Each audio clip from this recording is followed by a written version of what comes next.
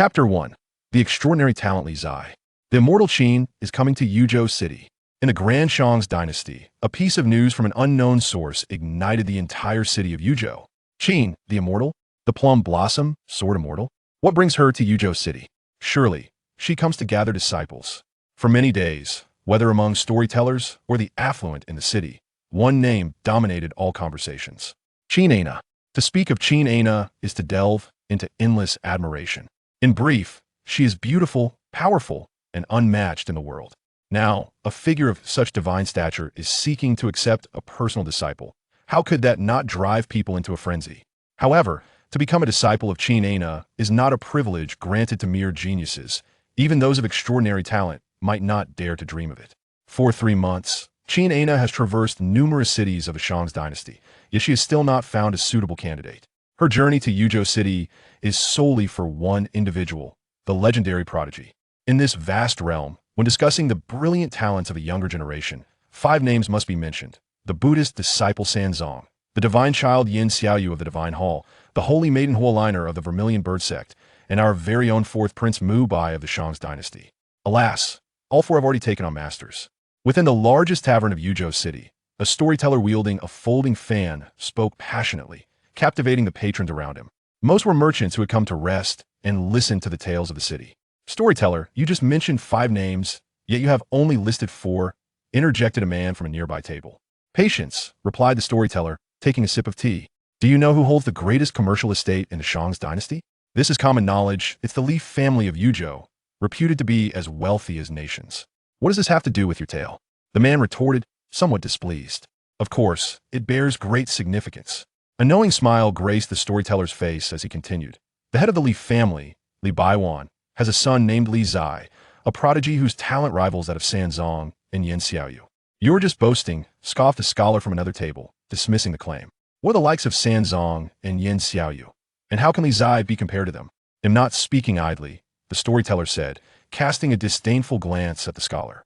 "It is said that when the sword madman visited Yuzhou City recently, Li Baiwan sought to have his son become his disciple. But the sword madman, after seeing Qingzhi, outright refused, stating only one sentence." At this point, the storyteller paused deliberately, heightening the suspense. The listeners were immediately captivated.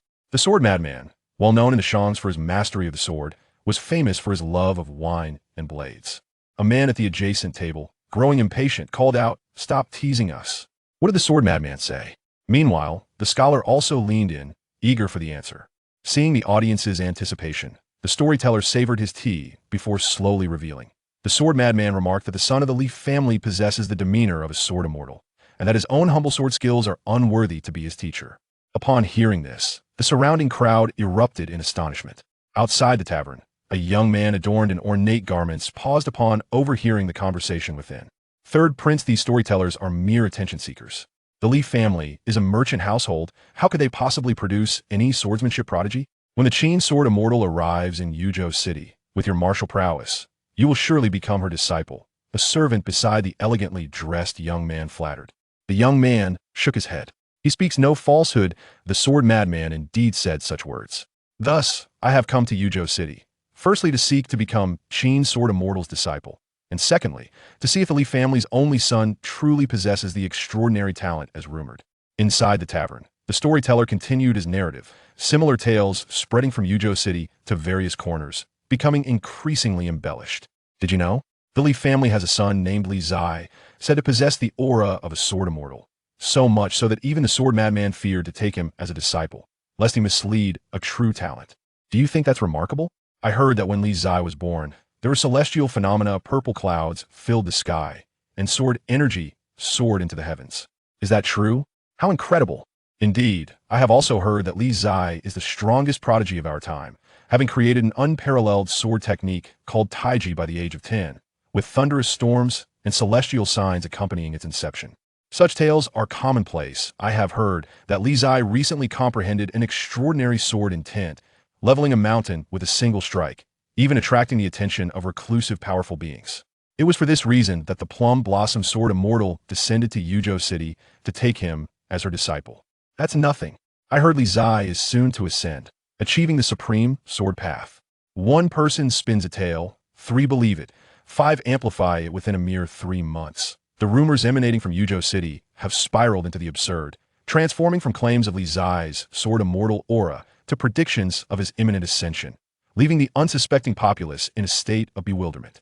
Nevertheless, regardless of how ludicrous the rumors may be, they cannot alter one undeniable truth.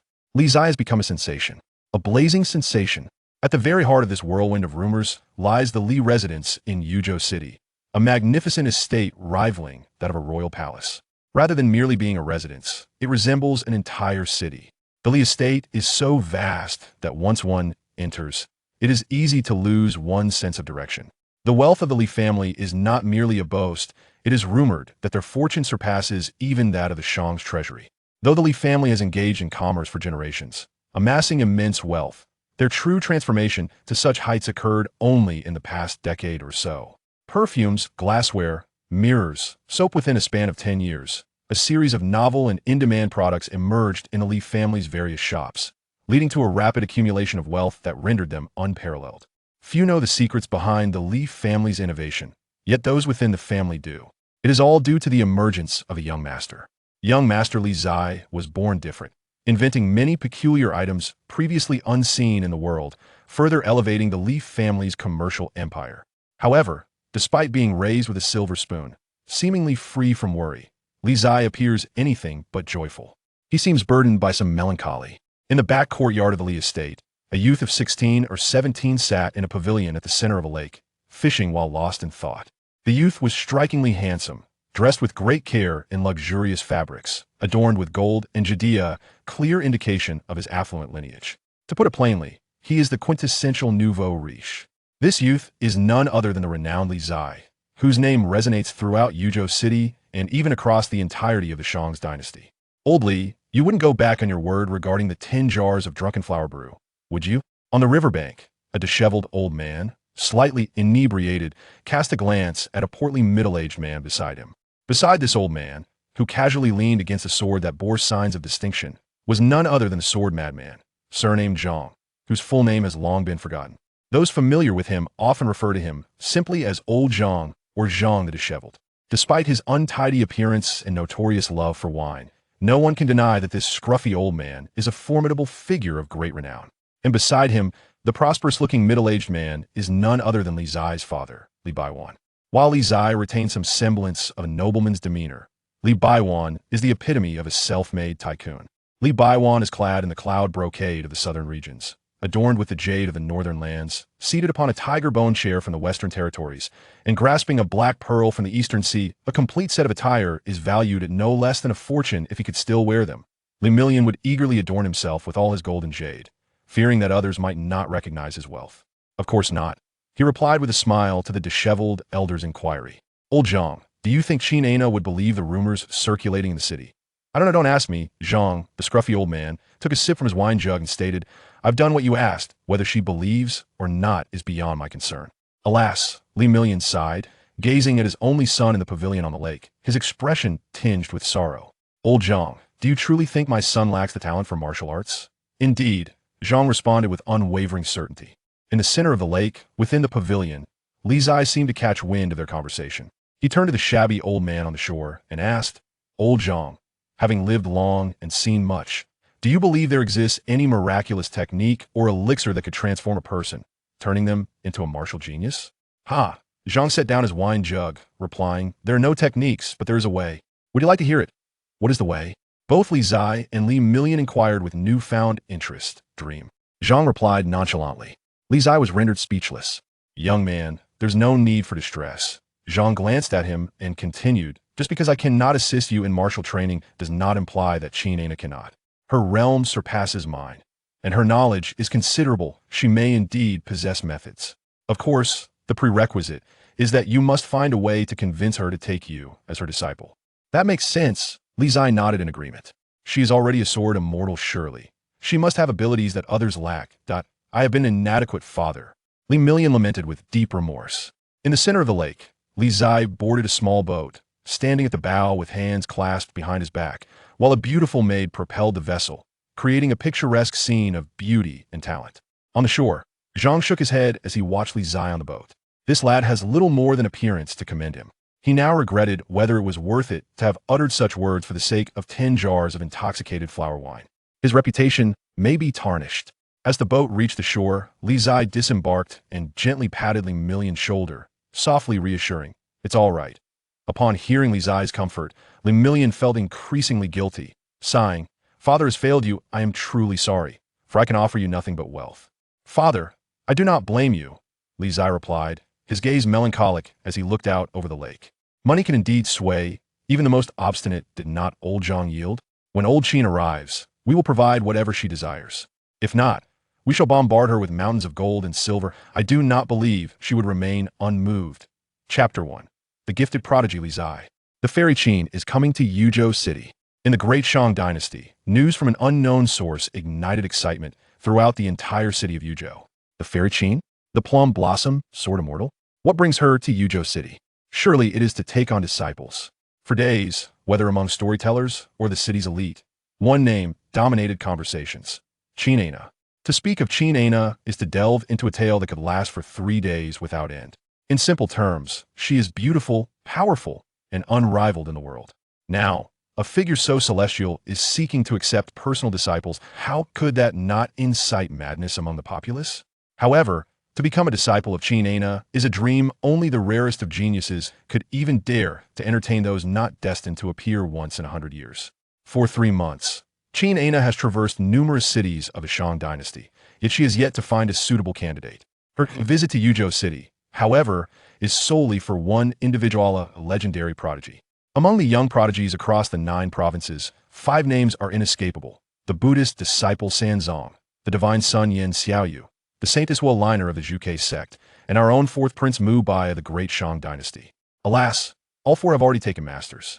Within the grandest tavern of Yuzhou City, a storyteller with a folding fan spoke passionately, captivating the surrounding patrons, mostly merchants, taking a respite while listening to tales of local culture. "Storyteller, you just mentioned 5 names, yet you have only named 4, interjected a man from a nearby table. "Patience," replied the storyteller, sipping his tea. "Do you know who owns the largest merchant house in the Great Shang dynasty? Everyone knows it is the Li family of Yuzhou, famed for their wealth that rivals nations." "What does that have to do with your tale?" the man retorted, clearly unimpressed. "Of course it has great significance," the storyteller replied, a knowing smile gracing his lips. "The head of the Li family, Li Baiwan, has a son named Li Zai, a prodigy who rivals even Sanzong and Yan Xiaoyu." "You were just boasting," scoffed a scholar at another table. "What are the merits of Li Zai compared to those illustrious figures?" "I speak no falsehood. Do you know the sword madman?" The storyteller cast a disdainful glance at the scholar. "It is said that when the sword madman visited Yuzhou City recently, Li Baiwan wished for his son to become his disciple. However, after meeting Li Zai, the sword madman declined, uttering but a single phrase." At this, the storyteller paused deliberately, building suspense. The audience leaned in, eager for more. The sword madman was renowned as a master of swordplay, known for his love of wine and his formidable reputation. A man at a nearby table, growing impatient, shouted, "Stop teasing us. What did the sword madman say?" The scholar also perked up, awaiting the answer. Seeing the crowd's anticipation, the storyteller finally took a sip of tea before revealing. The sword madman said, "The son of the Li family possesses the bearing of a sword immortal. My foolish sword is unworthy to be his master." This declaration sent a wave of astonishment through the tavern. Outside, a young man clad in resplendent attire paused upon hearing the words within. "Third Prince, these storytellers are merely attention seekers. The Li family is a merchant household. How could they possibly produce a swordsmanship genius?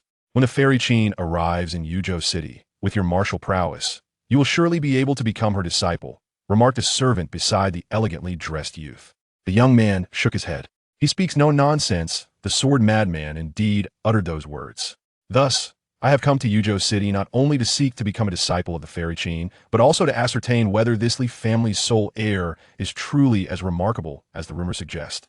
Inside the tavern, the storyteller continued his engaging narrative, and similar tales began to spread from Yuzhou City, growing increasingly exaggerated with each retelling. "Did you hear? The Li family has a son, Li Zai, said to possess the bearing of a sword immortal, so much so that even the sword madman dared not accept him as a disciple, fearing he might misguide a true talent. That's nothing. I heard that Li Zai was born with a sword in hand, and upon his birth, celestial phenomena occurred. Purple light illuminated the sky, and sword energy soared into the heavens." "Is that really true?" How extraordinary! It is indeed true. I have heard that Li Zai is the strongest prodigy of our time, having created an unparalleled sword technique at the age of 10, named Taiji. It is said that when the technique was first completed, winds and thunder surged, and celestial signs appeared. You think that's impressive? I heard that Li Zai recently comprehended an extraordinary sword intent and leveled a mountain with a single strike, stirring even the reclusive masters. It was for this reason that the Plum Blossom Sword Immortal entered the world and came to Yuzhou City to take him as a disciple. That's nothing. I heard that Li Zai is about to ascend and attain the supreme sword path. One person spreads a rumor, and 3 more believe it, leading to a web of tales that spiraled out of control in just 3 months. From a notion of Li Zai possessing the bearing of a sword immortal, the tales evolved to claim he was on the verge of celestial ascension, leaving the unknowing masses in stunned disbelief. However, regardless of the absurdity of the rumors, one fact remained unchanged. Li Zai had become a sensation. A blazing sensation. At the heart of the rumors stood the Li Manor in Yuzhou City, an estate so grand it rivaled royal palaces, more a city than a mere residence. The Li Manor was vast, so much so that upon entering, one could easily become lost. The Li family of Yuzhou was not merely rich, their wealth was unparalleled. It was speculated that the fortune managed by the Li family exceeded even that of the great Shang's treasury. Though the Li family had thrived on commerce for generations, their transformation into an unparalleled power was a phenomenon of the last decade. Perfumes, glassware, mirrors, soaps. Over the years, an array of innovative and highly sought-after goods had emerged from the Li family's shops, rapidly amassing their wealth to a level that defied comparison. Few knew how the Li family managed to develop such novel products, but the family members understood well. It was all thanks to the emergence of the young master. Li Zai, born with extraordinary talents, invented many peculiar items unknown to the world, further elevating the Li family's commercial empire. Yet, despite being born with a silver spoon, Li Zai did not seem particularly joyful. In fact, he appeared somewhat troubled. In the courtyard of the Li Manor, a youth aged around 16 or 17 sat in a pavilion at the center of a lake, fishing while lost in thought. The youth was strikingly handsome, dressed in exquisite attire adorned with gold and silver threads, clearly a scion of a wealthy family. To put it plainly, he was the epitome of a nouveau riche. This youth was none other than Li Zai, whose name resonated throughout Yuzhou City and beyond in the Great Shang dynasty. Old Li, you won't go back on your word about the 10 jars of drunken flower brew, will you? On the riverbank, a disheveled old man, somewhat intoxicated, glanced at a rotund, middle-aged man beside him and inquired. Beside the old man lay a casually placed sword, though somewhat unkempt. It bore the semblance of a renowned blade. The old man was the sword madman, known by the surname Zhang, his full name lost to time. Those familiar with him often called him Old Zhang or Zhang the Disheveled. Despite his unkempt appearance and fondness for drink, no one could deny that this scruffy old man was a formidable force known across the world. Next to the disheveled elder stood the portly middle-aged man, who was none other than Li Zai's father, Li Baiwan.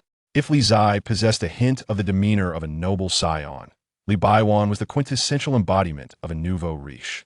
Dressed in luxurious southern silks, adorned with northern jade, seated upon a western tiger-bone chair, and holding an eastern black pearl, Li Baiwan was the very image of opulence. A complete set of attire is worth no less than a fortune. If it weren't for the fact that he could no longer wear it, Li Million would eagerly adorn himself with all the gold and jade he possesses, fearing that others might not recognize his wealth. Of course not, he replied with a smile upon hearing the scruffy elder's inquiry. Old Zhang, do you think that Qingzhi could possibly believe the rumors circulating in the city?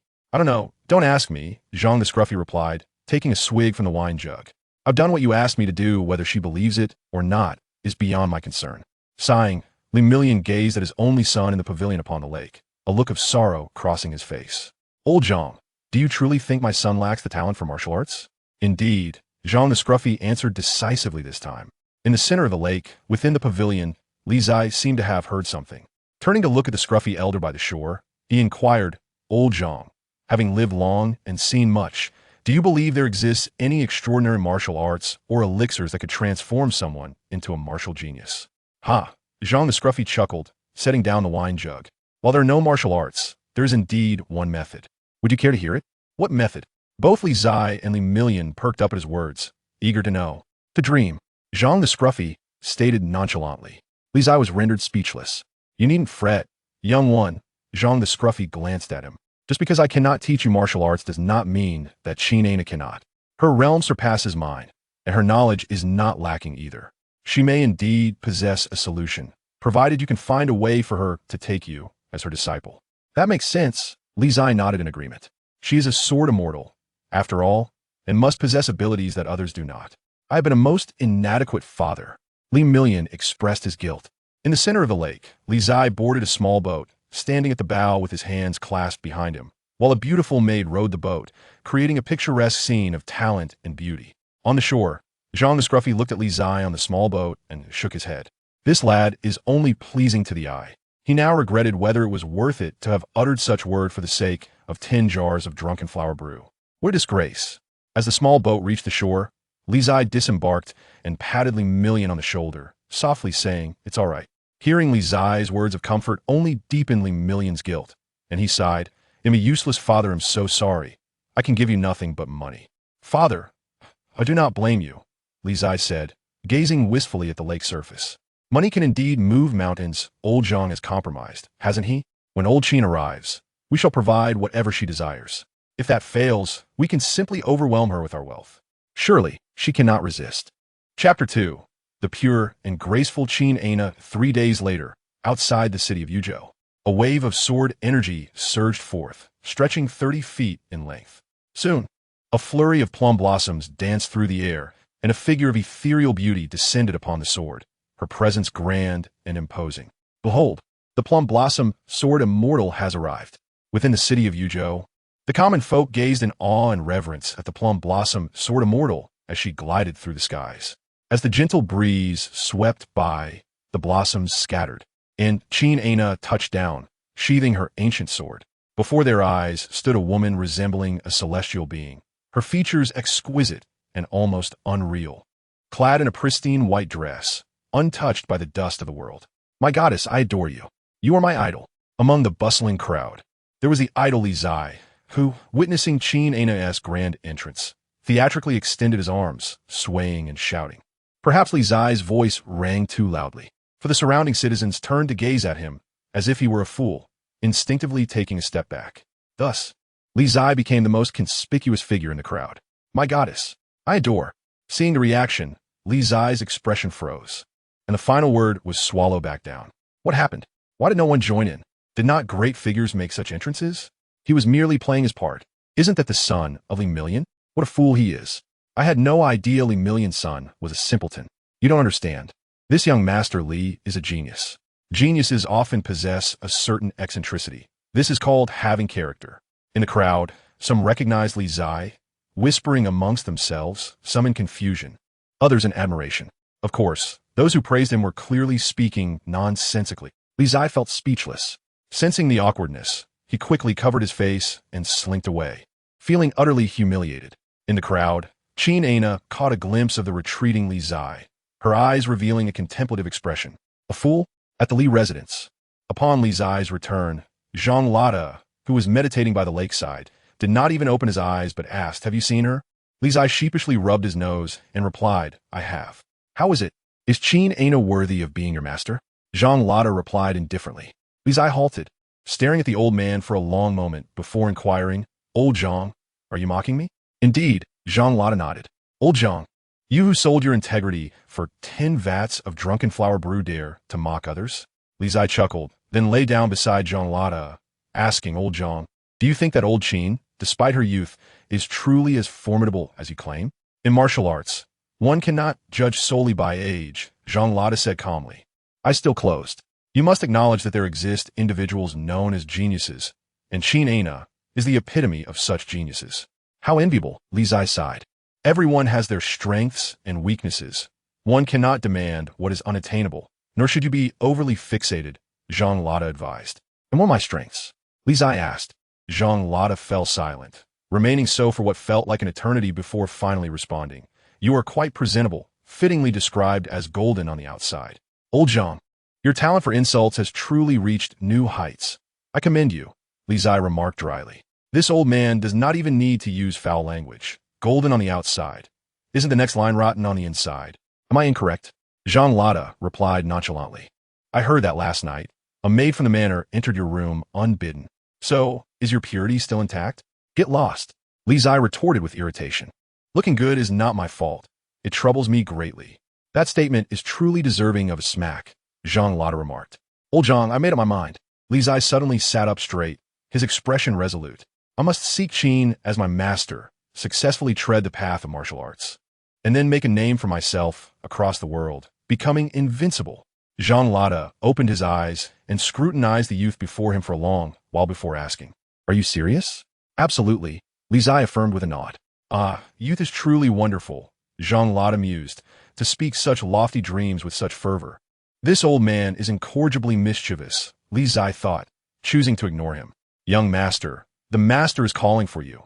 A servant hurriedly approached, urgency in his tone. What is it? Li Zia Inkidath. The sword immortal, the plum blossom sword immortal, has arrived, the servant announced. Old Qin. Upon hearing this, Li Zai sprang to his feet in astonishment. So soon? Without delay, he hastened toward the front courtyard. Indeed, young people are so impatient, Zhang Lada said, closing his eyes once more, appearing unfazed. In the main hall, Li Million displayed an obsequious demeanor as he accompanied Qingzhi, prioritizing his son's ambition to become her disciple over all semblance of dignity. My goddess, does this tea suit your palate? My goddess, I have some exquisite cloud mist tea. My goddess, do you drink? I have 10-year-old drunken flower brew and 20-year-old daughter's red. My goddess, as Li Zai entered the hall. Witnessing his father's sycophantic behavior, he felt an overwhelming urge to disappear into the ground. How embarrassing. My goddess, after such a long journey, you must be weary.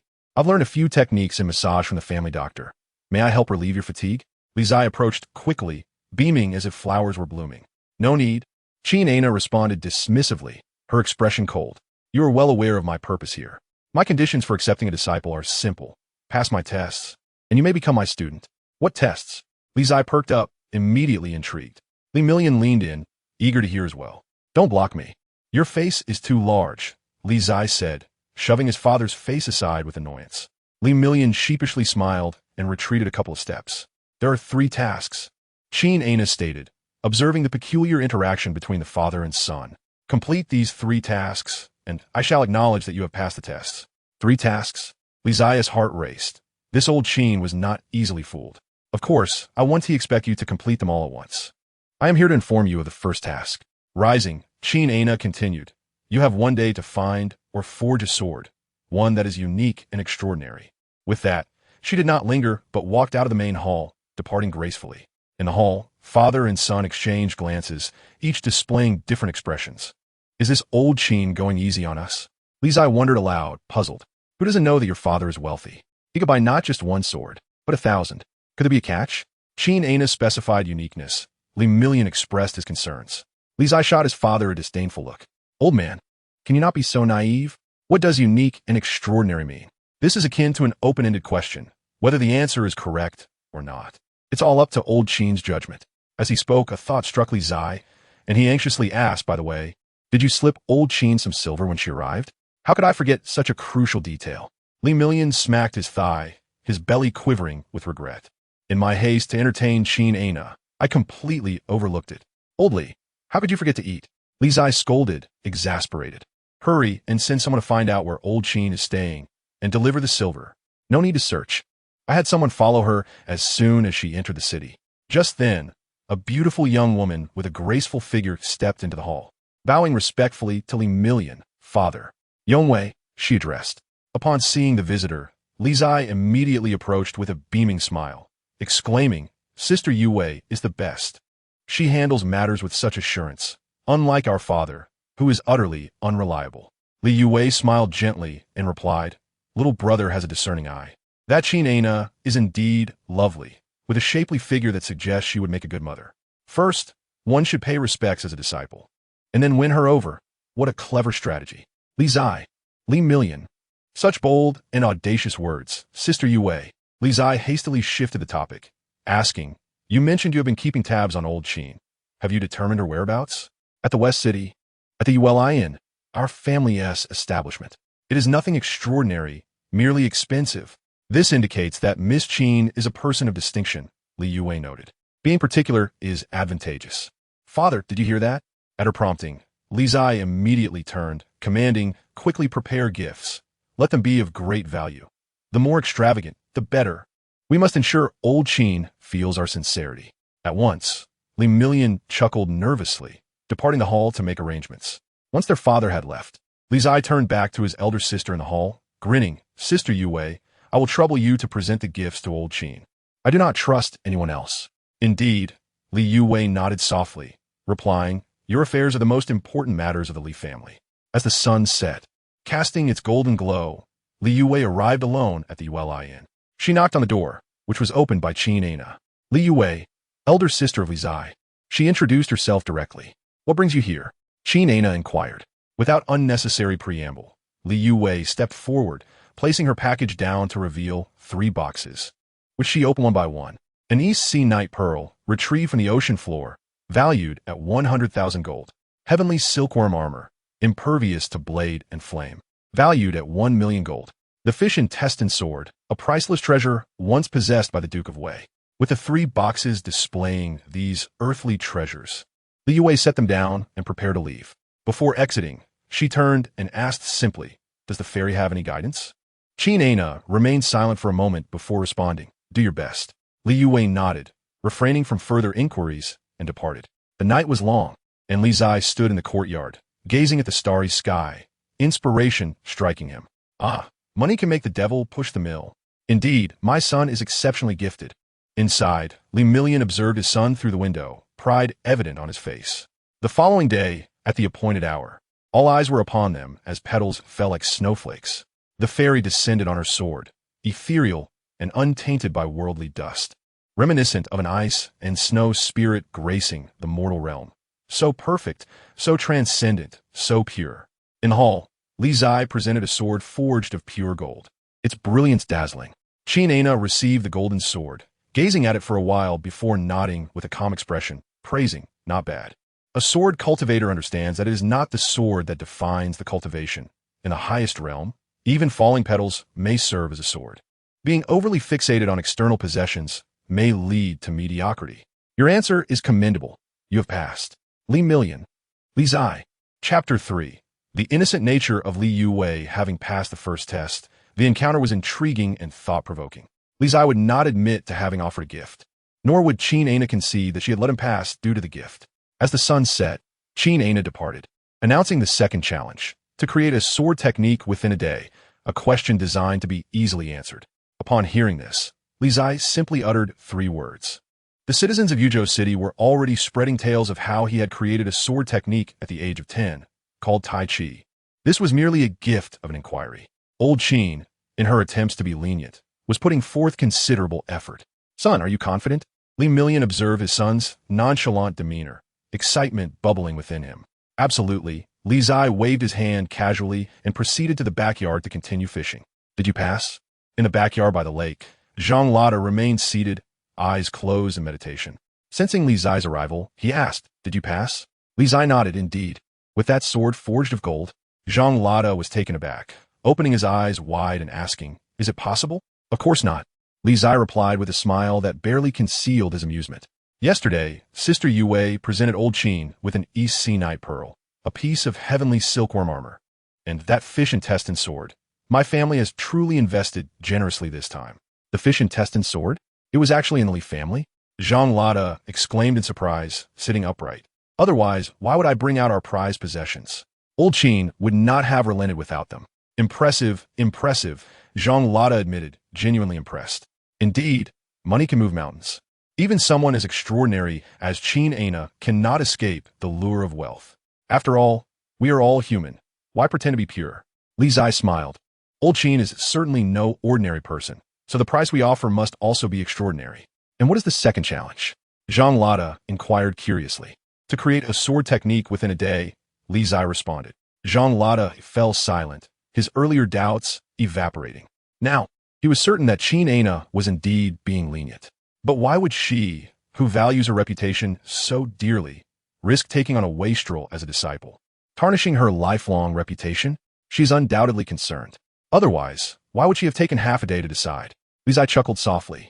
I do not expend such effort merely for the sake of wealth. And what of that? Zhang Lada frowned. Qingzhi would not simply be swayed by rumors into believing you are the legendary prodigy. She has come, which indicates some belief, at least partially, Li Zai replied, a peculiar smile gracing his lips. Old Zhang, You do not understand. This is psychological suggestion. Why do so many foolish monarchs arise in every dynasty? Is it because they cannot discern right from wrong? Certainly not. They are often influenced by the slander of treacherous ministers and the whispers of favored consorts.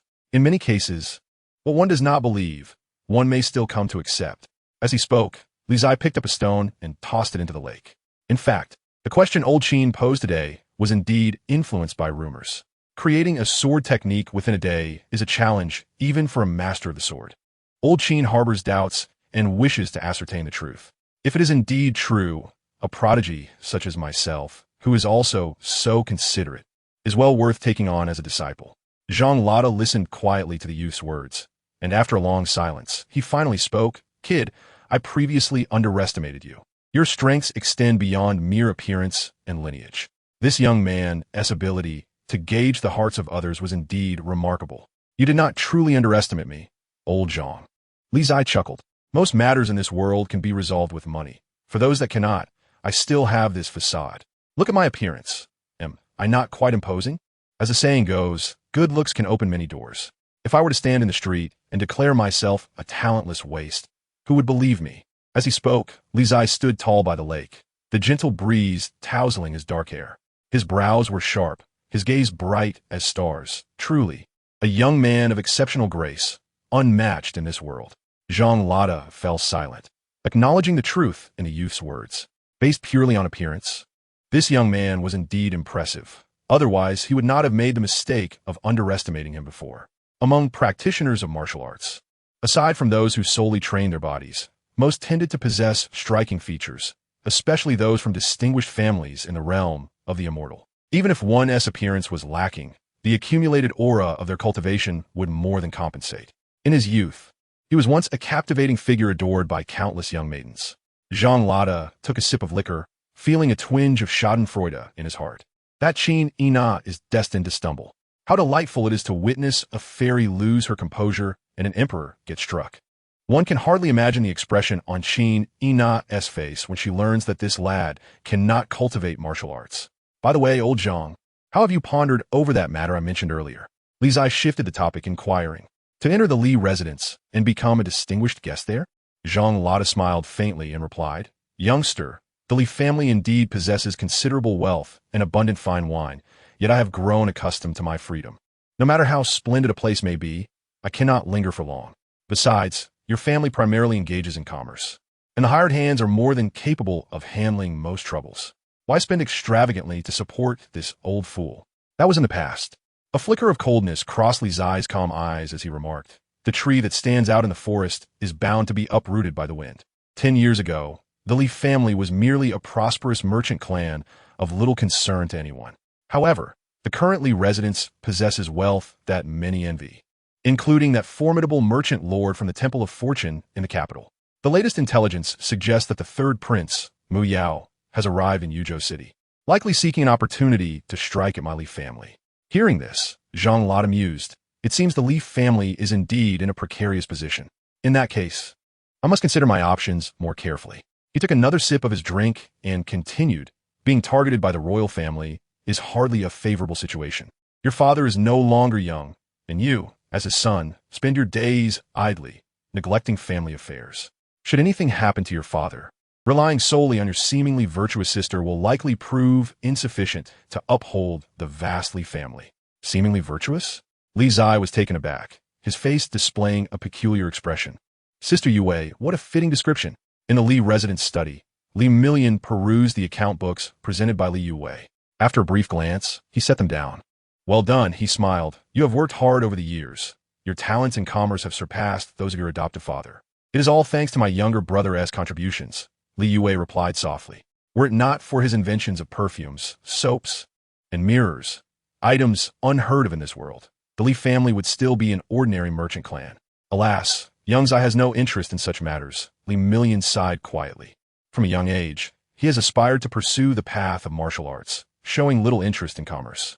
As long as it is what my brother desires, I would pluck the stars from the heavens for him. Li Yue spoke slowly. You are always so indulgent of him, Li Million said helplessly. Yue, are you aware that the third Prince Mu Yao has arrived in Yuzhou City? I am aware, Li Yue nodded. His visit must be at the behest of the great merchant emperor, seeking to probe into our Li family's foundation. He will uncover nothing, Li Yue stated calmly. Moreover, Li Million continued, Mu Yao is skilled with the sword and likely wishes to take Qingzhi Na as his master. Upon hearing this, a fierce coldness surged in Li Yue's previously calm gaze, and she articulated each word with deliberate weight. I shall send someone to eliminate him, ensuring it is done cleanly without a trace left behind. Li Million smiled wryly. Do not be so impulsive at the mention of Zai. He is surely aware of this matter. His silence indicates he possesses the confidence to prevail against the third prince. Your task is to exercise caution and ensure that this individual does not uncover what we wish to keep hidden from the royal family. Understood, adoptive father, Li Yue nodded, refraining from further debate. As night fell, the moon shone brightly, casting a mesmerizing glow. At the Wali Inn, a knock echoed before a young man clad in fine garments and possessing striking features entered Qingzhi Na's chamber. This visitor was none other than the third prince of the great merchant dynasty, Mu Yao. He held a wooden box in his hands, within which lay an ancient sword, its cold aura subtly emanating from its sheath. Fairy, this is my answer, Mu Yao declared solemnly. The renowned sword, Cold Light. Qingzhi Na cast a glance at the ancient sword within the box, offering no further scrutiny. The third prince's skills are indeed remarkable. You have passed this test. Though joy flickered within him, Mu Yao maintained an impassive demeanor, concealing his emotions. The first trial was not particularly arduous. The crux lay in the attitude of the plum blossom sword fairy. If she were willing, even a piece of scrap iron could suffice to pass. As the third prince, he knew that even the plum blossom sword fairy would afford him some measure of respect. The offering of the famed sword, Cold Light, was intended to leave a favorable impression, paving the way for the subsequent trials. You should be aware of the second trial, Mu Yao continued. Qingzhi Na regarded the third prince with calm eyes, stating, await me at the Li residence before sunset tomorrow. The Li residence? Mu Yao's expression shifted, as if he wished to say something, but ultimately swallowed his words. He bowed respectfully and exited the room. Inside, as the candlelight flickered, Qingzhi Na stood by the window, gazing at the tranquil night enveloping Yuzhou City, her extraordinary beauty untouched by the mundane world. Behind her, two wooden boxes rested quietly on the table, containing the sword's Cold Light and fish intestine, their coldness palpable under the candle's glow. The long night passed silently. The following day, the sun rose, veiled by thin clouds. The Li residence welcomed its most honored guest in history, the third prince, Mu Yao. What great glory! What immense honor! In the main hall, Li Million personally received the guest, his face radiant with joy, laughter rippling through his form. Mu Yao regarded the wealthiest man in the great merchant dynasty with equal courtesy, responding with a smile. After conversing for a considerable time, Mu Yao glanced outside and remarked, might I inquire if your esteemed son is present within the residence? Son? Li Million's smile widened further. My son is unworthy. I feared his recklessness might startle your highness, so I did not allow him to come to the front courtyard. However, since your highness wishes to meet him, I shall summon him immediately. With that, Li Million stood and called out, go fetch my son, say is the third prince summoning him. Yes, sir. Outside the hall, a servant hastened toward the rear courtyard. The third prince wishes to see me. In the courtyard by the lake, Li Zai, who had been fishing, heard the servant's message and smiled brightly, his expression blooming like a flower. Chapter 4. The Taiji sword bestowed by the immortal at the Li residence's front hall. Li Zai made his entrance, adorned in exquisite garments from Yunzhou, a jade pendant from the EC at his waist, his visage akin to a celestial being, his demeanor ethereal. At a glance, with his appearance and aura, Li Zai truly resembled a paragon of excellence, standing apart from the mundane world. Even the scions of the immortal sex would likely pale in comparison. In short, Li Zai exuded an impressive presence, captivating and formidable. Within the hall, upon witnessing Li Zai's extraordinary demeanor, Mu Yao's gaze flickered with intrigue. What a prodigy of the Li family. The rumors of Yuzhou City and the great merchant dynasty were not baseless. You must be Brother Zai, Mu Yao said, addressing him warmly before he could even speak. Commoner Li Zai pays his respects to the third prince. Li Zai appeared quite flustered, preparing to bow, adjusting the hem of his robe, and appearing as if he were about to perform an elaborate greeting. There is no need for such formalities, Brother Zai, Mu Yao interrupted, gently assisting him up. We are not in the palace. Such tedious rituals may be omitted. This was the Li residence. and he would not allow the young master of the Li family to perform such a grand display of reverence. Thank you, third prince. Li Zai, who had not intended to bow, straightened up and smiled radiantly. Brother Zai, please. Mu Yao returned to his seat and observed the youth sitting across from him. I had heard of your esteemed name even before arriving in Yuzhou City. Today, meeting you in person, it is evident that you are indeed remarkable. Your Highness flatters me. Your own renown is known far and wide. I have long admired it, Li Zai replied softly. Their pleasantries sounded sincere. However, as rivals aspiring to take Qin Yi Na as their master, these exchanges were undoubtedly superficial. Upon hearing of Brother Zai's remarkable swordsmanship, Mu Yao inquired if he might receive a few lessons. After sipping his tea, he spoke. Before the third prince, how could a humble citizen presume to understand the art of the sword? Li Zai replied with a smile. There is no need for such modesty. For throughout the great Shang dynasty, nearly everyone recognizes that Brother Zai is a prodigy of swordsmanship, having devised his own techniques at the tender age of 10. Even a venerable sword enthusiast speaks highly of your innate talent. Mu Yao responded softly. Rumors are merely that. Rumors. Li Zai chuckled. In truth, your Highness is the genuine master of the sword, while I am but a flickering firefly, unworthy of competing with your radiant moonlight. On the main seat, Li Baiwan listened to their exchange, merely smiling without interjecting. Mu Yao silently set down his teacup, a frown creasing his brow. This father and son duo was indeed a tough nut to crack. Third prince, may I ask how many divine abodes have you opened? Li Zai suddenly posed the question after taking another sip of tea. The path of martial arts emphasizes self-cultivation. The human body hosts 5 organs, each governing a corresponding essence. Practitioners refer to these as the 5 divine abodes. Legend has it that great cultivators possess the ability to traverse mountains and seas after fully awakening all 5. The second divine abode, Mu Yao answered candidly. Upon hearing this, Li Zai's face revealed a hint of envy. What a stark difference. And what of you, Brother Zai? Mu Yao inquired. Not a single divine abode has been opened, Li Zai replied with a smile. Mu Yao, taken aback, remarked, surely you jest. Before your Highness. How could a humble citizen dare to jest? Li Zai responded with a smile. Hence, I am eager to seek the guidance of the Plum Blossom Sword Immortal, and I hope your Highness can assist in this endeavor. At this, Mu Yao's eyes narrowed slightly, and after a moment, he replied nonchalantly. This matter must be decided by Fairy Qin herself. It is not within your or my power to influence, is it? Your Highness speaks wisely. Li Zai set down his teacup and smiled. Regardless of the outcome, I hope your Highness will remain in Yuzhou City for a few more days, allowing the Li family to extend their hospitality. Respectfully, I cannot refuse, Mu Yao responded courteously. He had not intended to depart so easily. Over the past decade, the Li family's rapid development in Yuzhou City had indeed been staggering, accumulating wealth that had begun to arouse the court's suspicion. He needed to ascertain whether the Li family harbored secrets unknown to the court. Yet, Li Zai, as he claimed, had not opened a single divine abode. Why? Across the table, Li Zai observed the contemplative expression on the third prince's face, a subtle smile playing at the corners of his mouth.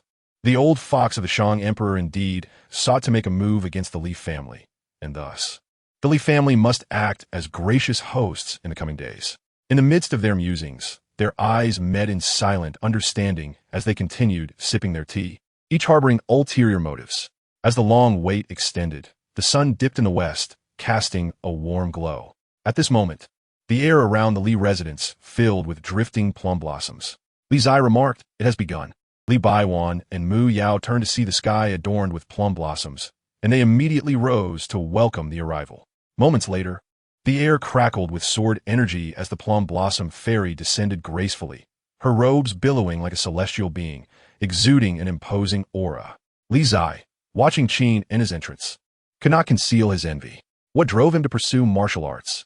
Certainly not for the sake of fighting. Rather, it was to cultivate an aura of grandeur akin to old Qin, drawing attention wherever he went. After a brief moment, amidst the swirling sword energy, Qin Ina landed before the trio. Fairy, Li Baiwan greeted, his face adorned with a sycophantic smile. Mu Yao, adopting a more dignified demeanor, offered a courteous bow, reflecting his royal bearing. Oh, Fairy, the words almost slipped from Li Zai's lips, startling him into silence as he quickly suppressed the urge to speak. Beside him, Li Baiwan also broke into a cold sweat, his legs trembling. Noticing the father and son duo's reaction, Qin Ina furrowed her brow slightly, though she refrained from questioning further, calmly stating, "There is no need for pleasantries. Let us begin." Mu Yao and Li Zai exchanged glances before Mu Yao spoke. "Brother Zai, please go ahead." "I wouldn't dare. Your Highness should take the lead," Li Zai replied, feigning modesty. "Very well," Mu Yao conceded, accepting a sword from a servant behind him. As he grasped the sword, Mu Yao's demeanor transformed, shifting from the refined prince to a figure of sharp precision. The sword moved like thunder, a radiant blue arc slicing through the air as Mu Yao executed a series of 10 rapid strikes. "Son, how does his swordsmanship fare?" Li Baiwan discreetly nudged Li Zai's arm, softly inquiring. "I cannot discern, but it appears impressive," Li Zai replied quietly. "His sword moves like a startled swan. Indeed, quite remarkable." Li Zai added. Qin Ina, seemingly overhearing their conversation, remarked calmly, "The third prince possesses the potential of a sword immortal." Li Zai and Li Baiwan exchanged astonished glances, both taken aback by her high regard for the third prince. This was not a favorable development. Could old Qin have developed an interest in him? That simply would not do. However, as they contemplated, Qin Ina continued, "Though his swordsmanship is commendable, regrettably, most of his techniques are discernible and not original." Ahem. Martial arts often converge towards commonality. Similarities are not surprising. I believe the third prince has indeed invested considerable effort into these techniques. Li Zai interjected, attempting to feign magnanimity. Qin Ina cast a sidelong glance at him, observing him for a moment before returning her gaze, nodding, perhaps. "Since you speak in his defense, let us consider this round past." With a start, Li Zai felt compelled to chastise himself for his own tongue. "Your turn," Qin Ina said with a slight smile. Recovering from his self-reproach, Li Zai accepted a sword from his attendant, stepping forward with newfound resolve. At that moment, Mu Yao sheathed his sword and approached. Their eyes met in a fierce clash, yet neither uttered a word. As the spectators watched, Li Zai drew his sword, his expression turning serious. The sword rose. In the backyard by the lakeside, Zhang Lada looked up towards the front courtyard, a serene smile gracing his features. The Taiji sword was indeed the hallmark of a master. Had he not witnessed it firsthand, he would never have believed that such an extraordinary technique could originate from that young man. Was Taiji indeed conceived by him? Perhaps it was not. In any case, the old man refused to believe it. There must be some hidden intricacies, yet without the young man's disclosure, he could not unravel them. Qin Ina, do not be deceived by this young man. In the front courtyard, as the Taiji sword was drawn, the essence of unity and tranquility unfolded, a sword devoid of desire or conflict, embodying the grace of a master. Each movement was a seamless transition between speed and slowness, executed at the most exquisite moments. Mu Yao stood transfixed, shock evident on his face, unable to comprehend. How is this possible? Taiji. Qin Ina softly uttered the name, her expression equally astonished. Was this the swordsmanship spoken of in the rumors? As their astonished gazes lingered on Li Zai, the speed of his sword transformed, becoming an impenetrable defense, while simultaneously launching a fierce onslaught. Amidst the surging winds and thunderous roars, Li Zai's presence seemed to summon the heavens. Qin Ina looked up, detecting an anomaly in the sky that eluded ordinary perception, her astonishment deepening. Divine manifestation. Such extraordinary phenomena had not graced her eyes in many years. The last time she witnessed such an event was when the master of the Western region's Tianyu Divine Temple revealed the sacred scriptures. On that day, the winds and thunder resonated across the 100-mile expanse of the temple, shaking the very earth. Although the current manifestation was not as grand, it must be noted that the master of the Tianyu Divine Temple had opened all 5 divine abodes. This young man, with his astonishing talent, held boundless potential. Gazing at Li Zai, who stood beneath the tempestuous sky, Qin Ina felt an unwavering certainty within her heart. After a prolonged moment, as all eyes were fixed upon him, Li Zai sheathed his sword, and the tempestuous phenomenon subsided. "Is this swordsmanship truly your creation?" Qin Ina inquired, returning to reality from her astonishment. "In my dreams, I received this from an immortal," Li Zai replied, a smile gracing his face, speaking half in jest and half in truth. Qin Ina had listened and nodded, refraining from further inquiry. In this world, there are no true immortals. Even the sword immortals are not the same. Has the fairy passed the test? Li Million asked, his face brimming with anticipation. "She has passed," Qin Ina replied, her gaze sweeping over Li Zai and Mu Yao, slowly continuing the final trial. Hearing this, Li Zai immediately perked up. Mu Yao also focused intently, a hint of nervousness rising within him. At this time tomorrow, you two will compete in martial arts. The victor shall become my disciple, Qingzhi stated calmly. Li Zai's expression tightened, his thoughts deepening. In contrast, Mu Yao broke into a smile, feeling a sense of relief. Victory is assured. Fairy. Li Million, somewhat anxious, stepped forward and said solemnly, "This is unfair to Zai." Unfair? Qingzhi replied coolly. Is there such a thing as absolute fairness in this world? The victors and the vanquished, that is fairness. Prepare well. At this time tomorrow, the victor shall be my disciple. Chapter 5. Unassuming yet proud as the sun set and the bright moon ascended in the east, two figures sat by the lakeside in the backyard. The moonlight shimmered upon the surface of the water, creating a tranquil yet dynamic scene. Old Zhang, Li Zai gazed at the lake. Speaking up, is there truly nothing you can do? None. Zhang Lada shook his head and replied. Mu Yao has already unlocked his second divine treasure, while you have yet to awaken even one. The gap is insurmountable. I have silver, Li Zai whispered, whatever the amount. I can provide it, including divine weapons and armor. That is still impossible unless... Zhang Lada stared at the lake, speaking calmly. You send someone to eliminate him tonight. That makes sense. Li Zai pondered for a moment, then nodded earnestly. Old Zhang, name your price. Huh. Zhang Lada chuckled lightly. I'm not so base. 100 jars of 100-flower brew, Li Zai offered. That is the prince of the great merchant. Zhang Lada scoffed. Do you think I am a fool? 200. Li Zai raised the bid. Absolutely not. Zhang Lada shook his head. 500. Li Zai raised the price directly. I do not enjoy killing. Zhang Lada fell silent, and after a moment, spoke again. 1,000 jars, plus 500 jars of fine daughter's red. Li Zai stated his bottom line. Deal. Zhang Lada stood up and walked out. Old Zhang. From behind, Li Zai called out. Zhang Lada turned back, asking what's wrong. Having second thoughts? Not at all. Li Zai smiled, but do not kill him. It is not yet the time to completely sever ties with the royal family. Let him lie down for a few days. Pathetic. Zhang Lada sneered and turned to leave. Deep into the night, in a room at the Uli Inn, Mu Yao sat under the candlelight, quietly polishing his sword. In front of the bed, a young servant had prepared the bedding and said, Your Highness, you should rest early. Mu Yao nodded in agreement, saying, You may leave now. Yes. The servant complied, but as he was about to exit, he paused, worry etched on his face, saying, Your Highness, do you truly not need to contact the authorities of Yuzhou City? I fear the Li family may act against you. They will not. Mu Yao smiled lightly, saying, They are all intelligent individuals who understand the rules. The Li family certainly knows that if anything happens to me here, they cannot escape the consequences. Upon hearing this, the servant finally left the room at ease. Mu Yao sheathed his sword, preparing to extinguish the candle and retire for the night. Suddenly, a cold breeze swept through, causing the candlelight to flicker. Mu Yao's body shuddered, and upon regaining his composure, his expression changed dramatically. The wind rose, and an invisible force shook the room open. Before he could react, a figure entered, moving with a seemingly unhurried pace, yet within a breath, had arrived inside the room. Who are you? Mu Yao exclaimed in shock. A person here to take your life. The newcomer wore a mask, their aura concealed, yet the terrifying pressure was suffocating. Fairy, save me. Understanding the terror of the visitor, Mu Yao retreated in haste while desperately calling out. Qin Fairy is also in this Uli Inn. His only hope for survival lay in alerting Qin Fairy. Hey, Qinina, is it? Beneath the mask, Zhang Lada smiled lightly, swiftly crossing over and gripping the former's throat. On the third floor, upon hearing the cries for help from downstairs, Qinina narrowed her eyes slightly. In an instant, she moved, disappearing from her room. On the second floor, Zhang Lada tightened his grip on the third prince's throat, applying pressure slowly. I am the third prince of the great merchant dynasty.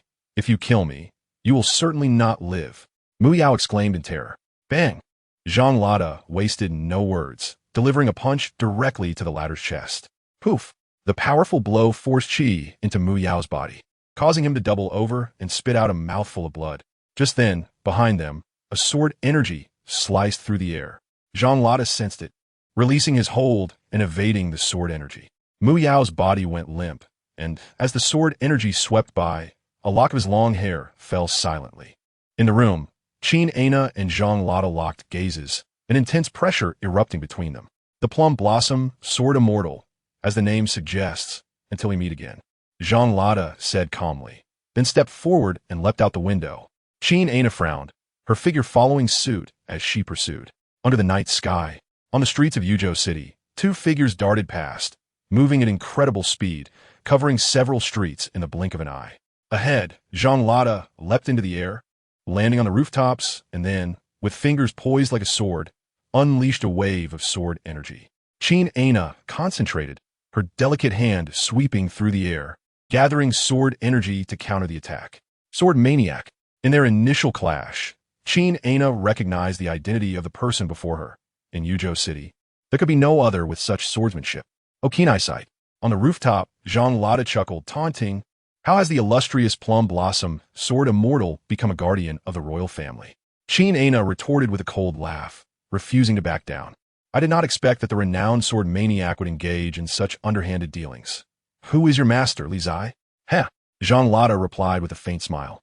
"You truly think highly of that boy. I am not one to be swayed by wealth. Though the Li family is affluent, they cannot purchase my freedom." "Not from the Li family?" Qingzhi frowned, puzzled. Aside from the Li family, who else would dare to target the third prince? "Qingzhi, do you wish to continue fighting? If not, I will take my leave." Zhang Lada laughed heartily, stepping forward once more to depart. Qingzhi stood on the street, her eyes shimmering, choosing not to pursue further. Her cultivation level was not far from that of the sword maniac. Unless it was a fight to the death, it would be challenging to detain him. Who could it be that could command such a figure? The Li family. In the backyard, Li Zai continued to wait patiently. At that moment, a figure darted past, removing the mask. Old Zhang. Upon seeing this, Li Zai immediately stepped forward and asked, "Did you succeed? With me taking action, how could it not be accomplished?" Zhang Lada laughed. "This time, the third prince will need at least 10 days to recover before he can get out of bed.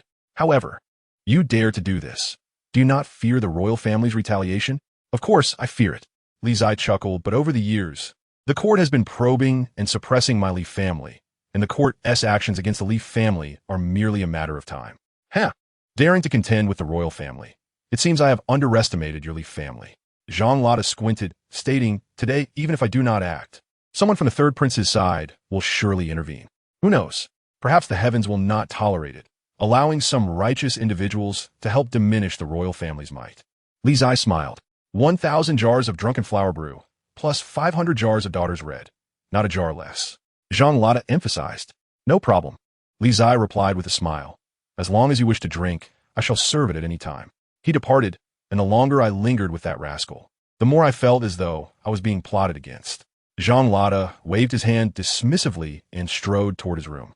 Upon returning, Li Zai did not tarry long and turned to leave. Creak. The door swung open, and as Li Zai stepped into the chamber, he was greeted by the sight of a woman within, a gentle smile gracing his face. "Sister Yue, what brings you here? I have been waiting for you." In the flickering candlelight, Li Yue's delicate features appeared exceedingly enchanting. "Waiting for me?" Li Zai approached, inquiring, "Is there something you need?" "Here." Li Yue slid a wooden box toward him, revealing a long sword that lay quietly within. "What is this?" Li Zai asked, perplexed. "A sword laced with poison." Li Yue replied calmly. "It carries an odorless and tasteless toxin that manifests upon contact with blood, disrupting one's vital energy. The poison lasts only for a quarter of an hour, dissipating thereafter, leaving no trace and no antidote." "Oh." Li Zai's eyes widened in astonishment. "Such a remarkable item. When was it developed?" "Your sworn brother sent it over today," Li Yue informed him. "Second brother?" Li Zai's lips twitched. "I presumed him dead, as I had not heard from him." "Do not speak carelessly. Be cautious lest he finds out," Li Yue retorted sharply. "He will not be lenient with you. Avoid provoking him to spare yourself from any physical punishment." "I did not wish to provoke him. I merely noted his absence," Li Zai replied sheepishly, adding with a smile. "Sister Yue, thank you. Please extend my gratitude to second brother. He harbors no affection for me, so I shall refrain from expressing my thanks directly." "Understood. Rest early," Li Yue softly replied before rising to leave. Alone in the room, Li Zai gazed at the sword on the table, a glint of danger flashing in his eyes. The night passed in tranquility. On the following day, all members of the Li family gathered, even inviting many prominent figures from Yuzhou City to witness the final outcome. In the front courtyard, Li Zai, Li Million, and Li Yue assembled, marking the presence of the Li family's leaders. The atmosphere was abuzz with excitement. From dawn to noon, and on to the blazing afternoon sun, everyone awaited the conclusion of this momentous event that had captured the attention of the entire Great Shang dynasty.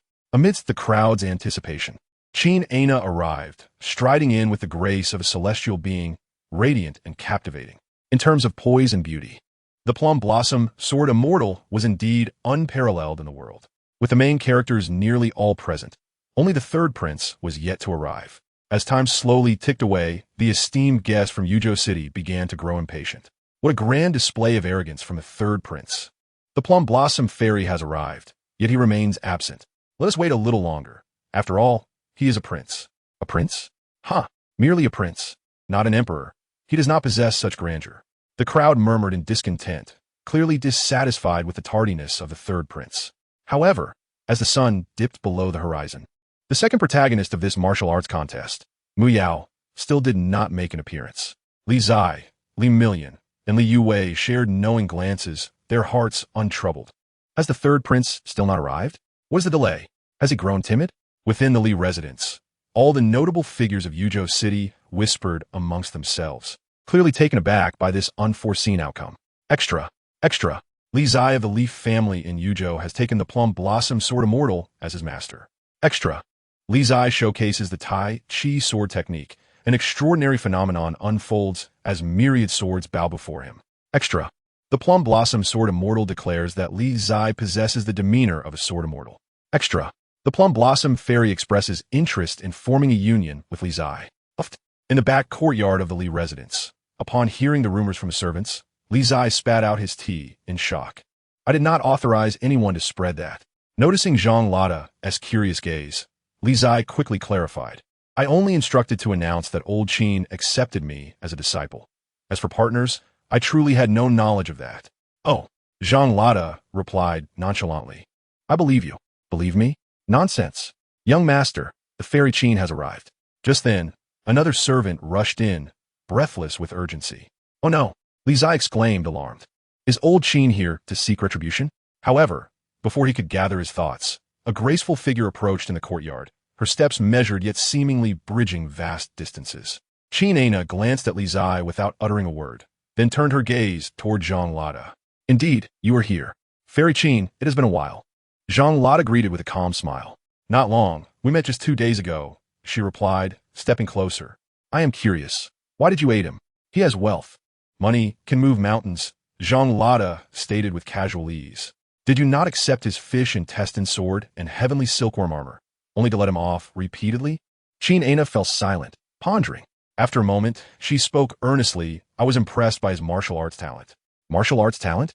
Zhang Lada's face broke into a peculiar smile. Beside them, Li Zai coughed, nearly choking on his tea.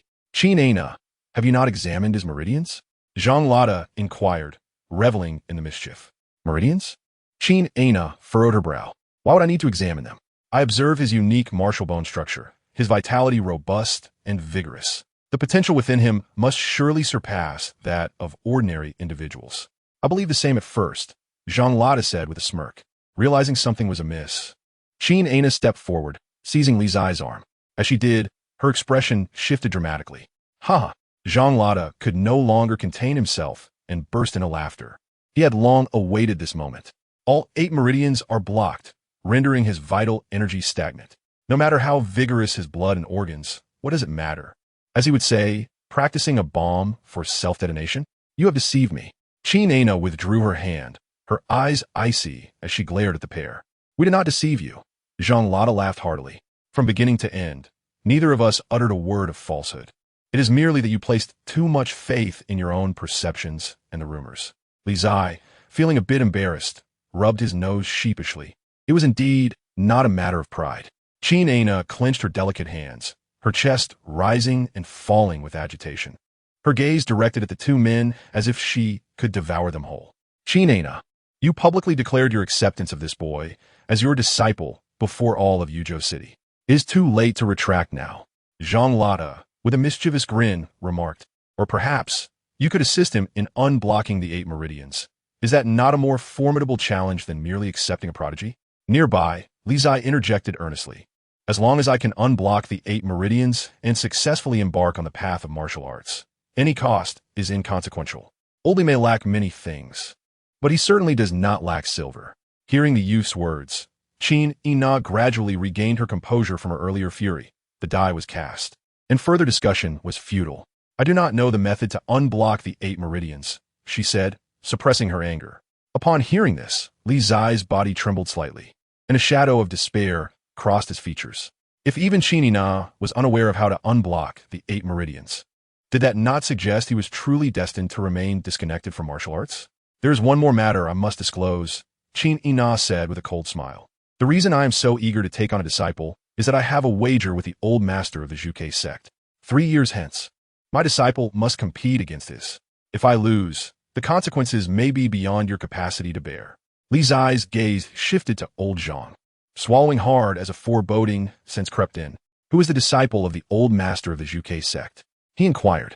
Huoliner, Zhang Lada grinned. One of the 4 great prodigies of this world, far mightier than that third prince. Upon hearing this, Li Zai shuddered. It seemed he was doomed. A gentle breeze rustled by, and the 3 fell into a heavy silence, the atmosphere turning awkward. A deadlock. Qingzhi Na had not anticipated that she would have taken on a useless disciple, while Li Zai was equally unprepared for the revelation of her wager. Who had ensnared whom? For a moment, the trio found themselves at a loss for words. Do not attempt to save me. Li Zai finally snapped back to reality, exclaiming as he plunged into the lake with a splash. Let me drown. On the shore, Qingzhi Na and Zhang Lada exchanged glances before silently diverting their gazes. Qingzhi Na, you ought to think of a solution. This lad has no boundaries. If you neglect him, he may very well concede defeat in the competition 3 years from now. He is a boy who fears nothing, Zhang Lada cautioned. Boundaries? This boy has none. He has never adhered to conventional methods. What kind of person would dare to send someone to incapacitate a prince the night before competition? Qingzhi Na's eyes narrowed slightly, and after a lengthy pause, she suggested, what if we have him strengthen his body? Training in external techniques could be a viable option. Strengthen his body? Zhang Lada chuckled lightly. Do you truly believe his frail limbs could reach any significant level? Without the infusion of true energy, even physical training would yield little result. Qingzhi Na fell silent, a contemplative expression crossing her face. After what felt like an eternity, she finally stated, there is but one method. With that, her gaze fixed upon the center of the lake, her eyes glimmering with cold resolve, forcefully break open his meridians. Zhang Lada's expression hardened. Are you intent on killing him? The meridians of an ordinary person are exceedingly fragile. To force them open would be tantamount to a death sentence. Qingzhi Na laughed coldly. Ordinary individuals cannot withstand it, but he might. Do not forget, the Li family is affluent. For every inch we break, he can employ countless precious medicines to restore himself until we shatter all his meridians. That is truly a dismal approach, Zhang Lada replied, a glimmer of concern flashing in his eyes. Are you certain it will be his meridians that break first, or will he perish from your torment? Even with an abundance of medicinal supplies, there is no guarantee he can endure the agony of shattered meridians, let alone hundreds or thousands of instances of it. We shall only know by attempting, Qingzhi Na stated calmly. As the 2 conversed, the center of the lake remained tranquil. Where has that lad gone? Zhang Lada suddenly snapped back to attention, glancing towards the lake's center, anxious. He hasn't truly drowned, has he? Qingzhi Na frowned, her gaze also turning towards the lake. Rescue him. Zhang Lada sprang to his feet, commanding. There is no need for such trouble, Qingzhi Na replied, drawing her sword. With a resonant hum, her true energy surged as she swung her sword towards the lake's surface. In an instant, the lake parted as if a celestial gate had been opened, resembling a cascading waterfall that split in 2. Simultaneously, from the submerged left side of the now divided lake, a figure burst forth, startled as he beheld the severed surface. When the world is happening, Li Zai gasped, nearly losing his composure. This little rascal nearly gave me a heart attack. On the shore, Zhang Lada sighed in relief, nearly losing 1,000 jars of his renowned wine. As the lake's waters cascaded down, Li Zai swam towards the shore, his eyes fixed in awe upon the sword-wielding Qingzhi Na, a look of admiration almost compelling him to kiss her. Would you like to learn? Qingzhi Na asked calmly. Yes. Li Zai nodded vigorously, his head bobbing like a drumstick. It may be a tad painful, she remarked nonchalantly. That is fine. I can endure a little pain, Li Zai affirmed with determination. Beside them, Zhang Lada smirked slightly. A little pain indeed. Prepare for your demise. Have your father gather the necessary medicines. I will compile a list of the required herbs for you to acquire. More is better. Qingzhi Na stated matter-of-factly. How much is considered more? Can you provide a rough estimate? Li Zai inquired. Qingzhi Na pondered briefly, then pointed towards a room behind her. Just fill that room to capacity. Good heavens. Even the well-versed and affluent Li Zai could not suppress his exclamation. You expect me to procure enough medicines to fill an entire room? Does old Qin think they grow on trees? You may choose not to prepare. However, 3 years hence, you shall await your demise at the hands of Huoliner. Qin Inar retorted calmly before turning to depart. Li Zai stood momentarily stunned. Then, regaining his wits, turned to Zhang Lada. Old Zhang, do you know what old Qin intends to do? Not a clue, Zhang Lada replied decisively, shaking his head. I only care to watch the spectacle. The rest is of no concern to me. A look of suspicion crossed Li Zai's face. Why did he feel an ominous premonition? Half a day later, in the study of the Li Manor, Li Million gazed at the extensive list of medicinal herbs on the table, his jowls trembling uncontrollably. How many? He stammered. My brother said he wants an entire room full, Li Yue replied softly. Good grief. Li Million could not help but exclaim. Adoptive father, Li Yue said, taking the list and smiling. I shall handle this matter. As for the silver, I will think of a way. You do realize how much silver this entails? Li Million's face twitched. Of course, Li Yue smiled serenely. It is merely silver. What are a few coins compared to my brother's dreams? Ayu. Li Million shook his head helplessly. Very well, I shall leave this matter to you. Li Yue smiled and said no more, turning to exit the study. 2 hours later, at the 100 pharmacies of Yuzhou City, all the precious medicines were swiftly purchased. The following day, in the neighboring 3 major cities of Yuzhou, a myriad of mysterious buyers swept through, depleting all the medicinal stocks. 10 days later, in half of the great Shang Empire cities, no medicinal supplies remained for sale. The Li family's terrifying wealth in Yuzhou had revealed its fangs, shocking the world. Meanwhile, Li Zai was at the Uli Inn, sipping tea, not with Qinina, but with the third prince of the great Shang. Your Highness, please. In the third princess chamber, Li Zai raised his cup, smiling warmly. Chapter 7. A little pain won't kill you in the Uli Inn. On the second floor, Li Zai visited the third prince, Mu Yao, with a look of genuine concern that was truly moving. I heard that the third prince was attacked and injured. I have long wished to come and visit, but I feared I would disturb your recovery, hence my visit today. I hope you do not take offense. Li Zai spoke softly as he raised his teacup. Brother Li, you are too kind, Mu Yao thought to himself as he scoffed internally, though his expression remained composed. I am quite pleased that you came. Though he was unaware of the identity of the assailant from that night, it was evident that the Li family was entangled in the affair. However, he lacked any evidence, and it was not the right moment to confront the Li family. What are your plans, third prince? Once you recover, will you return to the capital? Li Zai inquired tentatively. There's no rush, Mu Yao replied with a smile. Since I am here, I wish to experience the customs and culture of Yuzhou City. I will inevitably trouble Brother Li during my stay. Upon hearing this, Li Zai narrowed his eyes slightly, realizing that this fool intended to prolong his visit. Trouble? How could I possibly say that? It is my utmost desire for the third prince to stay, Li Zai said with a sincere smile. Thank you, Mu Yao nodded, hesitating for a moment before asking. By the way, there is something I have always been curious about. I heard in the capital that the perfume, glass, and soap businesses of the Li family originated from an invention of yours during your childhood. Is that true? Of course not, Li Zai laughed heartily. Why would your highness believe such rumors? The Li family has been in the perfume business for 10 years. 10 years ago, I was just an ignorant child. How could I have invented such things? These are merely tricks used by storytellers to deceive the uninformed. Mu Yao chuckled lightly. It seems I too have been fooled by those storytellers. Speaking of which, he said, lifting the teapot to pour a cup for Li Zai. Has the Li family ever considered finding a business partner for the perfume and glass ventures? Upon hearing this, Li Zai's expression changed, as he realized that this was the true purpose of the third prince's visit to Yuzhou City. The court indeed sought to intervene in the Li family's business. Business partners? Li Zai lifted the tea Mu Yao had poured for him, taking a sip while contemplating. I rarely involve myself in the family business, but my eldest sister mentioned that the Li family is currently facing a bottleneck. To progress further, we indeed need to find suitable business partners. Mu Yao smiled knowingly.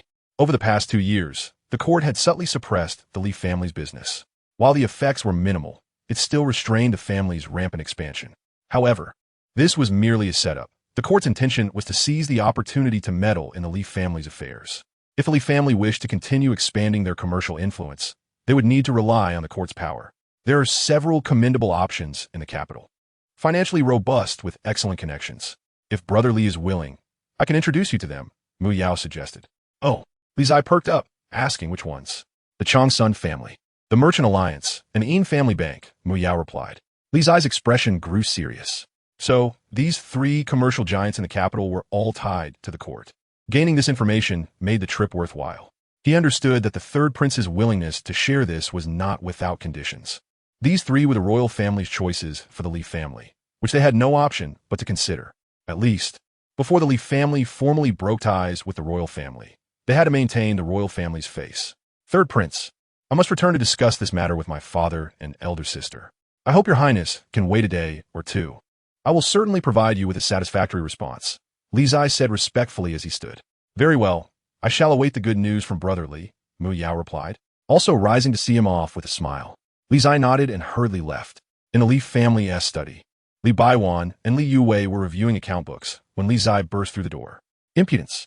Li Baiwan was about to scold him, but upon seeing his son, his face immediately transformed into a smile. Son, what brings you here? You rarely come to the study.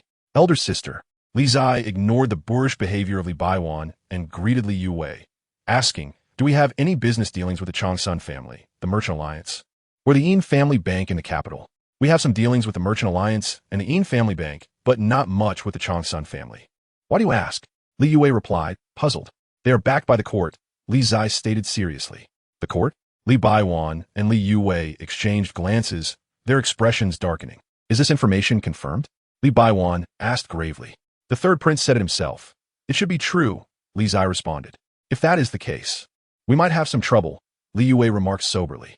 For years, we have avoided the court's influence in our business to prevent being choked by them. I never expected their reach to extend this far. Do not worry too much, elder sister, Li Zai reassured her. Every disadvantage comes with an advantage. The court's eagerness to intervene in our affairs and their willingness to expose some information means we will have to reciprocate in some manner. What do you mean? Li Yuwei asked, confused. Did not the third prince provide three options? Li Zai smiled slightly. The Li family's business is so vast that these three must already be envious. Unfortunately, we can only choose one to partner with. Are you suggesting we let them fight among themselves first? Li Yuwei speculated. Indeed, you are the smartest, elder sister. People are driven by profit. Even if all three are backed by the court, they cannot be completely united, Li Zai said, chuckling. As for these bothersome matters, you decide. I shall leave them to you. I aim to become the sword immortal. How is my grand elixir coming along? It is nearly ready. I have already sent people to gather the remaining ingredients in various cities, so you need not worry, Li Yuwei replied softly. Ah, you're the best, elder sister. Come here for a hug, Li Zai exclaimed as he stepped forward and embraced his elder sister, his mood instantly lifting. All right, go find your wife now. Li Yuwei gently tapped his forehead, laughing. My wife? Li Zai loosened his grip, then realized, are you referring to old Qin? Yes. I will ask her when she starts cultivating. I am about to become the sword immortal. Ha ha ha. With a wild and arrogant laugh, Li Zai left the study to find Qin Ana. As her younger brother departed, Li Yuwei's warm smile faded, her tone turning icy. Foster father, I believe my brother's suggestion is quite sound. Let those three royal hounds tear each other apart while we observe from the sidelines, seizing the opportunity to erode their influence and buy ourselves some time. That does sound prudent, Li Baiwan nodded. If necessary, let Qingzhi take action in the shadows to sow discord among the three families. Second brother? Li Yuwei pondered briefly before affirming, given the recent events in the residence. It would indeed be wise to summon him back. However, we should keep his identity concealed as much as possible. After all, his true identity must not be revealed. Everyone knows that the Li family has three siblings, yet the second brother, Li Qingzhi, is mostly known by name, with little else known about him. Even within the Li family, few have seen this second son, and his true identity remains a mystery. Only she, her younger brother, and their foster father are aware. The world's leading assassin organization, Yin Tower, has rapidly risen in power over the past decade under the leadership of Qingzhi. The Li family's unmatched financial resources have allowed Yin Tower to recruit countless experts over the years, aiming to secretly counterbalance the court. The initial proposal to establish Yin Tower was suggested by her younger brother. With a soft sigh, Li Yuwei reflected on this. It was precisely because of this that Qingzhi and her younger brother's relationship had always been strained. Qingzhi is a genuine martial arts prodigy, with his cultivation level nearly rivaling that of master-level experts at a young age. However, due to her younger brother's suggestion, he has remained in the shadows for the past decade, his identity always hidden. It would be impossible for him not to harbor resentment. She understood this, as did her younger brother. Thus, her younger brother, who never allows himself to be slighted, has always endured and never confronted his elder brother. By the lake in the courtyard, Li's eyes searched around but could not locate his celestial master, prompting him to inquire, "Old Zhang, where is old Qin?" By the lakeside, Zhang Lada smirked coldly, saying, "Right behind you." "You must be joking." Li's eye instinctively turned around, and upon seeing the woman behind him, his face instantly lit up with a fawning smile. "Celestial Master, when did you arrive?" "Just arrived," Qin Enna replied coolly. "What do you seek me for?" "I have prepared all the elixirs. When can I begin my cultivation?" Li's eye asked eagerly. "Now," Qin Enna stated succinctly, then headed towards the nearby apothecary.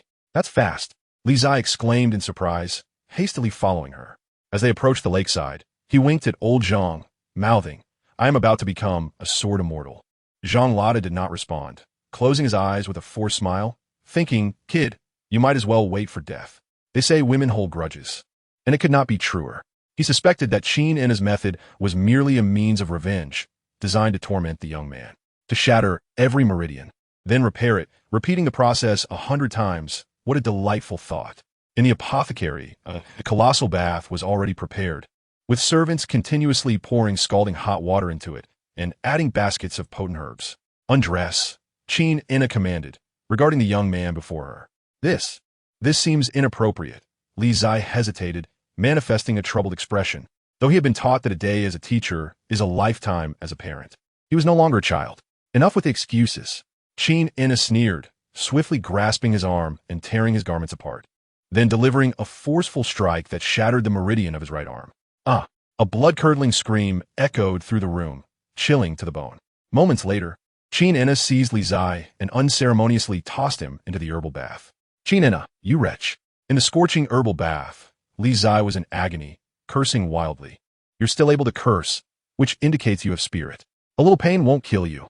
Qin Enna mocked, moving to grasp his other arm, exerting her formidable energy to shatter the meridian of his left arm. "Ah!"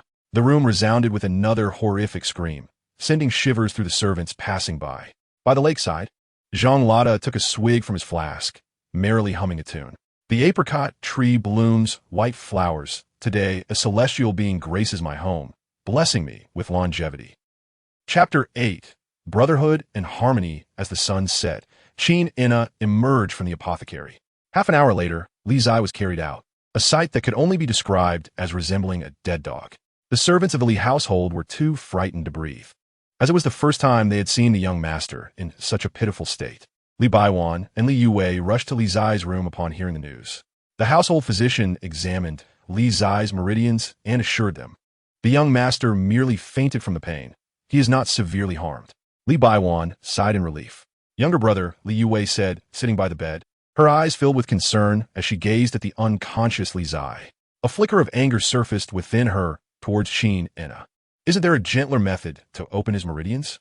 Seeing that Li Zai was fine, Li Baiwan and the physician left, while Li Yue remained by the bedside until deep into the night.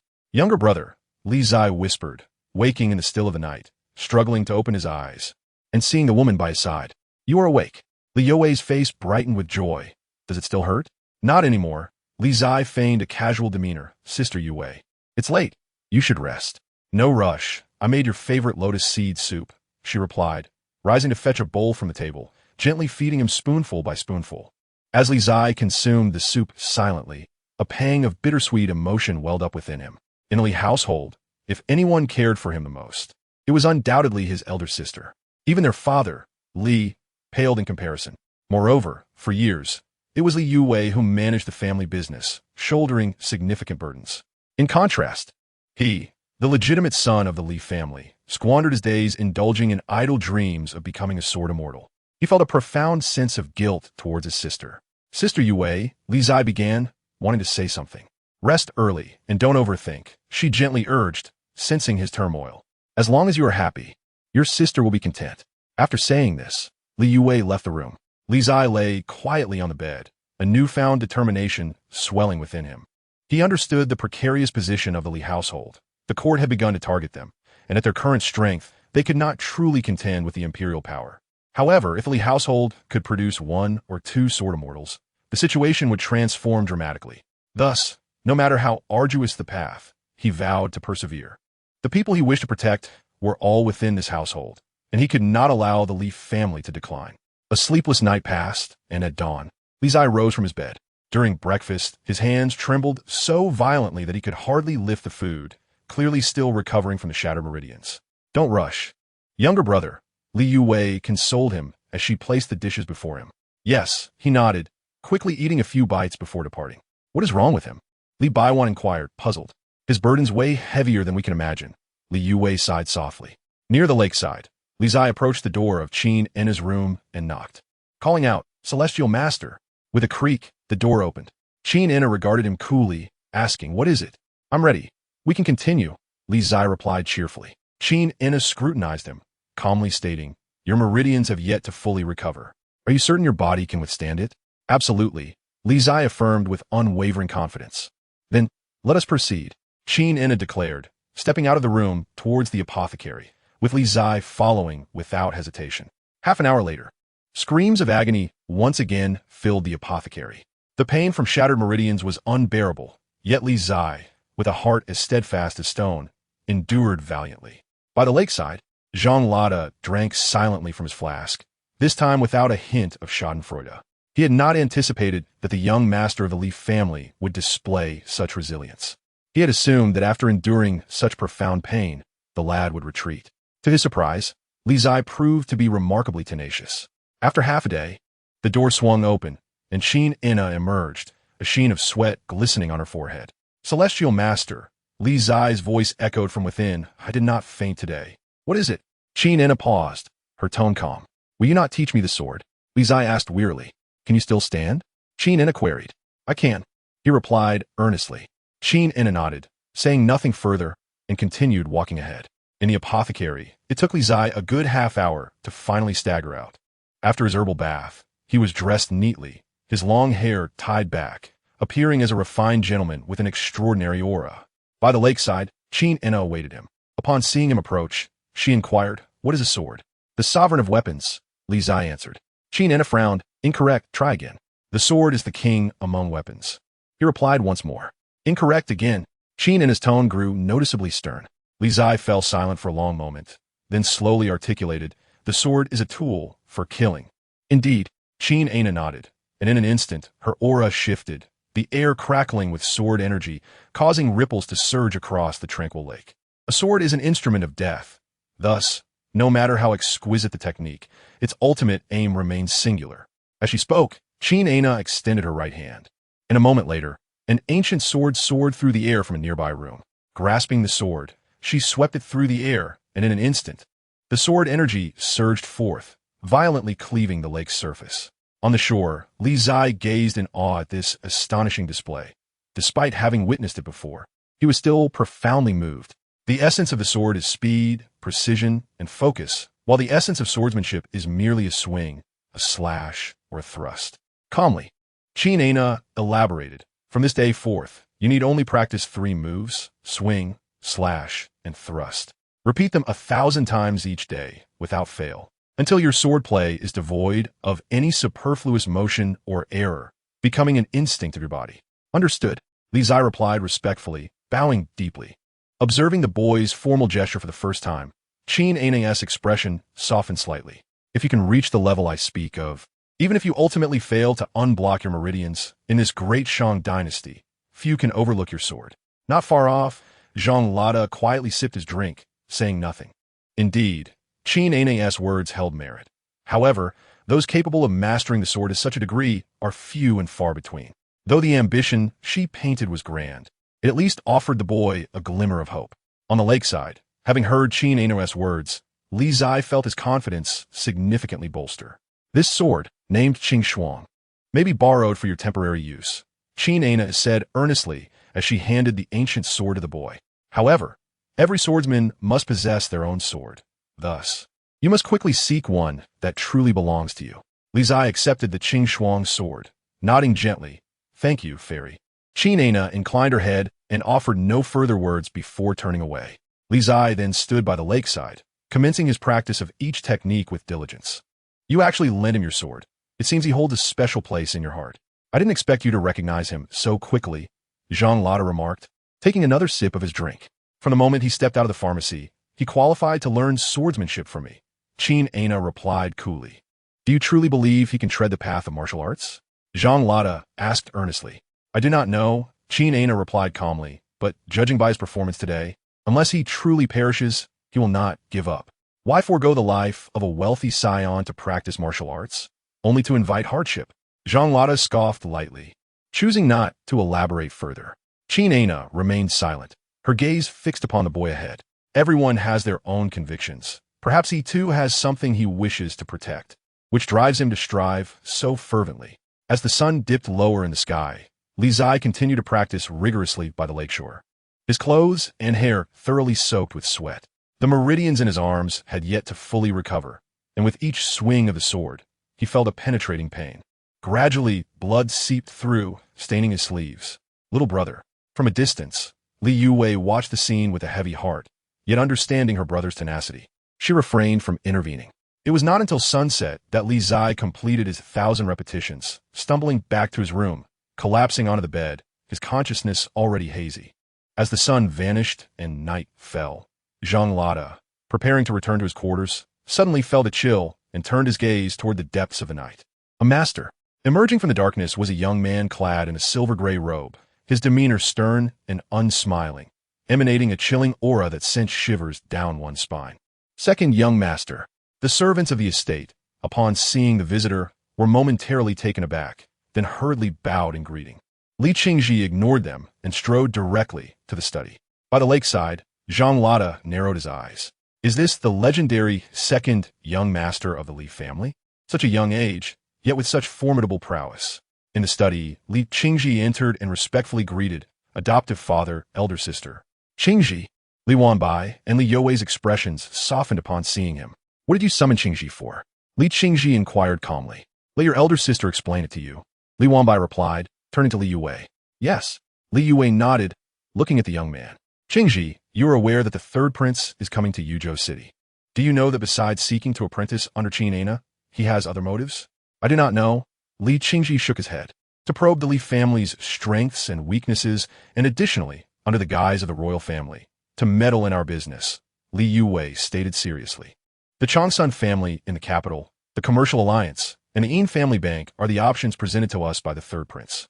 We have no choice but to select. Li Qingzhi fell silent for a moment before speaking. What does elder sister wish for me to do? In a few days, I will head to the capital to discuss business cooperation with these three families. I need you to secretly send someone to sabotage their relations. Can you manage that? Li Yue stated calmly. Li Qingzhi pondered for a moment and nodded. I can do it. This matter can only be delegated to someone else. You must not act personally. Li Wanbai interjected with a reminder. Yes, adoptive father. Li Qingzhi replied respectfully. Go, Li Wanbai waved his hand. Li Qingzhi bowed and then turned to leave. Li Wanbai moved to the front of the study. Watching the young man's retreating figure with a sigh, Qingzhi's demeanor grows increasingly cold. If anything were to happen to me in the future, only Yue can restrain him. Adoptive father. Li Yue opened her mouth, though Qingzhi harbors resentment. He ultimately cares for the Li family, and he does have feelings for our little brother. Perhaps, Li Wanbai smiled bitterly. For others, I cannot say, but regarding Zai, Qingzhi will undoubtedly show no kindness. Early the next morning, Li Zai practiced his sword by the lakeside. At that moment, on the opposite bank, Li Qingzhi, clad in a silver-gray robe, approached. Upon seeing him, Li Zai was about to speak when he suddenly felt a blur before his eyes, instinctively raising his sword to block. In the blink of an eye, Li Qingzhi had closed the distance of 10 paces, his right hand extended, striking towards Li Zai's grip on the sword. With a resounding thud, Li Zai felt a jolt of numbness in his right hand, the ancient sword slipping from his grasp. Useless, Li Qingzhi coldly remarked before turning to leave. Chapter 9. A minor trial is not dangerous not far from the lakeshore. Qingzhi and Zhang Lada witnessed the scene, exchanging glances without uttering a word. The second young master of the Li family is indeed astonishing. At such a young age, his cultivation is simply terrifying. At the lakeside, Li Zai silently picked up the sword, his usual pride swallowed by the moment as he offered no retort. Qingzhi, from a distance, Li Yue observed Li Qingzhi's approach and softly said, Little brother has been working hard. Give him some time. Elder sister, how long can you and adoptive father protect him? Li Qingzhi replied with indifference. If he remains such a waste, the Li family will inevitably fall at his hands. The Li family owes much of its current standing to our little brother. He is striving to protect this family as well. Qingzhi, I hope you can extend a little more patience and time to him. Li Yue sighed lightly. He has indeed brought glory to the Li family, but lacking the capacity to safeguard it is his greatest fault. Li Qingzhi remarked coldly, casting a sidelong glance at the boy by the lakeshore. At the lakeside, Li Zai returned the sword to Qin Ana. Fairy, may I request a half-day leave? I will make up for the repetitions I owe upon my return, Li Zai said. Go ahead, Qin Ana replied without further inquiry, accepting the Qing Shuang sword with a nod. Thank you, Fairy. Li Zai expressed his gratitude before striding away. Second brother. Approaching them was Li Zai, who, despite just having been reprimanded, still wore a playful smile as he greeted, You're back. Li Qingzhi gazed at the youth before him and remarked casually, Have you finished your sword practice? Not yet. I promised the third prince to give him a response within these 2 days, Li Zai replied. Your elder sister is going to the capital. Are you aware of this? Li Qingzhi inquired. Yes, Li Zai nodded. The capital is fraught with complexities. This duty should have fallen upon you, the legitimate heir, but due to your negligence. Your elder sister must undertake it instead. Do you understand? Li Qingzhi's tone turned cold. You are correct, second brother. Li Zai humbly accepted the admonition. Your elder sister will go to the capital, and I will also secretly accompany her. You shall manage matters here in Yuzhou, Li Qingzhi stated calmly. Rest assured, second brother, Li Zai replied, nodding vigorously, appearing exceedingly obedient. Little did anyone realize, he was the unruly young master of the Li family. Be cautious, the third prince is quite scheming. Li Qingzhi advised, his expression softening slightly. Thank you for your concern, second brother. I will be careful, Li Zai responded, delighted to receive his brother's care, and promptly left in high spirits. You are too harsh on your younger brother, Li Yue remarked helplessly as she observed his departure. He respects you greatly. He is always overjoyed whenever you return. Being the only legitimate son of the Li family, he must bear greater responsibilities than others. That is fate. Li Qingzhi replied calmly. By the way, I will keep an eye out for a suitable sword for him. I have heard that several fine ancient swords have appeared in the East Sea and Southern Frontier. If I have the time, I shall personally make the trip. You're always tough on the outside, but soft on the inside, Li Yue said softly.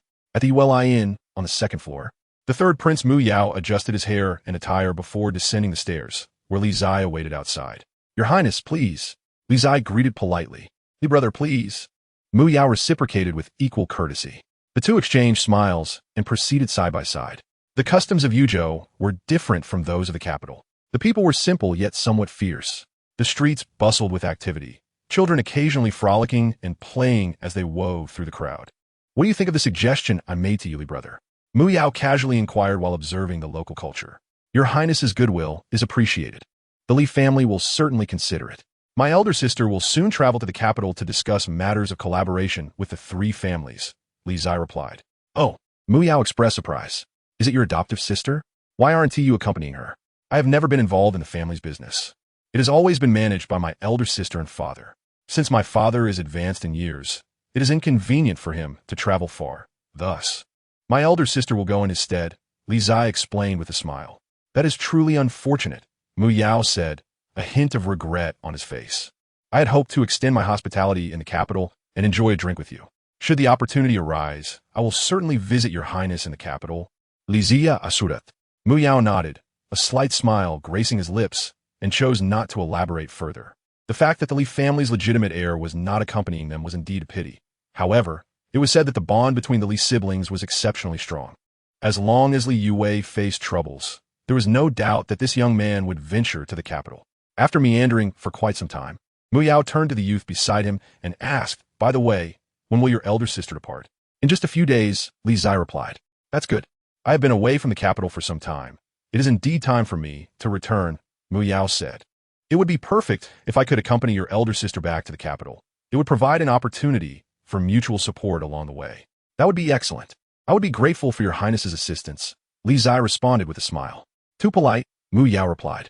Once the serious matters were concluded, the two engaged in trivial exchanges, each asking a question and providing an answer, subtly probing each other for valuable information. Both were astute individuals, and despite the superficiality of their conversation, they appeared as old friends delighting in each other's company. Afternoon, Li Zai decisively parted ways with the third prince, and they each returned home. In the rear courtyard of the Li residence, Li Zai approached and sat beside the old man Zhang. wiping the sweat from his brow as he prepared to rest for a while. "What's wrong? Did your outing tire you out so?" Zhang asked, his attire disheveled. "Conversing with someone as scheming as the third prince is indeed exhausting," Li Zai sighed. "You dare call others scheming? I believe the most cunning person in Yuzhou is you." Zhang quipped with a smirk. "Old Zhang, you misunderstand me," Li Zai replied earnestly. "I have always treated others with sincerity." "Ha!" Zhang scoffed mockingly. "Not even the dogs of Yuzhou would believe that." Li Zai opened his mouth to retort, but was suddenly chilled by a sword that flew in from behind him, embedding itself firmly in the ground before him. "Finished with your sword practice?" A cool voice rang out from behind, melodious yet sending shivers down one's spine. "Right away." Li Zai immediately stood, drawing the sword before him and resuming his practice. Zhang took a sip of wine, the corners of his mouth curving upward. Qingzhi stood nearby, observing the youth in the distance, her eyes glimmering as if contemplating something. "Sword fanatic, what do you think of finding him an opponent?" Qingzhi eventually asked. "Are you trying to kill him?" Zhang replied incredulously. "He has only practiced for a few days. Even with your daily infusion of true energy and potent medicine to nourish his meridians and refine his body, his meridians remain unconnected and he cannot cultivate. Furthermore, swords are blind. To find him an opponent now is to wish for his demise." After a moment of silence, Qingzhi stated, "One must refine jade to form a gem. If he continues practicing this way, even after 10 years, he will not catch up to Huoliner. To progress quickly, he must engage in real combat. I have heard there are many bandits in the mountains north of Yuzhou. In a few days, let him venture there." Zhang's mouth twitched at her words. This woman truly seemed intent on playing with the young man's life. Those bandits were ruthless, living on the edge of danger. And considering the young man's current abilities, it would be tantamount to sending him to his death. Unaware of the grim fate awaiting him, Li Zai continued to practice his sword, reveling in the experience. Meanwhile, others in the household busied themselves preparing for Li Youwei's journey to the capital. In the following 7 days, Li Zai spent his time either soaking in medicinal baths or practicing swordplay, enduring grueling sessions that left him nearly unable to rise on several occasions. However, through this extraordinary torment, his meridians and physical strength rapidly improved, surpassing the ordinary and drawing nearer to that of a true warrior. Finally, after 7 days, Li Youwei was set to depart. Li Million personally went to see her off, accompanying her all the way to the outskirts of Yuzhou. Surprisingly, Li Zai, who shared the deepest bond with Li Youwei, did not show up. "Are you not going to see your elder sister off?" Zhang casually asked, observing the youth tirelessly practicing his sword by the lake in the rear courtyard. "I won't. Second brother is secretly protecting her. Sister Yue will be quite safe," Li Zai replied, continuing his sword practice. Zhang chuckled, finding the young man's temperament even more peculiar. At that moment, Qingzhi approached and said, "Come with me." "Where to?" Li Zai halted, puzzled. "I have prepared some training for you," Qingzhi replied. "Is it dangerous?" Li Zai instinctively asked. "Just a little training. It is not dangerous," Qingzhi responded casually. Of course, it was indeed not dangerous for her, but for the youth. Who could say? Upon hearing this, Li Zai sheathed his sword and eagerly followed her. Zhang sat by the lake, watching the two depart, a look of schadenfreude on his face. How did I not notice before? This ethereal plum blossom sword fairy is such a schemer, he mused. Truly like attracts like. North of Yuzhou, at the foot of the Chilean mountains, a carriage rumbled onward. Qingzhi disembarked and gazed at the distant cliff, saying, "On that cliff grows a blood ginseng, the king of herbs. It will be immensely beneficial for your meridian restoration, if you can procure it. I am confident I can open a meridian for you in a short time." "Really?" As Li Zai dismounted the carriage, his gaze fixated on the precipice ahead. Excitement danced upon his features. His inability to cultivate due to the blockage of the 8 meridians had long plagued him. However, should he manage to open even one, he would no longer be at the mercy of the prodigies around him. He could at least commence his journey into cultivation. Indeed, Qingzhi affirmed with a nod, her tone calm yet resolute. "Very well, I shall proceed at once," Li Zai declared, immediately striding towards the mountain range ahead. "Wait," Qingzhi interjected, extending her hand to offer him her sword. "Take this. Isn't it merely for gathering herbs?" "A sword is unnecessary," Li Zai responded, bewildered. "Just take it." She insisted without further explanation. Accepting the sword with a puzzled expression, Li Zai turned and ventured into the mountains. Outside the Chilean mountains, Qingzhi observed his retreating figure, her lips curling into a slight smile. With a swift motion, she leaped gracefully into the forest. moving like an ethereal being towards the depths of the mountains. Half an hour later, deep within the Chilean mountains, near a camp not far from the precipice, Qingzhi arrived silently, perching on a branch. She plucked a fallen leaf and let it flutter down towards the camp below. Boom! The leaf struck a wooden pillar, splintering it, causing a corner of the camp to collapse in a cacophony. Who goes there? A brutish man with a face like a thundercloud sprang up from within the camp, bellowing, "What are you all standing around for? Go investigate." Yes. Several bandits quickly obeyed and rushed out to check. On the branch, Qingzhi made no effort to conceal her presence, departing under the watchful eyes of the bandits. After them, the man shouted furiously. Meanwhile, completely oblivious to the unfolding chaos, Li Zai had finally exhausted himself climbing up to the cliff. "Blood ginseng king," he murmured, scanning the surroundings in search of the elusive herb, guided by Qingzhi's directions. Where could it be? As he searched, shouts erupted nearby. There he is. In an instant, a dozen frenzied bandits charged towards him. "What the?" Li Zai exclaimed, shock flooding his face. "I've been set up by old Qin. No wonder she insisted I bring the sword." Realization dawned. If he remained oblivious to the situation now, he might as well have been a fool. Without a moment's hesitation, he turned and fled. "Old Qin, you scoundrel." Chapter 10. Arrogance leads to downfall. In the Chilean mountains, a dozen bandits wielded their knives, prowling through the forest with menacing expressions. Not far off, Li Zai crouched behind a large stone, trembling like a cornered creature. "Qingzhi, you scoundrel."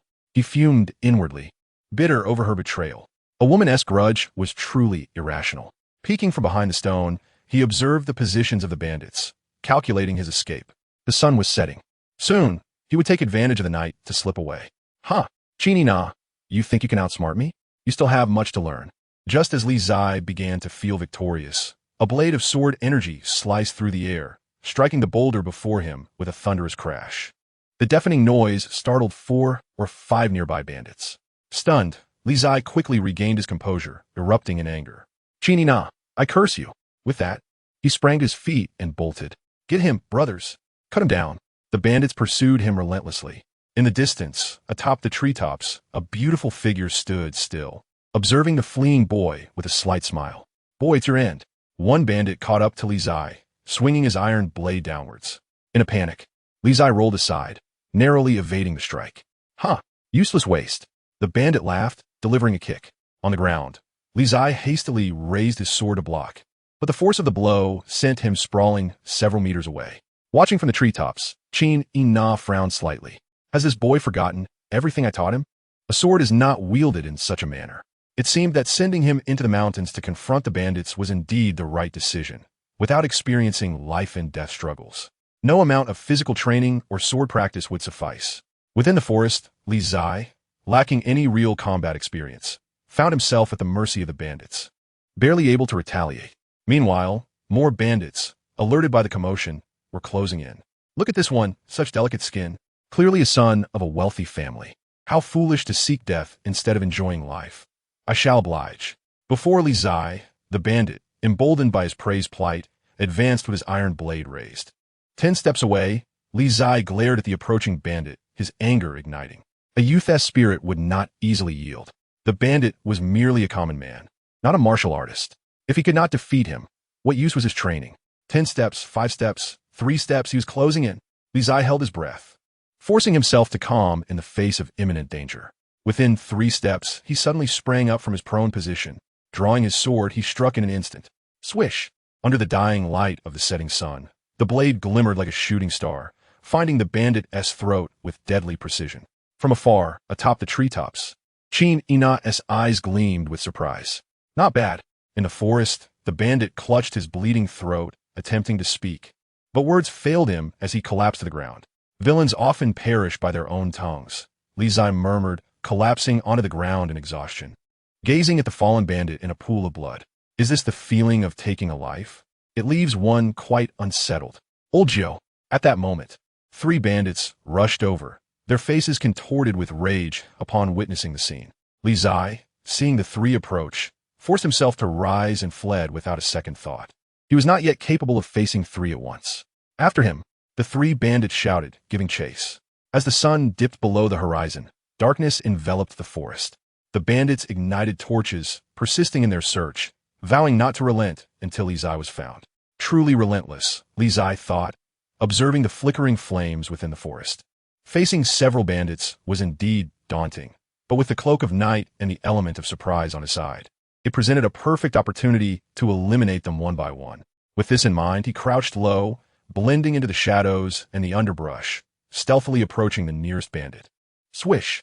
Under the cover of darkness, Li Zai silently approached from behind, covering the bandit's mouth before swiftly slicing through his throat. The bandit convulsed, gasping for breath, before succumbing to silence. After dispatching 2 foes, Li Zai felt a wave of nausea wash over him, but suppressed it, retreating once more into the thicket. In this savage world, he had to adapt. If he did not take lives, his own would soon be forfeit. In the underbrush, Li Zai wiped the blood from his hands, carefully regulating his breath as he fixed his gaze on the distant flames, his expression turning cold and fierce, much like a predator fixated on its prey. Through the crucible of life and death, Li Zai's mindset began to transform. Tension and fear faded away, replaced by a calm resolve in the face of peril. From the shadows, Qingzhi observed the change within him, her worry dissipating as she turned her attention to the distant bandit camp. Now, she could focus on her own objectives. As for the blood ginseng king, she had not lied. Days prior, she had indeed discovered that precious herb growing on the precipice. To be honest, she had been taken aback by its rarity. Incomparable to any other medicinal herb, she had refrained from harvesting it to test Li Zai's mettle. Little did she know, upon her return, the blood ginseng had vanished. The sole possibility is that the blood ginseng, revered as the medicinal king, has been discovered and harvested by the bandits within this mountain, hidden away in their encampment. I can only hope that this young man possesses good fortune, and that the precious ginseng remains untouched by their greed. Otherwise, finding another specimen will prove far more challenging than one might imagine. As this thought crossed her mind, Qingzhi lightly treaded, leaping gracefully through the forest, heading towards the distant bandit camp. Moments later, deep within the woods, a graceful silhouette descended from the air, akin to a startled swan, swiftly entering the camp. Inside the camp, most of the bandits had succumbed to slumber, with only a few still on patrol. Qingzhi skillfully evaded the patrolling guards, commencing her search for the blood ginseng. Within the camp, treasures of gold, silver, and precious jewels were plentiful, stacked in boxes, clearly indicating that these bandits had engaged in numerous acts of robbery. However, Qingzhi paid no heed to the wealth. Her disinterest was not due to a lack of desire, but rather a sense of disdain. No amount of riches could surpass the wealth possessed by her incompetent disciple. Disregarding the gold and silver, her gaze fell upon several boxes filled with medicinal herbs, which she began to rummage through. The boxes were brimming with an array of herbs including ginseng, deer antlers, and Isho Wu, all remarkably complete. At long last, after a thorough search, Qingzhi opened an exquisite wooden box, and upon seeing the crimson blood ginseng within, she let out a breath of relief. The young man was indeed fortunate. The ginseng had not been desecrated by these ruffians. Suddenly, an irate voice erupted within the camp. From a nearby tiger-skin chair, a burly man with a fearsome visage awoke, rising abruptly to hurl a wine jar in her direction. From 10 paces away, Qingzhi calmly secured the blood ginseng and, with a slight turn of her body, avoided the flying jar. "You dare to steal from me, woman? You must be tired of living." The dim firelight rendered the man's features indistinct, but he charged forward with the force of a cannonball. Annoyed, Qingzhi furrowed her brow and, with a flick of her wrist, unleashed an extraordinarily powerful burst of sword energy that surged through the air, sending the hulking man flying several paces away. He crashed to the ground, blood spewing from his mouth, his expression one of shock. "How is this possible? I shall let you live today. In the future, someone will surely come to claim your life." Qingzhi remarked coolly, then turned to depart. This bandit leader was a martial artist who had opened a divine treasure. Neither particularly strong nor weak, he was an apt opponent for that young man. It seemed her master had truly put considerable thought into this. As she traversed the forest, bathed in moonlight, Qingzhi journeyed for some time without sighting Li Zai or any bandits. Along the way, only blood stained the ground, casting a grim shadow over the woods. A flicker of unusual insight crossed her eyes as she ventured towards the forest's edge. At the boundary, a gaunt figure of a young man sat there, drenched in blood and gasping for air. "Where's everyone?" Qingzhi inquired. "They are all dead," Li Zai replied wearily. Qingzhi narrowed her eyes, confirming her suspicions. She had underestimated him. This young man was far more ruthless than she had anticipated. At the edge of the forest, Li Zai took a deep breath and turned his gaze towards her, saying, "Master, you did this on purpose." "Indeed," Qingzhi replied without a hint of defensiveness. Li Zai was at a loss for words upon her candid admission. "How does it feel to kill for the first time?" Qingzhi asked. "Unpleasant," Li Zai answered honestly. "Somewhat nauseating. You will grow accustomed to it," Qingzhi remarked lightly, then proceeded toward the carriage waiting at the forest's edge. "Let us return." "All right," Li Zai nodded, rising to follow her. "Master." As the carriage rumbled beneath the moonlight, Li Zai's voice emerged from within. "May I ask something?" "What is it?" Qingzhi replied. "If I were to perish at the hands of those bandits, would you intervene?" Li Zai probed cautiously. "Uncertain," Qingzhi replied coolly. "You may find out."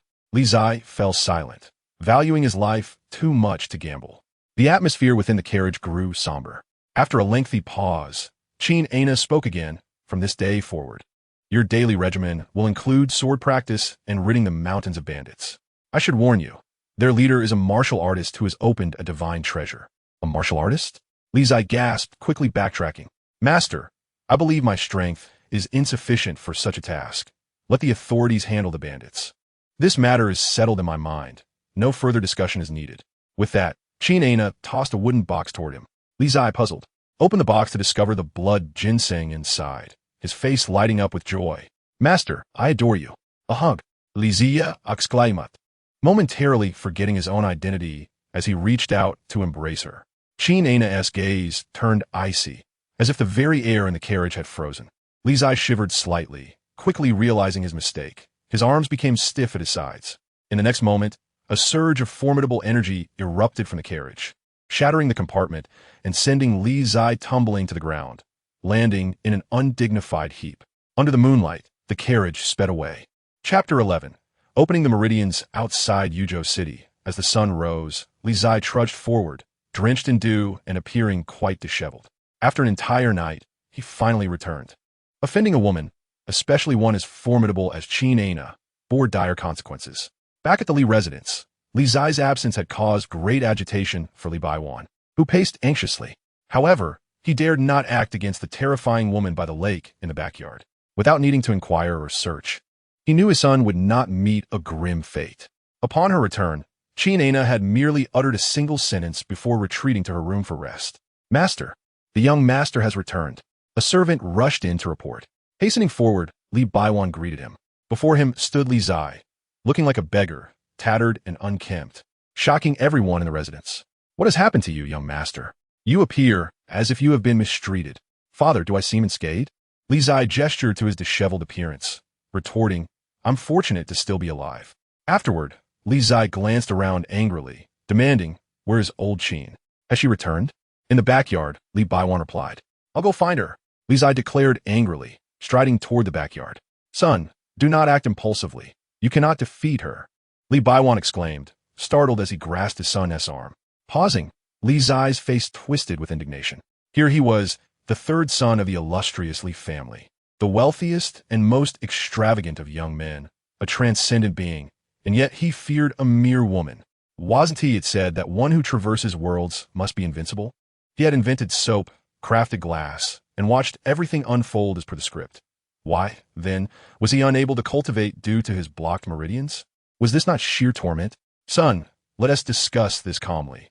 That woman is extraordinarily powerful," Li Baiwan cautioned, his apprehension evident. "Old Li, you truly lack resolve. A mere woman has you so intimidated." Li Zai composed himself, casting a disdainful glance at his rotund father before walking purposefully toward the backyard. Li Baiwan, momentarily stunned, quickly regained his senses and hurried to follow. Is my son truly so resolute today? Does he intend to confront the immortal directly? By the lake in the backyard, Qingzhi stood tranquil, her gaze fixed on the water's surface, her demeanor as undisturbed as the stillness of the lake. Nearby, Zhang Lauda remained lazily sprawled, sipping wine with utter ease. Just then, Li Zai approached with purposeful strides, head held high, exuding an air of fearless defiance despite his disheveled state. "Oh, this young man still possesses some spirit." Zhang Lauda opened his eyes and gazed at the imposing Li Zai with admiration. "Fight! Let it commence!" he exclaimed, relishing the prospect of spectacle. As Li Zai approached, Zhang Lada felt an uncontrollable thrill within him. On the lake's edge, Li Zai strode forward, exuding a compelling aura. How could he fear a mere woman? A true man stands tall, neither humble nor arrogant. As Li Zai drew near, Qingzhi turned, her gaze strikingly calm and emotionless. Yet, in that moment, her indifferent look seemed more terrifying than any threat. Li Zai shuddered, the fierce demeanor he had moments ago evaporating like dew. "Master, I have returned. Did you sleep well last night?" he inquired with a sheepish smile. Zhang Lada turned away in silence, feeling embarrassed. Did he truly expect this lad to exhibit some backbone? Perhaps he had indulged too much in drink, clouding his judgment. "Go practice your swordplay," Qingzhi instructed. "All right." Li Zai nodded obediently, then scampered off to practice. Did he really slay those bandits alone? "Are you certain you didn't assist him?" Zhang Lada asked, skepticism in his voice. "No," Qingzhi replied calmly. "He is a prodigy." "A prodigy? Him?" Zhang Lada scoffed, dismissing the notion as absurd, considering he couldn't even open his meridians. "What I mean is, he possesses a remarkable talent for killing," Qingzhi clarified. "How long did it take you to adapt to killing for the first time?" Zhang Lada frowned, reflecting before replying. "A day." The act of taking a life was not something to be taken lightly. Even now, he detested the feeling. "Last night, he killed over 10 men, and when I saw him, he was still joking. Could you have done that in your youth?" Qingzhi asked impassively. "I could not," Zhang Lada admitted, his expression growing serious.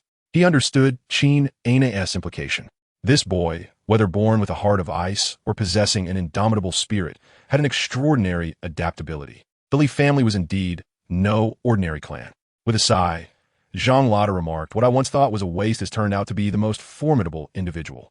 A steadfast spirit is a rare and precious virtue in martial arts. I eagerly await to see what achievements he will attain once he opens all 8 meridians." Qingzhi mused, her gaze fixed on the young man in the distance. "It is challenging," Zhang Lada lamented. "Even with abundant potent herbs and a miraculous medicinal root, you can only help him open 1 meridian at most. There are 8. Where will you find so many miraculous herbs? Without them, relying solely on those potent herbs, it would take at least 3 to 5 years to open all 8 meridians at this pace. Miraculous herbs are not something one can simply acquire. They're elusive treasures. Even with the Li family's vast wealth, it would be arduous to gather so many." They had underestimated the difficulty of reconstructing the 8 extraordinary meridians, as no one had ever attempted such a feat before. "The matter of miraculous herbs is not urgent," Qingzhi said calmly. "I have heard that the Imperial Academy possesses a millennium-old Hisho Wu. If all else fails, I shall make a trip to the capital." "The Imperial Academy?"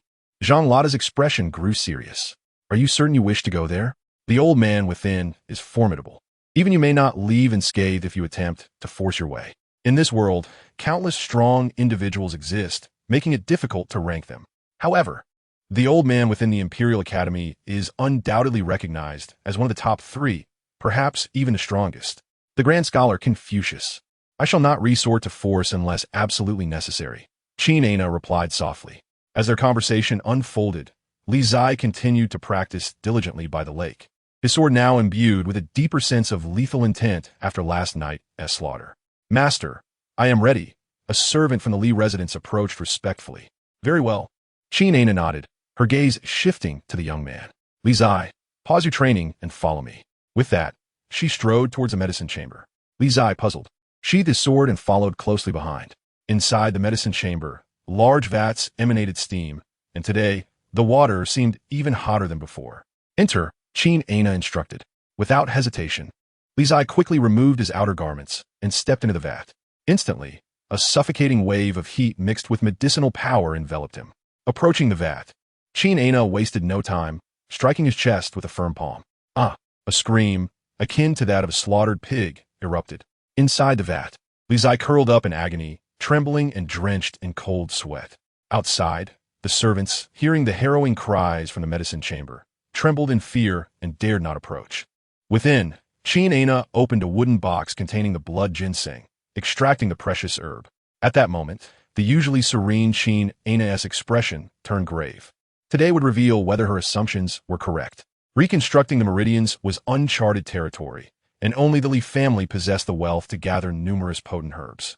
With this foundation and the miraculous herb, perhaps a miracle would truly occur within this young man. Regardless of the pain, you must endure, Qingzhi cautioned solemnly. Channeling her inner energy, she shattered the blood ginseng, enveloping its crimson essence in a mist that flowed continuously into Li Zai's chest, mending his shattered meridians. Within moments, beads of sweat appeared on Qingzhi's brow, indicating the strain of her efforts. Inside the vat, Li Zai gritted his teeth, his body shaking violently. The pain of severed meridians and crushed bones was beyond what ordinary individuals could bear. Outside the chamber, Jean Lotta drank deeply from his jug, quickly finishing one before opening another. At that moment, even he, the sword enthusiast, did not realize that his hand gripping the jug had begun to tremble slightly. Time stretched interminably. After an unknown duration, a piercing scream erupted from the medicine chamber, sending shockwaves of fear through those nearby. Suddenly, a tremendous crash resounded, and the vat exploded, sending water spraying everywhere. On the ground, Li Zai lay weak and gasping for breath, drenched in sweat. In front of him, Qingzhi was no better off, her hair and garments soaked, blood trickling from her lips, a sight of unprecedented disarray. After a long pause, Qingzhi suppressed her chaotic inner energy, weary as she instructed, rest for half a day, then return to sword practice. With that, she said no more and hurriedly left the medicine chamber for her quarters. Inside, Li Zai staggered to his feet and made his way to the lakeside, collapsing weakly onto the ground. Old Zhang, it worked, he murmured, his emotions complex and far from elation. The price paid for opening his meridians was steep. It was the first time he had seen Qingzhi in such a state of disarray. The debt of gratitude felt heavy. Qingzhi, indeed remarkable, Jean Lotta said earnestly after taking a sip of wine, especially towards you. Chapter 12. A pig at the Li residence. After a leisurely half-day, Li Zai lay by the lake, utterly unwilling to move a single finger. In the afternoon, Qingzhi emerged from her room, donned in a fresh set of garments, still exuding an air of ethereal elegance and unmatched beauty. Time for sword practice, she announced as she approached the lakeside. All right, Li Zai sat up straight and, sword in hand, walked to a nearby spot to practice. Qingzhi, you have my admiration, Jean Lotta remarked earnestly. It is his unyielding spirit that has made this possible. I cannot guarantee success for others, Qingzhi replied. While that lad shows promise, without your intervention, he would never have opened a single meridian in his lifetime. Jean Lotta responded. True, but now, despite his innate lack of talent, he can finally begin his cultivation, Qingzhi affirmed. Once one of the 8 meridians is opened, one can attempt to unlock the divine reservoir within. If successful, it signifies the formal embarkation on the path of martial arts. However, merely unblocking a single meridian means the lad's cultivation speed will be exceedingly slow, perhaps to a degree that is utterly lamentable. Fortunately, the Li family possesses ample wealth, allowing this youth, despite his somewhat mediocre talent for martial arts, to compensate with countless precious herbs and elixirs. There lies another question. Jean Lotta glanced curiously at the youth not far away, inquiring, what cultivation technique do you plan to have him practice? There's a technique I wish him to try. Qingzhi replied, her gaze fixed upon the lake's surface, the flying immortal technique. A sword comes from the west, an immortal descends from the heavens. Jean Lotta's expression shifted in astonishment. You truly intend for this lad to learn the swordsmanship of the first-generation sword deity from a millennium ago? This technique is almost indistinguishable from external martial practices, exceedingly difficult to master. For centuries, aside from that initial sword deity, no one else has succeeded. A dead horse can serve as a live horse doctor, Qingzhi stated calmly. He has only 3 years. What other technique do you believe can enable him to catch up with Huoliner? Jean Lotta fell silent. 3 years is indeed too brief. Huoliner is one of the 4 great prodigies of our time, with an extraordinarily terrifying talent for martial arts. This lad has only opened 1 meridian. Regardless of the technique he practices, he cannot hope to match Huoliner. This is the harsh reality, unchangeable by anyone. If his cultivation cannot keep pace, he must start with the techniques. The flying immortal technique emphasizes technique, not cultivation, Qingzhi asserted. His ability to create his own Tai Chi suggests he possesses a talent for swordsmanship. Perhaps, by refining his sword techniques to their utmost, he may carve out his own path in martial arts, akin to that ancient sword deity. Such a task is daunting, Jean Lotta sighed. Throughout the past millennium, how many have truly forged their own path in martial arts? Even you and I cannot entirely free ourselves from the constraints of our predecessors. The lad's path begins with such difficulty, and the challenges he will face in the future will undoubtedly multiply. It is difficult to envision how long he can endure. Sword enthusiast, Qingzhi interjected. What is it? Zhang Lada inquired. Do you not feel regret for possessing such astonishing martial arts without a disciple to inherit them? Qingzhi asked calmly. Huh, Zhang Lada chuckled lightly. With wine and a sword, I find that sufficient. Speak plainly, Qingzhi. There is no need for circumlocution. Let us join forces to teach him the flying immortal technique. The techniques of the sword deity cannot be fully replicated by my efforts alone, Qingzhi proposed. I never expected the Plum Blossom Sword Immortal would seek assistance, Zhang Lada remarked, taking a sip of his wine, his smile devoid of warmth. Why should I help you? Or this lad? As fellow sword practitioners, do you not wish to see if someone in this generation can replicate the grandeur of the first-generation sword deity, or even surpass him? Qingzhi insisted earnestly. Your ambition is indeed grand, Zhang Lada replied. To be frank, I do not have high hopes for him. However, his tone shifted, and a slight smile graced his lips. I find your proposal intriguing. If we combine our efforts to teach him, backed by the endless financial resources of the Li family and the flying immortal technique of the first-generation sword deity, even a pig might awaken. Upon finishing, Zhang Lada drained the jar of wine, a rare sense of excitement stirring within him. Truthfully, having lived for so long, he had encountered all manner of geniuses. However, to meet a waste of talent like Li Zai, with all 8 meridians blocked, was a first. This challenge thrilled him. Together with Qingzhi, they would undoubtedly form one of the most extravagant pairings in the world. 2 sword immortals, the strongest techniques, complemented by boundless elixirs and herbs. He refused to believe that destiny could not be defied. Meanwhile, Qingzhi, having heard the sword enthusiast's words, showed a glimmer of interest in her beautiful eyes. For someone at their level of cultivation, few things could present a challenge, yet educating the waste that was Li Zai was indeed the greatest challenge of all. Contemplating this, Qingzhi turned her gaze toward Li Zai and called out, Li Zai, come here. I'm coming. Li Zai scampered over eagerly. Zhang Lada and Qingzhi exchanged glances, nodding in mutual understanding. From this day forth, they would join forces to defy this so-called destiny. Li Zai, Qingzhi began calmly. Have you heard of the flying immortal technique? I have, Li Zai nodded vigorously. It is said to be the supreme cultivation method in the world, exceedingly difficult to master. Aside from the first-generation sword deity from the great Shang dynasty, no one else has managed to learn it. Do you know why? Qingzhi continued her inquiry. I do not, Li Zai shook his head. Because the flying immortal technique contains only a few sections detailing the cultivation of true qi. It lacks any profound intricacy and is inferior even to many mediocre methods, thus resulting in an exceedingly slow progress in cultivation. As for the remaining sections of the flying immortal technique, they consist solely of techniques, which can indeed be described as exquisite. However, in the pursuit of cultivation, true qi is fundamental.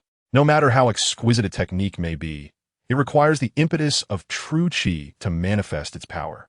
Mere techniques without substantial cultivation cannot unleash their potential, Qingzhi elucidated.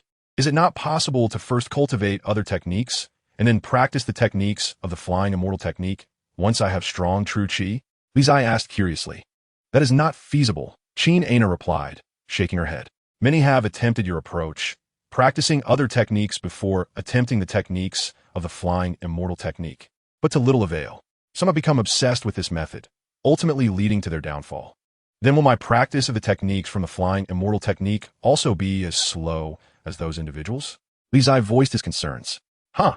Zhang Lada scoffed derisively from the lakeside. Rest assured, slowness is inevitable. You need not worry about this at all. For a waste like you, who has only unblocked 1 meridian, the progress would be similarly stagnant regardless of the technique practiced. Li Zai felt an urge to pierce this old man with a sword. The sword enthusiast spoke the truth. Qingzhi, timely intervening, sought to console him.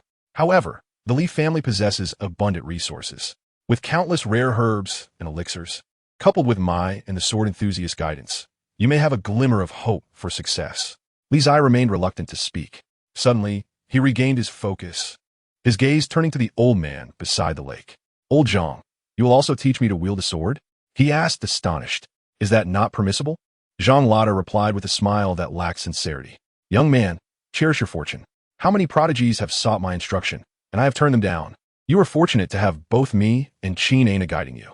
Strive to achieve something. If you fail to accomplish anything despite this, my and Qingzhi's faces would be utterly disgraced. I'll do my best, Li Zai smiled awkwardly. It was not his fault that he lacked talent. He too wished to cultivate at an astonishing pace like those extraordinary prodigies, to be unrivaled in this age.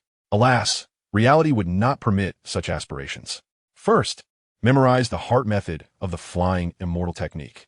Practice it morning and evening, Qingzhi instructed, tossing him a scroll made of sheepskin. As for the techniques, the sword enthusiast and I will teach you. Li Zai accepted the sheepskin scroll, diligently reciting the cultivation methods contained within.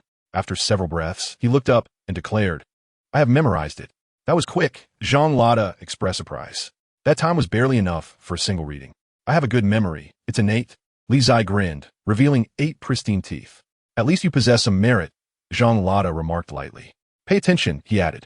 Meanwhile, Qingzhi, observing the scene, spoke calmly before stepping forward and brushing past Li Zai. Without him realizing it, the Qing Shuang's sword had vanished from his grasp. Qingzhi reclaimed her sword and strode ahead. In the next moment, in the courtyard of the Li residence, a celestial maiden danced with her sword. Petals and leaves swirling in the air. A blade, named Qing Shuang, gleamed with a chilling light, its sword energy stretching 300 zhang. By the lakeside, Li Zai observed this astonishing scene, his expression one of awe. With a hall full of intoxicated guests, a single sword's frost chills 14 states. Is this the essence of a sword, the embodiment of a sword immortal? Laughing heartily, Zhang Lada exclaimed, Pay close attention, young one. With a flourish, he drew his sword, a 3-foot Qing Feng in hand, striding forth like a meteor, a jug of wine and a sword in tow, his spirit boundless, sword energy piercing the heavens. This indescribable spectacle became the most unforgettable memory of Li Zai's life. 2 sword immortals, 2 swords, their forms like thunder and wind, their blades like stars, resurrecting the transcendent grace of the legendary sword god from a millennium past. After a quarter of an hour, the wind stilled, leaves fell, and the sword light dissipated, restoring tranquility. Qingzhi departed, while Zhang Lada returned to the lakeside to continue drinking, leaving Li Zai, lost in his astonishment, undisturbed. Time passed, and Li Zai struggled to regain his composure, casting a hoarse glance at Zhang Lada. Old Zhang, how long will it take for me to reach your level? 30 years. Zhang Lada replied calmly, taking a sip of his wine. And to catch up with the original sword god? Li Zai inquired again. 300 years, Zhang Lada responded, then added, assuming you can live that long without perishing. Chapter 13. The Divine Caves. As the sun set, the sky was adorned with brilliant stars. After finishing his sword practice, Li Zai left the Li residence and had yet to return. In the courtyard, Zhang Lada took a sip of wine, gazing across the lake. Aren't you worried that those bandits might butcher the young lad? He casually asked. If he can't handle those bandits, he needn't learn the sword at all. Qingzhi replied. The leader of those bandits is a true warrior, though he has only opened the first divine cave. He is not someone the boy can contend with, Zhang Lada cautioned. It matters not, Qingzhi said calmly. I did not ask him to confront the bandits head-on. Even if luck is against him and he encounters the bandit leader, if he cannot win, he can still flee. The mountainous terrain is complex. There will always be a way to survive. Ah, your indifference as a master is truly chilling, Zhang Lada remarked lightly before resuming his drinking, saying no more. If she, as the master, was unconcerned, he felt even less compelled to worry. Survival is fortune, death is fate. It all depended on whether that young lad was fortunate enough. In the Chilean mountains, under the bright moon, the once serene woods were now bustling with activity. In the night, a young figure sprinted desperately, pursued by a dozen bandits, creating chaos in the tranquil forest. Li Zai's luck was indeed lacking. He had merely intended to practice against a few patrolling bandits under the cover of darkness, only to inadvertently disturb the bandit leader. Compounding his troubles, whether due to Qingzhi's theft of the blood ginseng, the bandit leader, seething with rage and seeking an outlet, had set his sights on Li Zai and led his men in a frenzied chase. Search for him. Dig 3 feet into the ground if you must, but find that boy, the bandit leader shouted, his fury palpable. Yes, chief. Behind him, over 20 bandits scattered, torches in hand, searching the area. In the darkness, Li Zai hid among the underbrush, overwhelmed by the sheer number of bandits. How could he possibly fight one against a group? Moreover, the bandit leader was a warrior who had opened a divine cave. Gripping his sword tightly, Li Zai cautiously retreated away from the bandit leader. For now, he could not defeat this scoundrel. If he could avoid confrontation, he would. Once he opened his own divine cave, he would seek retribution. After retreating over 100 zhang, he spotted 2 bandits nearby and sprang into action. With a swift motion, Qingzhi was drawn, illuminating the night with a cascade of cold light. The two bandits barely had time to react before blood gushed from their throats, staining the darkness red. There, in the distance, the bandit leader sensed the commotion and roared in anger, "Pursue him.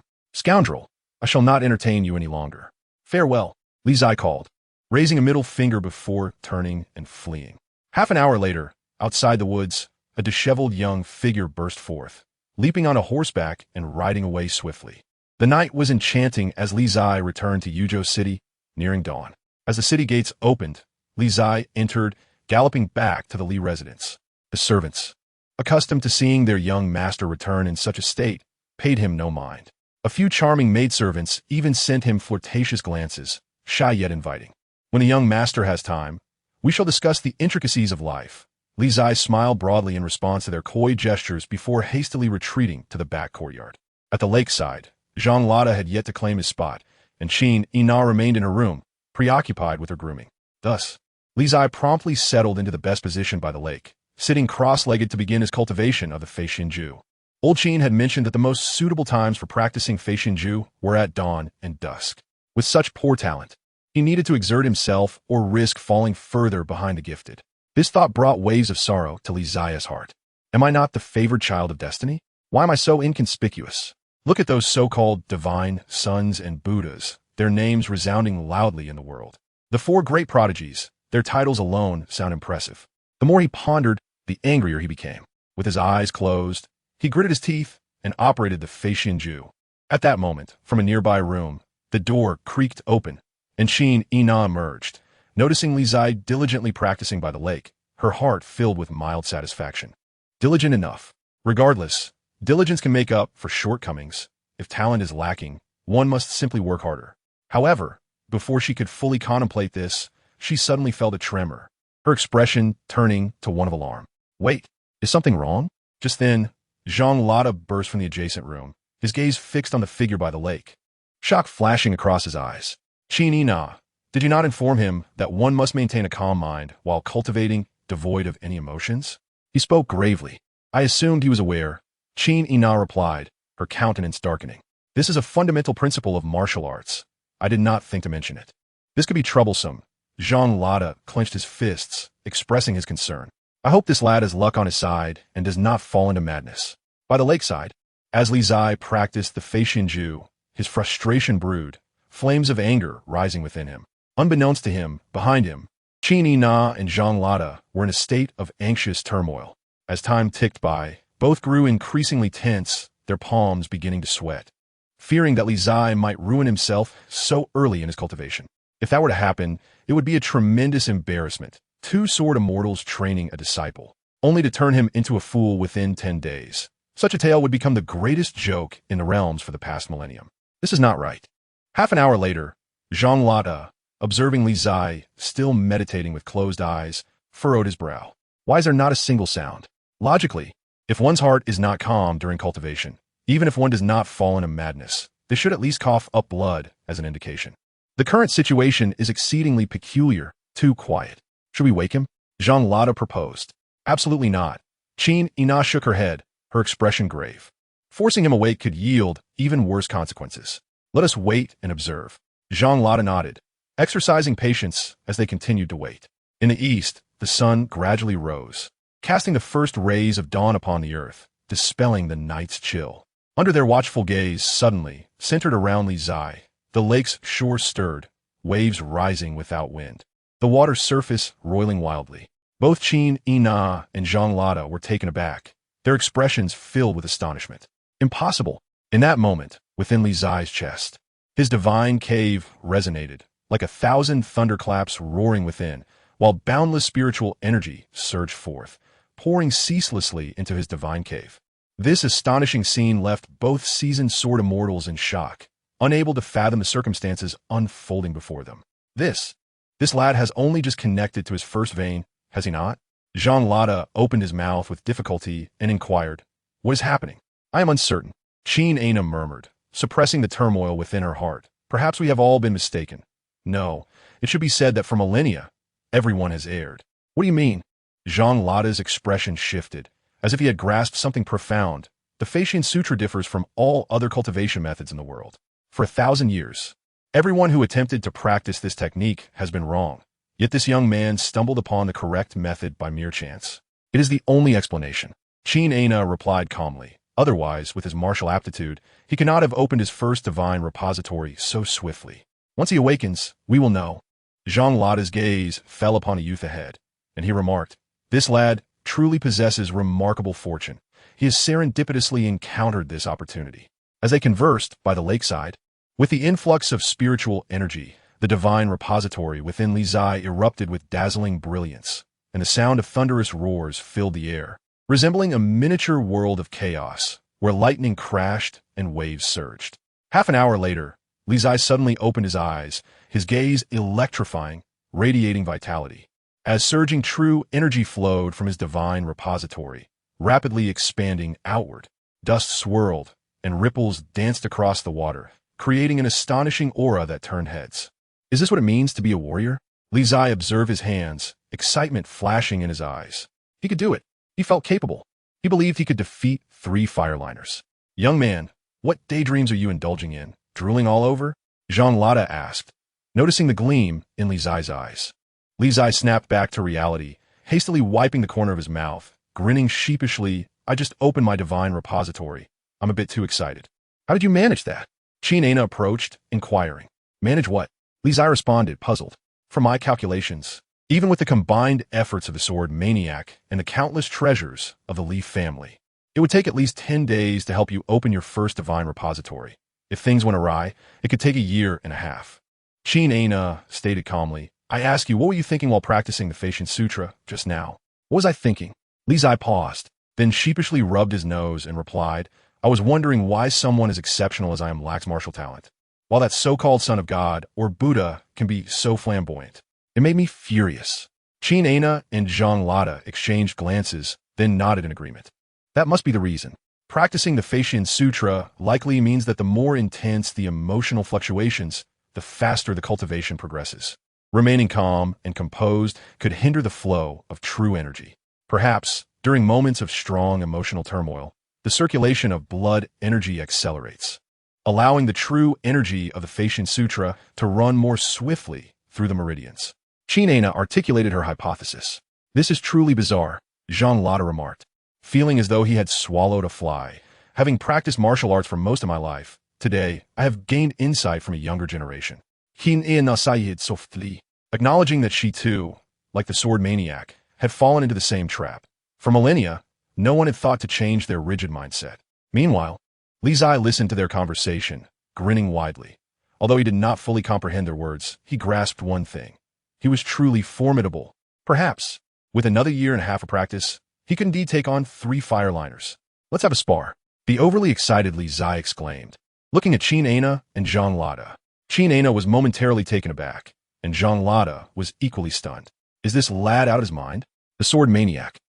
Soon, Qingzhi regained her composure and calmly replied, "Very well, but do try not to injure him too severely." "I will do my utmost." Zhang Lada responded with a forced smile, waving his hand, and immediately an ancient sword soared into the room. The sword had yet to be unsheathed. Its aura was palpable. In the next instant, the sword moved, and a torrent of sword energy surged forth, causing waves to roll back 30 zhang. "By heavens!" Li Zai exclaimed, his eyes widening in shock as he turned to flee. However, it was already too late. With a thunderous crash, Zhang Lada sheathed his sword, and the waves in the lake receded.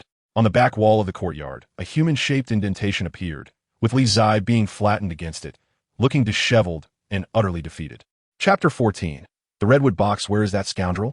You incompetent fools. As night fell, Li Zai, still seething from the harsh reprimand he received from the sword maniac, stormed into the Chilean mountains to vent his anger upon the bandits within.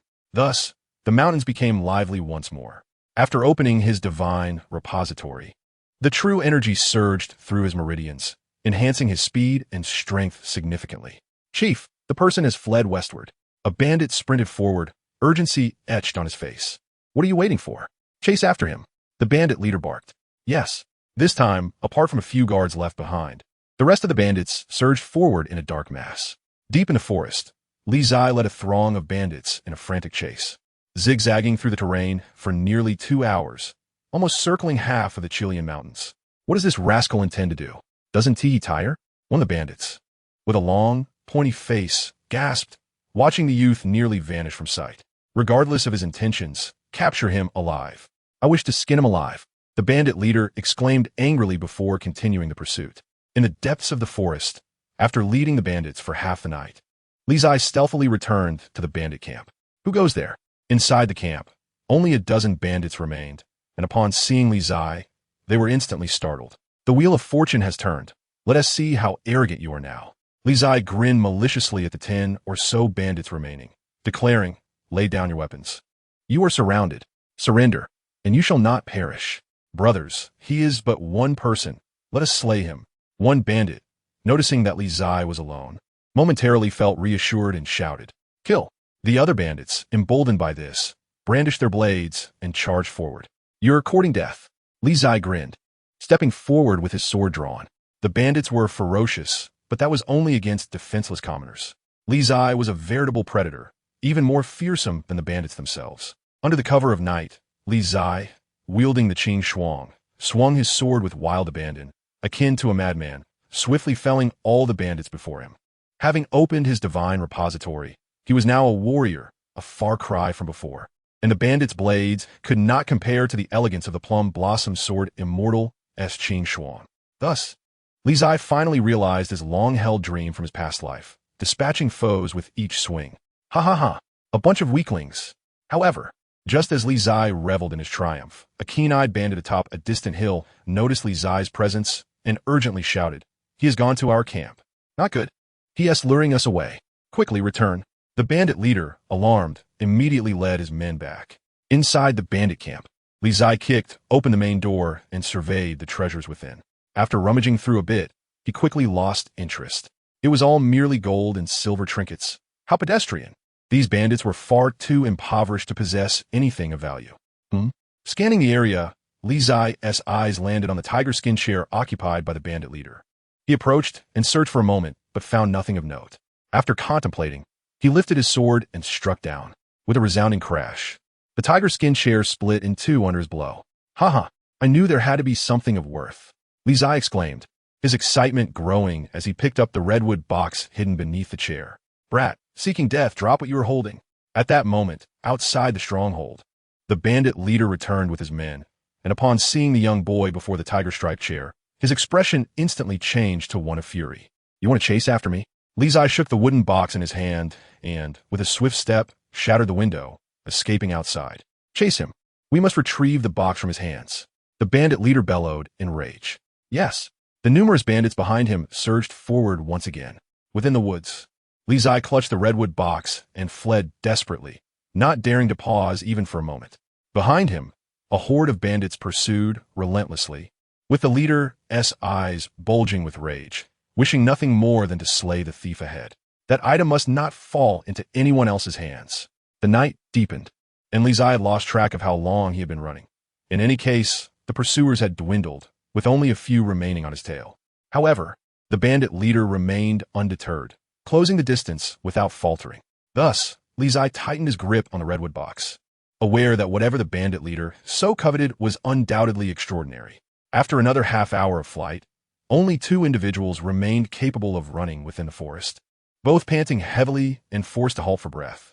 The bandit leader leaned against a large tree, gasping for air, and shouted, Brad, if you hand over the box, our enmity will be resolved, and I shall allow you to leave alive. What a dream you are having. If you have the ability, then catch me. Qingzhi, exhausted and nearly unable to stand, defiantly replied. In that case, hand over the box, and you may choose anything from my stronghold, gold, silver, treasures. All shall belong to you. The bandit leader's expression shifted, suppressing his anger. He spoke in a more agreeable tone. Don't waste your effort. I lack nothing, especially silver. If you're not going to chase, then I shall take my leave. With that, Qingzhi struggled to straighten himself and continued his flight. Brat, if I catch you, I will ensure that your life is worse than death. The bandit leader's face darkened, forcing himself upright and stumbling after him. To the east, a hint of dawn emerged. The prospect of morning was imminent. As Qingzhi glanced back at the pursuing bandit leader, his expression froze in surprise. Where had he gone? Lost him? Brat die. At that moment, a figure burst forth not far away, unleashing a fist that whistled through the air, seemingly capable of shattering mountains and stones, accompanied by a thunderous crack. The unexpected attack left Li Zai with no time to evade. His countenance darkened as he brandished his Qingzhi sword to block the powerful blow. Boom! A deafening clash resounded, and Li Zai was sent flying, crashing into a large tree behind him. Cough! The force of the blow left him tasting blood in his throat as he spat out a mouthful. Brat, you are refusing to drink the toast, and instead are asking for punishment. Hand over the box. The bandit leader advanced step by step, his expression darkening. Dream on. Li Zai suppressed his injuries, silently calculating the distance between them. As the bandit leader closed into within 3 steps, he sprang into action, thrusting his sword forward. The bandit leader's eyes widened in disbelief. He hadn't anticipated that the young boy still possessed strength. Caught off guard, he could not evade in time, and the blade pierced his chest. Splat! The long sword penetrated, spraying a cascade of blood, causing the bandit leader to grunt and stagger back several steps. You think you can catch me? Do you have the capability? Li Zai withdrew his sword, heavily injured, showing no inclination to linger in battle as he stumbled toward the edge of the forest. Behind him, the bandit leader attempted to give chase, but faltered, spitting out a mouthful of blood. Brat! The bandit leader glared at the boy disappearing beyond the forest's edge, his eyes filled with murderous intent. Outside Yuzhou City, a swift horse galloped forth, and upon its back lay the young boy, seemingly unconscious. The gatekeepers halted the steed, and upon recognizing the boy, they immediately identified him. Isn't this the 3rd young master of the Li family? How could he be so severely injured? One of the guards exclaimed in astonishment. No time for questions.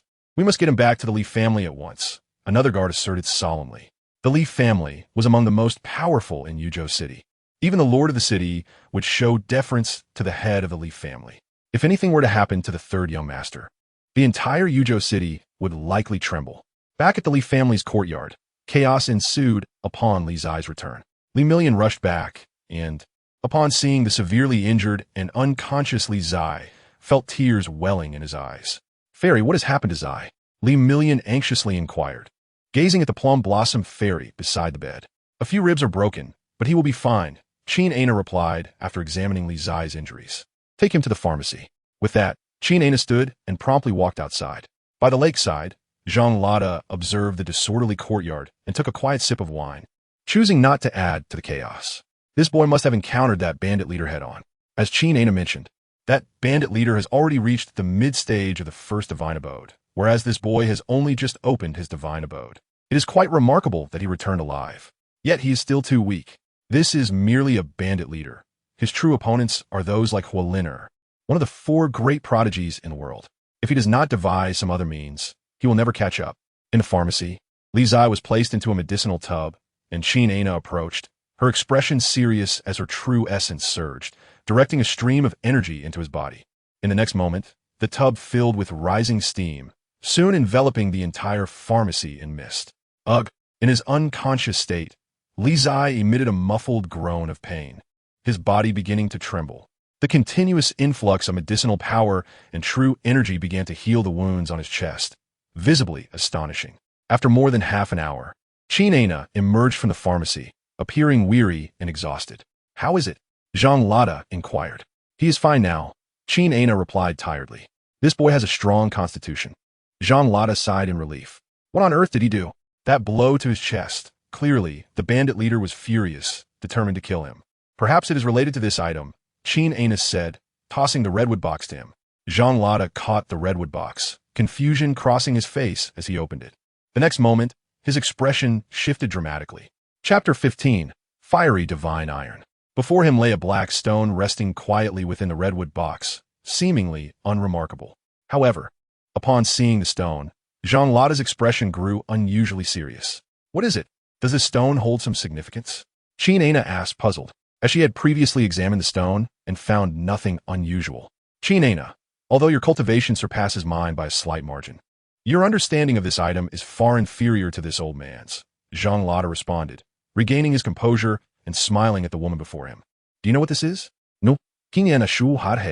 This is fiery divine iron. As he spoke, Zhang Lada infused a strand of true energy into the stone, causing it to transform, cracks appearing as waves of heat surged forth. Observing this, Qingzhi's expression grew solemn.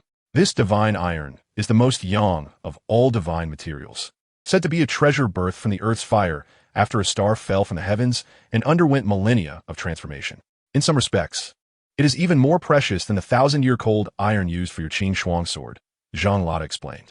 In some respects, Qingzhi narrowed her eyes, asking, "What do you mean?" "It means that it looks good but is not very useful," Zhang Lada replied with a wry smile. "Are you thinking of using this divine iron to forge a sword that belongs to that boy? I advise you not to dwell on it any longer. This substance was forged in the heart of the earth's flames, and it is unlikely that any other fire can melt it. Attempting to forge a sword from it is virtually impossible. Thus, while it may appear precious, in reality, it serves no purpose. Is there truly no solution?" Qingzhi furrowed her brow. "There is, but it is exceedingly difficult." Zhang Lada pondered for a moment before responding. "I once read in an ancient text that a solitary essence cannot thrive alone. The great artisans of old would incorporate opposing elements into their materials to prevent them from becoming too rigid and breaking, while also aiding in their formation." "Opposing elements?" Qingzhi murmured softly. "That would require an item of extreme mean. Indeed, however, locating a substance of equal caliber to this blazing divine iron that possesses such extreme properties is no easy task," Zhang Lada stated solemnly. "Yes, it is indeed a challenge," Qingzhi acknowledged. "Sword fanatic, do you not find this matter rather unusual?" "What do you mean?" Zhang Lada asked, puzzled. "How could the petty bandits within Chilean Mountain possess such a divine object? Moreover, I do not even recognize this divine iron, yet their leader seems aware of its value, hiding it away securely. Does that not strike you as odd?" Qingzhi articulated. "Hearing you phrase it that way does present some peculiarities," Zhang Lada frowned. "If it were merely a coincidence that they acquired this treasure, it might be understandable. However, an ordinary person would only perceive it as a worthless stone and would not recognize its true worth. It stands to reason that the bandit leader must have been instructed by someone. Otherwise, the only explanation is that he has long understood the nature of this stone. An innocent man is not guilty of possessing treasure. If someone did guide him, that bandit leader would be unable to retain this divine object." Qingzhi spoke calmly, suggesting that the most likely scenario is that he has long been aware of the stone's value, thus indicating that this bandit leader is no ordinary person. Zhang Lada nodded, remarking that he had not anticipated such hidden talents in the small city of Yuzhou. Even the bandits lurking in the mountains outside the city are not to be underestimated. Perhaps the search for a substance with properties opposite to those of the blazing divine iron should begin with the bandit leader, Qingzhi suggested. "That makes sense," Zhang Lada agreed, smiling. "So, will you take matters into your own hands? I'm not one to bully the weak. Since this divine iron was retrieved by Li Zai, it is better that he handle the subsequent matters himself." Qingzhi replied calmly, asserting that the bandit leader is not a formidable opponent and that with effort, Li Zai should be able to pursue him. As they conversed in the apothecary, the unconscious Li Zai slowly opened his eyes. As he attempted to rise, a sharp pain pierced through his chest, causing his body to tremble. After a considerable moment, Li Zai took a deep breath and cautiously crawled out of the medicinal barrel. Ouch! In the process, he inadvertently bumped into his still-healing sternum, grimacing in pain. After nearly half an hour of struggle, Li Zai finally exited the apothecary and spotted the two by the lake, gritting his teeth as he moved toward them step by step. "Ah, you're still alive? Splendid. Splendid." Zhang Lada glanced at him and remarked, "If you hadn't come out soon, I would have thought you had perished." But how unlucky." "I'm alive and well. I won't die that easily," Li Zai retorted irritably, finally managing to reach the lakeside where he sat down, grimacing as he said, "However, I was so close to death. So, how does it feel to be a true warrior?" Zhang Lada inquired. "Quite formidable," Li Zai nodded. "Had he not been careless and suffered my strike, I might not have returned at all." "Do tell what transpired," Zhang Lada asked curiously. Li Zai nodded and recounted the events of the previous night in detail. Zhang Lada and Qingzhi listened quietly and, upon finishing, exchanged astonished glances. "This young man has quite an impressive reaction ability." "Young man, you did well," Zhang Lada praised, noting that even though you struck that bandit leader, had you continued to fight, it would have been your demise. "It is commendable that you did not let a moment of victory cloud your judgment. You are indeed teachable." Stay humble, Li Zai replied with a grin, stating that he simply sensed the bandit leader's strength and felt uncertain of his ability to win. "You will soon master it," Qingzhi interjected, calmly stating that for the next few days, he should focus on cultivating the mental techniques of the flying immortal method. And once his injuries have healed somewhat, she would fully instruct him in the sword techniques of the flying immortal method. Really? Thank you, Fairy Master, Li Zai exclaimed, excitement bubbling within him. But as he began to express his joy, he inadvertently agitated his wounds, causing him to gasp in pain. Just as Li Zai officially commenced his path in martial arts, on the western outskirts of the great Shan capital, the sound of rumbling carts echoed as Li Yuwei and the third prince's party finally arrived before the capital. The bustling capital, enduring through the ages, has withstood countless storms over its millennium of history, remaining unshakable and impervious. Even the most invincible sword immortals must temper their brilliance upon entering the great Shan capital, a testament to the profound heritage of this ancient city. As Li Yuwei lifted the curtain of the carriage to gaze upon the ancient city, a contemplative expression graced her beautiful features. At long last, we have arrived. For many years, the Li family has endeavored to avoid entanglements with the powers of this imperial city, yet the current circumstances no longer allow for such avoidance. The impending clash between the Li family and the forces of the capital is now unavoidable.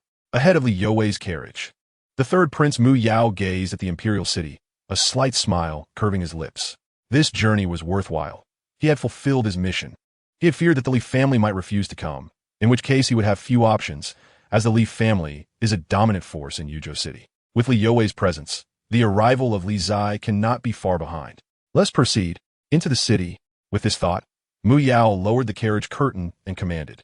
Yes, the carriage rumbled forward, gradually entering the great Shan capital. At this moment, within the various estates of the capital, news reports began to circulate, and it did not take long for the word of the Li family's arrival to spread. In the palace, a remarkably beautiful maiden, whose beauty surpassed that of flowers, smiled upon hearing the news relayed by a young eunuch. The Li family has finally arrived. Over the past few years, she had heard her brothers mention the Li family on numerous occasions, and even her father had mentioned them several times in reference to Yuzhou City. This indicates that the Li family has gradually attained a significant standing within the Great Shan dynasty.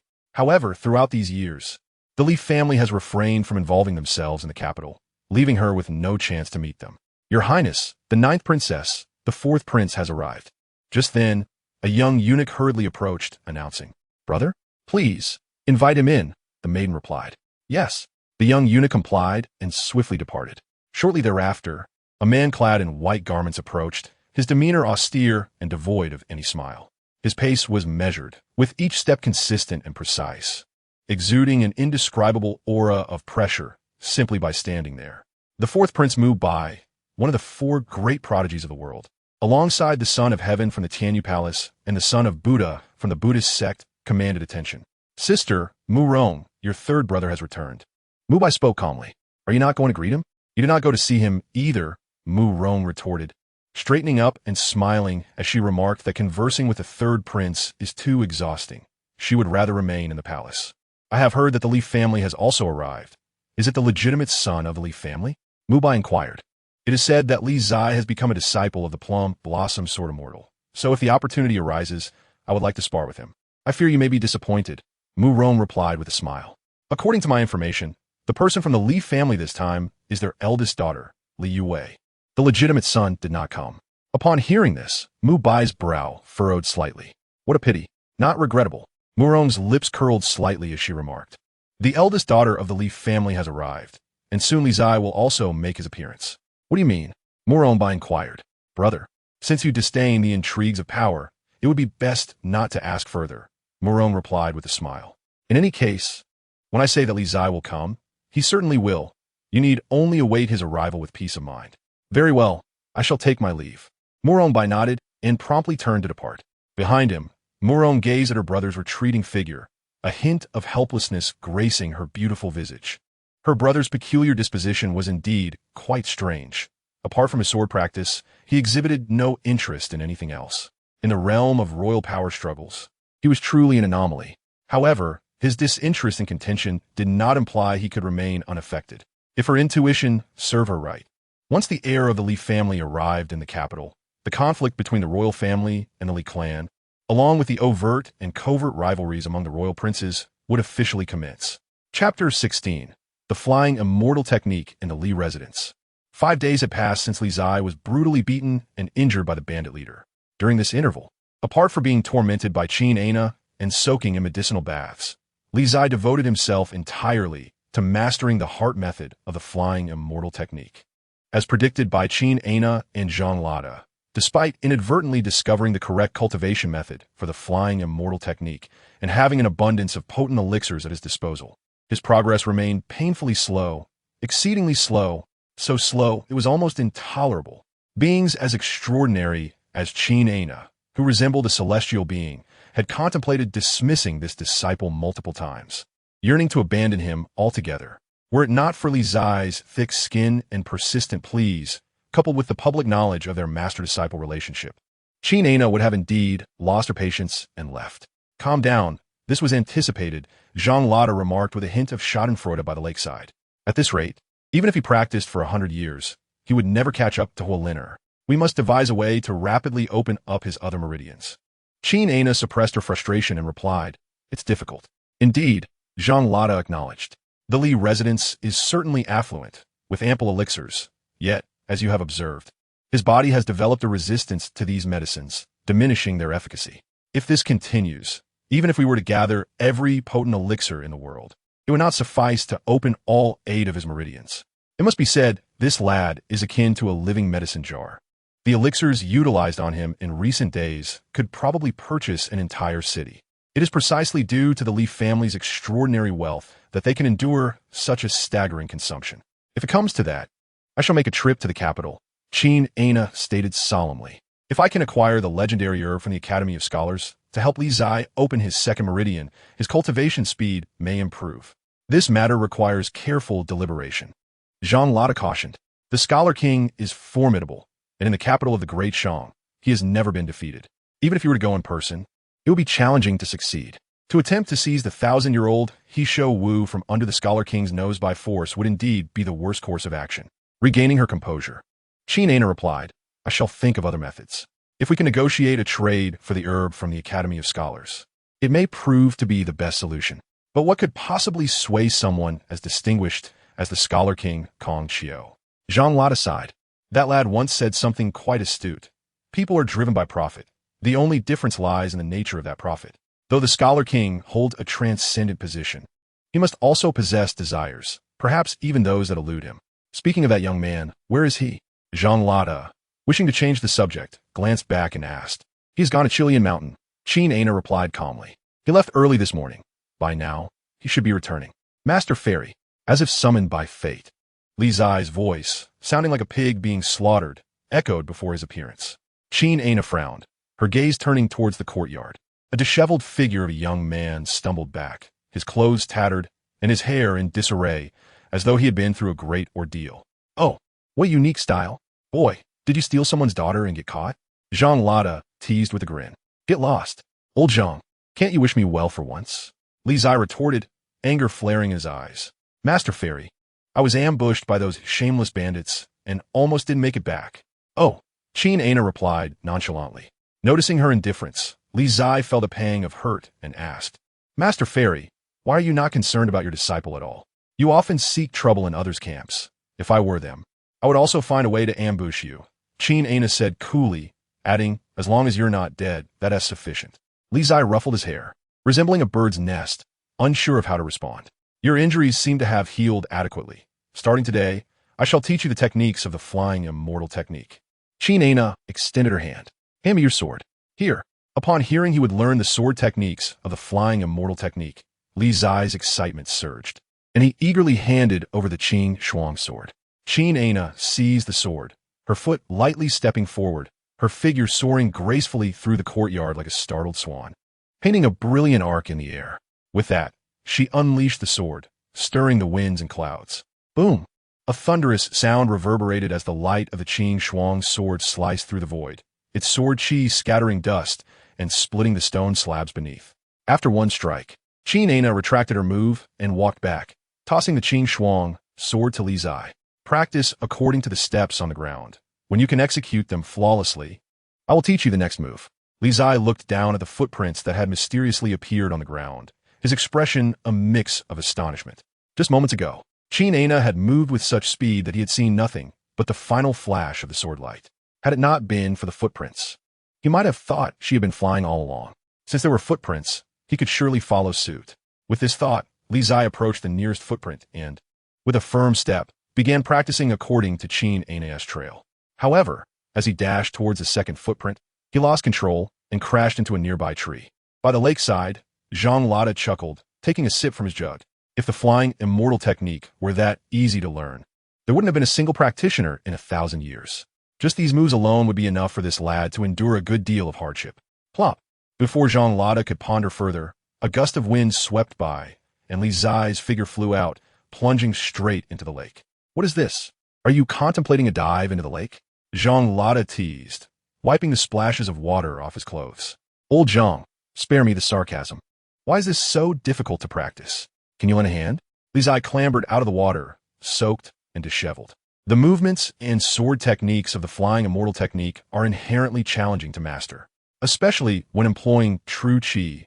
If you cannot adeptly control the techniques, you may end up injuring yourself, just as you have now, Zhang Lada said with a smile. As for lending a hand, I must regrettably inform you that I am unable to assist. You must rely on yourself. Choosing friends poorly, Li Zia grumbled, rising to his feet and continuing to practice with the sword. Thus, in the courtyard of the Li residence, the sounds of crashing against walls and trees, and the splashes of falling into the lake echoed frequently. All the servants walking in the courtyard did so with trepidation, fearful of being caught in the chaos of the seemingly deranged young master. As the sun set, Li Zai had yet to progress beyond 3 steps, while Qingzhi's footprints contained no fewer than 9. Time to go. I shall return to my room and sleep. As night fell, Zhang Lada rose, dusting off his clothes as he walked towards his chamber. By the lakeside, only Li Zai remained, tirelessly practicing his swordplay, repeatedly thrown back, yet resolutely getting up again. In a nearby room, Qingzhi stood by the window, gazing at the tenacious youth outside. A flicker of admiration passed through her beautiful eyes. His unwavering and indomitable spirit was something many could not rival. Were it another, they would likely falter at the mere thought of mastering the intricate techniques of the flying immortal art, let alone surpassing the initial threshold of opening the meridians.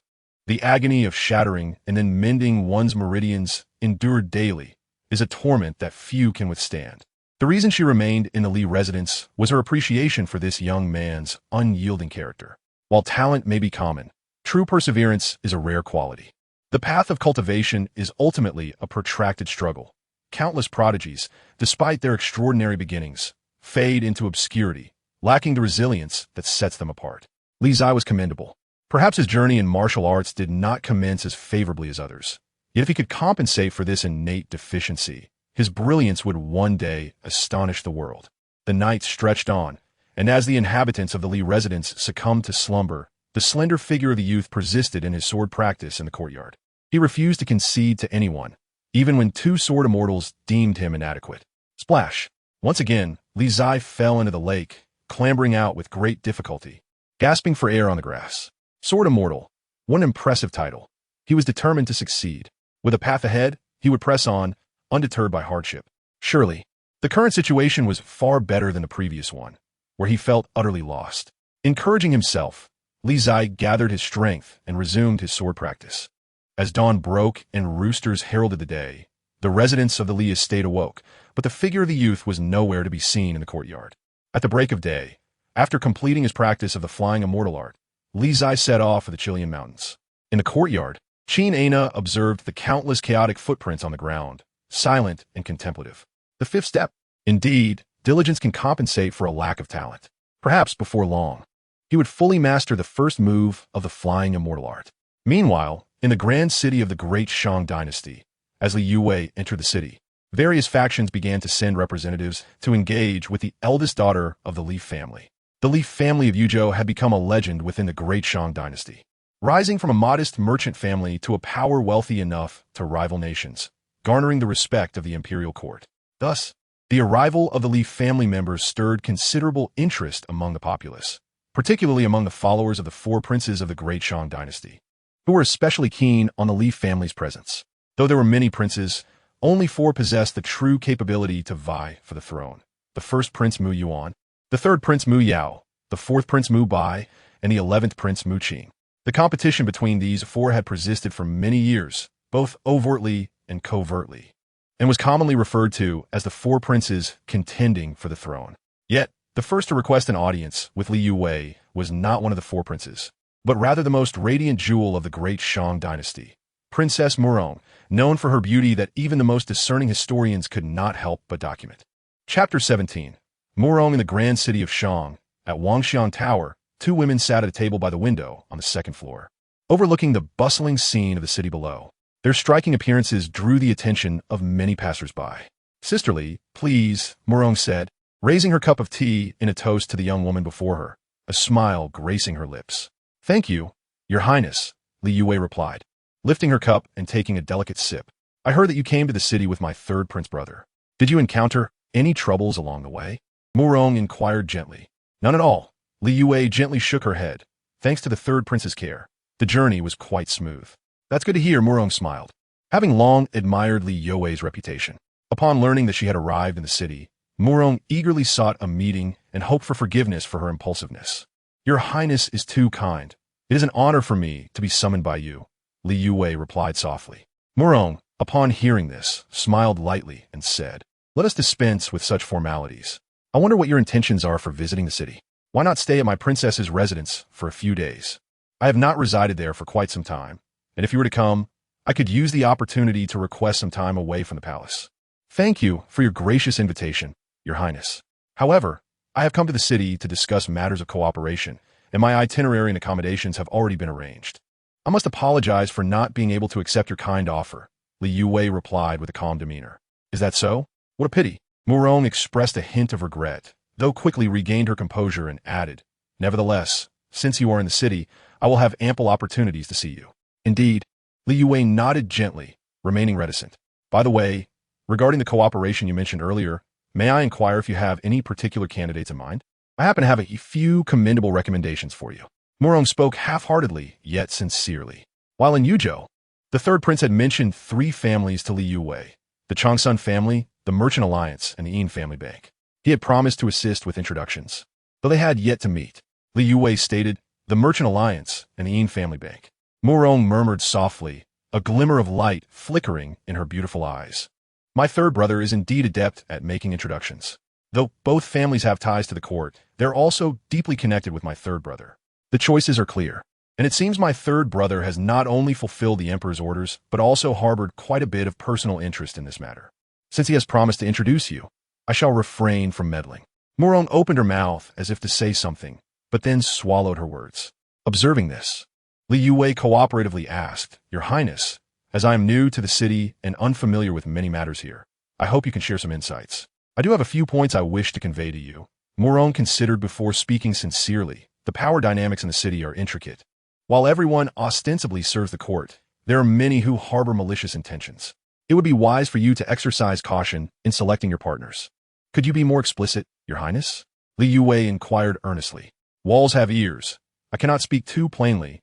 Murong glanced around the lively second floor. "Just be careful, sister. If you trust me, consider the Qingzhi family when seeking partners. That is my mother's family, and I can still advocate on your behalf." After listening to Princess Murong's words, Li Yuwei nodded gently, saying, "Your Highness's advice is duly noted. Now, let us set aside these troubling matters. Sisterly, would you share some stories about Yuzhou? I have never ventured beyond the city and am quite curious about the outside world," Murong suggested, deliberately shifting the topic to ease any lingering apprehensions. As anticipated, upon hearing Princess Murong no longer discuss matters of cooperation, Li Yuwei visibly relaxed, her tone softening as she replied, "What would you like to know, Your Highness? Let us talk about the Li residence.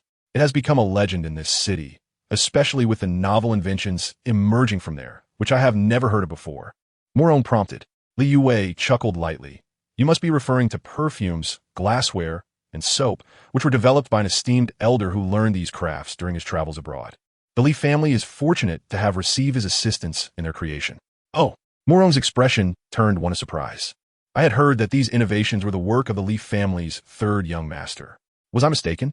"Those are merely rumors," Li Yuwei replied lightly. Li Yuwei smiled and said, "When my family, the Li family, commenced our venture into the perfume and soap business, my younger brother was scarcely 7 years old. How could he have possibly invented such things?" "Indeed," Murong nodded, yet remained somewhat skeptical. "Rumors often hold a grain of truth. And the third young master of the Li family is shrouded in too many legends, whether they be mere whispers or reality, to be overlooked by the royal family. Observing the demeanor of the ninth princess before her, Li Yuwei offered a faint smile and chose not to elaborate further.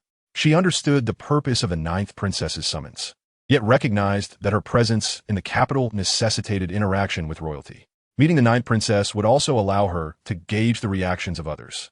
As the conversation unfolded, it became evident that the ninth princess was indeed as breathtaking as the tale suggested, possessing a beauty that could rival the finest in the land. The thought of her marrying into the Li household as a sister-in-law filled Li Yuwei with delight. A smile graced her lips, and her gaze towards the young princess softened. However, Morone, upon perceiving the sudden warmth in Li Yuwei's expression, felt an involuntary shiver run down her spine, accompanied by an indescribable sensation.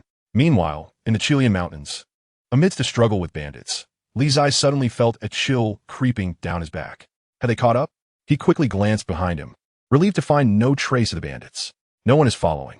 Thank goodness, he thought. Yet, he mused that these bandits were becoming increasingly incompetent, unable to pursue him effectively. A mile away, several bandits were panting heavily, nearly unable to rise from the ground. Boss, how did this kid become so formidable? Even with 7 or 8 of us in ambush, we couldn't stop him, one bandit exclaimed in bewilderment. That kid has likely awakened his inner strength and has now become a martial artist, the bandit leader replied grimly. In any case, if you encounter him, do not confront him alone. It's best to approach in groups of 10 or 20, or you won't stand a chance. Got it. The bandits nodded in agreement.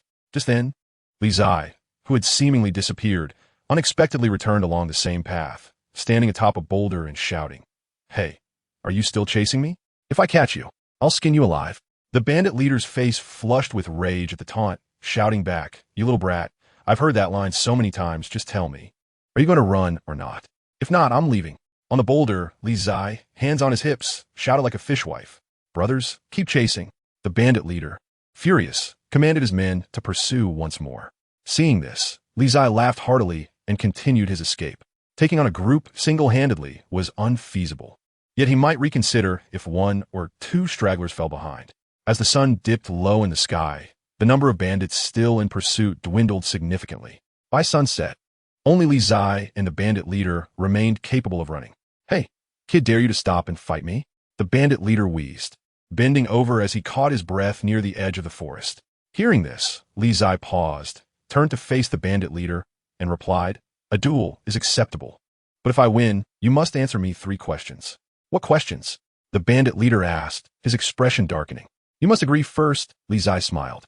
"Fine, I agree. But you had better win." Before the last words left his mouth, the bandit leader's eyes turned cold, and he lunged forward. Li Zai, having anticipated this, stepped back gracefully, evading the attack with an elegance that resembled a celestial being. The bandit leader's strike missed, and his expression darkened as he stomped forward once more.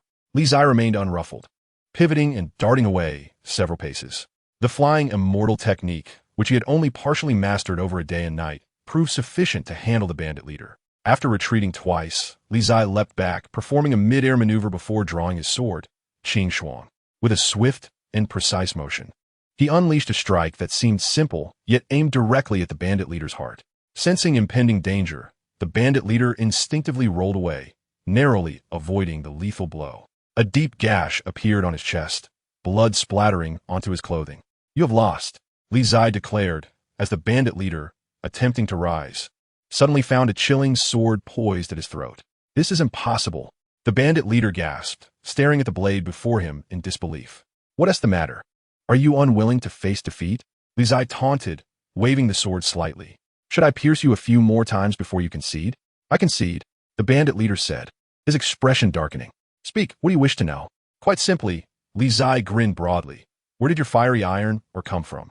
As dusk approached, the bandit leader shuddered at the question. He had recognized that the stone was indeed fiery iron ore. "How did you know?" he asked, looking at Li Zai with a grave expression. "Now it's my turn to ask questions." Li Zai waved his sword again and said, "You had better cooperate. My patience is limited." "The Yin family." The bandit leader clenched his fists. "I stole the fiery iron ore from the Yin family." "The Yin family?" Li Zai frowned, then suddenly recalled something, exclaiming in surprise, "Are you referring to the Yin family of the capital's bank?" He remembered that one of the three choices given to him by the third prince involved this very family. Yes, the bandit leader replied darkly, falling silent thereafter. Given the power of the Yin family, it was improbable for an ordinary person to steal such a treasure. What connection do you have with the Yin family? Li Zai inquired, furrowing his brow. Is that your second question? The bandit leader replied solemnly. Consider it so, Li Zai confirmed. Taking a deep breath, the bandit leader said, The Yin family is my enemy. They caused my mother's death. That answer is essentially meaningless, Li Zai retorted coldly. Please clarify. The bandit leader's face turned angry, and as he opened his mouth to argue, he caught sight of the sword before him and swallowed his words. Clenching his fist, he explained, My mother was a maidservant of the Yin family's matriarch. It was this woman who caused my mother's demise. Li Zai quickly grasped the situation and asked, So you are a bastard child of the Yin family? Hearing the term bastard, the bandit leader's eyes widened in fury. What of it? Should a bastard not be allowed to live? There are no absolute rights or wrongs in this world, Li Zai replied calmly. As long as you possess the ability, no one should belittle you. However, if you willingly choose the path of a bandit, you cannot blame others for looking down on you. If I could escape, who would choose to hide in these deep mountains, living a life of misery? The bandit leader exclaimed, his rage boiling over. That wretched woman from the Yin family has been sending people to hunt for me. If she discovers I am alive, she will certainly not rest easy. That is a valid point, Li Zai mused, stroking his chin. Perhaps I can assist you. You can help me? The bandit leader was taken aback. Disbelief etched across his face. How would you help me? And why would you wish to do so? How to assist you is of no concern. Suffice it to say, I am willing to help. As for the reason, there is none, merely my own delight. Li Zai flashed a smile and declared, My joy is priceless. I can help you evade the watchful eyes in pursuit of a lady of the Yin family. However, in return, you must serve me for a decade. 10 years. The bandit leader's face contorted with anger. Absolutely impossible. 7 years. Li Zai proposed, conceding slightly. The bandit leader seethed with fury, refusing to entertain the notion. 5 years. It cannot be less, Li Zai insisted, extending 5 fingers. Helping you escape danger incurs a cost. You hail from the Yin family. Surely you comprehend that in business, without return, no one is inclined to act. At most 3 years. The bandit leader replied in a low voice. Deal. Li Zai sheathed his sword and extended a friendly hand toward the man before him. The bandit leader gritted his teeth, but eventually reciprocated the gesture, feeling as though he had been ensnared. May I inquire your name? Li Zai asked, pulling the man up. Yin Kuang, the bandit leader answered. Yin Kuang? A grand name indeed, Li Zai remarked with admiration. Upon hearing this, Yin Kuang's expression darkened, wishing he could strike Li Zai dead. Gust ayist. Li Zai quickly shifted the topic. One more question. Since the Yin family possesses the rare Qihua iron essence, do you know of any similar treasures of extreme Yin? Yin Kuang frowned, pondering for a moment before responding. I have not heard of any, but the Yin family's treasury contains a fragment titled Celestial Craftsmanship Essentials, which documents many rare wonders of the world. Perhaps you might find your answer there. Celestial Craftsmanship Essentials? Li Zai's eyes narrowed, realizing this would compel him to visit the capital, a place he truly wished to avoid.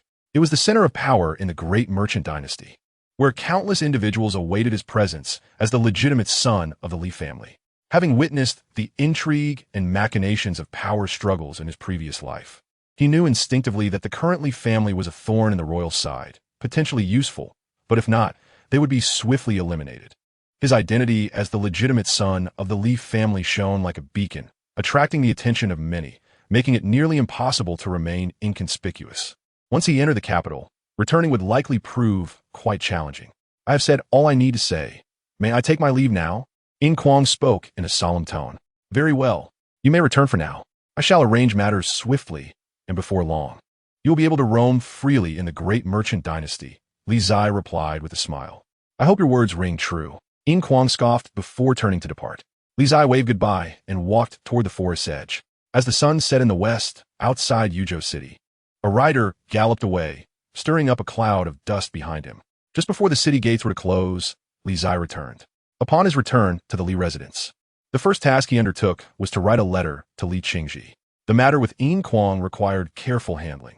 If he were to venture to the capital, this individual would prove invaluable. He entrusted the task only to his second brother, despite their somewhat strained relationship, for he was the one he trusted the most. Having penned the letter, a carrier pigeon soon soared from the back courtyard of the Li residence, heading eastward. 2 days later, in the capital of the great merchant dynasty. At the renowned Shihua Garden by the Xiang River, a woman in red approached, delivering a confidential letter to a young man within the room. Master, a secret letter from Yuzhou City, the woman in red announced. Inside, a young man clad in a silver-gray cloak took the letter, and upon reading it, his expression turned grave. A letter from my third brother. Under the flickering candlelight, Qingzhi perused the contents, his eyes narrowing slightly. After finishing the letter, he burned in the candle's flame and instructed, Hongzhu. Yes, master. The woman in red replied respectfully. Return to Yuzhou City and follow all orders from the third young master. With that, Qingzhi turned to a nearby table, retrieving a long wooden box over 3 feet in length. Deliver this pure June sword to him as well. Understood, master. The woman in red accepted the sword box with reverence before exiting. At dawn, outside the west gate of the capital, Hongzhu mounted a swift horse, racing toward Yuzhou City. In the back courtyard of the Li residence, for 5 consecutive days, Li Zai remained indoors, diligently practicing his swordsmanship. The primary reason for his seclusion was that Yin Kuang had become an asset. He felt it inappropriate to trouble his own people. On the 6th day, as dawn broke, a swift horse approached the east gate of Yuzhou City, carrying a striking woman in red, her beauty and poise unmistakable. Before long, Hongzhu arrived at the Li residence. Upon hearing the news, Li Zai promptly emerged from the courtyard to greet her. Sister Hongzhu, he exclaimed, flashing a charming smile. You must be weary from your journey. Third young master, Hongzhu bowed gracefully and replied softly. The master has sent me to follow your orders. Such formality is unwarranted, Li Zai responded with an innocent smile. I invited you here simply to ask for a small favor. What does the third young master require? I shall do my utmost to assist, Hongzhu pledged. With that, she produced a sword box over 3 feet long from her back and handed it to him, saying, This is the sword the master instructed me to deliver to you. A sword? Li Zai's eyes sparkled with excitement. Surely, a gift from his second brother would not be ordinary. He had been troubled about how to forge a suitable sword from the broken iron he obtained from Yin Kuang, as he could not bear to tarnish old Qing's Qing Shuang sword. Li Zai opened the box to reveal a dark blue, ancient sword lying quietly within, its blade sharp and glimmering like autumn water. What a splendid blade. No, a sword. Huyun, by the lake in the back courtyard. Qin Ana gazed at the sword in Li Zai's hands, her beautiful features betraying her astonishment. The Li family truly possessed remarkable connections. The pure June sword was forged by a master craftsman a century ago, renowned for its unparalleled sharpness, and its whereabouts had remained unknown since the craftsman's demise. The fact that the Li family had procured such a sword spoke volumes of their intelligence network. What a waste of such a fine sword, Zhang Latu remarked discontentedly. That lad is squandering it. However, that girl is quite impressive, he added, referring to Hongzhu, standing before Li Zai. A master of poison, Qin Ana observed calmly, noting the strange blue light reflecting off Hongzhu's earrings, hairpin, and bracelets, indicative of their toxic properties. Where does the Li family find such peculiar individuals? A mere girl, yet so extraordinary, Zhang Lada lamented. That boy's obsequious demeanor clearly indicates he understands her prowess. I'm certain he harbors no good intentions. Indeed, Qin Ana replied coolly, knowing her disciple's nature well enough to recognize his lack of principles when seeking assistance. Sister Hongzhu, let's converse in my chamber, Li Zai suggested, leading the way, unperturbed by the odd glances exchanged by the 2 sword masters. Once inside the room, Li Zai closed the door behind them. Hongzhu, undeterred, smiled playfully upon seeing the door shut. She was well aware of Li Zai's character. He was ambitious yet lacked the courage to act. In their childhood, she had often bullied the young master of the Li family, but as she grew older, she learned to temper her behavior in public. Little Zai, you have grown, she remarked, glancing meaningfully at his legs. Li Zai's smile faltered, instinctively tightening his legs together. Womanizer. Chapter 19. Is it comfortable? Let me check if you have truly grown. In the room, upon witnessing the young master's awkward demeanor, Hongzhu grew bolder, stepping forward to reach for his garments. This seems inappropriate. Li Zai retreated a couple of steps, his expression fraught with discomfort. What is inappropriate? We were not strangers in our youth, Hongzhu replied with an increasingly charming smile. Back then, I was merely a child, lacking understanding, Li Zai countered, his cheeks flushing with bashfulness. Are you grown now? Hongzhu inquired, her hand gliding down his chest, descending further. And now? Li Zai shivered, retreating once more, but found himself stumbling backward onto the bed. Oh no! Losing his balance, He instinctively reached for the woman before him. Ah! Qingzhi gasped, her body following his descent, resulting in their forms entangled closely together. Surrounded by warmth and softness, a triumphant smile crept onto Li Zai's lips. Is it comfortable? Qingzhi softly asked. Quite so, he replied, only to suddenly sense something amiss, his hands instinctively tightening around her, a wave of softness enveloping him. What on earth? Panic surged through Li Zai, cold sweat trickling down his forehead. Ah! A heart-wrenching cry echoed in the room, startling the servants of the Li household into silence. What has happened to the young master? Miss Qin is still here. By the lakeside, Qin Ana and Zhang Lada exchanged smirks, clearly amused. Deservedly so. Sister Qingzhi, I did not mean for this to happen, Li Zai whimpered, curled on the floor, his back aching unbearably. It was intentional. Qingzhi clenched her delicate hand, a dangerous smile flickering in her eyes. Little Zai, you have truly grown up. Observing her hand cracking ominously, Li Zai trembled involuntarily, forcing a smile. Sister Qingzhi, let's discuss serious matters. Now you wish to talk business? She retorted. Speak. What do you need from me? Qingzhi took a seat at the table. To avoid delaying your affairs, I have traveled tirelessly for 3 days and nights. Several horses have perished along the way.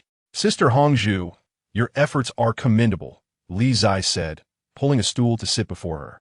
Pouring a cup of tea to present with a flattering demeanor. Accepting the cup, Qingzhi took a sip, her irritation somewhat abated. Could she truly harm him?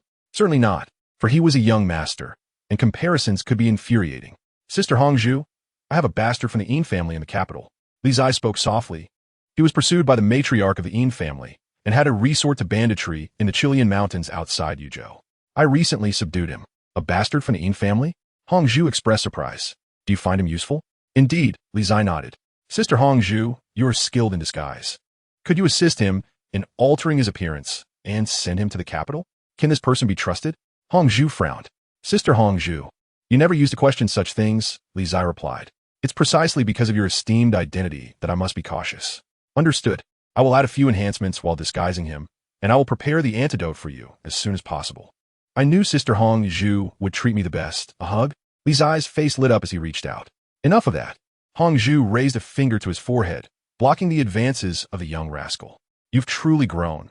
Not only do you possess thieving intentions, but you also have the audacity to act on them. Be wary in the future. Go fetch him. Understood, Li Zai responded, standing to exit the room. In the courtyard by the lake, Qin Ana and Zhang Lada exchanged curious glances upon his emergence. Where did he go? Li Zai offered an awkward smile and quickly departed. That earlier scream was indeed quite misleading. What is this boy up to? Zhang Lada asked with intrigue. I'm not sure, Qin Ana replied, her tone measured. But it seems connected to that bandit leader. As dusk settled, Li Zai stealthily ushered a man wearing a bamboo hat into the estate. Recognizing him instantly, Qin Ana's suspicions were confirmed. Inside the room, as Li Zai introduced Yin Quang to Qingzhi, she was at her vanity, arranging a vibrant assortment of bottles and jars. Sister Qingzhi, I leave him in your hands, Li Zai stated. Very well, she nodded, her tone indifferent. You may attend to your own matters now. Giving Yin Quang a look of mischief, Li Zai exited the room. Yin Quang sensed the malice in his expression and involuntarily felt a chill run down his spine. By the lakeside, Li Zai approached confidently. Not bad, you've tamed that bandit leader, Zhang Lada remarked. A trivial fiat, Li Zai agrinat. Did you learn anything?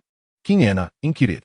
His name is Yin Quang, from the Yin family's moneylender in the capital. He stole the Qihua iron essence from their treasury. Li Zai recounted, however, he does not know where to find an object of the same caliber as the Qihua iron essence. He did mention a tome, Tiangong Yao Shu, which contains information about many rare treasures and may hold some clues. Tiangong Yao Shu? Zhang Lada exclaimed in surprise. That volume is indeed with the Yin family. You are familiar with it? Li Zai's astonishment was palpable. I've heard of it, Zhang Lada affirmed. It is said that the author lived in the same era as the founding ancestors of the great merchants. He traveled extensively, documenting the extraordinary treasures and strange occurrences he encountered. Then we must find a way to acquire that book. Li Zai's eyes gleamed with fervor. If he could uncover an object equivalent to the Qihua iron essence, he could have a sword forged for himself. The Yin family is not to be trifled with. Gaining entry to retrieve anything from them is no easier than infiltrating the Imperial Academy, Zhang Lada cautioned. I am aware, Li Zai replied, regaining his composure. That is why I intend to enlist Yin Quang. He is, after all, a member of the Yin family and is well acquainted with their affairs. Is that woman skilled in disguise? Qingzhi seemed to piece things together, posing the question. Li Zai, initially taken aback, nodded. Indeed, Sister Hongzhu excels in the art of disguise. I plan to alter Yin Kuang's appearance and send him to the capital, awaiting an opportunity to infiltrate the Yin family. Impressive, Zhang Lada praised, raising his thumb. You truly have a cunning mind. Thank you for the compliment, Li Zai smiled broadly.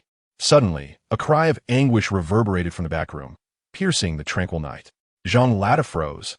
Isn't it just a disguise? Why such a commotion? Li Zai scratched his nose, replying sheepishly, I was merely concerned about him being recognized, so I employed some more vigorous methods to ensure a thorough transformation. Can you revert back? Zhang Lada asked with a peculiar expression. That depends on luck, Li Zai chuckled awkwardly. Zhang Lada smirked, so he likely can't return to his original form? Collaborating with this boy is a constant risk. I'll need to be more cautious.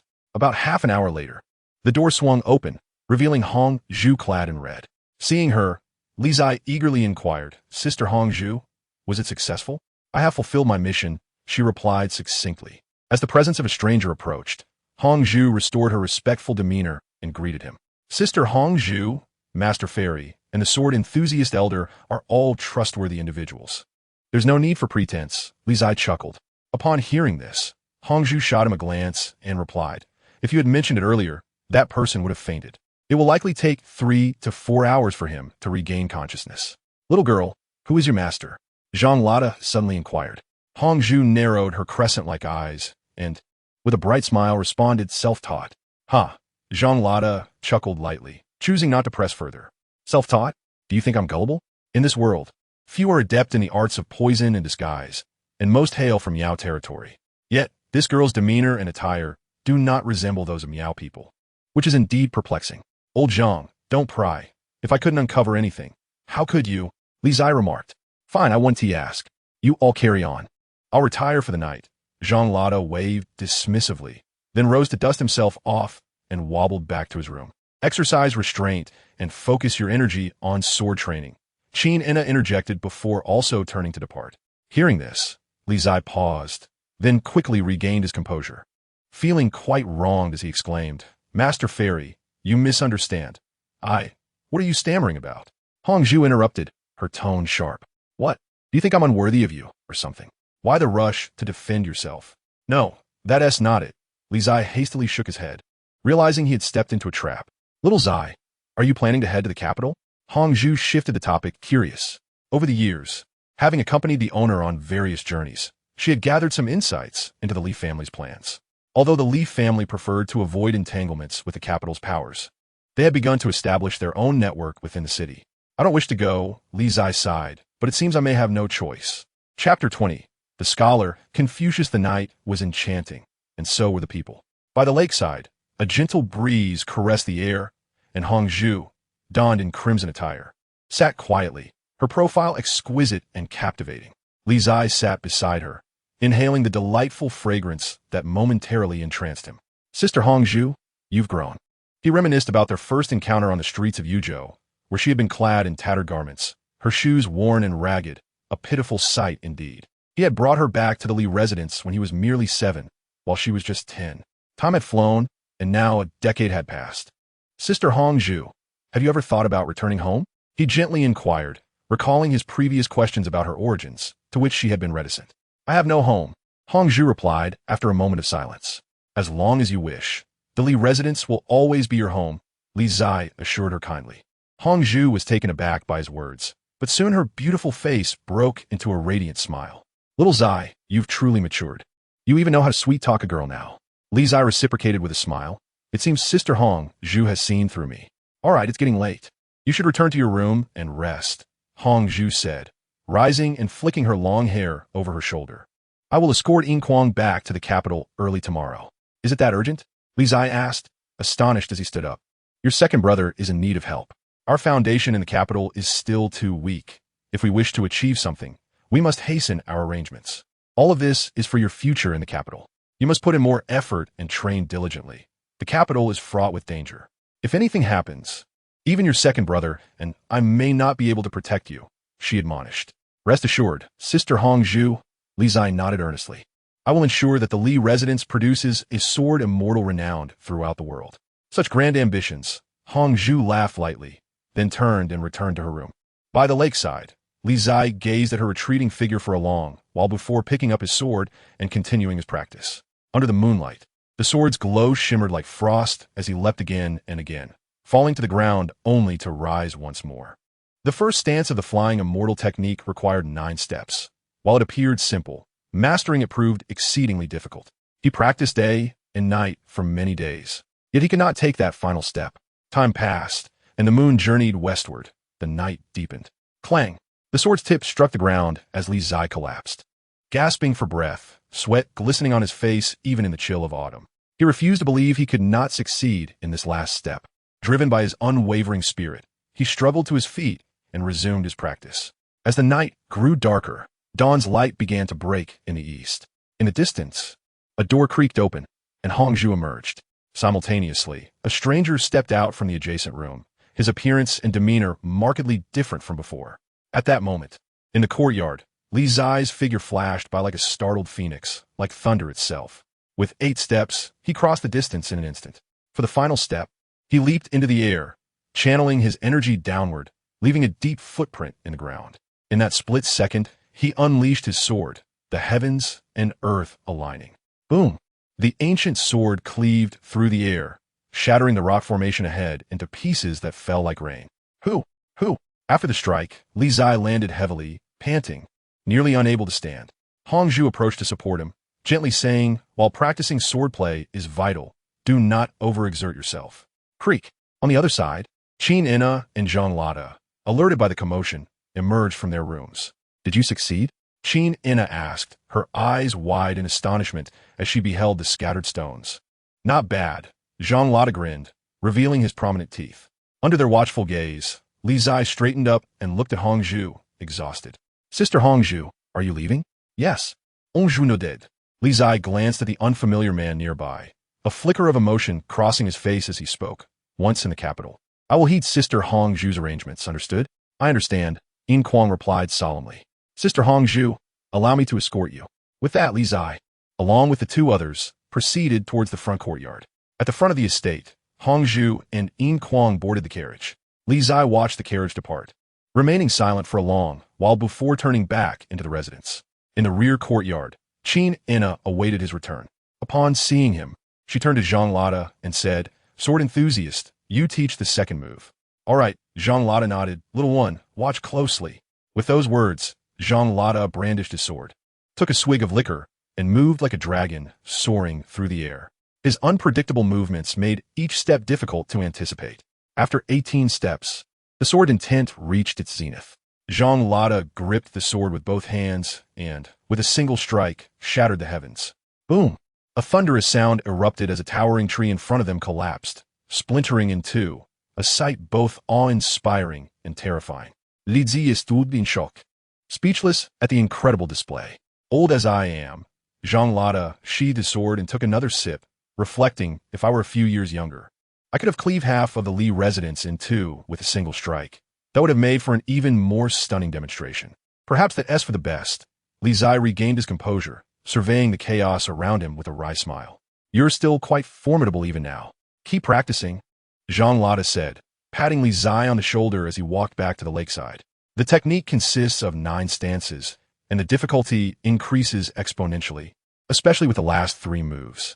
Even Qingzhi and I cannot teach you those. I hope to witness you revive the legendary flying immortal technique before I depart this world. Let's practice swordplay, Li Zai said with a dry smile. Beside him, Qingzhi added, Indeed. Li Zai responded lightly, then took up his sword and proceeded to train. Obsessed with the sword, this approach is not sustainable. By the lakeside, Qingzhi spoke softly, Your progress is too slow. The first 2 forms are manageable, but the third requires 27 steps, and the fourth has 36. At this pace, it could take him many years to master them. Zhang Lada remained silent for a long while before sighing. He is already putting in considerable effort, but he has only unlocked 1 meridian, limiting both his training speed and bodily control. I shall visit the capital, Qingzhi declared solemnly. This place is in your hands. Zhang Lada was taken aback by her words. Are you truly going to the Academy of Scholars?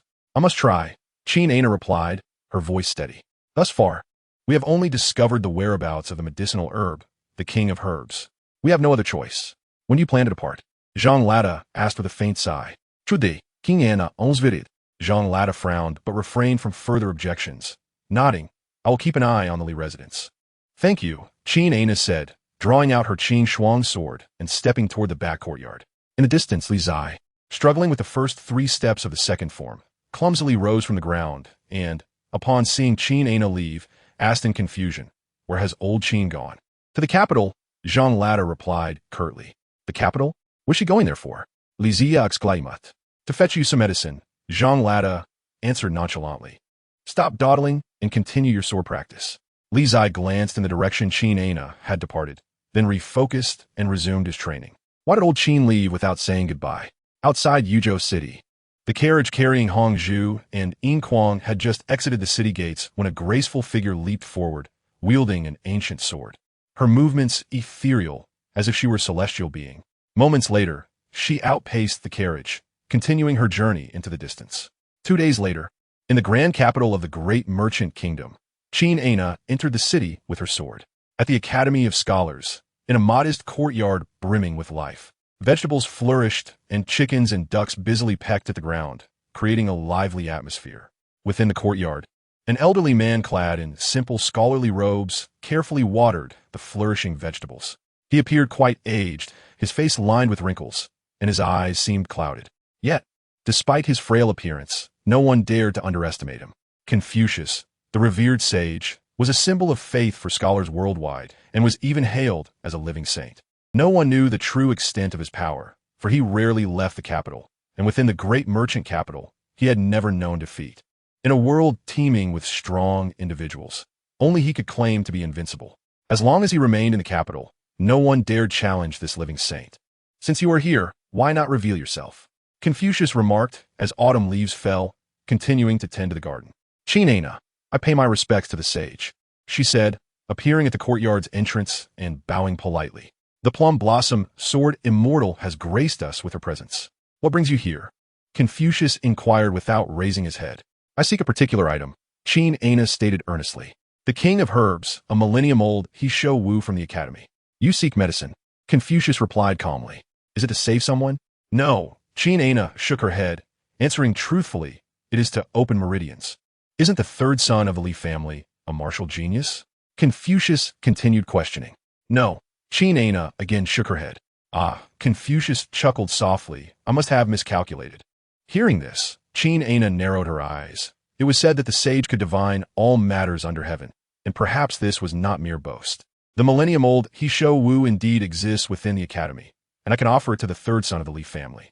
At this point, Confucius's tone shifted as he continued. However, not at this moment.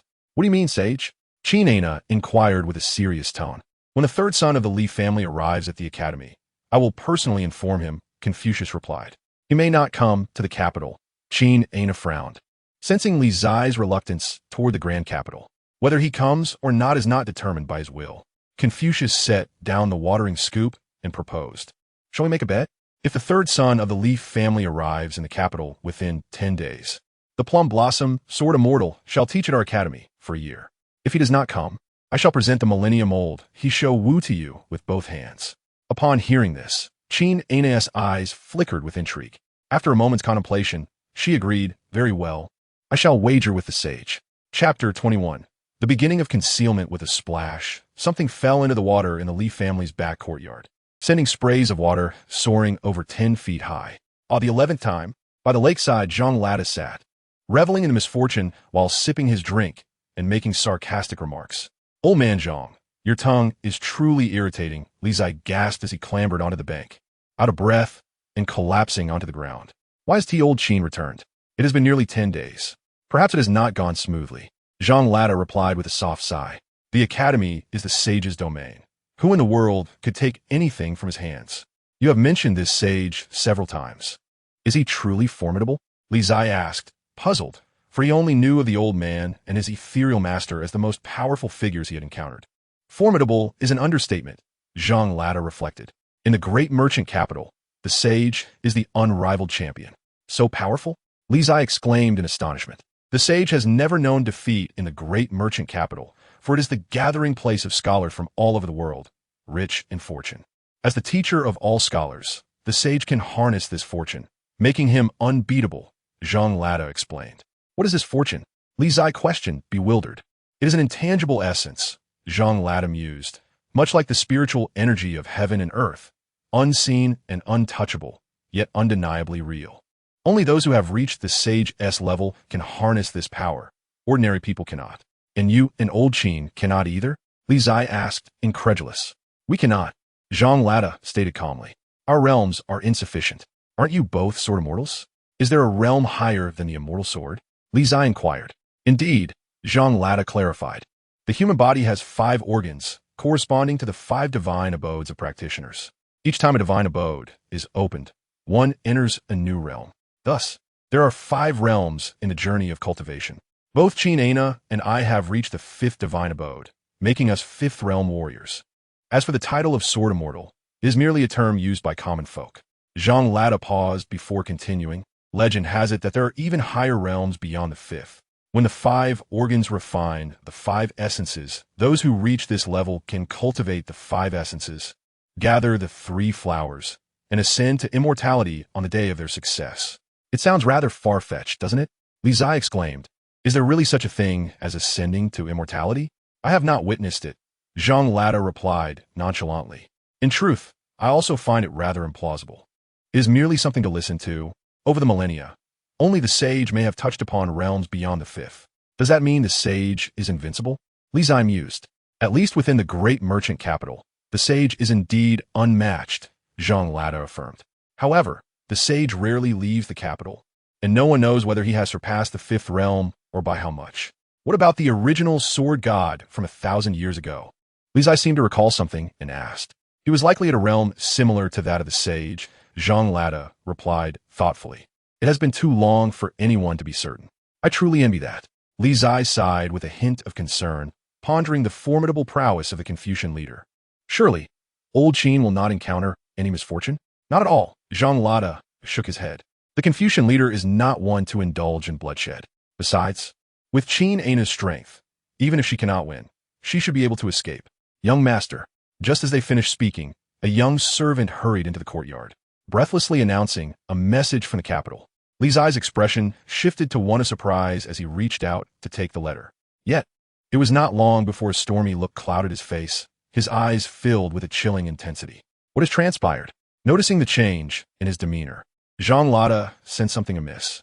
It was the first time during his visit to the Li residence that he had witnessed such fury in a young man. Something has happened to Sister Yue, Li Zai stated gravely, rising to his feet. Old Zhang, I must journey to the great Shan capital. The inevitable has finally arrived. There is no escaping it now. Now? Zhang Lada asked, astonished. Now, Li Zai affirmed with a nod, swiftly turning toward the study. His father must have received the news as well. Inside the study, Li Baiwan sat with a grim expression, his usually jovial face now radiating a murderous aura. With a loud thud, Li Zai pushed open the door and entered, declaring, Old Li, I am heading to the capital. Very well. Li Baiwan did not oppose him, replying in a low voice, once you arrive in the capital, exercise caution.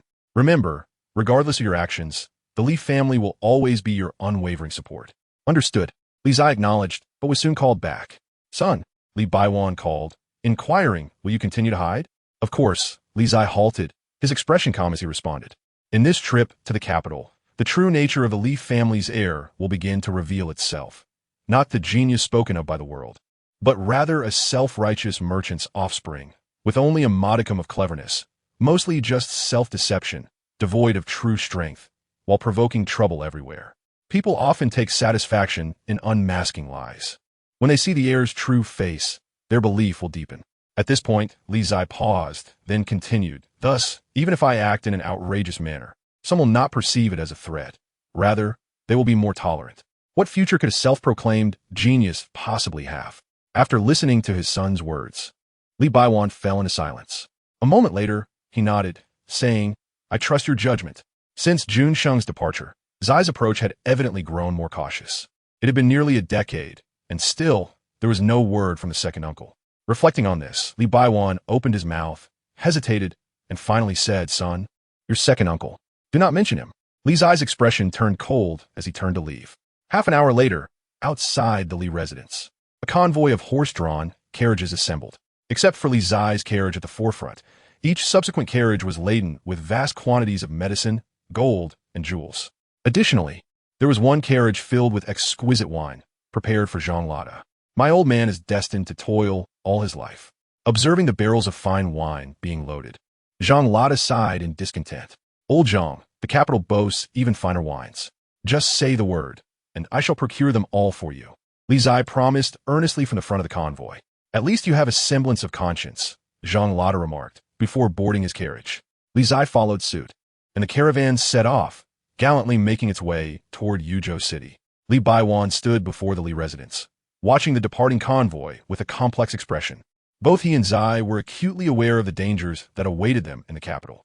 However, given the current situation, they could no longer afford to remain passive.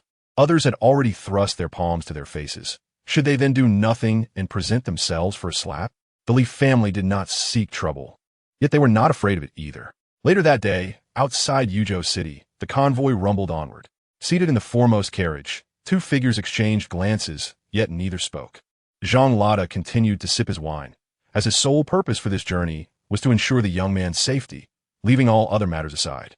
Li Zai closed his eyes, utilizing the travel time to further cultivate the Flying Immortal Technique's heart method. It had been half a month since he opened his first divine repository, yet he still lingered in the early stage, far from breaking through to the mid-stage. As the carriages rolled on, dust billowed behind them. Those accompanying the convoy were all trusted confidants of the Li family. Even the most ordinary maidens had their backgrounds thoroughly vetted by the Li family. Although Li Zai had always been reluctant to venture to the capital, he was not entirely unprepared. He did not wish to go, yet he had been making plans for this day all along. As the sun dipped towards the horizon, the convoy halted to establish camp. Within the ranks, a dozen men took turns patrolling, vigilant against any unexpected occurrences. The wilderness night was frigid, and bonfires sprang up in the camp for warmth. Li Zai sat before the fire, watching the flickering flames in silence. Zhang Lada tossed a jar of wine his way, saying, "Have a drink to ward off the chill." "Thank you." Li Zai accepted the wine, tilting his head back for a sip, clenching his left fist as coldness flickered in his eyes. Once you reach the capital, you must exercise greater caution. There, hidden dragons and crouching tigers abound. It is not like Yuzhou City, where you can act with impunity, Zhang Lada reminded him. "I understand." Li Zai took another sip, feeling the warmth spread through him. "The wine is good." "Monkey wine," Zhang Lada replied calmly. "Drink sparingly. I do not have much. I did not expect you to possess such a fine delicacy." Li Zai tilted his head back again, then wiped his mouth and tossed the remaining wine back, saying, "No more. I still need to practice my sword." "Frankly, you need not rush so much," Zhang Lada cautioned. "Everything must have its measure. Too much is as bad as too little. If you practice too intensely, your body may not withstand it." "I know. I will be careful." Li Zia Nudda. "Old Zhang, with my current cultivation, what are my chances against a warrior of the third prince's caliber?" "None whatsoever," Zhang Lada replied candidly.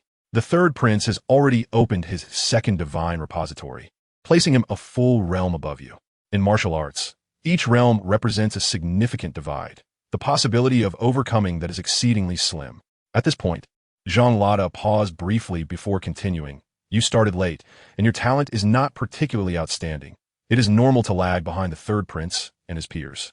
Take your time. As long as you can master the Flying Immortal Technique, your future martial prowess will not fall short of anyone. I fear I may not wait that long. Enough talk. I shall practice my sword." Li Zai said softly, then picked up his pure June sword to continue practicing the second form of the Flying Immortal Technique. Before the bonfire, Zhang Lada watched the youth practicing his sword amidst the wilderness, a flicker of unusual light crossing his weathered eyes. To set off for the capital now is indeed premature. Yet, I hold great hopes for this lad. He possesses a fierce determination, not only ruthless towards others, but even more so towards himself. To say the least, this young man is a madman. Boom! In the wilderness, the sword light cleaved through the air, shattering a massive stone into fragments. The young swordsman danced with his blade, making slow yet visible progress. As dawn approached, Li Zai was so exhausted that he could scarcely move. Nevertheless, he forced himself into a seated meditation, seizing the moment of the changing day and night, when the spiritual energy of heaven and earth was most abundant. to diligently cultivate the heart method of the flying immortal technique. Half an hour later, everyone packed their belongings and prepared to depart. Li Zai slowly opened his eyes, exhaling a breath of turbid air. He could distinctly feel that the sea of true essence within his divine repository had grown considerably larger than before. It seemed that practicing the flying immortal technique yielded better results when he was utterly fatigued and drained. Li Zai clenched his fists, realizing that he had not been harsh enough on himself. What a madman! Zhang Lada shook his head helplessly, then bent down to enter the carriage. Had he possessed half of this young man's diligence back in the day, he would not have lost to that charlatan from the western regions in their competition. Not far away, Li Zai approached, casting a fleeting glance towards the east before stepping onto the carriage, a glimmer of coldness flickering in his eyes. Sister Yue, I have arrived. The Li family is not one that can be easily bullied by others.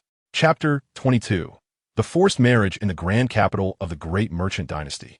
Li Garden. Li Yue had recently acquired this property as the Li family's foundation in the city. Once a fresh and elegant residence, it had become rather suffocating due to the arrival of one individual, Qingzhi, the son of the Xuanwu king. In the great merchant capital, numerous powerful clans existed. However, the most formidable were undoubtedly the 10 martial kings. The great merchant dynasty revered martial prowess, and to be conferred a title of king through martial merit was a tremendous honor. The 10 martial kings wielded authority over half of the great merchant empire. Among them was Xuanwu king, whose influence was staggering. Moreover, Xuanwu king's sister, the aunt of Qingzhi, had entered the palace as a consort and bore a son, the currently favored third prince, adding to the already formidable reputation of the Xuanwu family. Consequently, Qingzhi's status, while not exactly equivalent to that of a prince, was remarkably close. At a banquet hosted by the third prince, Qingzhi first laid eyes on Li Yue and was immediately captivated by her beauty. Subsequently, he persistently pursued her, grandly sending marriage gifts that became the talk of the entire capital. This blatant coercion to marry was unprecedented. Who in the capital would dare to refuse the son of the Xuanwu king? Yet, to everyone's astonishment, Li Yue did just that. In front of all, she resolutely rejected the marriage gifts sent by the Xuanwu king's heir, casting them aside. This infuriated Qingzhi, who, in retaliation, attempted to abduct her while she was out on errands.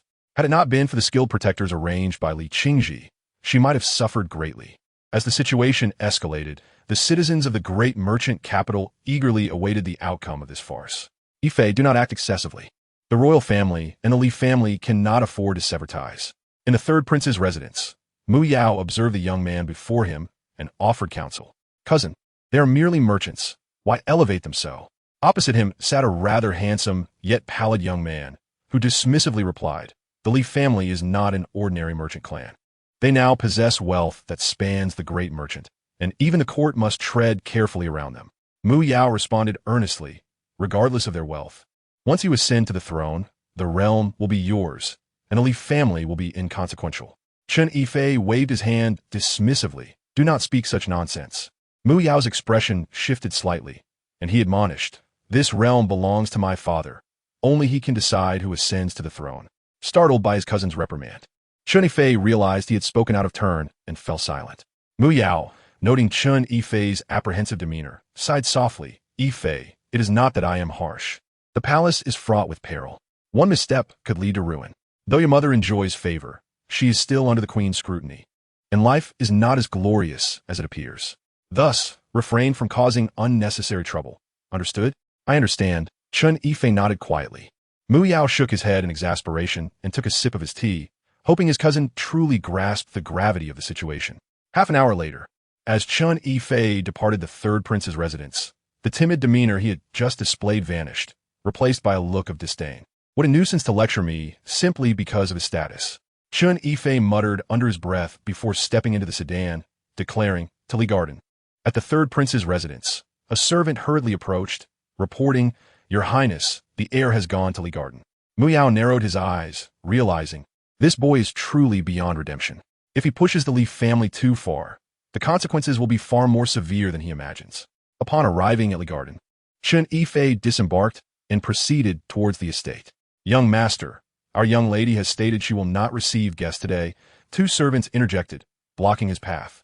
I am your future uncle, not just a guest, Qingzhi replied with a smile. pushing past them. Young master, the young lady has made her wishes clear. Please do not make it difficult for us, the servants insisted. Get out of my way. Qingzhi shouted, his smile vanishing. The servants hesitated but remained resolute, unwilling to yield. Foolish. Someone, seize him. Qingzhi commanded, his expression turning cold. Yes. Four burly men stepped forward, forcibly moving the servants aside and preparing to strike. Qingzhi snorted disdainfully and strode into the estate. Inside the main hall of the garden, Liu Wei was meticulously organizing the accounts when a maid rushed in, breathless. Miss, the son of Xuanwu King has barged in again. Upon hearing this, Liu Wei furrowed her brow. I understand. You may go. Yes. The maid complied and exited. Should I assist you in dealing with him? A woman in red chimed in coolly. No need, Liu Wei replied, shaking her head. After all, he is the son of Xuanwu King. If you resort to force, it may bring us trouble. The woman in red nodded, her eyes revealing a glint of coldness. Qingzhi's persistence was indeed vexing. Had it not been for the discreet intervention of her associates last time, Liu Wei could have been in grave danger. Thus, her master had sent her to provide protection. As fate would have it, I should have received news by now and would arrive shortly. The young man was certainly not as easy to handle. Liu Wei, I have come. Why do you keep avoiding me? At that moment, Qingzhi's irritating voice echoed from outside the hall, followed by his jovial entrance, his demeanor flippant as he reached for Liu Wei. Young master, please behave yourself. Liu Wei stepped back, evading his touch, and calmly stated, This is Li Garden, not your royal residence. Li Garden has its own rules. I hope you will respect them. Rules? Huh. Qingzhi laughed heartily. In this great merchant capital, no one has ever dared to lecture me. Qingzhi, Li, how have you considered my proposal? If you agree, I will immediately arrange a grand wedding for you. I have made it abundantly clear that I have no intention of marrying, Liu Wei replied calmly. Refusing my invitation is a grave mistake. Qingzhi's expression darkened at her continued refusal. Bring this ungrateful girl back to my residence. Yes, with that command, four burly men rolled up their sleeves and entered the hall, ready to seize her. Seeing this, the woman in red stepped forward, her expression indifferent. Young master, are you certain you wish to resort to violence? Only then did Qingzhi notice the striking figure behind Liu Wei, his gaze reflecting astonishment. This woman in red was as captivating as Liu Wei herself. May I ask for your name, fair lady? Qingzhi inquired with a flirtatious smile. Hongzhu, the woman replied coolly. Hongzhu, what a lovely name. How about you accompany me back to my residence? If you serve me well, I assure you that your desires will be fulfilled. As he spoke, Qingzhi reached out towards her beautiful face. Hongzhu, however, simply smiled radiantly, not bothering to evade him. That could be arranged, but you must seek his approval first. His? Qingzhi paused, instinctively glancing behind him. To his surprise, a young man clad in exquisite attire had appeared in the hall, moving steadily toward them without uttering a word. Behind the young man stood a scruffy old man, who seemed rather unremarkable. Qingzhi furrowed his brow and said, Where did this wild brat come from? Don't waste the time of this noble heir. Step aside. Li Zai paid him no heed and strode into the main hall, approaching Liu Wei and Hongzhu, whispering, Are you all right? I'm fine. Liu Wei replied with a gentle smile. If you hadn't come, there would be trouble, Hongzhu added playfully, stoking the flames of the situation. Is it him? Li Zai turned to inquire. Indeed, the heir of the Xuanwu King. His father is one of the 10 martial kings of the great merchant, a formidable figure. Not to be trifled with, Hongzhu replied with a grin. Having a good father, Li Zai nodded, but I too have a commendable father. Witnessing the banter between the two, Qingzhi's expression darkened further. He glared at the 4 bystanders and barked. What are you waiting for? Seize him. Seize him? Li Zai chuckled, a chilling smile spreading across his face. Old Zhang, lend me a hand. 10 jars of intoxication. With a grin, old Zhang swiftly appeared before the 4. In the blink of an eye, they felt as if struck hard, and the next moment, all were sent sprawling, spitting blood. Qingzhi's expression turned to one of horror, fear flashing in his eyes. Li Zai looked at him, maintaining a radiant smile, and said, Will you leave on your own, or shall I assist you? How dare you? I am the heir of the Xuanwu King. If you disrespect me, my father will have your entire clan executed. Qingzhi shouted, his bravado faltering. Does that mean you wish for my assistance? Li Zai retorted, extending his hand to grip Qingzhi's throat. The smile faded from his face as he spoke in a chilling tone. I await your move. Let us see whether you will annihilate my clan first, or I shall flay you alive. With that, Li Zai hurled the heir of the Xuanwu king away. With a loud thud, Chun Yifei crashed to the ground, sliding several feet. Cough, cough, cough. Outside the main hall, Chun Yifei clutched his throat, coughing violently, his gaze fixed on the youth within, trembling with fear as he warned. Just you wait. You and your companions will pay. With that, he struggled to his feet and staggered out of the estate. Brother, you were too impulsive, Li Yue remarked softly, glancing at the retreating figure of the Xuanwu king's heir. She was bullying Sister Yue, Li Zai replied gently. I was quite restrained, see? I did not kill him. You, Li Yue sighed, at a loss for words. Ungrateful wretch. Just now I was nearly taken advantage of. Yet no one came to comfort me. Hong Zhu feigned jealousy. Li Zai smiled at her words. I thought Sister Hong Zhu was willing. How dare you? Hong Zhu glared, raising her hand as if to strike. Meanwhile, news of the Li family's scion appearing in the capital swiftly spread across the various estates of the great merchant. In the third prince's residence, Mu Yao's expression changed upon receiving the news. Li Zai has arrived. How swift. Chapter 23. A meeting again in the third prince's residence. Mu Yao gazed at the intelligence report on the table, his demeanor grave. Li Zai has indeed come, sooner than I anticipated. Your Highness, the heir has gone to Li Garden. Could there be trouble? A servant resembling a scholar cautioned. Mu Yao paused, momentarily stunned, then rose swiftly. However, after a brief moment, he sat back down, his expression darkening. It's too late. Now, I can only hope that my foolish cousin does not provoke that scion of the Li family too much. Li Zai is a madman. If he dares to strike me, what of the heir of the Xuanwu king? This matter ultimately rests on my cousin S shoulders. Before the royal family and the Li family are at odds, they will not trouble the Li family. Thus, even if Chun Yifei is beaten at the Li estate, it is of no consequence. If my imbecile cousin wishes to reclaim his honor, he must solve it himself. At the Xuanwu king's estate, the shocked gazes of all present were fixed on the disheveled Chun Yifei as he burst into the study, his face twisted with rage. Father, I want him dead. I want him dead. Chun Yifei glared at the man in the study, his fury palpable. The Xuanwu king looked up at his son, who had intruded recklessly, and spoke coolly. Leave. Father. Chun Yifei exclaimed in a frantic tone. Leave. The Xuanwu king's gaze turned icy, his voice commanding. Chun Yifei trembled, then noticed a woman in the room alongside his father. She was extraordinarily beautiful, clad in shades of crimson, her features captivating, lips like ruby, adorned with flowers. Her hair, cascading to her waist, exuding an aura of danger. However, upon seeing her face, rather than displaying admiration, Chun Yifei felt a shiver run down his spine, and he stumbled back in fright. The Rakshasa king, Tao Yao Yao. Why is this madwoman here? Chun Yifei harbored a significant fear of this woman. Previously, he had unwittingly teased her, only to witness her gruesome wrath as she extracted the hearts of his servants before his very eyes. A bloody scene he could not forget.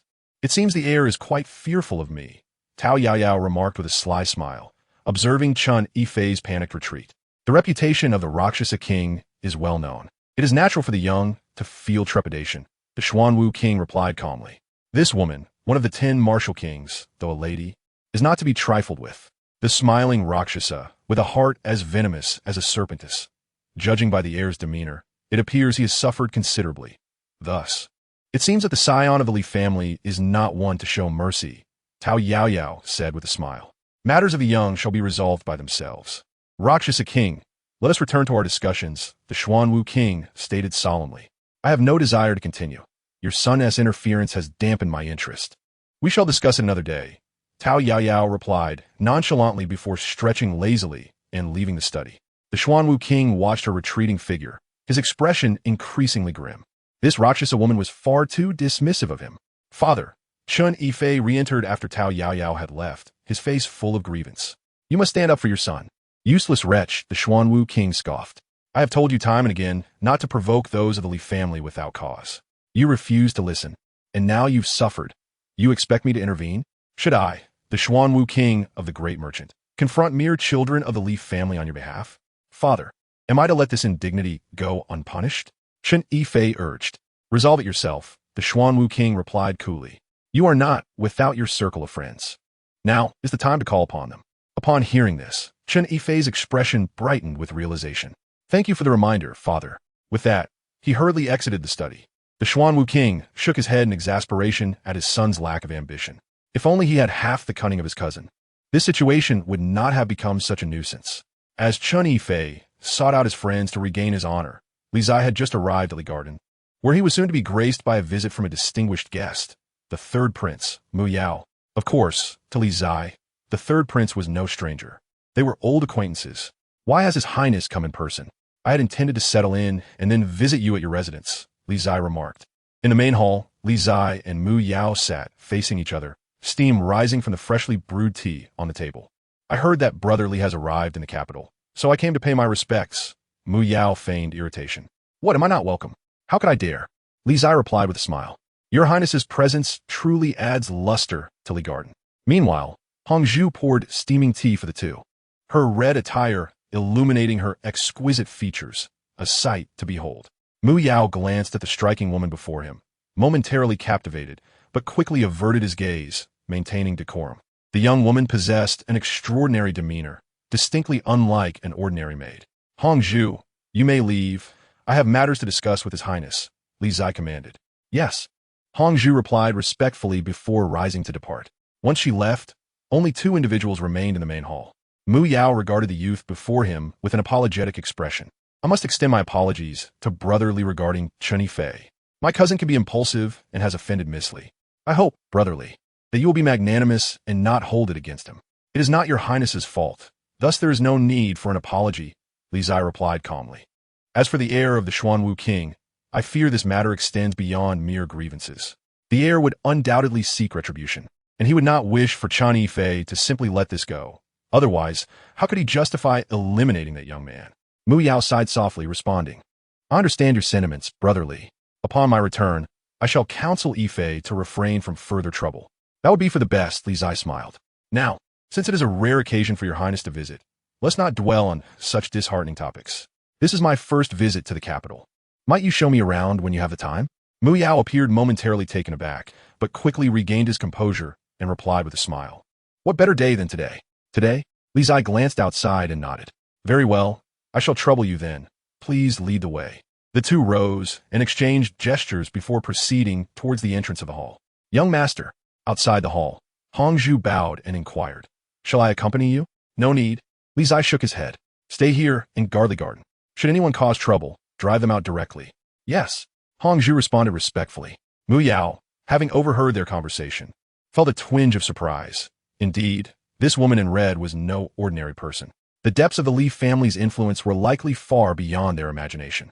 On the bustling streets of the capital, Li Zai and Mu Yao walked side by side, taking in the vibrant scenery. Compared to Yuzhou City, the capital was evidently much more lively, filled with the sounds of merchants calling out their wares.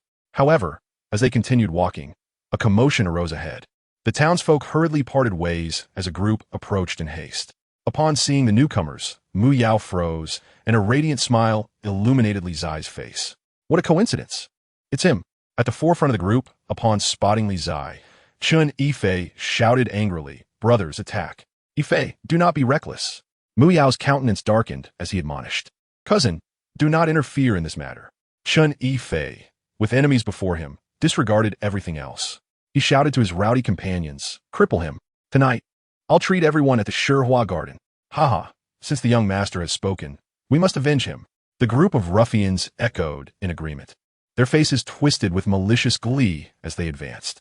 You truly have a death wish, daring to provoke our young master. Faced with this group of spoiled brats, Li Zai felt no inclination to retaliate. How could such foolishness persist? Brothers, hurry up. After we finish this, we'll go drink. One ruffian shouted, rushing forward. Meanwhile, in the Taishue Palace, where the head of Confucianism resided, Qin Nuo was silent, though the aged face of the Confucian leader bore a hint of a smile. How is it? Gongqi inquired softly. One must accept the consequences of a bet, Qin Nuo replied calmly. For the next year, I shall teach at Taishue Palace. To hear lessons from the Plum Blossom Immortal Sword, I believe the students at Taishue Palace will be quite delighted, Qingzhi chuckled. Shall we wager again? Let us bet on when Li Zai will visit my Taishue Palace. I shall not wager.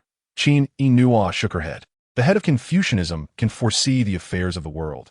Having experienced it firsthand, how could I dare to wager again? Taishue Palace has been too quiet for far too long. It is time to liven things up, Qingzhi remarked softly. On the streets of the capital, cries of anguish echoed as Qingzhi Fei's rowdy companions were swiftly overpowered, each rolling on the ground in pain. Behind them, Chun Yifei stood pale and trembling, struggling to maintain his footing, yet he continued to threaten, "You're doomed. You've struck a student of Taishua Palace. They will not let you go. Your Highness." "Let us leave," Li Zai said, ignoring Chun Yifei and turning to the third prince. Mu Yao sighed and nodded in acquiescence. As they walked past each other, Li Zai paused momentarily and leaned in to whisper to Chun Yifei, "Today, out of respect for His Highness, I shall spare you. Next time, you shall not be so fortunate." With that, Li Zai resumed to stride forward. Chun Yifei's body trembled, his complexion growing even paler.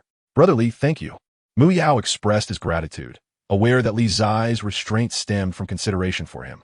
"There is no need for such courtesy, Your Highness," Li Zai smiled, for he could not publicly chastise his cousin, as it would be akin to striking the third prince's face. After all, he and the third prince were brothers. Such a betrayal was unthinkable. However, as he reflected on Chun Yifei's mention of the Taishua Palace, he recalled that his immortal master had gone there and had yet to return.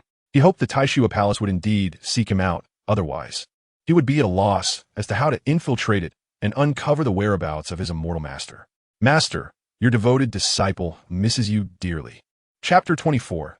Tao Yao Yao in the capital. Li Zai and Mu Yao strolled leisurely for half a day, enjoying the reunion of old friends. During their exploration, Li Zai paid particular attention to the 10 imposing mansions situated at various points throughout the city. Their formidable presence was palpable even from a distance. The 10 martial kings of the Great Shang. Li Zai discreetly noted the locations of these 10 powerful estates, recognizing that should the Li family ever confront the royal family, these 10 martial kings would pose a significant threat. After half a day, Li Zai parted ways with the third prince, preparing to return home. However, as he passed by one of the martial king's mansions, a woman approached from the opposite direction, clad in vivid red and pink, with a face adorned with floral hues and lips resembling deep vermilion.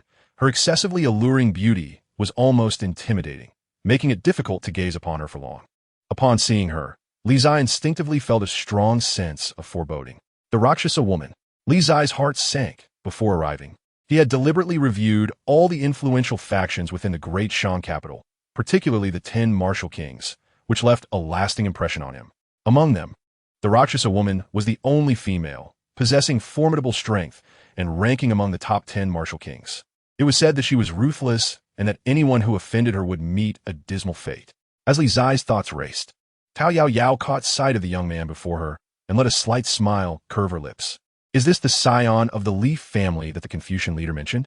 Qingzhi Nuo's disciple seems rather unremarkable, aside for being somewhat presentable. Before the Rakshasa mansion, Li Zai suppressed his inner turmoil and chose silence, continuing his path forward.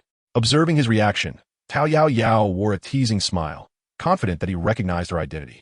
As they passed each other, she halted and said with a smile, "The scion of the Li family?" Li Zai ignored her, quickening his pace to distance himself from this place of potential conflict. He had no desire to confront a martial king so soon.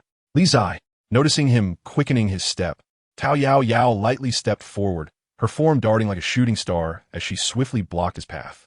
Li Zai's expression shifted in surprise, but he quickly suppressed the turmoil within his heart, continuing to feign ignorance. "May I ask who you are?"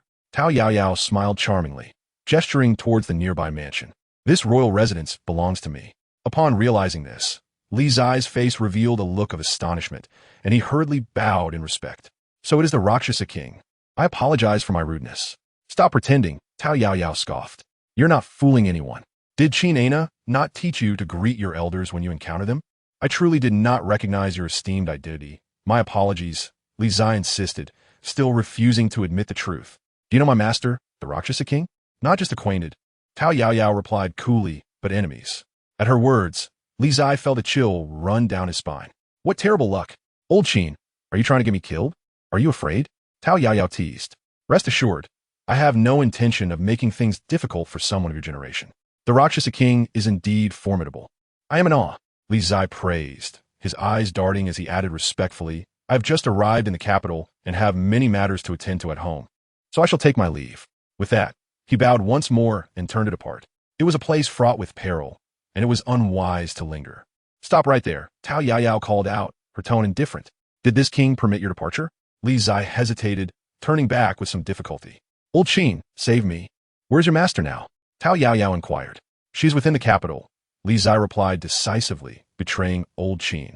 After a moment's thought, he added, she is likely at the Taishua Palace. Taishua Palace? Tao Yaoyao frowned. What business does she have there? Tao Yaoyao then turned her gaze upon the youth before her. I heard that you created your own sword technique at the age of 10. Is that true? Merely rumors, absolutely unfounded, Li Zai immediately denied. At 10, how did one possibly create their own sword technique? Rakshasa King, please do not believe such tales. Tao Yaoyao scrutinized him closely. You must possess some skill, otherwise. Qin Aina would not have taken you as her disciple. Today, I shall test what she has taught you. With that, she raised her hand and struck forward. The force of a martial king surged towards him, the chilling wind preceding her palm.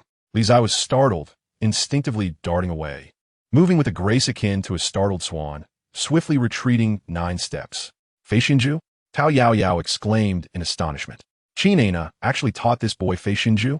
Has she gone mad? Who in the world does not know that Feishinju is the most challenging technique to practice, both in terms of mental discipline and technique? Has Qin Aina truly given up on her 3-year promise with the old master of Zhuke sect? This is decidedly uncharacteristic of her. 9 steps away, Li Zai, suppressing his anger, addressed the Rakshasa king with composure. I am unaware of the grievances between you and my master, nor do I wish to involve myself. She is currently in the capital. If you have matters to discuss, you may seek her out instead of venting your frustrations on me. This truly does not befit your status as a martial king. You are quite the silver-tongued lad, Tao Yaoyao conceded. Very well, be on your way, lest I be accused of bullying the young. Then I shall take my leave, Li Zai replied, cupping his fists in salute, before hastily departing. As he exited, he pondered the meaning of the elder's words. Tao Yaoyao watched his retreating figure, a glimmer of intrigue in her eyes. Previously, when visiting Taishua Palace, the Confucian elder had mentioned the scion of the Li family several times, speaking of things she could not comprehend, which piqued her interest in him. In this world, few could capture the attention of the Confucian elder. The last individual he had mentioned repeatedly was the scholar Fu Jingluan, a passionate young man once brimming with knowledge. Now the illustrious head of the Tianyu Temple in the western regions, renowned throughout the 9 provinces. The frequency with which the elder brought up this scion of the Li family surpassed even that of Fu Jingluan, suggesting that the future accomplishments of the Li heir may eclipse those of Fu Jingluan. As Li Zai returned to Li Garden, the sun had begun to set. A thin sheen of cold sweat still adorned his brow. Evidently, encountering the Rakshasa king had been an unforeseen event. Little brother, what happened? Li Yue asked with concern. Noticing his unusual demeanor, I ran into the Rakshasa king on my way back, Li Zai admitted candidly. After one exchange, had she not merely sought to test me? I might not have returned today. The Rakshasa king? Li Yue exclaimed, her expression shifting. Why would she wish to confront you? It seems to be a matter related to Qin Aina, Li Zai explained. By the way, Yue, how are discussions regarding our collaboration progressing? We're still negotiating. Your second brother is investigating the Long Sun family, the business alliance, and the forces behind the Yin family bank. However, it is clear that all 3 are intricately linked to the royal family, Li Yue replied seriously. You guessed correctly. The royal family seeks to interfere with our Li family's business, ultimately aiming to dismantle the entire Li family without shedding blood. Collaborating with a tiger is naturally fraught with danger. Li Zai nodded. Well, my second brother, has he made a move? Not yet. Li Yue shook her head. He is likely waiting for the right opportunity. The day after tomorrow, I have arranged to continue discussions regarding our collaboration. Since you, the scion of the Li family, have arrived, you should join us to prevent them from claiming that we lack respect by sending a woman to negotiate. Agreed, Li Zai replied, a cold glint flashing in his eyes. I shall seize this opportunity to meet the prominent figures of the capital. Have you finished? At that moment, a voice filled with dishevelment echoed from within the courtyard. Come here and get to work. Understood, Yue. I shall attend to it now, Li Zai said, turning towards the sound. Very well, Li Yue nodded in response. Li Zai stepped towards the inner chamber, where the air was thick with steam and the pungent scent of medicine hung heavily. Why is Qin Aina still not back now that we have arrived in the capital? Zhang Lada grumbled as he tossed herbs into a wooden tub. Now I must do all the dirty work myself. I am also searching for old Qin. Li Zai replied helplessly. In the coming days, I will find an opportunity to visit Taishua Palace and see if there are any leads on old Qin. Please endure a few more days. It will have to do, Zhang Lada grumbled. Li Zai nodded, swiftly shedding his outer garments before stepping into the medicinal tub. The next moment, a heart-wrenching cry echoed through the room. reverberating eerily in the stillness of the night. However, the servants of Li Garden, having been brought over from the Li residence in Yuzhou, were already accustomed to such occurrences. In fact, they felt something was amiss if they did not hear the young master cry out at least a few times each day, finding it difficult to sleep. Half an hour later, Zhang Lada emerged from the room, drenched in sweat and looking utterly exhausted, as if he had engaged in a strenuous task. A quarter of an hour later, Li Zai stumbled out, barely able to walk steadily. The night passed in silence, and the following morning, as dawn broke, 4 young men resembling scholars appeared in front of Li Garden, stating their purpose to see Li Zai. In the inner courtyard, upon hearing the report from the servants, Li Zai wore a look of astonishment. Scholars? From Taishua Palace?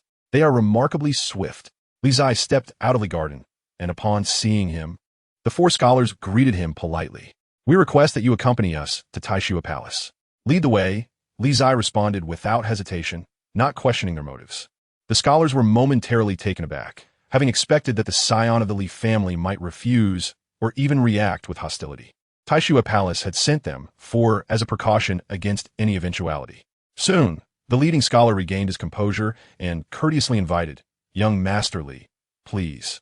Li Zai nodded and proceeded forward towards the Taishua Palace. In the law enforcement hall, 4 commanding officials sat in silence, the seat of the chief vacant, unoccupied. Above the commanding officials was the master of law, who, under normal circumstances, would not make an appearance for trivial matters. Shortly after, the 4 scholars escorted Li Zai in, offering their respectful salutations before turning to leave. Within the law enforcement hall, Li Zai gazed at the 4 Confucian officials, smiled broadly, and then bowed, saying, "I, Li Zai, pay my respects to the 4 officials." Chapter 25. Master of Law and Scholars. The atmosphere in the Taishua Palace's law enforcement hall was tense, even oppressive. The 4 officials wore cold expressions, feigning seriousness, and remained silent.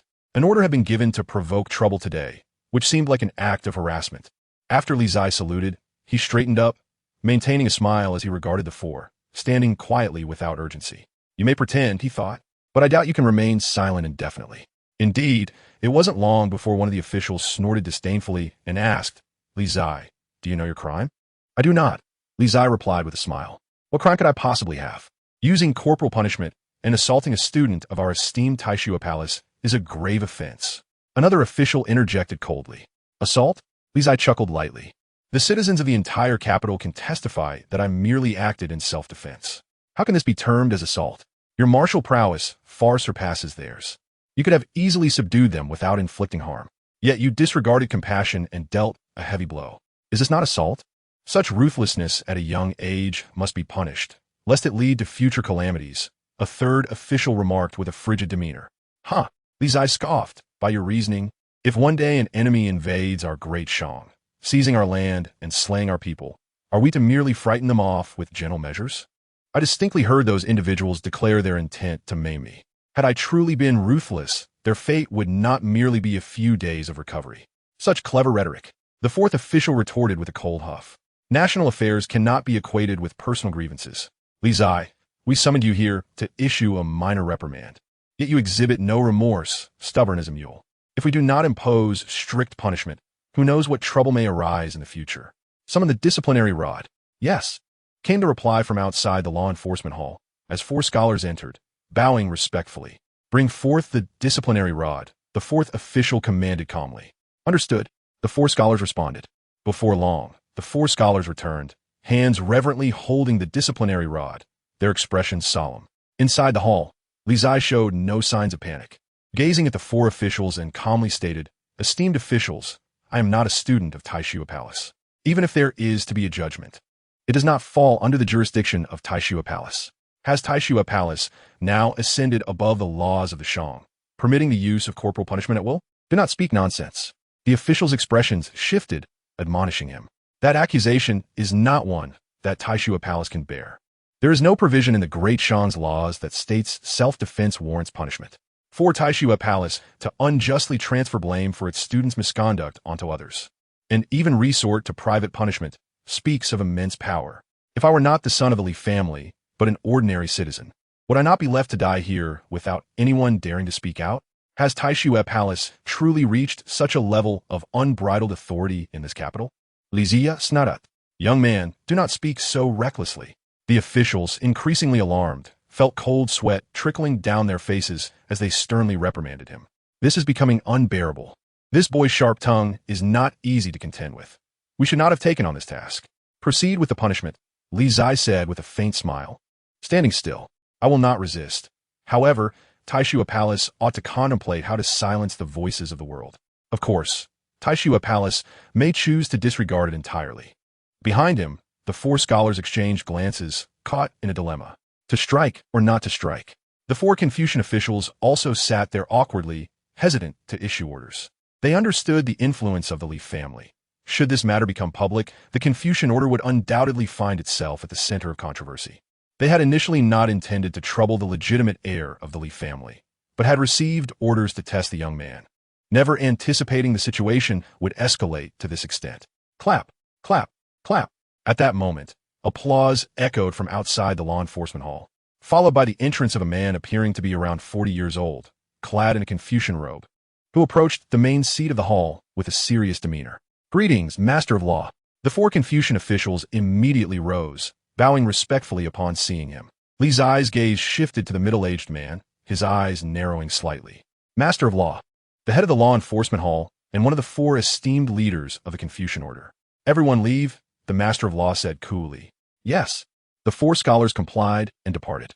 "And you four, go and receive your punishment," he added, fixing his gaze on the four kneeling officials.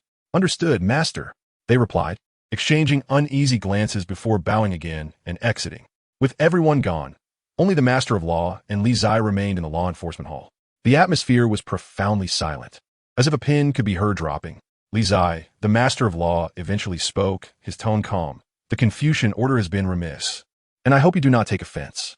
"Master is being courteous," Li Zai bowed and replied. "Indeed, I may have been a bit excessive yesterday." A hand should not strike a smiling face. The Master of Law lowered his stance, and Li Zai could not afford to be unreasonable.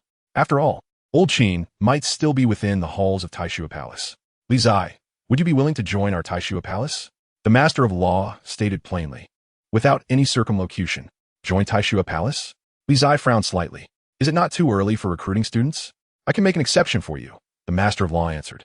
"Why?" Li Zai questioned, bewildered, as he did not possess the conceit to believe he was some extraordinary talent that Taishua Palace would fervently seek to recruit. "This is an order from the Confucian head. I am unaware of the reasons behind it," the Master of Law replied calmly. "You simply need to answer whether you are willing or not." "The order from the Confucian head? May I have an audience with the head?" Li Zai inquired, astonished. "Not possible," the Master of Law replied indifferently. "The head did not express a desire to meet you. However, should you join our Taishua Palace, perhaps you might have the opportunity to meet the head. May I take some time to consider?" Li Zai contemplated before asking. "Of course," the Master of Law nodded. "When you have made your decision, provide me with an answer at your convenience. There is no rush." "Thank you, Master." Li Zai bowed and expressed his gratitude. "If there is nothing further, I shall take my leave." "Very well," the Master of Law nodded, not attempting to retain him. As Li Zai turned to depart, a sense of confusion enveloped him. The Confucian head? He had never met the head. Why would the head mention him? After Li Zai left, the Master of Law also rose to leave. In an inconspicuous corner of Taishua Palace, within a small courtyard, the Master of Law approached and bowed, addressing an elder. "Master." "He has departed." "Did he not agree?" the elder inquired, smiling. "He said he would consider," the Master of Law replied. Indeed, the elder nodded. "It is unlikely he would agree so swiftly. Let him take his time. Such matters cannot be forced." "Understood," the Master of Law responded respectfully. In the courtyard, the elder pondered for a moment and remarked, "Your disciple is too rigid. Encourage him to cultivate a closer relationship with the scion of the Li family." Upon hearing this, the Master of the Confucian sect's expression subtly shifted. He contemplated saying something, but ultimately refrained, bowing respectfully once more and replying, "Understood. I shall return to my duties." The elder chuckled, adding, "That young lad will likely remain hidden for quite some time. The capital is bound to become quite lively soon." The Master of the Confucian sect accepted his orders and promptly turned to leave. Half a day later, within the Grand Academy, a young man clad in a white scholar's robe departed, making his way directly to the Li Garden. After finishing his sword practice, Li Zai, who rarely took a moment to sit down and enjoy tea, was taken aback when he heard the words of the young man in white, causing him to splutter his tea. Cough, cough, cough. Wiping the tea from the corner of his mouth, He asked incredulously, "You wish to reside here? Did the master of the Confucian sect send you?" "Indeed," Bai Wangyu replied, bowing earnestly. "I hope Brother Li will take me in, otherwise I will have no explanation for the master upon my return. Having you stay is certainly feasible, but—" Li Zai's eyes darted as he turned to glance at the red candle behind him and whispered, "Is this person formidable?" "Not just formidable," the red candle replied in a hushed tone. "Bai Wangyu is the senior disciple of the master of the Confucian sect, the eldest brother of all students at the Grand Academy. It is said that he has reached the pinnacle of the second realm and is on the verge of unlocking the third divine repository." "Wow, that's astonishing," Li Zai exclaimed, astonished. "While I am still grappling with the early stages of the first realm, he is already aiming for the third. Could there be a catch?" he queried uneasily. "Unlikely," the red candle assured him softly. "Bai Wangyu is notoriously serious. If the master had ulterior motives, he would not have sent this individual. Accepting him means we gain a free hand, and given his esteemed background, anyone who dares to stir trouble in the Li Garden will have to think twice." "That makes sense," Li Zai praised, then cleared his throat, sitting up straight to address the young man in white. "You may stay, but the Li Garden has its own rules, and if you wish to reside here, you must adhere to them." "I shall comply with all arrangements made by Brother Li," Bai Wangyu responded earnestly. "Excellent," Li Zai said, satisfied. He was in dire need of a capable and obedient aide. Finally, heaven had remembered him, providing a bit of fortune. "Come, I will show you to your room." "Thank you, Brother Li," Bai Wangyu replied respectfully, following closely behind. As they walked through the West Wing, Li Zai continued to discuss terms, saying, "Brother Bai, I have been lacking a sparring partner in my sword practice. Would you be willing to engage in a friendly match?" "If Brother Li wishes to spar, I will certainly oblige," Bai Wangyu replied. "Ah, there is no need to go all out," Li Zai said awkwardly. "Just reduce your cultivation to the early first realm to avoid any injuries. Wouldn't you agree?" Brother Li's words are reasonable. Bai Wangyu nodded in agreement. Watching the earnest young Confucian master, Li Zai felt a twinge of guilt. He couldn't shake the feeling that he resembled a wolf deceiving Little Red Riding Hood. The following morning, at the break of dawn, Li Zai sought out Bai Wangyu for their sparring session. However, it was a different story altogether. "Let us not discuss it," Bai Wangyu stated seriously. "The flying immortal technique that Brother Li just demonstrated is reputed to be one of the most challenging martial arts in existence. I've heard you have only been practicing it for less than a month, and in that time, to have reached such proficiency, even managing to exchange 3 moves with me, is truly remarkable." Li Zai, drenched in sweat and sitting on the ground, felt like crying. If he didn't believe in Bai Wangyu's sincere attitude, he would have suspected that this man was mocking him indirectly. 3 moves?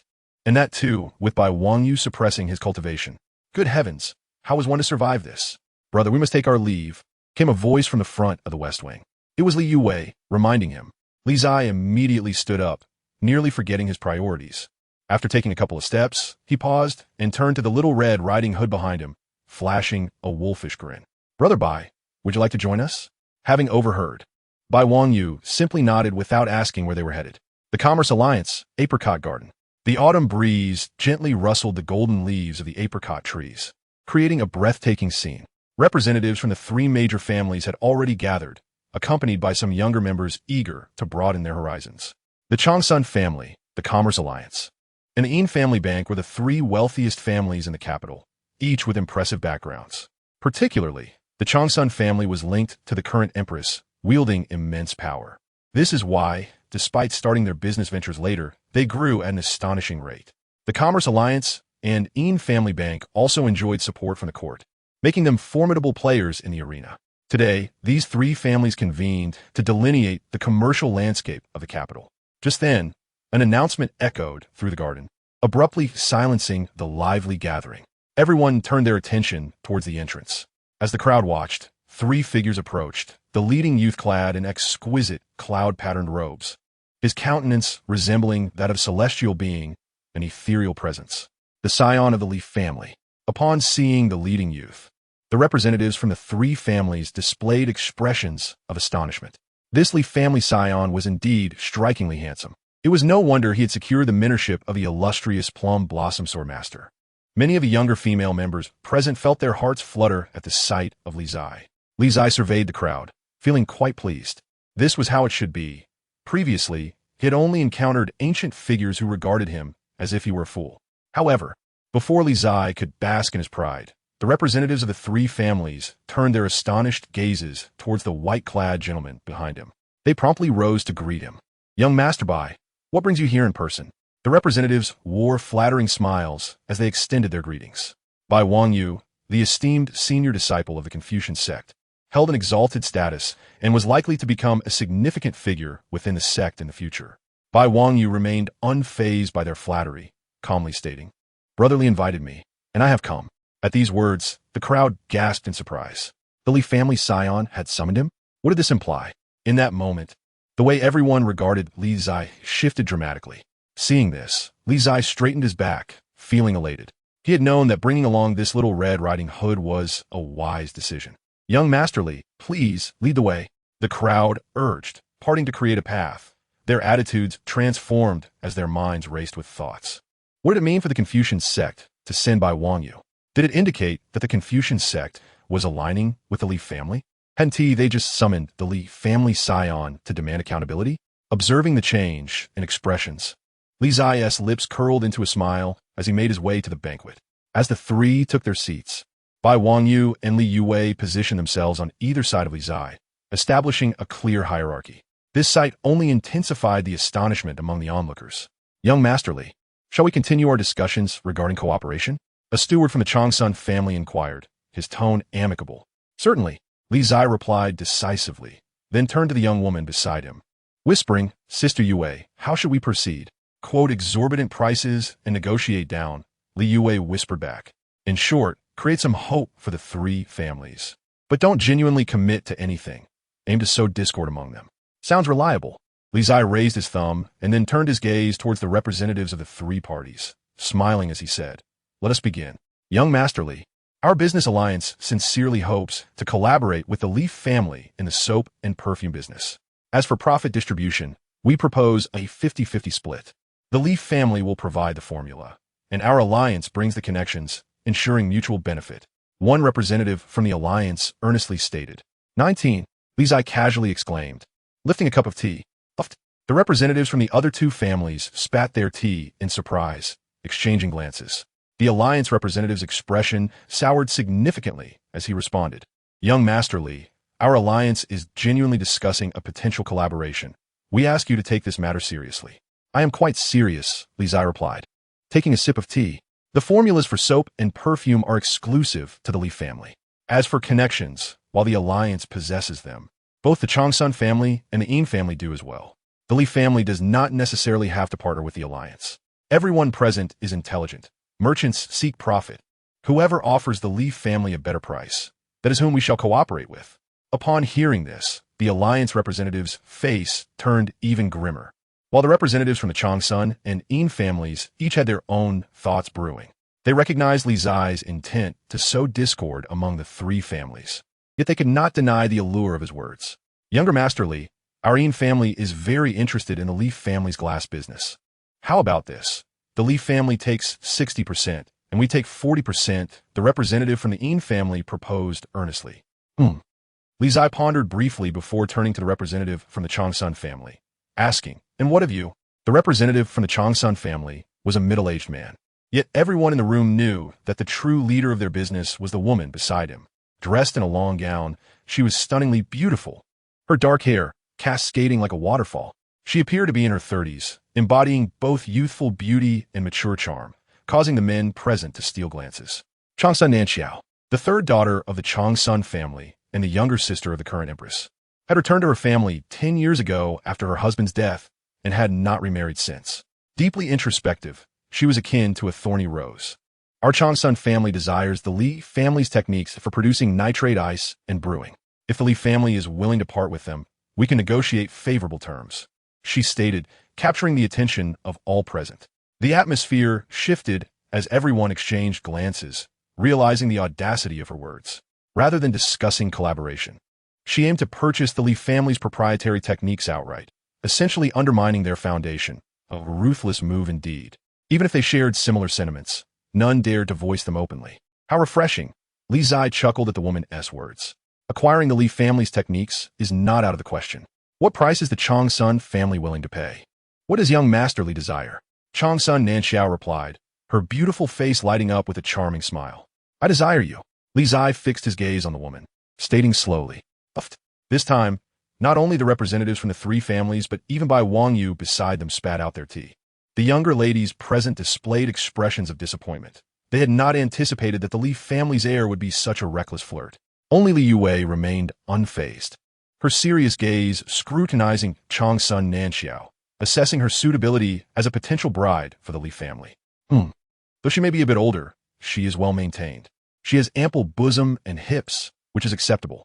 Li Zai was oblivious to the thoughts swirling in his sister's mind, or else he would have been thoroughly alarmed. The atmosphere at the banquet grew increasingly peculiar due to Li Zai's remark. Just as everyone nervously raised their cups of tea to steady their nerves, Qingzhi Nanxiao, still smiling, responded, "As long as the Li family is willing to part with their techniques, your conditions can indeed be discussed." Once again, the crowd sprayed their tea. Could this negotiation still be salvaged? What began as a business discussion had devolved into a matter of romantic intrigue. However, upon hearing Qingzhi Nanxiao's words, Li Zai's smile faded, and he grew serious. This woman is not to be underestimated.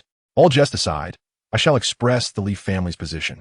Li Zai scanned the room and stated calmly, "The Li family indeed seeks a partner, but we need only one. Whether it be perfume, soap, or glass business, we are open to collaboration. But the Li family demands 70% of the profits." 70%? The attendees gasped in astonishment. That was far too excessive. Even though the Li family held all the techniques, such a demand was unreasonable. My words are final. Please consider them carefully. With that, Li Zai disregarded the reactions of those present and stood to leave.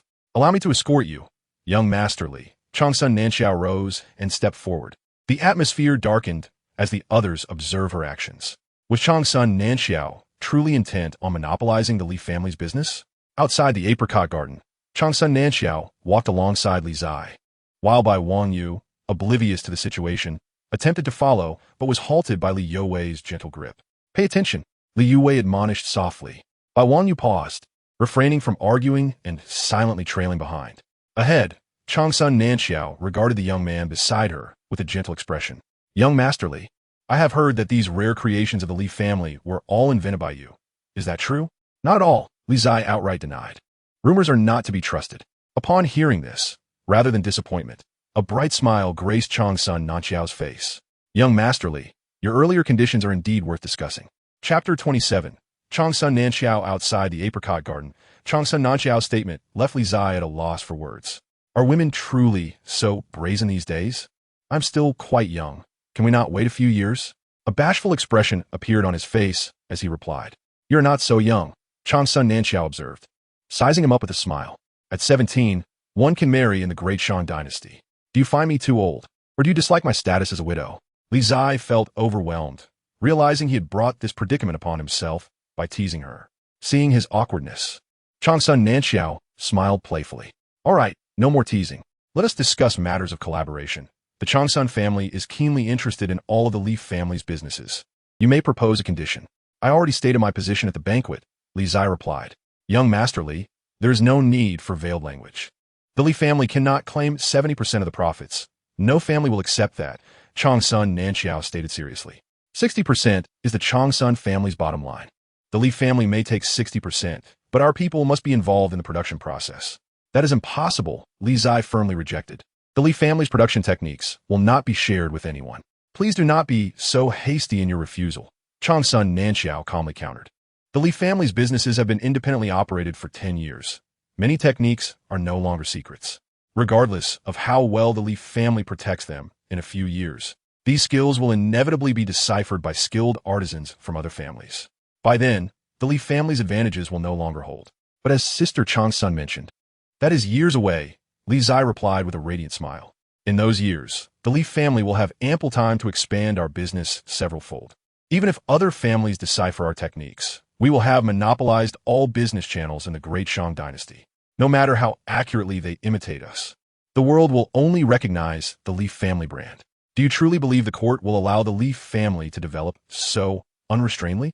Qingzhi Nanxiao remarked lightly. "Surely, young Master Li understands the implications of attracting too much attention. I fully comprehend. Thus, after the third prince presented my family, the Li clan, with an opportunity, we promptly arrived." Li Zai smiled and remarked, "However, I am aware that the Qingzhi family, the Merchant Alliance, and the Yin banking house do not belong to the same faction. My family can choose either the Qingzhi family or the Merchant Alliance and Yin banking house. Upon hearing this, Qingzhi Nanjiao narrowed her eyes slightly and said, Li Gongzi is indeed astute. I admire that. Mutual admiration, Li Zai replied calmly. Sister Qingzhi must have heard that I have a good rapport with the third prince, who has repeatedly recommended the Merchant Alliance and the Yin banking house to me. What the third prince can offer you, the Qingzhi family can provide as well. Qingzhi Nanjiao's eyes sparkled with intrigue as she replied earnestly, in fact, even more. Truth be told, I am indeed more inclined towards the Qingzhi family, Li Zai grinned. After all, who wouldn't wish to spend more time with a beauty like Sister Qingzhi? However, the conditions you propose are simply unacceptable for my family.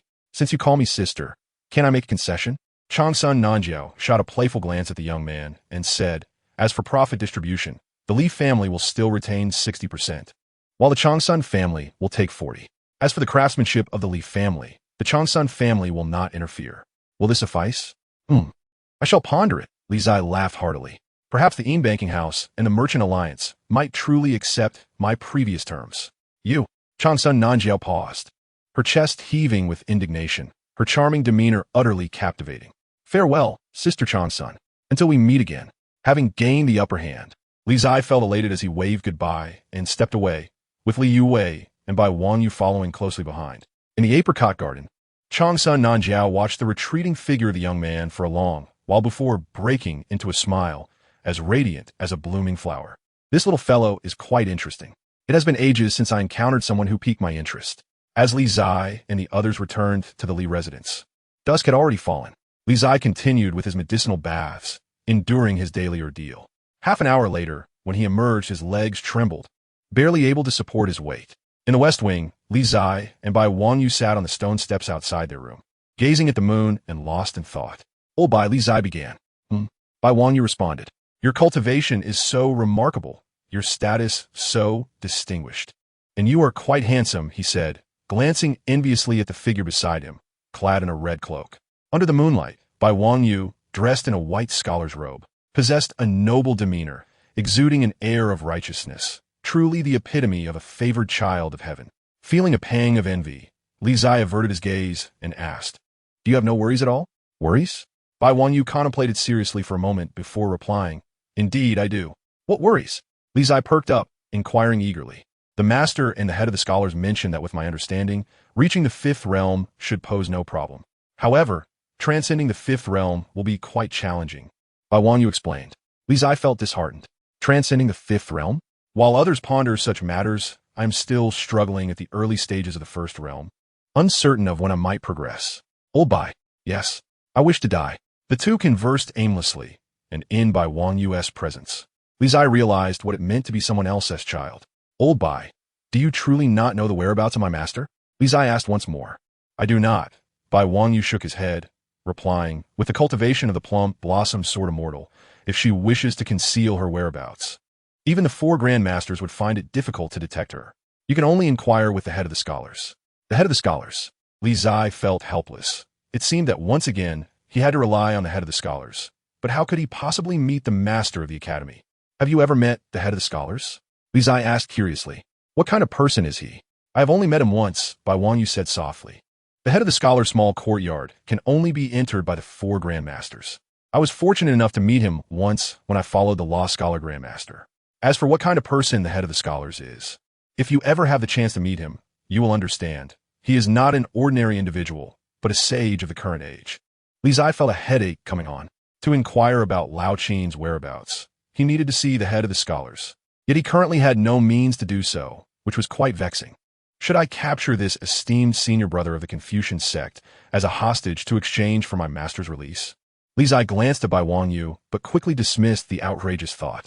He knew he could not overpower this individual. Feeling a bit tired, Li Zai reclined on the stone steps, gazing at the moon. "Old Bai, does the Confucian sect have any expedited martial arts techniques? Teach me a couple of moves." "Expedited martial arts?" Bai Wanyu pondered for a moment before responding, "Yes, but their power is rather mediocre. Do you wish to learn, Li brother?" Upon hearing this, Li Zai immediately sat up. "Let me see." Bai Wanyu nodded, taking a couple of steps forward, and with a flick of his finger, the Tai sword was drawn from its sheath. The blade moved rhythmically, creating numerous afterimages that were indistinguishable from one another.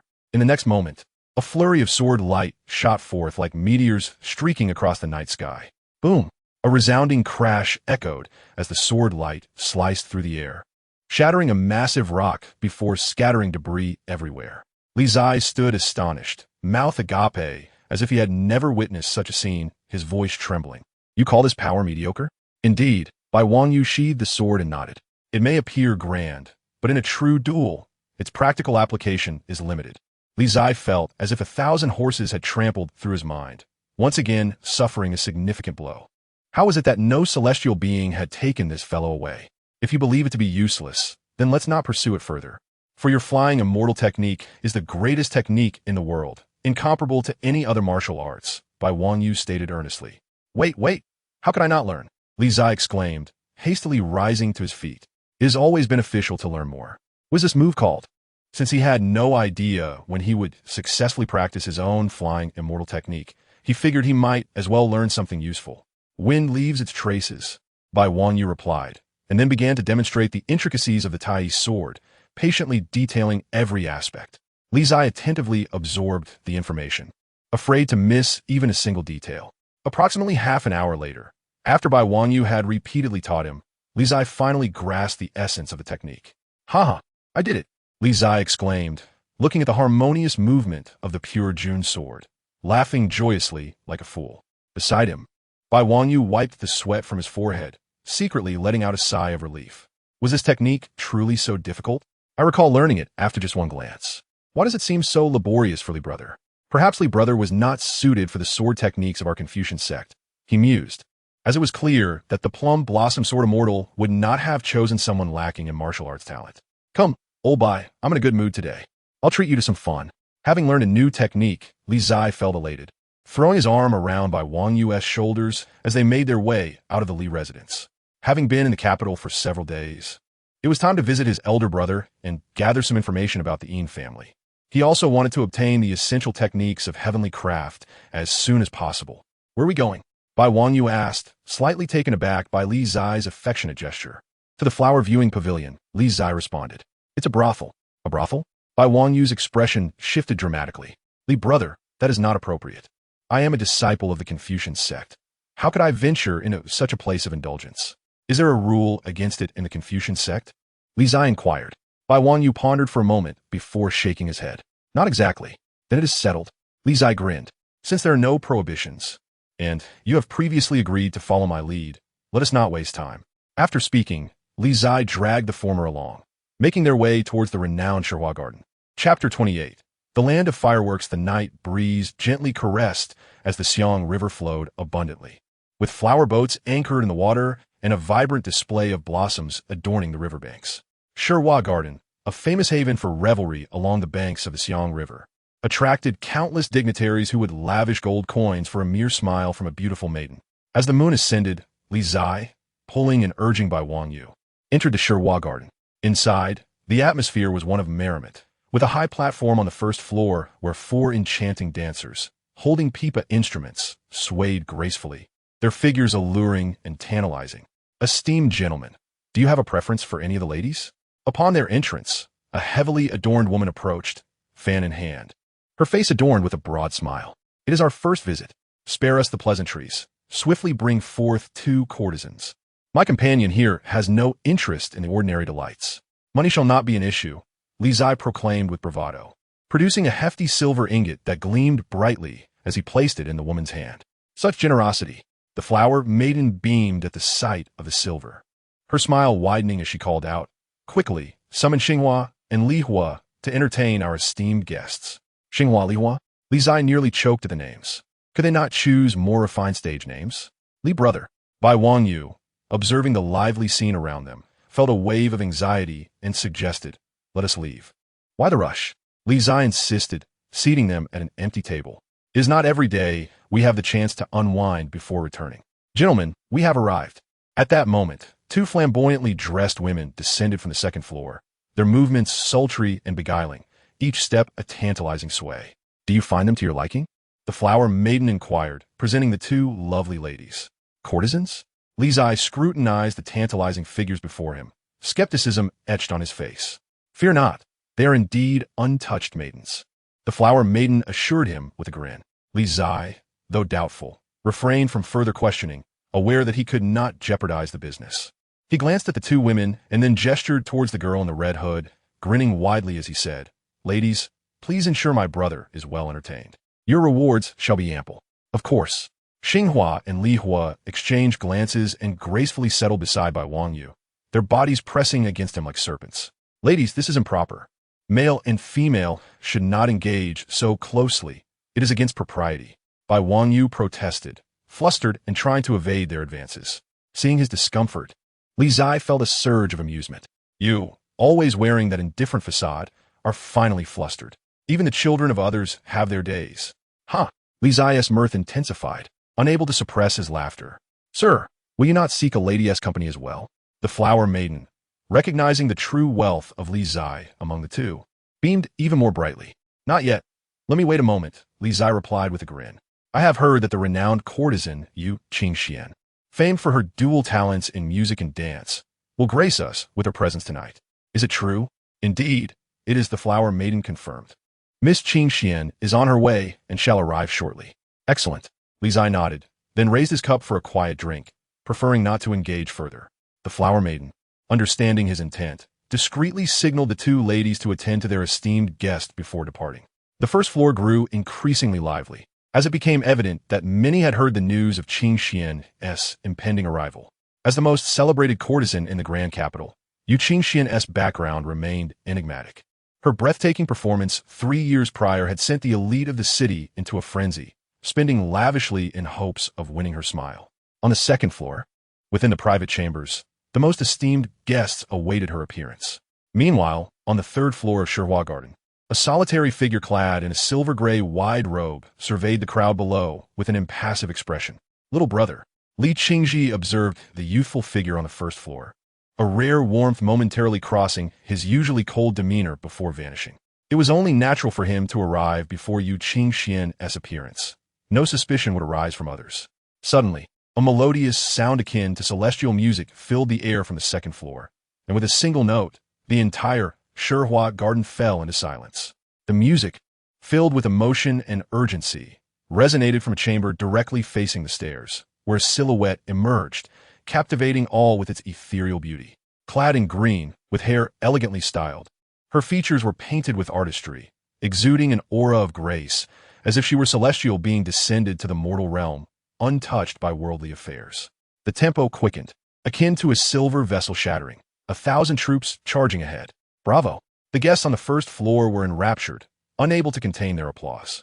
"An ambush from all sides?" Li Zai was initially taken aback, then scoffed quietly. "This performance is rather pedestrian. Why must they employ a guqin for such a fine peep of peace?"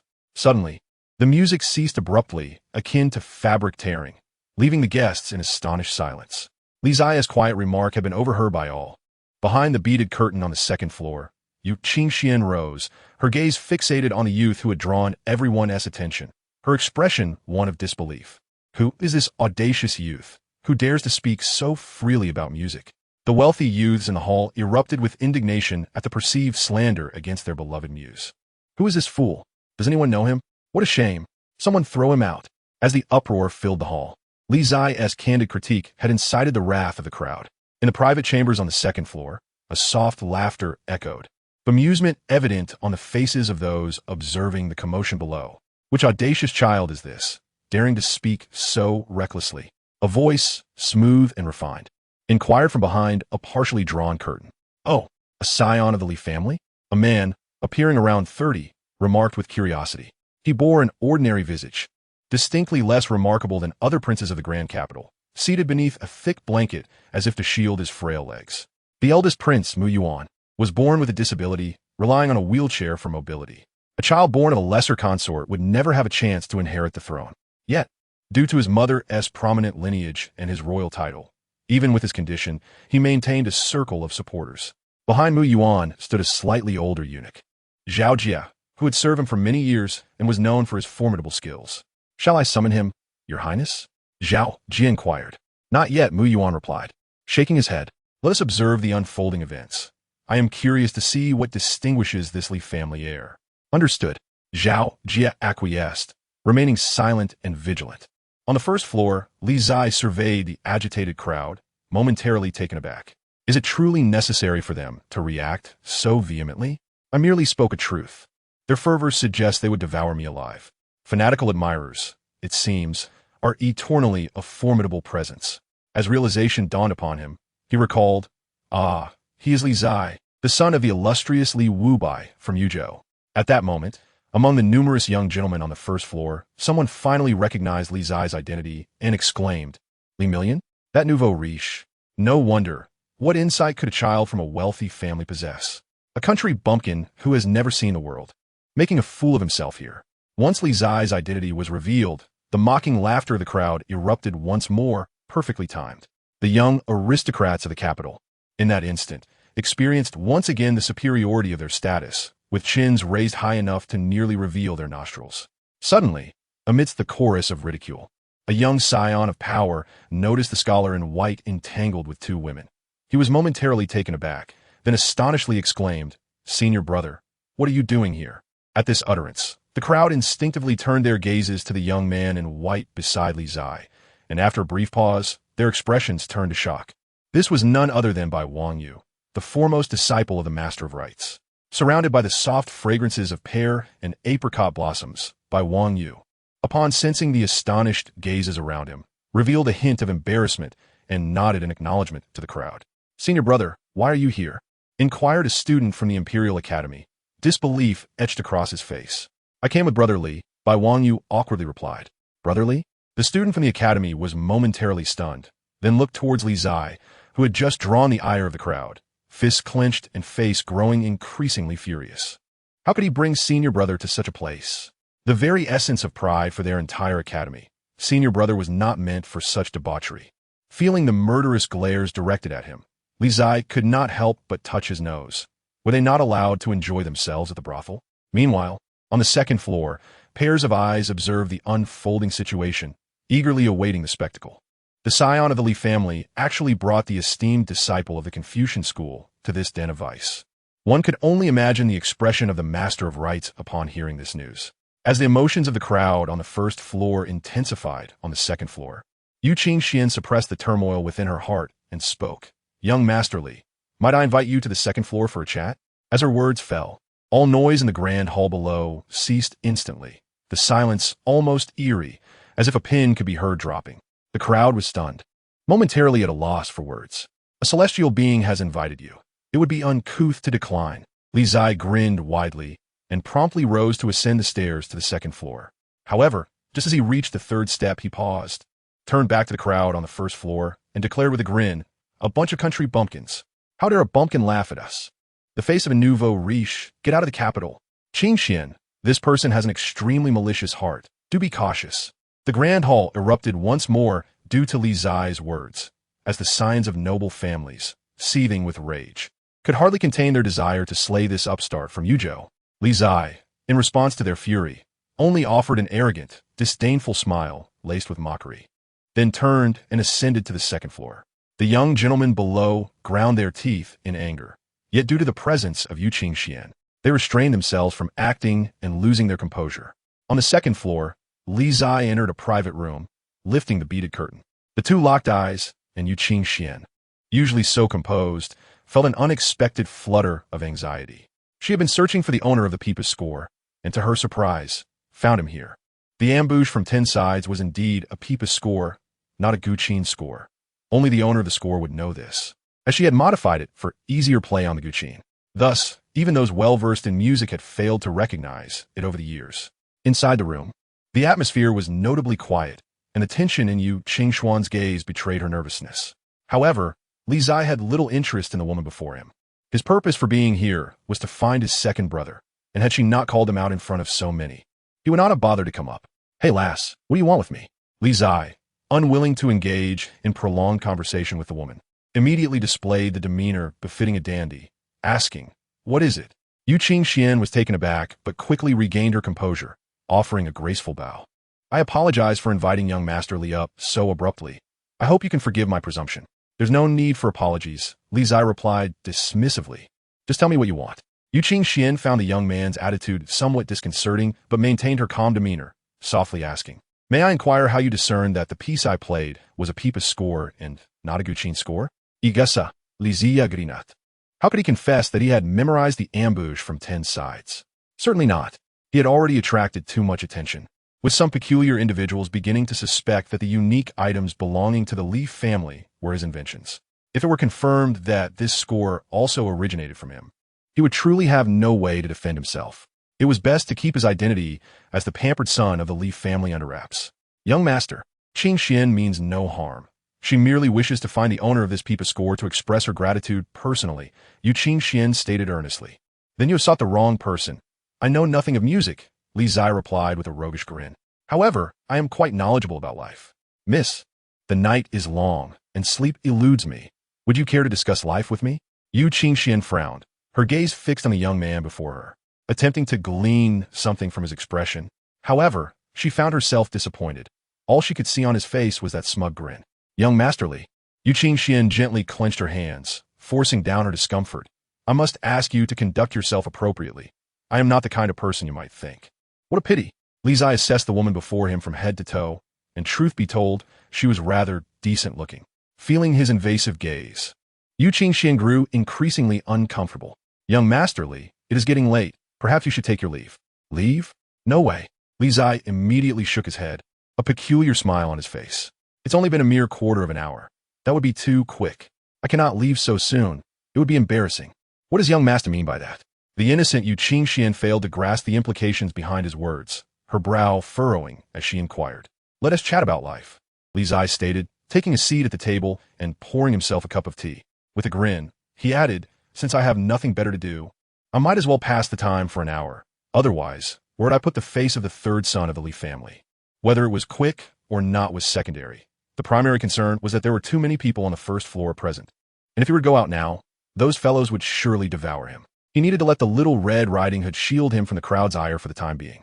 Watching him act so shamelessly, Yu Qingxuan's impression of him worsened. Suppressing her anger, she declared, if young master does not leave, then I shall take my leave. As she spoke, Yu Qingxian began to pack up her guqin, ready to depart. That's inappropriate, Li Zai exclaimed, putting down his teacup and raising his voice. Yu Qingxian trembled, her eyes wide in disbelief. How could this person be so shameless? Let us sit down and chat, Li Zai grinned. Otherwise, I will keep shouting. Yu Qingxuan's body shook with indignation, and after a long moment, she barely managed to suppress her rage, setting down her guqin and taking a seat. Li Zai chuckled, saying nothing further, and sipped his tea, passing the time. He intended to wait until the crowd below grew impatient and dispersed before he made his exit. He was uncertain whether he would have another chance to see his second brother. This evening had turned out to be rather unexpected. He had not anticipated being thwarted by this woman. As silence enveloped the room again, Yu Qingxian sat there, her expression shifting multiple times. She could hardly believe that the third son of the Leaf family was such an unrepentant rogue. If that is the case, then the exquisite pipa score could not possibly have been penned by the individual before her. She firmly believed that one capable of composing such a stunning piece must undoubtedly be someone of considerable merit. As time passed, a palpable silence enveloped the private room, rendering the atmosphere increasingly awkward. The teapot on the table had been drained by Li Zai, yet not much time had elapsed, and the crowd below remained as numerous as before. Surprisingly, the night had deepened outside, while the elite youths in the hall continued their fervent wait. Their eyes bloodshot and teeth clenched, eagerly anticipating the emergence of the Leaf family's naive heir, ready to flay him alive. On the second floor, Li Zai acutely sensed the resentment emanating from the first floor, making it all the more impossible for him to venture out. Noticing the empty teacups before him, he turned his gaze towards the woman opposite him and grinned. Is there any tea left? There is none, Yu Qingxian replied through gritted teeth. Miss you, Li Zai began, but as he caught the murderous glint in her eyes, he swiftly altered his address. You, miss you summon me here to become the target of everyone's ire. Surely, you must bear some responsibility? What does young Masterly desire? Yu Qingxian struggled to suppress her mounting anger. Li Zai pondered. Do you have any medicinal herbs? None. Yu Qingxian snapped. What about the eternal cold iron? Do you have that? He continued to inquire. Absolutely not. She retorted furiously. How can you have nothing at all? Li Zai exclaimed, disappointment etched across his face. Yu Qingxuan's chest heaved with rage, her silver teeth clenched, and the last vestiges of her rationality were nearly extinguished. Very well, if you provide me with 10,000 valuable herbs, I shall forgive you, she declared casually. Bang! At last, unable to contain herself, Yu Qingxian slammed her palm on the table and stood up, her body trembling violently. Yu, Li Zai was taken aback. Why the excitement? If you disagree, we can negotiate. Isn't that how business is conducted? Why such fury? Yu Qingxian closed her eyes and inhaled deeply several times. Young Master Li, I bid you farewell. May we never meet again. With that, she picked up the guqin beside her and turned to exit through the door at the back of the room. Fairy, don't go. Wait. Such a lack of decorum, Li Zai called out, shaking his head in resignation. Well, if you wish to leave, then leave. Is that Miss Qingxuan's carriage? Miss Qingxian is leaving. At that moment, someone in the hall below spotted her carriage departing from the flower garden and exclaimed. Instantly, the crowd in the hall surged forth, their faces marked by disappointment. Oh bye, let us go. Seizing the rare opportunity, Li Zai rushed downstairs, grabbing by Wang Yu and slipping out of the flower garden amidst the chaos. Li Zai, in the midst of the uproar, someone caught sight of them and shouted, Don't let him escape. Everyone capture him. As the words fell, all attention turned to the two, and a frenzy ensued as they pursued them. Thus, a farcical scene unfolded before the Qiangzhi River, with Li Zai dragging by Wang Yu in desperate flight, while a throng of pursuers rapidly chased after them, hurling insults. Li Zai was not one to suffer in silence. He retaliated with insults of his own, one against a multitude. This only incited the crowd further. Their fervor heightened as if they had been invigorated by a potent elixir. The once tranquil Qiangzhi River erupted into a cacophony of chaos. As the night deepened, Li Zai pulled by Wang Yu through one street after another, with fewer and fewer behind them. A bunch of simpletons, thinking they can catch me. After traversing 2 more streets, Li Zai noticed no one was following and paused, bending over to catch his breath. I'm utterly exhausted. Li Xiong, by Wang Yu gasped beside him, still shaken. We should avoid such places in the future. This time was a blunder. Next time, I promise to arrange things impeccably, Li Zai vowed. But just as he finished speaking, he caught a glimpse of movement at the end of the street, his expression shifting, and he yanked by Wang Yu away, sprinting once more. Behind him, a dozen individuals followed closely, brandishing makeshift weapons. As Li Zai and Bai Wang Yu hurried back to Li Garden, dawn was nearing. After a night of frantic escape, both were disheveled. Even Bai Wang Yu, the esteemed elder brother of the Confucian sect, appeared utterly disheveled, his hair askew and dripping with sweat. Without exchanging farewells, they retreated to their respective rooms. In the inner courtyard, as Li Zai pushed open the door, he was met by a young man clad in a silvery gray robe, seated quietly at the table. Second brother, Li Zai exclaimed, momentarily startled before hastily shutting the door. What brings you here in person? Weren't you seeking me? Li Qingzhi replied, coolly. If you wish to remain inconspicuous, why provoke someone like Yu Qingxian? Unexpected, Li Zai rubbed his nose awkwardly. I never anticipated that a score I casually penned years ago would end up in Yu Qingxuan's possession. Li Qingzhi nodded, choosing not to dwell on that matter. He shifted the topic. You sought me out to discuss the Yin family, did you not? Yes. Li Zai's expression turned serious. Second brother, is everything proceeding smoothly with Yin Quan? The person has been placed within the Yin family, Li Qingzhi stated calmly. However, the items you desire are in the Yin family's treasury, and with his current status and abilities, acquiring them will be quite difficult. If only we could also infiltrate the Yin family, we could coordinate our efforts, significantly increasing our chances of success, Li Zai remarked thoughtfully. Li Qingzhi considered this. There's a way to enter the Yin family. Second brother has a plan? Li Zai inquired, his eyes lighting up with excitement. In a few days, it will be the 60th birthday of the Yin family's patriarch, during which Yu Qingxian will perform, Li Qingzhi replied calmly. If you wish to enter the Yin family, you may ask Yu Qingxian for assistance. Cough, cough. Upon hearing this, Li Zai was caught off guard, choking on his own saliva and coughing violently. Why didn't you mention this earlier? You should have told me sooner. He had already thoroughly offended Yu Qingxian the previous night. She would be unlikely to even want to see him now, let alone assist him. Chapter 30. Continue seeking the courtesan for life's conversations in the Li Garden. As roosters heralded the dawn, Li Zai vanished without a trace once more. In the southeastern part of the capital, where tranquility reigned supreme, the opulence of the city felt worlds away, devoid of lavish palaces or extravagant entertainment. Here, life unfolded as it did for the common folk. In an unassuming little courtyard within this nondescript area, a young woman rose early to water her plants before stepping out for her morning exercises. Qingzhi had been frail as a child, and her physician had advised her to engage in more physical activity. Thus, she had maintained this morning routine over the years. The noble youths of the capital could never have imagined that the fairy they revered resided in such a humble setting. But Li Zai was aware, for Li Qingzhi had informed him. "Miss you, what a coincidence!" By the banks of the Xiangshui River, clad in azure garments, Qingzhi was just about to begin her morning exercises when that irksome voice reached her ears from behind. Turning around, she saw Li Zai jogging towards her in athletic attire, his face illuminated by sunlight, bearing a charming smile that made him appear quite appealing. Unfortunately, in Qingzhi's mind, Li Zai's reputation had plummeted to the lowest depths. Thus, upon spotting him, she uttered not a word and turned to walk away. "Miss you, fairy you, please don't go. Let's discuss life. Or perhaps music and poetry." Li Zai jogged after her, persistently hovering near her side with a sheepish grin. "Young Master Li, I have matters to attend to. Let us talk another day," Qingzhi replied curtly, quickening her pace to evade the vexatious presence. Li Zai remained oblivious to the fact that he had become the subject of ridicule, persistently approaching and entreating. "Miss you, I have come to apologize. It is all by Wang Yu's fault for insisting that I accompany him to the flower garden and for forcing drinks upon me. Had it not been for that, I would not have been inebriated and acted so rudely. Please forgive me, miss you." Achoo! By Wang Yu, just stepping out of the room in the western chamber, sneezed twice, feeling an unexpected chill. "Have I caught a cold?" He pondered, perplexed. It had been years since he had fallen ill since taking up martial arts. What was amiss today? In the southwest of the capital, by the banks of the Xiang River, Qingzhi gazed at the shameless youth before her, her disdain growing. Who was unaware of the character of that scholarly senior?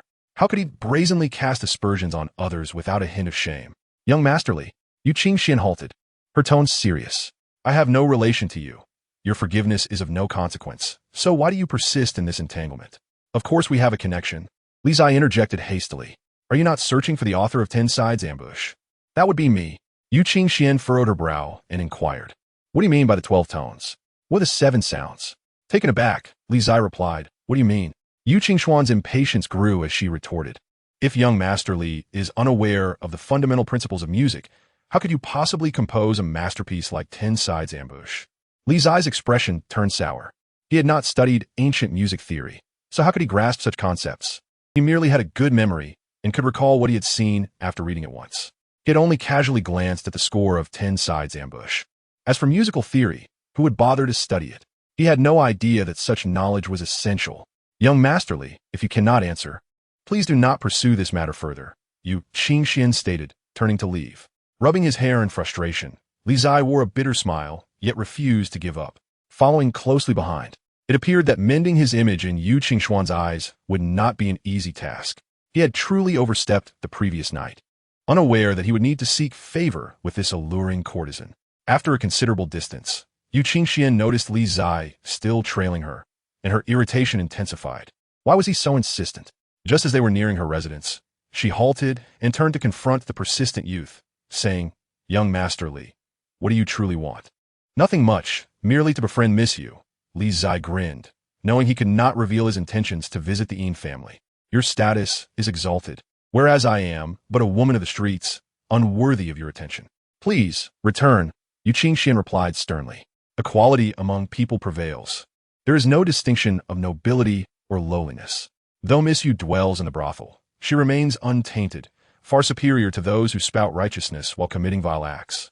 Li Zai showered her with flattery, exhausting his vocabulary in his efforts to win her favor. Upon hearing his unique perspective on status, Qingzhi's expression shifted to one of surprise. Equality among people? This was the first time she had encountered someone expressing such thoughts. Seeing her reaction, Li Zai seized the opportunity and continued, "Miss you, I come from a merchant family, my status not particularly noble, yet I have never considered myself inferior. Nobles and commoners are merely labels. The ruler is like a boat, while the people are like water. Water can both support and overturn a boat. Therefore, in life, there is truly no distinction of nobility. It is all a matter of the heart." "Wonderful," Li Zai concluded, feeling quite satisfied with his own rhetoric. It had been a long time since he had so boldly spun tales. "Do you truly believe so, young master?" Qingzhi asked softly. Her heart stirred as she regarded the ever-changing visage of the youth before her. Nobility is merely a matter of the heart. His words struck a chord deep within her. She realized that despite countless noble suitors pursuing her over the years, they were solely captivated by her beauty and form, looking down upon her identity as a courtesan. This was the essence of societal hierarchy, deeply ingrained and unchangeable. Indeed, Li Zai nodded vigorously. Once you spend more time with me, you will see that I am a man of my word, possessing a kind disposition. I would not harm even the smallest creature, nor would I allow a moth to perish in the flame. Last night, I simply drank too much, resulting in my disrespectful words. Umaba, he thought, to the brothers of the underworld, if I have offended you, I sincerely apologize. Let's put last night's events behind us.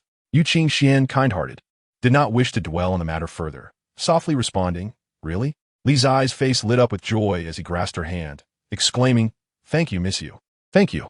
Yu Qingxuan's expression shifted, and she was about to pull away when an angry voice rang out from a distance. Scoundrel, release the fairy Qingzhi. Before the words faded, a furious youth, appearing around 15 or 16, charged towards them with a fierce expression, thick eyebrows and large eyes, his demeanor brimming with defiance. He rushed up to them and forcefully shoved Li Zai aside, shouting, who are you to bully fairy Qingzhi? Be careful, or I shall have my father deal with you. And who might your father be? Li Zai asked, momentarily taken aback. My father is one of the 10 martial kings, the East Lin King. The youth proclaimed proudly. The East Lin King?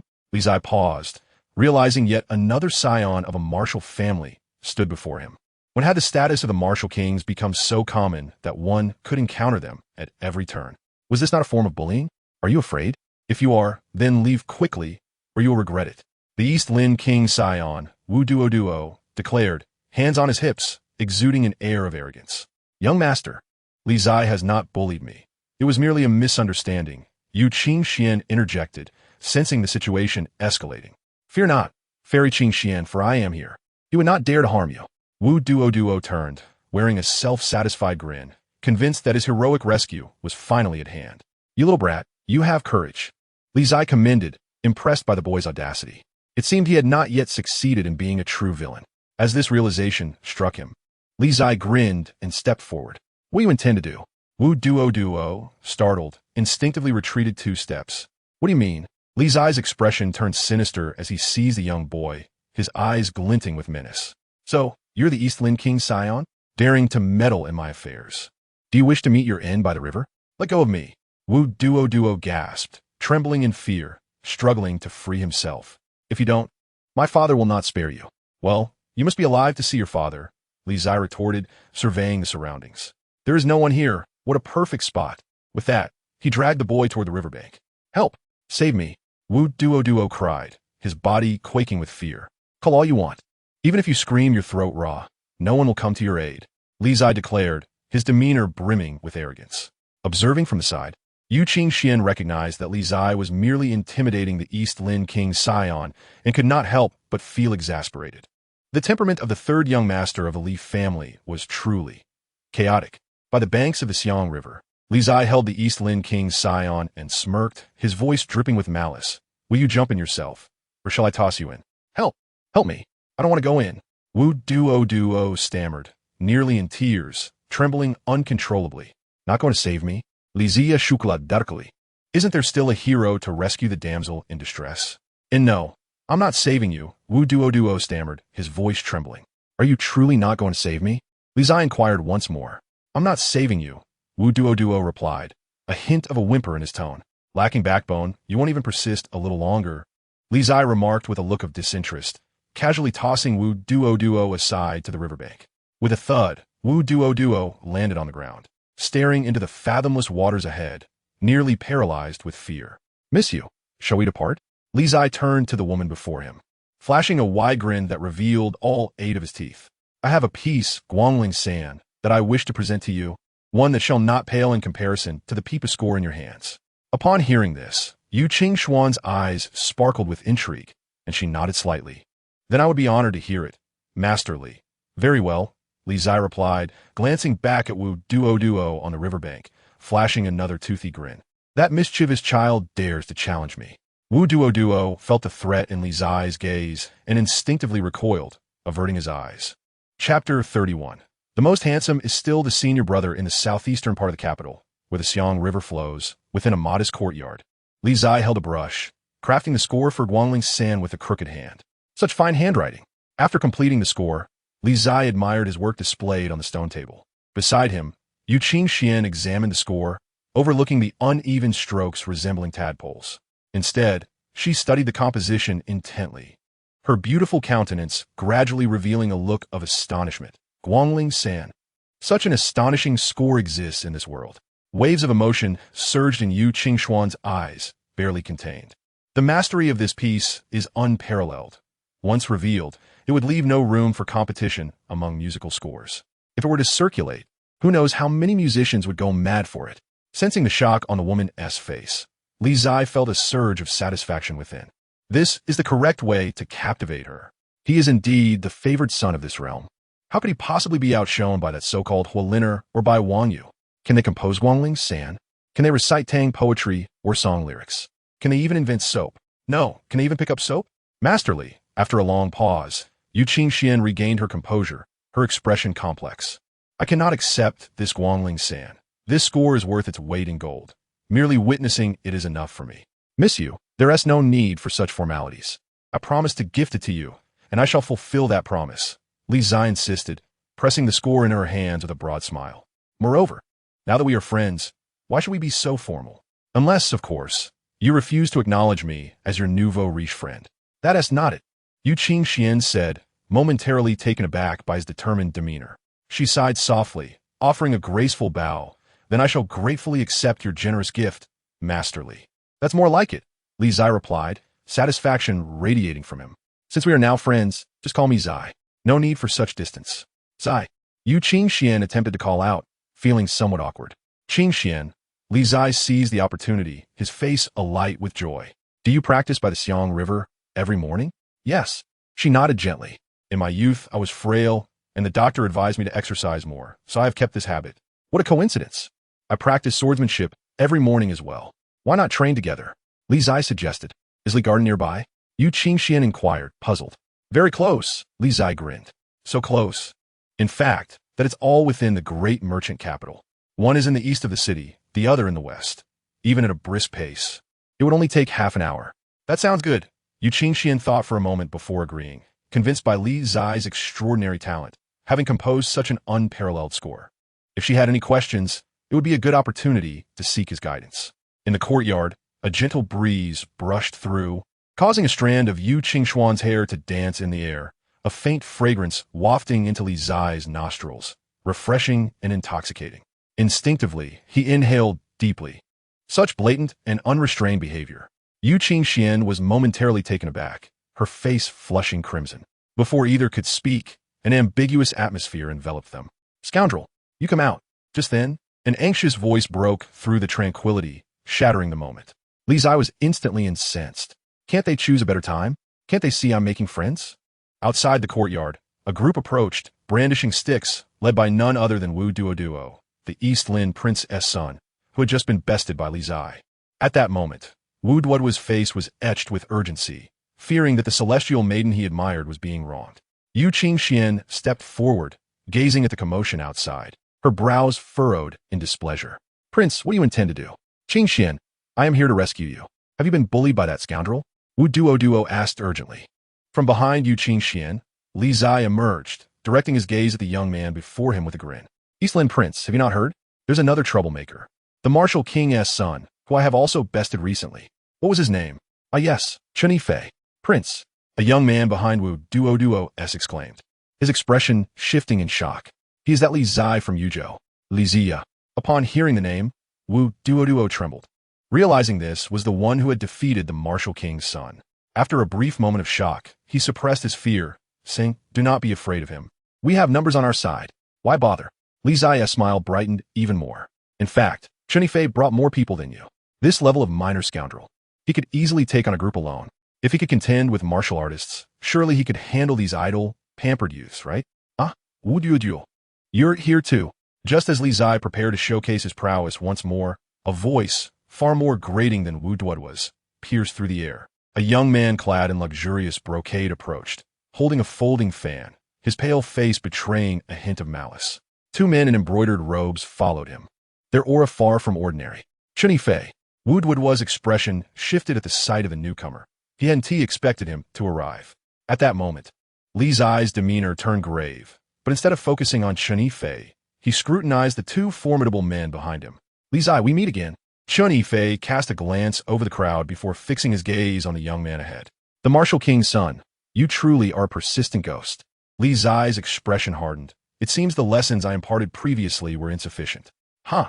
Qingzhi Fei closed his fan with a smirk, retorting, today, it remains to be seen who teaches whom a lesson. With that, Qingzhi Fei turned his attention to Wu Duoduo, East Lin Prince. It appears you harbor grievances against Li Zai as well. Why not join forces? No need. Wu Duoduo glanced at the two men behind Qingzhi Fei, shaking his head in refusal. Your vendetta is not mine to meddle in. As he spoke, Wu Duoduo turned to leave with his entourage. Be careful. Wu Duoduo whispered as he brushed past Li Zai. Those two are the embroidered guards of the Martial King. Very formidable. Thank you. Li Zai replied with a solemn nod. This East Lin Prince isn't so intolerable after all. Though both are the same type of spoiled youth, he possesses a distinct quality. At the very least, he is far more honorable than Qingzhi Fei, who shares the title of Martial King's son.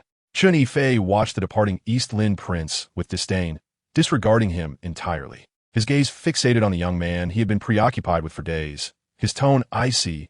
Li Zai, if you do not leave this encounter with severe injuries today, I shall take your surname. I do not possess a son as grand as yours. Li Zai responded in a low voice, his internal essence subtly circulating, bracing himself for action at any moment. It seemed trouble was imminent today. The embroidered guards of King Xuanwu were at least proficient masters of the late First Realm. If there were only one, he might manage, but with two approaching, hope for victory was scant. However, retreat was not an option. Young Master Li. At Li Zai's side, Yu Qingxuan's face flashed with anxiety, her delicate hands clenched tightly, a faint sheen of sweat appearing on her brow. Qingxian, step back. Li Zai softly instructed, taking a step forward to shield Yu Qingxian behind him. Though he often jested, at this moment, he realized that if he did not stand firm, he would not even qualify as a man. The urge to play the hero was undeniable. Qingzhi Fei sneered, rest assured, if I incapacitate you, I shall take this courtesan for myself and savor her slowly. Yu Qingxian trembled, panic flickering in her beautiful eyes as she instinctively grasped the hem of the young man's garment. What are you waiting for? Attack! Qingzhi Fei commanded his two men coldly.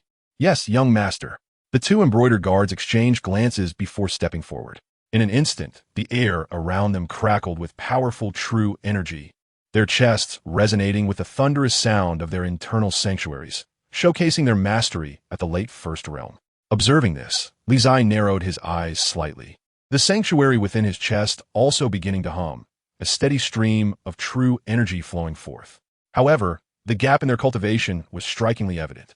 The flying immortal technique did not emphasize cultivation, and given that Li Zai had only mastered one vein, his training speed was unimpressive. He remained at the early First Realm. For the first time, he acutely felt the pressure of being outclassed in cultivation. He needed strength, powerful strength. Otherwise, he could not even protect those close to him. At that moment, the two embroidered guards surged forward with incredible speed. Just as Li Zai prepared to activate the flying immortal technique, he suddenly halted, his gaze shifting westward.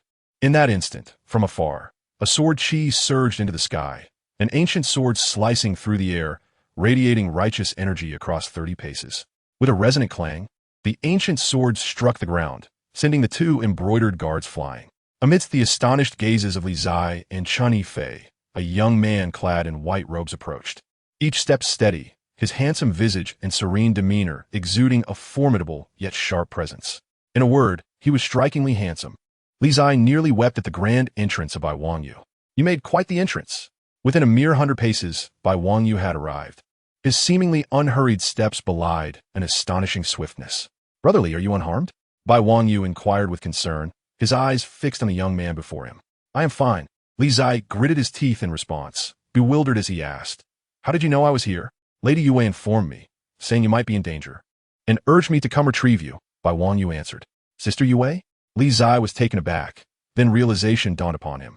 There were numerous spies from the Li family in the capital. It must have been Sister Yue who sensed the unusual behavior of the son of King Xuanwu, and thus sent this little red cap to his aid. Bai Wangyu. In front of the courtyard, Chun Yifei glared at the scholarly master who had disrupted his plans, fury etched on his face. Are you truly opposing the residents of King Xuanwu? Opposing? Bai Wangyu expressed surprise, drawing the Tai sword from the ground and turning to inquire, is it that serious? Upon hearing this, Li Zai felt tears welling up. The audacity! How could this little red cap be so dashing? Chun Yifei was so infuriated that he could barely contain himself, yet he hesitated to act against Bai Wangyu, whose noble identity and commendable cultivation rendered his two embroidered guards utterly helpless. Let's retreat. A wise man does not seek unnecessary conflict. Chun Yifei suppressed his fury, uttering a deep command before turning to leave. The two embroidered guards followed suit in silence, not daring to linger for even a moment longer. Young master, do remember to ask King Xuanwu if he permits you to take on the surname Li. Before the courtyard, Li Zai watched the three retreating figures, taunting, look back. Look back. May the little red cap bring your downfall. 10 paces away, Chun Yifei stumbled slightly. His fists clenched as he took a deep breath before continuing on his way. He swore that he would not rest until this grudge was avenged. Li Zai observed this with disappointment, wondering why he did not turn back. Having dispelled the son of King Xuanwu, Li Zai and Bai Wangyu did not linger any further. After bidding farewell to Yu Qingxian, they made their way toward the Li Garden in the western part of the city. Old Bai on the journey back. Li Zai remained quiet for a long while before speaking up. Bai Wangyu replied. I wish to meet the master of the Confucian school, Li Zai softly stated. Only by meeting the master could he ascertain the whereabouts of his celestial teacher. The celestial teacher had come to the capital to procure the medicine king for him, and only by obtaining this medicine king could he swiftly forge a second meridian. He aspired to grow stronger and knew that he must unblock all 8 meridians as soon as possible. Otherwise, he would inevitably face similar predicaments in the future. The depths of the capital were treacherous. If the son of King Xuanwu posed such challenges, what if it were King Xuanwu himself? He could not rely on luck each time, hoping for a noble figure like the little red cap to rescue him. His fate could not remain in the hands of others. Living off the kindness of others was ultimately not a sustainable path. Bai Wangyu, having listened to Li Zai's words, wore a solemn expression. Meeting the master of the Confucian school is quite difficult. I am aware, which is why I hope Brother Bai can assist me. Li Zia raplia calmly. I am willing to pay any price to meet the master. Bai Wangyu fell silent for a long moment before finally nodding. I will return to the Taishui to plead with the Confucian master on your behalf, but I cannot guarantee that you will meet the master in the end. That is sufficient. Thank you. Li Zai gazed into the distance, his hands tightly clenched, replying earnestly. Chapter 32. Breaking through in a tranquil courtyard on the eastern side of the Taishui Palace, the autumn weather was growing cooler, causing the flowers and vegetables to wither considerably. Nevertheless, the elderly man continued to water the garden daily, day in and day out, year after year. In truth, within the Taishui Palace, and even in the broader realm of the Great Shang, no one could definitively say how many years the elderly man had lived. It was simply stated that he had been there since the day the Taishui Palace was established. Oh, did the third son of the Li family really say that? Within the courtyard, Kong Qiu listened to the words of the Confucian master, a serene smile gracing his aged features. It seems he is somewhat anxious. Master, shall we meet him? The Confucian master inquired gravely. It is not yet time, Kong Qiu replied, shaking his head as he picked up a wooden box from a nearby stone table and tossed it over, saying, have your disciple deliver this to him. Understood. The Confucian master bowed respectfully before turning to leave. Now that he has departed, you may come out, Kong Qiu said, glancing toward the back of the wooden house. Thank you, master. Qingzhi emerged softly. I had initially planned to wait until the third son of the Li family entered the Taishui before delivering the He Wu to him. But since he has come to me, I shall send it to him early. A gentle smile appeared on Kong Qiu's weathered face as he remarked, moreover, a medicine king is worth a year of time for the plum blossom sword immortal. There is one thing I do not comprehend, Qingzhi said earnestly. Master, having witnessed the affairs of the world, why do you regard Li Zai with such particular favor? He is different, Kong Qiu replied slowly. Indeed, the rumors of the world hold some truth. The rare treasures of the Li family all originate from the hands of the third son. That only speaks to his intelligence. Qingzhi countered. While there are few talented individuals in this world, they do exist. Mere cleverness cannot warrant the master's attention. You are his teacher. Have you not sensed any differences between him and the others in this world? Kong Qiu smiled. Different from the rest of the world? Hearing the master's words, Qingzhi's expression grew serious, pondering their meaning. Plum blossom, sword immortal. Well, you have opened 5 sanctuaries and reached the pinnacle of mortal martial arts. Your eyes remain inevitably influenced by this vast world, rendering you unable to perceive the true nature of heaven and earth. Qingzhi gazed at the heavens and inquired, "What lies beyond this vast expanse?" Upon hearing this, Qingzhi glanced upward, furrowing her brow as she replied, "Is it not simply the sky?" "But what is the sky?" Qingzhi persisted. "The sky?" Qingzhi pondered, finding the answer to such an abstract question elusive and indefinite. "Indeed, I have contemplated these queries for quite some time without resolution." A faint smile graced Qingzhi's lips as he remarked, "It was only when I witnessed the birth of the Li family's 3rd son that clarity dawned upon me." "Li Zai, what connection does he have to this?" Qingzhi asked in confusion. "His arrival disrupted the very fabric of this world's rules, allowing me, if only for a fleeting moment, to glimpse the true realm beyond this sky." Qingzhi reflected. He continued to gaze at the heavens, stating, "It was breathtaking, albeit ephemeral. Yet it remains the most exquisite sight I have ever beheld." "What does it mean to be the head of Confucianism?" Qingzhi, having heard the doctrines of a Confucian leader, was taken aback. "The Li family's 3rd son is not of this world. Indeed, the plum blossom sword immortal is remarkably astute." Qingzhi nodded, a glimmer of light flashing in his ancient eyes. "He hails from another realm, born into this world. Thus, when he appeared, the rules governing this realm fell into disarray, enabling me to pierce through the mists and perceive the world beyond." "Now I understand." Qingzhi's astonishment deepened. She had always sensed an inexplicable discord with Li Zai, yet could never articulate its origin. No wonder his words and actions are so astonishing, showing little regard for the conventions of this world. If what the Confucian leader claims is true, then all these unusual feelings can be explained. Yet, such shocking revelations are truly hard to believe. "Confucian leader," she mused, suppressing the turmoil within her. She turned her gaze to the venerable elder and asked, "Is there anyone else privy to this information besides you?" "None that I know of." Qingzhi shook his head. The scholar from the Western region's Hall of Divine Edicts might have perceived something, but at that time, his abilities were not as formidable as they are now, so his insights would have been limited. Fu Jingluan, the master of the Hall of Divine Edicts. Qingzhi recognized the scholar to whom Qingzhi referred. The one who once studied in the Central Plains, a man of great learning and wisdom. Who would have thought he would venture to the Western regions to become the Hall's master? To transform from a learned scholar into a purveyor of doctrines left the world astounded. It seems he also studied at the Taishua Palace. Gonki Shuka Sofli, Stettin. The youth is indeed formidable. In just over 20 years, he has attained such prowess. Initially, I believed he would be the one to change this world, but later I realized my error. Fu Jingluan's talents are indeed unparalleled, yet he is not the right person for this task. Ultimately, he remains a person of this world. No matter how far his vision extends, he cannot escape the confines of this realm. Change this world? Qingzhi questioned. What is wrong with this world? A cage, Qingzhi replied calmly.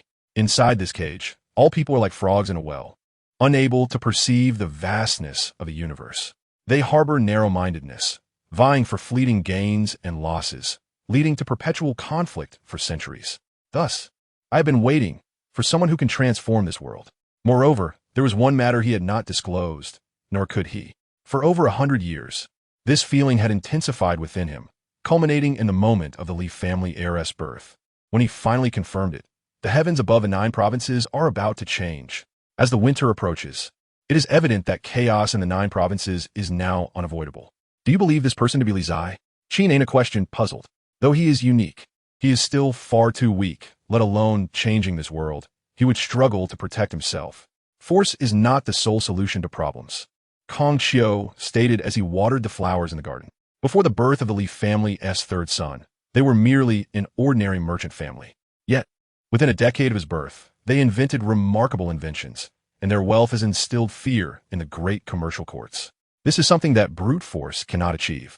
However, ultimate force remains the most effective means of resolving issues, Qingzhi asserted. No matter how extraordinary Li Zai may be, without formidable strength, he too cannot truly alter this world, for he would encounter countless obstacles, some of which are nearly insurmountable, such as Fu Jingluan. Indeed, Qingzhi acknowledged. The concerns you raise are valid. Thus, from a moment you accepted Li Zai as your disciple, I have been awaiting your arrival. Awaiting my arrival? Qingzhi was momentarily taken aback. Then, regaining her composure, exclaimed in astonishment. The Confucian leader foresaw that I would come to the Taishua Palace for the 1,000-year-old Hishowu. The head of Confucianism possesses such far-reaching insight. His meridians are blocked. Without the medicine king, it would take many years to unblock them using only ordinary herbal remedies. And time is of the essence, Kong Chiu stated calmly. Thus, you were destined to come. Your wisdom is admirable, Confucian leader. Qingzhi bowed respectfully, her beautiful countenance reflecting her esteem. At the very least, she could not foresee as far as the Confucian leader. Kong Chiu smiled faintly, merely a matter of longevity. In these few days, you may remain within the Taishua. For the arrival of the Li family's third son is not far off. Is the Confucian leader still unwilling to see me? Li Zai expressed his disappointment as he observed Bai Wangyu returning from the Taishua Palace. Yes, Bai Wangyu confirmed. The master of the law and Confucianism has conveyed your message. But the Confucian leader insists that the time is not yet ripe. Not yet ripe? Li Zai asked, perplexed. What does that mean? And when will it be considered the right time? Are all high-minded individuals so cryptic that they cannot be understood? I do not know, Bai Wangyu replied apologetically. The Confucian leader's words cannot be disregarded even by the master of the law and Confucianism, so you will have to wait a bit longer. Then there is no other choice. Li Zai sighed heavily before turning to head back to the inner courtyard. By the way, Li Zai, the Confucian leader instructed me to deliver this to you. At that moment, Bai Wangyu produced a wooden box from her bosom and handed it to him. Li Zai paused, puzzled as he accepted the wooden box, and opened it. 1,000-year-old Hishowu, he exclaimed in shock upon seeing the oddly shaped, unsightly wooden lump inside. Bai Wangyu, noticing his reaction, also turned to gaze at it, her usually calm demeanor now tinged with envy. She recognized the 1,000-year-old Hishowu as one of Taishua Palace's treasures, exceedingly precious. The fact that the Confucian leader presented it as a gift indicated how much he valued Li Zai. Quickly regaining his composure, Li Zai's face brightened, and his spirits lifted considerably. Old Bai, next time, please don't make such a fuss before revealing something. It would save me from unnecessary disappointment. He put away the wooden box and then gently patted the shoulder of the little red-capped girl before earnestly advising her. Li Zai is right, Bai Wangyu acknowledged, accepting the lesson humbly. Go rest. I will seek out old Zhang. Pleased with the little red-cap's willingness to learn from her mistakes, Li Zai instructed her and then joyfully made his way toward the inner courtyard. Old Zhang. Just a few steps later, Li Zai called out loudly. Get up and get to work. Before long, in the inner courtyard, the little maids hurried back and forth, bustling with activity. Steam rose from the large wooden barrels in the apothecary, where numerous herbs were being poured in. Li Zai shed his outer garment and stepped into the barrel, bracing himself for the task ahead. Before the medicinal barrel, Zhang Lada, with a grave expression, uttered a single phrase. He then flipped his palm and shattered the millennium-old Hishowu in his grasp. In the next moment, 5 divine abodes within Zhang Lada simultaneously awakened, their thunderous resonance echoing faintly. The radiance of the divine abodes shone like the stars, undeniably revealing his extraordinary cultivation. The sword maniac took action, forming his fingers into a sword, unleashing an overwhelming sword aura that forcefully shattered a major meridian within Li Zai's body. Concurrently, Zhang Lada condensed his true essence, continuously infusing the essence of the millennium-old medicinal king into Li Zai. An intense wave of pain surged forth, causing Li Zai to tremble violently, blood dripping from the corners of his mouth, staining the water's surface crimson. In the western chamber, Bai Wangyu sensed the potent wave of true energy from the inner courtyard, her expression tightening slightly. A peerless powerhouse of the fifth realm resided within the estate. Boom! At that moment, within the inner courtyard's pharmacy, a violent shockwave erupted, shattering the medicinal barrel and bursting open the door, sending splashes of water flying. A drenched youth half-knelt on the ground, gasping for breath. Before him, the disheveled elder appeared equally disheveled, soaked through, with wet hair sticking to his face, entirely lacking the demeanor of a formidable being. The second meridian, the youth half-knelt, clenching his fists tightly, having drawn one step closer to breaking through all 8 meridians. In the western chamber, Bai Wangyu was about to withdraw her gaze when suddenly, her expression froze in astonishment. Breaking through, at that moment, the once quiet inner courtyard surged with spiritual energy, akin to a tempest, continuously flooding into the pharmacy from all directions. Chapter 33. The proposal of Changsun Nanjiao in the inner courtyard of the garden. Spiritual energy surged madly into the pharmacy. Within, Li Zai felt a tremor in his body. As the small world of the divine abode in his chest echoed with thunder, the sea of true essence roiling with tumultuous waves. An endless influx of spiritual energy enhanced the vastness of his sea of true essence. As he opened the second meridian, Li Zai's absorption of spiritual energy accelerated exponentially. And with the accumulation of previous days, he finally advanced in his cultivation. At the moment of breaking through to the mid-stage of the first realm of martial arts, Li Zai distinctly felt the intensity of the true essence within his divine abode soaring sharply, even enhancing his perception abilities. Familiarize yourself with your body. Jean Lotta spoke, casually waving his hand as the pure June ancient sword flew over, landing before Li Zai. Li Zai glanced at his hands, then drew the ancient sword, stepping forward and launching himself. The sword aura surged, weaving through the inner courtyard as Li Zai's figure flickered, leaving behind numerous afterimages, completing 18 steps in one breath. On the final step, Li Zai stood firm, gripping the sword, and with a powerful swing, brought it down. Boom! The 3-foot sword edge was indomitable, and before Li Zai, a stone table shattered explosively, cleaved in two. Crack! Crack! Crack! Outside the pharmacy, Jean Lotta clapped his hands, stepping forward with a look of satisfaction, saying at last, "You have made some progress, not disappointing this old man's efforts. Old Zhang, I'm formidable, right? Teach me the third move." Li Zai, buoyed by the rare praise, exclaimed, "Are you certain?" Jean Lotta's expression turned peculiar upon hearing this. "What's wrong? Is it not possible?" Li Zai asked, puzzled. "Of course it's possible." Jean Lotta replied with a slight smile, not refusing. He brandished the sword, moving with a fierce momentum like a mountain crashing down, demonstrating the essence of dominance over 27 steps. After the demonstration, Jean Lotta sheathed his sword, took a swig of wine, and remarked with a smirk, "Practice this third move, and in the second realm, none will be your match. Even if you encounter a formidable opponent like the third prince, who has opened the second divine abode, you will be able to retreat unscathed." "That's incredible."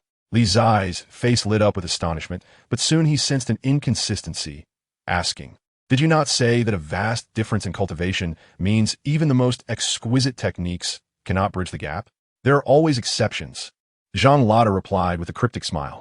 "The flying immortal technique is deemed the supreme technique in the world precisely because, a millennium ago, the first sword deity defeated opponents who surpassed him by an entire realm using this very technique." As he spoke, Jean Lotta's tone paused slightly, his smile morphing into something unsettling as he continued.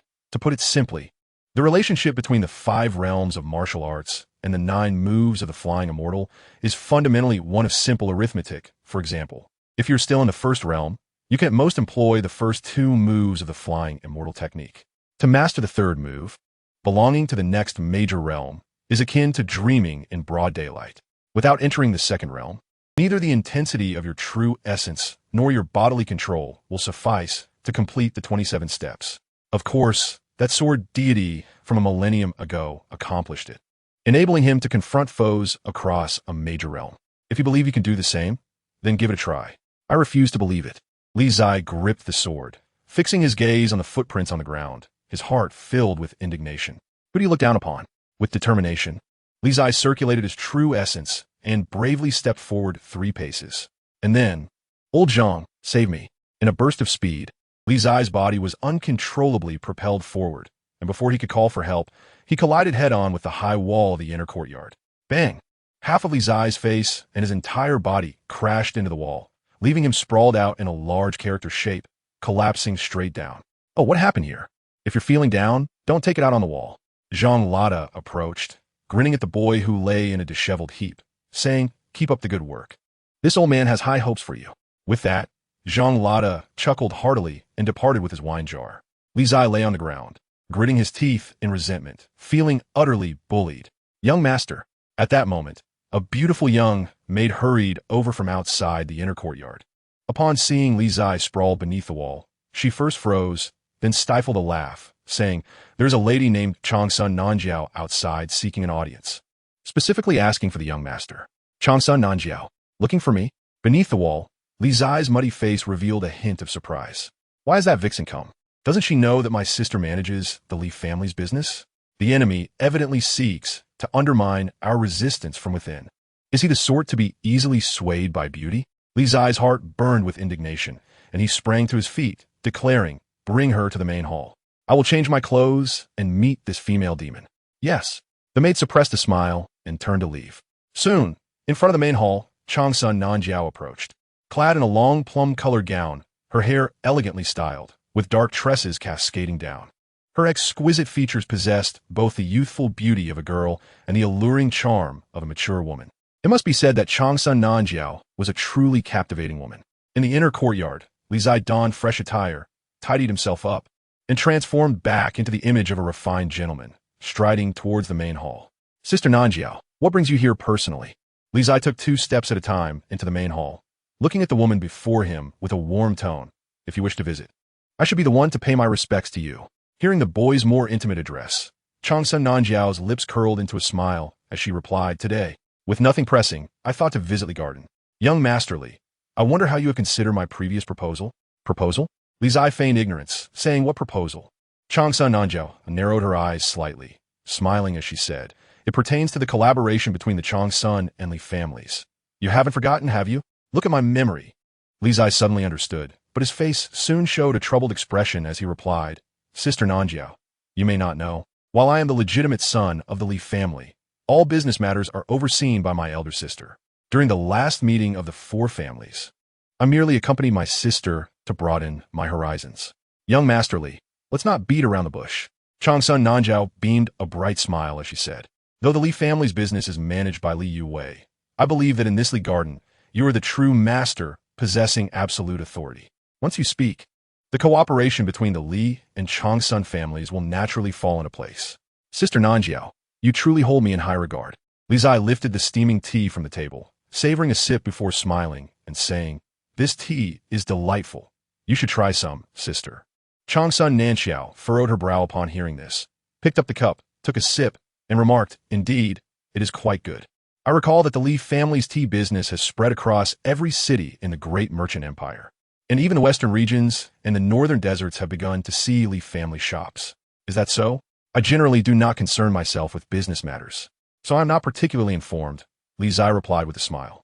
Qingzhi Nanjiao chuckled lightly and said, "Young Master Li, you have yet to answer my question." "Sister Nanjiao, please do not put me in a difficult position," Li Zai said with a wry smile. "If I were to meddle in the Li family's affairs, it would make things quite challenging for my elder sister." "You little rascal, truly impervious to reason," Qingzhi Nanjiao said, a hint of exasperation flashing across her beautiful face. After a moment, she composed herself and smiled. "I have heard that young Master Li is still unmarried. Would you like me to introduce someone to you? I think it would be quite suitable." Li Zai began to flirt, laughing. "If young Master Li is willing, I have no objections," Qingzhi Nanjiao replied with a charming smile. "I am still young. I will wait a few more years," Li Zai said somewhat shyly. "Not that young," Qingzhi Nanjiao remarked pointedly, glancing at the young man's legs. Li Zai's smile faltered. "Rogue, I have heard that you have been spending quite a bit of time with that young courtesan. Be cautious. I have heard that her background is rather complex. Do not allow yourself to be used by others." Qingzhi Nanjiao changed the subject, offering a warning. "Are you referring to Yu Qingxian?" Li Zai's eyes flashed with intrigue. "Could you elaborate, Sister Nanjiao? It is said that Yu Qingxian has met with the Crown Prince on several occasions, and on the night she appeared at the Flower Arrangement Pavilion. The Crown Prince was also present there," Qingzhi Nanjiao explained. "The Crown Prince?" Li Zai frowned slightly. "I have never met the Crown Prince. How could I be of use to him? You are the legitimate son of the Li family, which is immensely wealthy. If I were the Crown Prince, I would certainly seek to cultivate a relationship with you." Qingzhi Nanjiao smiled. "If we could secure the support of the Li family, the path to contending for the throne would be much smoother." "Sister Nanjiao, please do not speak so recklessly," Li Zai said, taking a sip of tea. "The matter of succession is the emperor's concern. The Li family is merely a common merchant family. We do not wish to, nor do we have the capacity to interfere in such matters. Though the Li family may currently be a merchant family, if you wish to elevate your status, my Qingzhi family can assist you." Qingzhi Nanjiao finally revealed her intentions, her gaze serious as she looked at the young man. "You must understand the influence my family holds in the court. With a nod from you, the Li family could instantly transition from a merchant family to a noble house. The difference is something you should comprehend better than anyone." Upon hearing this, Li Zai fell silent, contemplating. This proposition indeed struck at the core of the Li family's aspirations. Scholars, farmers, artisans, and merchants. The scholarly families hold the highest positions in the great merchant empire, whereas merchant families remain lowly ranked. This has been the greatest obstacle the Leaf family has faced in its development. There is no one in the court. Thus, the Leaf family can only be regarded as a merchant family and not a prestigious noble house. Li Zai pondered Changsun Nanxiao's proposal seriously, weighing the pros and cons. Changsun Nanxiao did not rush him, quietly sipping her tea. She knew that the Leaf family would carefully consider her offer. Indeed, not long after, Li Zai raised his head, a radiant smile illuminating his face. Seeing this, Changsun Nanxiao also smiled. It's settled. Sister Nanxiao, I have decided to pursue the path of a sword immortal. A career in politics is not suitable for me, Li Zai declared, beaming. Changsun Nanxiao's expression froze, and her smile gradually faded. Chapter 34. The Deceiver. As Changsun Nanxiao departed from the garden, her countenance was far less pleasant than when she arrived. Li Zai's indifference and resistance had truly incensed her. Soon, news of her setback in Li Garden reached the Yin family and the Merchant Alliance. The three families, already lacking unity, found their discord deepened by the Li family's business, a prize everyone wished to claim for themselves. If possible, each of the three families sought to monopolize the opportunity to collaborate with the Li family, determined to suppress the others completely. Late into the night, a roaring fire blazed within the Merchant Alliance, illuminating half the imperial city as brightly as day. In Li Garden, Li Zai, practicing swordplay under the moonlight, caught sight of the distant flames, a dangerous smile creeping onto his lips. Finally, my brother has begun to act. The timing is perfect. The following day, before dawn, chaos erupted throughout half the imperial city. Furious members of the Merchant Alliance stormed into the Yin family's money house, demanding an explanation. They had discovered a token left behind by a member of the Yin family among the goods destroyed in the fire. Outside the Yin money house, a crowd of curious onlookers gathered, eager to witness the unfolding drama. They had heard of the Merchant Alliance's fire, but it seemed evident that this incident was linked to the Yin money house. Everyone, please calm down. Inside the Yin money house, the elderly patriarch, Qingzhi, who was about to celebrate his 60th birthday, was startled and hobbled out with a cane. Patriarch Yin, an explanation, if you please, shouted the merchants, confronting him. As one of the Merchant Alliance's managers tossed a token inscribed with the character in onto the ground, his voice filled with ire. A young servant stepped forward, picked up the token, and respectfully presented it to the patriarch. Qingzhi received the token, his expression darkening. After a moment, he spoke, "This token indeed belongs to my Yin family. But I assure you, this fire was not caused by anyone from my family. I stake the Yin family's century-long reputation on it. This incident was absolutely not perpetrated by us. Patriarch Yin, my Merchant Alliance has suffered significant losses. You cannot simply brush this off with a few words." The manager retorted angrily. "Manager Yao," Qingzhi replied, his face somewhat strained from being wrongfully accused. "What do you want?" "What do I want? Compensation, of course." The Merchant Alliance manager shouted. "I have calculated the damages. It amounts to 300,000 taels. If even a single tael is missing, my Merchant Alliance will pursue your family to the bitter end. Indeed, we will pursue this to the end. The Yin family is too oppressive." A voice erupted from the crowd, igniting the anger of all present. Looking over, they saw a young man, handsome and radiant, exuding an extraordinary charm, untainted by the mud of the world. If Li Zai were to describe his appearance, it would be with the entire lexicon of a dictionary. However, at this moment, no one had the leisure to contemplate Li Zai's looks. "Yes, we will pursue this to the end. This is outrageous." With one person igniting the fire, the crowd erupted, fueled by Li Zai's encouragement, their fervor escalating uncontrollably. Amidst the throng, Li Zai shouted passionately, his face flushed, displaying more excitement than the members of the Merchant Alliance themselves. The Merchant Alliance manager glanced back at the most fervent young man in the crowd, offering him an appreciative look. "This young man is impressive. He has great insight. We must promote him when we return. Have you heard? The goods destroyed last night were a gift from the Merchant Alliance to the Li family, valued at 300,000 taels. Now, they have been set ablaze by the Yin family. The losses the Merchant Alliance has incurred are truly catastrophic. 300,000 taels as a gift. The Merchant Alliance is quite generous. If we could secure a partnership with the Li family, 300,000 taels would be nothing. Moreover, those goods were not entirely given away for free. However, none of that matters now. The goods are gone. And it won't be easy for the Merchant Alliance to collaborate with the Li family now. The Yin family is ruthless. I hear they also sought to partner with the Li family, likely fearing the Merchant Alliance would get ahead and resorted to such underhanded tactics. Who could disagree? The Merchant Alliance has suffered a significant loss and will undoubtedly seek revenge. Prepare for a spectacle. Outside the Yin family bank, a group of well-meaning individuals engaged in hushed conversations, passing along the details of certain incident until the entire street was abuzz with the news. It was, of course, a scheme orchestrated by Li Zai, who had sent his associates to spread the word. Inside the bank, Yin Zhong observed the growing agitation of the crowd, his expression darkening with concern. This was troublesome. If not handled properly, the reputation of the Yin family bank could be irrevocably tarnished. The bank's business relied heavily on its reputation. Should it be sullied, who would dare to engage in transactions with the Yin family bank? Contemplating this, Yin Zhong suppressed his rising anger and addressed the manager of the Merchant Alliance, speaking in a calm, yet earnest tone. Manager Yao, our Yin family bank has had no grievances with your alliance in the past. How could we possibly engage in such self-destructive actions? There must be someone framing us. And I hope you will not be swayed by others' machinations. Used by others? Are you implying that our manager, Yao, is merely brave but lacks wit? Before the Merchant Alliance manager could respond, Li Zai's voice rang out again from the crowd, inciting further discord. Indeed, you have committed an offense, yet are attempting to shift the blame onto others. You dare to act, but not to face the consequences. Our manager Yao will not fall for your tricks. Instantly, a young man in green attire beside Li Zai echoed his sentiments. The two exchanged glances before simultaneously averting their eyes, recognizing each other as rivals. Their concerted efforts soon swayed the crowd, prompting the alliance manager's expression to darken as he turned to the elder of the Yin family, stating in a grave tone, Elder Yin, we have the evidence right here. Are you still trying to quibble? Do you intend to leave it to the authorities before you acknowledge the truth? Upon hearing the mention of involving the authorities, Yin Zhong's face shifted slightly. He stepped forward and quietly implored, this incident is indeed not of our making.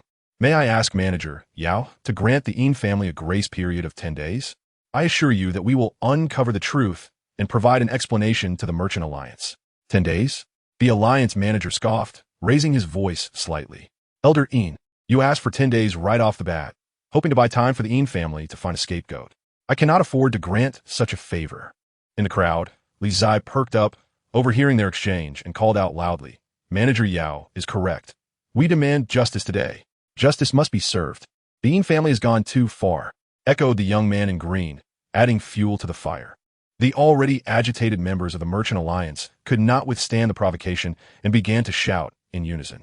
Among the throng, Li Zai and the young man in green discreetly memorized each other's features, planning to investigate further after this confrontation. Encountering a rival in this situation meant that they were either the instigators or beneficiaries of the turmoil. After all, the enemy of my enemy is my friend, and there might be future opportunities for collaboration. The chaos at the Yin family bank escalated as more onlookers gathered, eager to witness the spectacle. Sensing that the flames of discord had been sufficiently stoked, Li Zai decided it was time to make his exit. The young man in green, noticing the same, quietly slipped away from the crowd. Outside the Yin family establishment, the two exchanged smiles and shook hands. Li Dazhuang, Li Zai introduced himself. Son Erniu, replied the young man in green, equally forthright. They shook hands briefly before turning to leave. Bah, do you take me for a fool? Both Li Zai and the young man in green inwardly scorned each other. Upon returning to Li Garden, Li Zai promptly dispatched someone to investigate the young man's background. Similarly, the young man in green, upon returning home, wasted no time in sending someone to uncover Li Zai's identity. Li Zai, Long Sun Fingyu recognized the name after perusing several portraits. A fraud. Both Li Zai and Long Sun Fingyu disparaged each other's character. Are you saying that the legitimate heir of the Li family infiltrated the Merchant Alliance to stir trouble at the Yin family bank? Long Sun Nanxiao expressed surprise upon hearing her nephew's words. Indeed, Long Sun Fingyu replied, taking a sip of tea, his disdain evident. I have never encountered such shameless individuals, deceiving me with false names like Li Dazhuang. Isn't it hypocritical of you to call him out when you also lied by introducing yourself as Son Erniu? Long Sun Nanxiao retorted without mercy. Aunt, why are you defending an outsider? Long Sun Fingyu asked, incredulous. Could it be true, as the rumors suggest, that you have taken a liking to that Li family scion? You must think carefully. He is even younger than I am. Enough. Long Sun Nanxiao snapped. I believe you're getting a bit too cheeky. Do you want me to inform your father to give you a good talking to? I was wrong. Long Sun Fingyu quickly conceded. But tell me, What could the heir of the Li family hope to achieve with such actions? They are inciting discord to fuel conflict among the three families. Long's son Nanxiao replied calmly. The Li family is here in the capital due to pressure from the court, and they would not easily yield. Then the fire at the Merchant Alliance last night was also set by the Li family? Long's son Fengyu asked, his voice serious. Not necessarily. Long's son Nanxiao shook her head. It is also possible that the Yin family orchestrated it. After all, I returned from Li Garden empty-handed, and the Merchant Alliance has been severely weakened. The Yin family stands to benefit directly. But if it was indeed the Yin family's doing, why would they leave behind evidence? That doesn't add up, Long's son Fengyu queried, puzzled. Perhaps they carelessly left it behind. Long's son Nanxiao mused, a bright smile gracing her lips. Of course, the Li family is also a suspect. Fengyu, that Li Zai is quite intriguing. You might want to get closer to him. Closer? Long's son Fengyu's lips twitched. I fear that if I grow too close, he might end up becoming my uncle by marriage. Chapter 35. Love has always been fleeting in Li Garden, Western Chamber. Bang! Li Zai once again challenged his senior brother to a duel, and after 5 exchanges, he was sent sprawling to the ground, covered in mud. I'm done. Seeing the apologetic gaze of the girl in the red hood, Li Zai felt even more disgruntled as he spat out the dirt from his mouth and plopped down onto the stone steps. We're all young. It's just not fair how he is so handsome and can fight so well. Brother Li has indeed made considerable progress. Bai Wangyu stepped forward to offer comfort. From 3 exchanges to 5 is quite an improvement. With a forced smile, Li Zai replied, Old Bai, you must not have taught me well. Speak honestly. Are you holding back on me? Brother Li is just joking. Bai Wangyu responded helplessly. Martial arts is a gradual process. It's impossible to achieve results overnight. I've been training longer than you, so it's only natural for me to be somewhat stronger. Don't be too anxious. Li Zai sighed heavily, reclining against the stone steps. But there are less than 3 years left until I have to compete against that Huolin. How can I not be anxious? Upon hearing this, Bai Wangyu fell silent for a moment before softly stating, that Huolin is indeed formidable. You know Huolin Li Zai perked up, sitting upright. Have you fought against him? I have not fought him directly. Bai Wangyu shook his head. However, I have sparred with Yin Xiaoyu, the son of the Tianyu Divine Palace. If Huolin is on par with him, then Brother Li will indeed have a tough time in the competition 3 years from now. You've sparred with that divine son? Li Zai asked, astonished. What was the outcome? We neither lost nor won, Bai Wangyu replied softly. It was more of a stalemate. Old Bai, I'm a bit envious of you, Li Zai said, brimming with jealousy. That divine son is renowned as one of the 4 great prodigies of the world, and you managed to reach a draw with him. How infuriating. Although Brother Li is currently weak, he possesses remarkable potential and has mastered the flying immortal technique, reputed to be the foremost method in the world. One day, he will surely surpass me, Bai Wangyu said earnestly. Li Zai gazed at the serious expression on the little red hat's face, feeling a wave of melancholy. Can potential be consumed? Would he dare to suggest that old Qin did not teach him the flying immortal technique due to admiration for his potential, but rather as a last resort, a dead horse being treated as a live one? After all, his progress in any practice was equally slow. I'm off to discuss life with the courtesan. Chatting with you is rather dull. Once again struck by disappointment, Li Zai retorted indignantly at the little red hat, then stood up and walked out of the garden. Brother Li, Bai Wangyu called from behind. What is it? Li Zai turned back to inquire. Do you need me to protect you closely? Bai Wangyu asked earnestly. Go away, Li Zai replied with an elegantly disdainful tone. Bai Wangyu chuckled lightly and did not say more. Li Zai left Li Garden, feeling quite vexed. In just a few days, even the little red hat had learned to misbehave. In a quaint courtyard not far from the Huai River, Yu Qingxian sat quietly beneath a maple tree, tuning an ancient zither. The vibrant red leaves adorned her graceful figure, creating a picturesque scene. Upon Li Zai's arrival, he stood silently outside the courtyard, admiring the beauty within. Reluctant to intrude, time passed, and sensing the gaze from outside, Yu Qingxian looked up and smiled.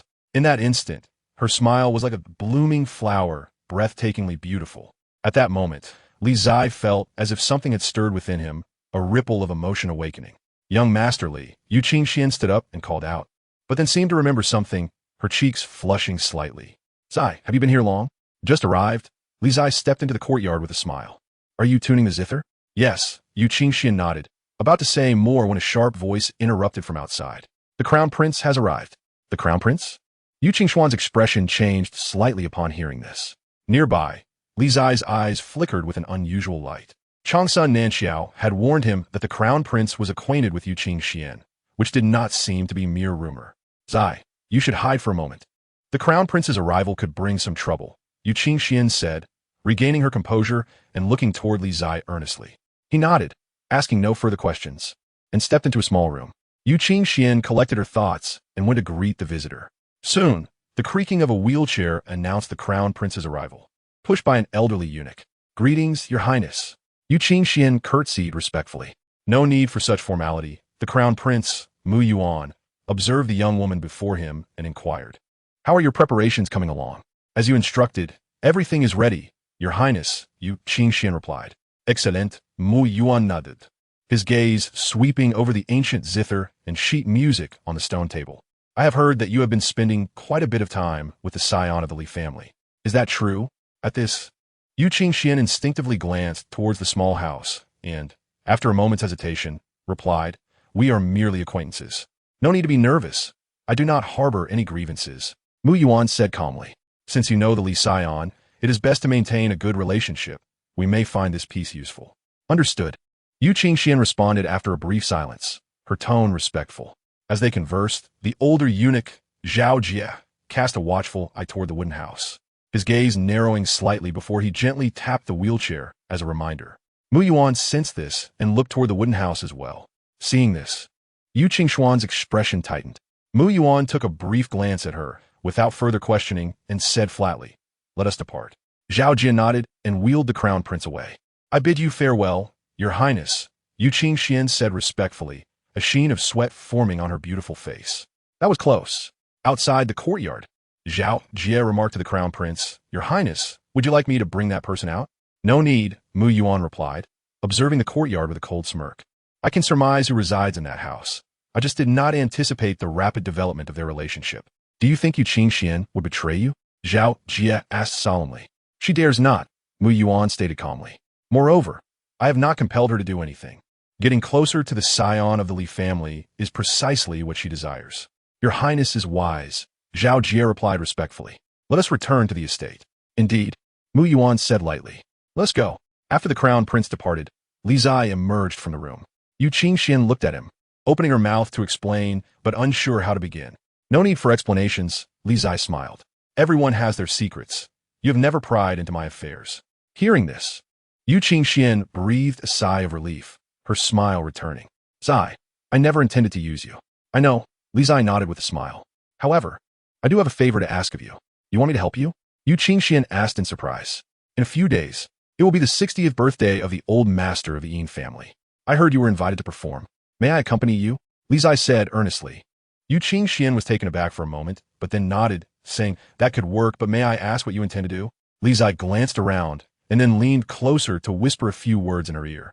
Upon sensing his breath, Yu Qingxuan's face flushed at first, and upon hearing his plan, she gasped, steal something? Sure. Li Zai placed his finger over her lips. Keep your voice down. We don't want anyone else to hear. Startled, Yu Qingxian quickly covered her mouth and looked around. You're insane. You want to steal something from the Yin family? I have no choice. This item is of great importance to me and must be taken, Li Zai said sheepishly, a hopeful expression on his face. Qingxian, you must help me. I truly do not know how to infiltrate the Yin family. Yu Qingxian bit her lip, contemplating for a long moment before finally nodding. All right, I will bring you in. Really? That's wonderful. A hug. Li Zai exclaimed joyfully and embraced her. Yu Qingxian, caught off guard, felt her face flush crimson. Upon regaining her composure, she quickly broke free and feigned anger, saying, Zai, if you do that again, I might get angry. It was a reflex, not intentional. Li Zai said awkwardly, rubbing his nose. Well, it's getting late. I must return home. Do visit Li Garden when you have the chance. All right, Yu Qingxian nodded softly. As Li Zai waved goodbye and prepared to leave, she called out from behind, Zai. Li Zai paused, turning back. Is there something you need? The crown prince has done me a favor, and I promise to assist him with 3 tasks. Beyond that, we have no other connection, Yu Qingxian explained softly. Upon hearing this, Li Zai's face broke into a radiant smile. Understood. If you ever find yourself in a difficult situation, feel free to seek me out. In this world, money can move mountains, and coincidentally, the Li family lacks nothing but silver. Indeed, Yu Qingxian replied with a smile, nodding. If I ever need silver, I shall certainly seek out you, the dandy. Haha, it's a deal. Li Zai laughed heartily before striding away. In that moment, he walked slowly, deliberately making his silhouette appear taller. Since ancient times, those who are overly sentimental only end up with unfulfilled longings. Alas, one can only win hearts through cunning. Indeed, in the small courtyard, Qingzhi gazed at the departing figure before her, and even her usually tranquil heart stirred with ripples of emotion. This young master of the Li family was strikingly unique. After all these years, she had encountered someone who truly seemed indifferent to her identity, whether she was a courtesan or a concealed piece in the game of the crown prince. To him, she was simply Qingzhi. If one treats me with sincerity, I shall reciprocate with sincerity, she vowed within her heart. Regardless of what may unfold in the future, she would forever remember this day, as well as the days preceding it, and would never act in a manner detrimental to him. It is easy to become acquainted, yet knowing someone deeply is a formidable challenge. Chapter 36. News of the Third Herbal King.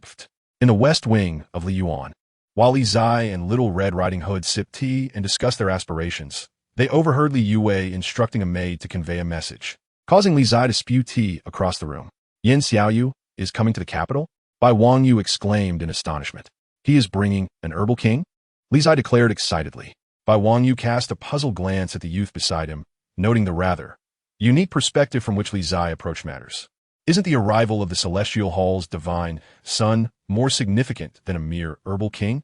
The beautiful maid nodded and replied, the news has just arrived. The divine son Yan Xiaoyu is on his way to the capital and should arrive in 10 days. Old Bai, Li Zai turned to Little Red Riding Hood and said, Bai Wangyu replied, perplexed. If I asked you to help me ambush Yan Xiaoyu and seize that herbal king, would you do it? Li Zai rubbed his hands together eagerly. Bai Wangyu pretended not to hear, unwilling to entertain such a foolish question. Unprincipled. I'm off to find old Zhang. Li Zai scoffed and promptly dashed toward the inner courtyard. A quarter of an hour later, the sounds of Zhang Laoda's furious curses erupted from within. Get lost.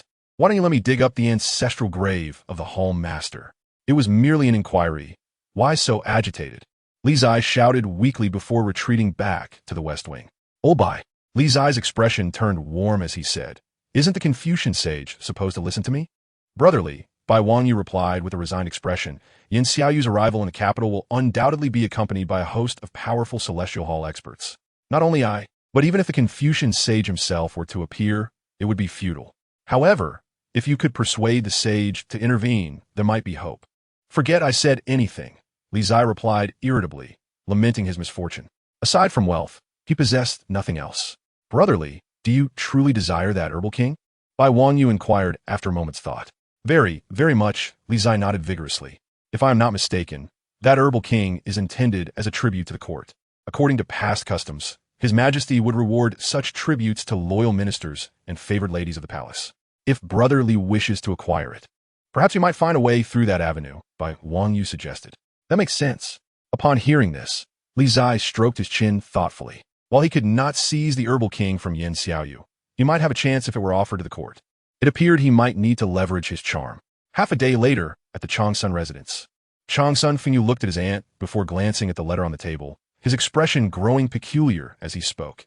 Aunt, that legitimate son of the Li family has invited you to the lakeside 3 days hence. Shouldn't you say something? Changsun Fengyu, it seems you have grown restless again. Changsun Nanxiao replied, a dangerous glimmer flashing in her beautiful eyes. Aunt, please spare me. I won't do it again. Changsun Fengyu quickly conceded, then added, however, Aunt, you should be cautious. Based on my dealings with that Li family scion, he is quite cunning and not easy to handle. His approach is surely motivated by some ulterior motive. I understand. No need for your reminders. Changsun Nanxiao replied, then seemed to recall something and asked, by the way, how is the matter I entrusted to you progressing? You must persuade your stubborn cousin, the fourth prince, not to be so obstinate. Our Changsun family has worked tirelessly to help him seize power, yet he remains indifferent, neglecting the throne to practice that wretched sword. Aunt, please do not urge me further. I have done my utmost. Changsun Fengyu replied with a wry smile. You know my cousin Mu Bai's temperament. If he could be easily swayed, we wouldn't have to struggle like this for all these years. Born into royalty and a prince, he neglects his duties. I cannot fathom how my sister bore such an unambitious son. Changsun Nanxiao expressed her frustration. Aunt, Changsun Fengyu said, his expression suddenly turning odd. Didn't he, that Li family scion, say he only wishes to be a sword immortal? Coincidentally, my cousin Mu Bai also aspires to the same. Why not arrange a meeting between them? Perhaps they will find common ground and help us draw the Li family closer. If they don't end up fighting, it would be a miracle, let alone finding common ground, Chang's son Nanxiao retorted, exasperated. That boy Mu Bai has finally found a worthy opponent. How can you let it pass? The Li family scion has been personally instructed by the Plum Blossom Sword Immortal, so he must possess considerable swordsmanship. If either of them is injured, it will be a significant problem. Spare us your ill-conceived ideas. Haha, I was merely suggesting. You do have a point, Aunt. Perhaps it is best not to take that risk after all. Changsun Fingyu chuckled in response. Changsun Nanxiao chose not to engage further with the fool before her. Her gaze shifting to the letter on the table, a flicker of intrigue flashing in her beautiful eyes. His sudden invitation truly caught her off guard. Had he changed his mind? In the royal palace, at the 9th princess's residence, Murong and her brother Mu Bai were engaged in a game of chess. The girl was as radiant as a flower, while the boy was sharp as a sword. Even born into royalty and holding a prestigious status, they cannot conceal their own brilliance. Brother, you have lost again, Murong announced with a bright smile as she placed her piece down, sealing the game. In the art of chess, I am not your equal, Mu Bai admitted calmly as he set down his piece. It is not that my skills are inferior, but rather that my mind is not sufficiently calm. Brother, it is not that you lack skill, but rather that you are too restless, Murong teased. If I had not insisted on playing with you every day, you would have surely sought out that Li family scion to duel by now. He has been taught by the Plum Blossom Sword Immortal. His swordsmanship must be extraordinary. What harm would there be in contest? Mu Bai replied, his expression calm. Yet I have heard that the Li family scion's cultivation is rather lacking. It seems he has only recently opened his first divine abode, Murong remarked.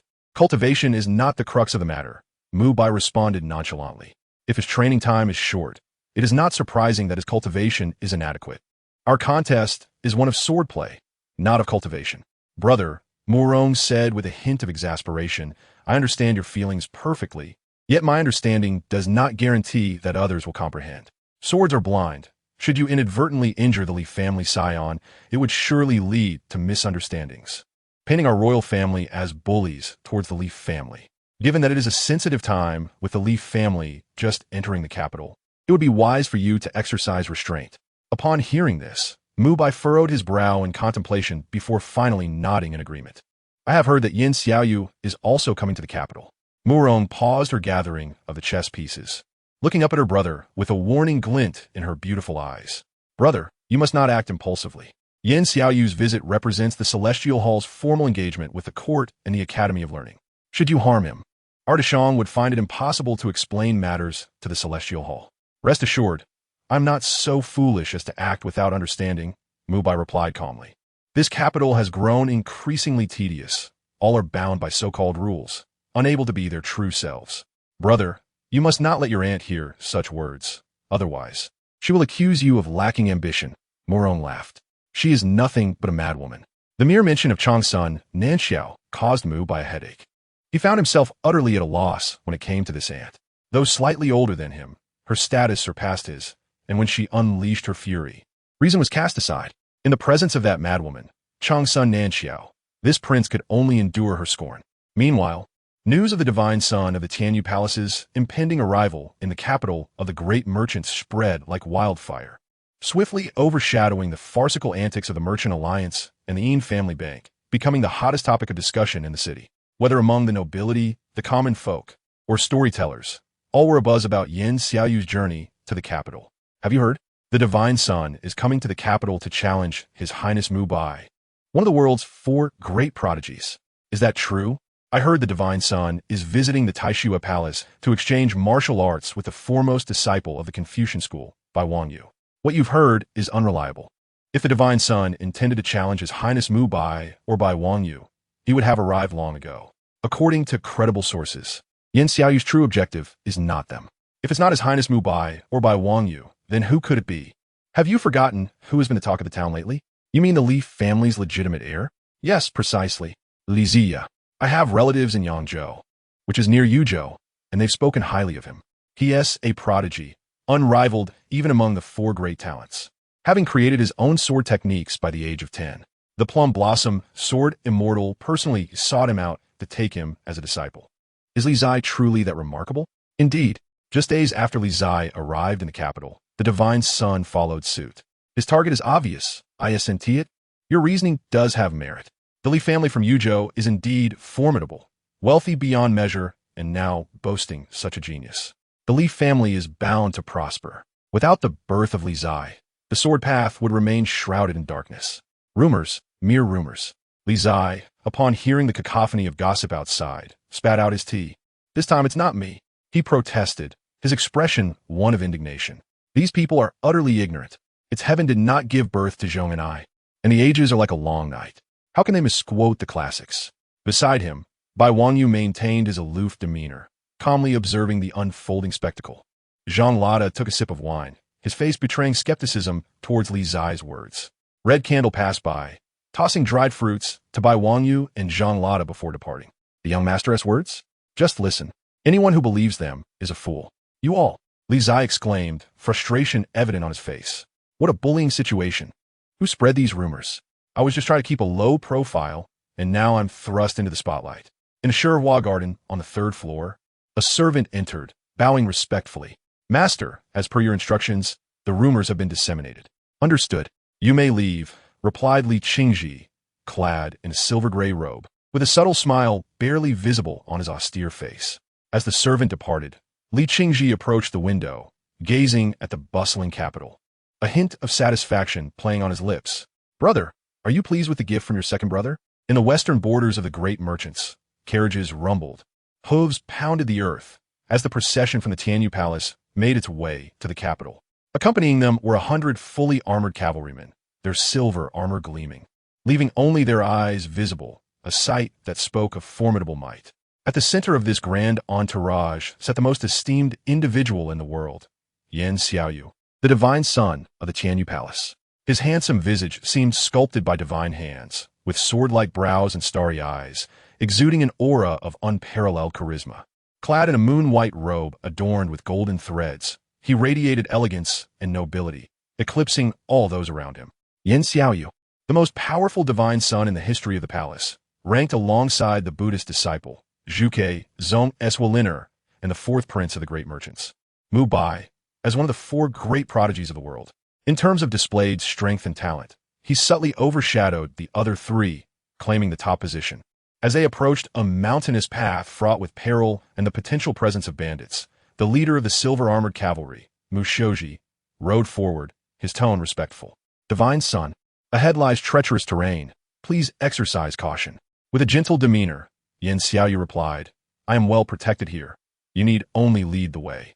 Before he could say more, a figure in a red robe, ambiguous in gender and with a gaunt face, spoke in a raspy voice. You may proceed. I prefer to walk. Yan Xiaoyu nodded with a smile, refraining from further insistence. The Tianyu Palace housed many eccentric individuals, and this red-robed figure was particularly peculiar, resembling a wandering ascetic devoid of joy. Nevertheless, her formidable prowess commanded respect, and none dared provoke her. As the carriage traversed the mountain gorge, the atmosphere grew tense, with loose stones occasionally tumbling down the slopes. The leader, Mu Shoji, narrowed his gaze, sensing an unsettling shift in the air. Finally, a plump sheep has wandered into our midst. Brothers, the silver is ours for the taking. Kill. From the hillside, a boisterous laugh echoed, reverberating through the valley. Kill. In a sudden rush, hundreds of bandits erupted from the underbrush, hurling stones and logs down upon the procession. Form ranks. Defend. Mu Shoji commanded firmly, exhibiting no hint of panic. Yes. The 100 silver-armored riders responded resolutely, swiftly regrouping with their pikes interlocked, forming a formidable barrier against the onslaught. The sound of crashing stones and splintering would fill the air as the riders valiantly defended against the barrage, none of the projectiles breaching their lines. As the dust settled, 300 to 400 bandits, brandishing sabers and exuding menace, surged forward, led by a scarred and fearsome captain. Form ranks, advance. Amidst the swirling dust, Mu Shoji issued his calm command. Yes, the silver-armored cavalry moved in unison, their armor clanking as they charged into the fray. In mere moments, the clash between the 100 silver-armored riders and the 300 bandits erupted into chaos, the outcome already decided as bandits fell beneath the relentless assault, staining the ground crimson. Some bandits managed to breach the line, rushing towards Yan Xiaoyu's carriage. Yet, before they could discern the young man's visage. They were met with an overwhelming surge of energy that sent them flying backward, along with the swirling dust as the powerful wave swept through. As the dust settled, the ground was littered with the writhing forms of the defeated bandits. Amidst them stood an elder clad in red, his presence radiating an overwhelming power akin to towering peaks, a force that instilled dread. "Begone!" The voice of the elder, like thunder, resonated through the valley, causing all present, including the notorious bandit leader, to stagger as if struck by lightning. They coughed up blood, their faces reflecting sheer terror, and hastily scrambled up the mountain in a panic. Such is the terror of a practitioner of the fifth realm. With the bandits dispatched, the divine entourage continued their journey. On the palanquin, Yin Xiaoyu regarded the elder in red beside her and nodded respectfully. "Archbishop Rongnu, thank you for your efforts." "It is my duty," the elder replied calmly, not wishing to elaborate further, and resumed following the procession. Observing this, Yin Xiaoyu smiled subtly, realizing that winning the favor of the archbishop was not an easy task. In the grand capital of the great merchants, news of the ambush on the divine entourage swiftly reached the ears of the major factions. Particularly, the astounding power displayed by the Archbishop Rongnu sent shockwaves throughout the city. "Fifth realm, for heaven's sake!" Li Yuan and Li Zai, upon hearing this news, could hardly contain their exclamations. The temple had dispatched a red-robed archbishop to protect Yin Xiaoyu. What nonsense was this? He certainly couldn't send someone to ambush Yin Xiaoyu right under the nose of a peerless fifth realm powerhouse, could he? And now, the archbishop had also joined the fray? Bai Wangyu, upon receiving the news, displayed an expression of surprise, a rare occurrence for someone usually so composed. "This is troublesome. The strength of the archbishop is unfathomable, perhaps even surpassing that of the lawmaster." "Indeed," Li Zai replied, his face etched with frustration. "Forget about forcibly seizing the third medicinal king. That fantasy is utterly dashed. I might as well continue contemplating my plan to trade on charm." It seemed he was better suited to living off others. If all else fails, he could acquiesce when boating with Chang's son Nanxiao the next day.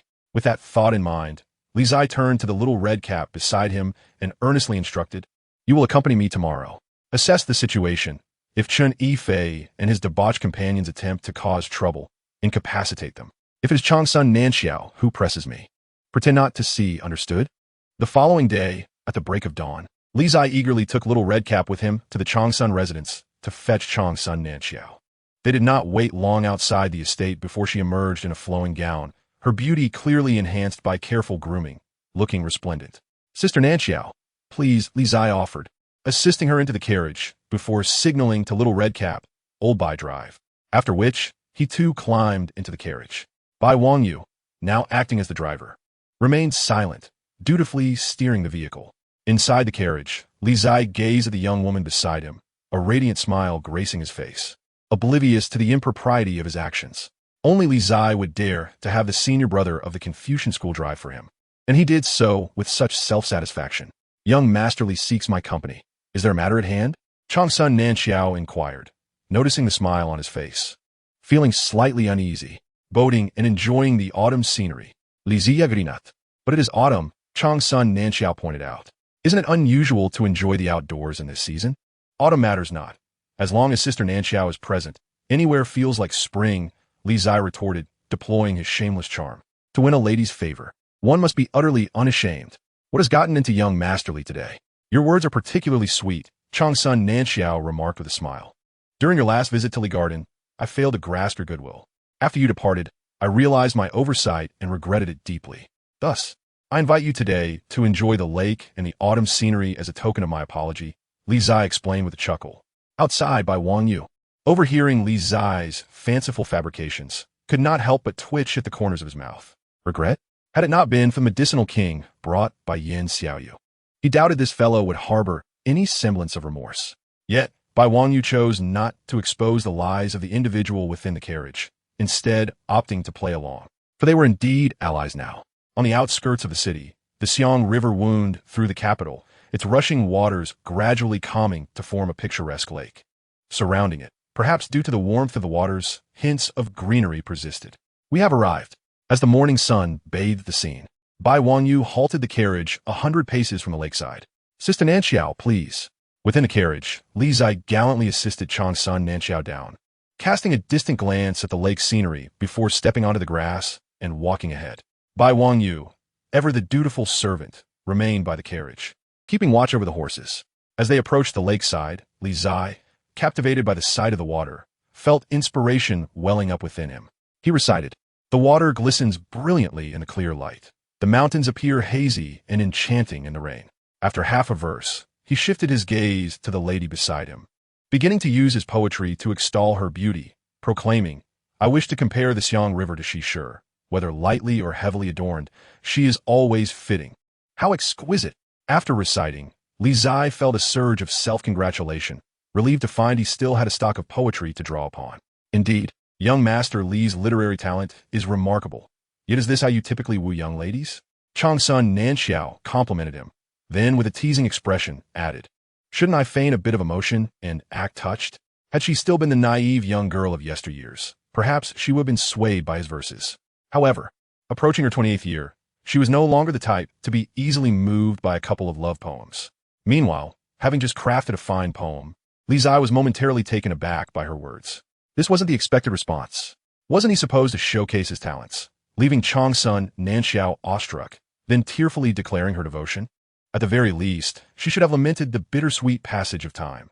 "You were born too late, and I have grown old before your arrival." Li Zai stared at the young woman beside him, momentarily at a loss. "Your reaction leaves me uncertain about how to proceed next."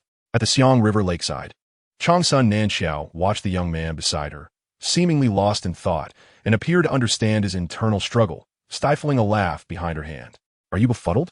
After a moment of chuckling, Changsun Nanxiao composed her expression, her eyes glistening with unshed tears as she said softly, "Young Master Li, you are truly remarkable. I truly regret being born a few years too early. Otherwise, I would surely marry no one but you." Li Zai was rendered speechless. "Sister, could you be any more theatrical?" As the autumn breeze rustled through her hair, a strand brushed against Li Zai's face, tickling him. He inhaled deeply. "Does it smell good?" Changsun Nanxiao turned her head, inquiring. "What?" Li Zai feigned ignorance. "Are you asking me, Sister Nanxiao?" Changsun Nanxiao smiled mischievously, choosing not to press further. "Play your part well." At that moment, a figure in a conical hat floated by in a small boat, ready to start a new day of work, targeting those like Li Zai, who were there to enjoy the lake. As expected, upon catching sight of the boatman, Li Zai called out, "Old man, a boat ride. Coming, young master." The boatman replied cheerfully, rowing towards the shore.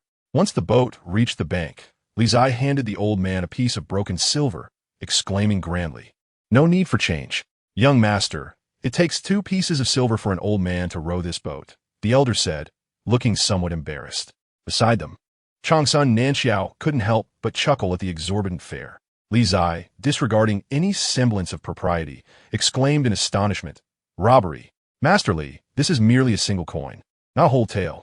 Changsun Nanxiao stifled a giggle. "Well, if I am to row the boat myself, surely 1 coin will suffice." With a pained expression, Li Zai lamented. Although he was affluent, the prices in this city were exorbitantly high, particularly in this suburban area. "You intend to row the boat yourself?" The old man glanced at the young woman beside him, then at the boy before him, his aged face betraying a look of contempt. "I've never encountered such a miserly man. He is wasting the beauty of this lovely lady." "Old man, what kind of eyes are those?" Li Zai felt deeply insulted by the disdain in the elder's gaze. "Let us go," Changsun Nanxiao said lightly, stepping onto the small boat.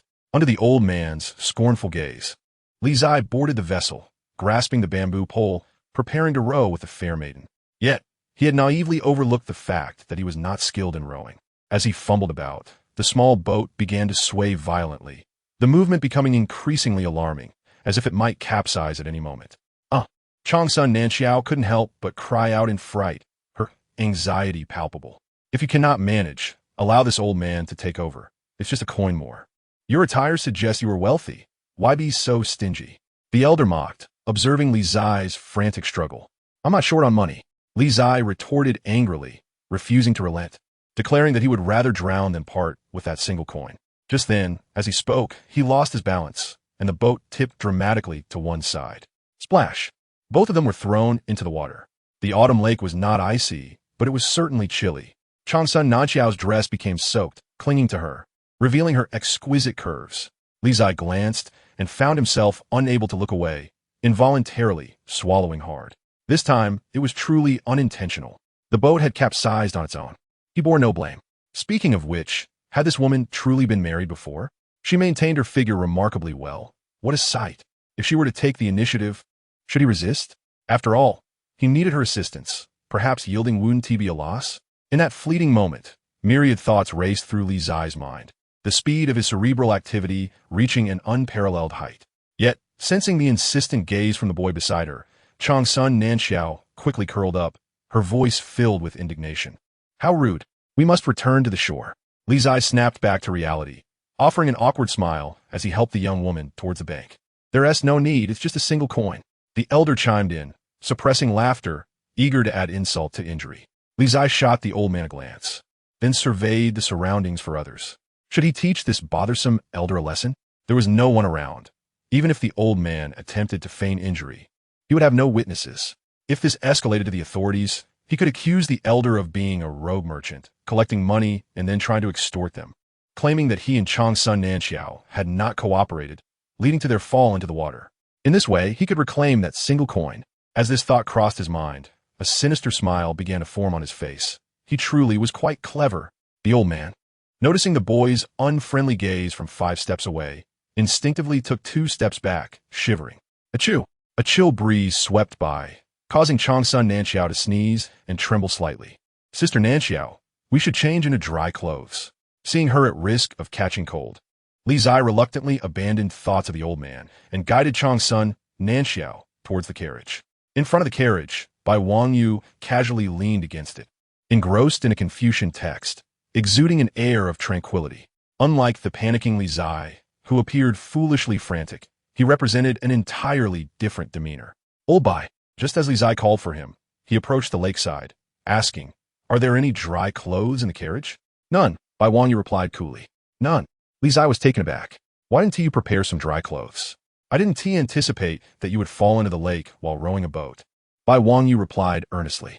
"Old Bai," Li Zai ground his teeth, forcing out through clenched jaws. "Do you believe I would strip you of your clothing?" "Huh."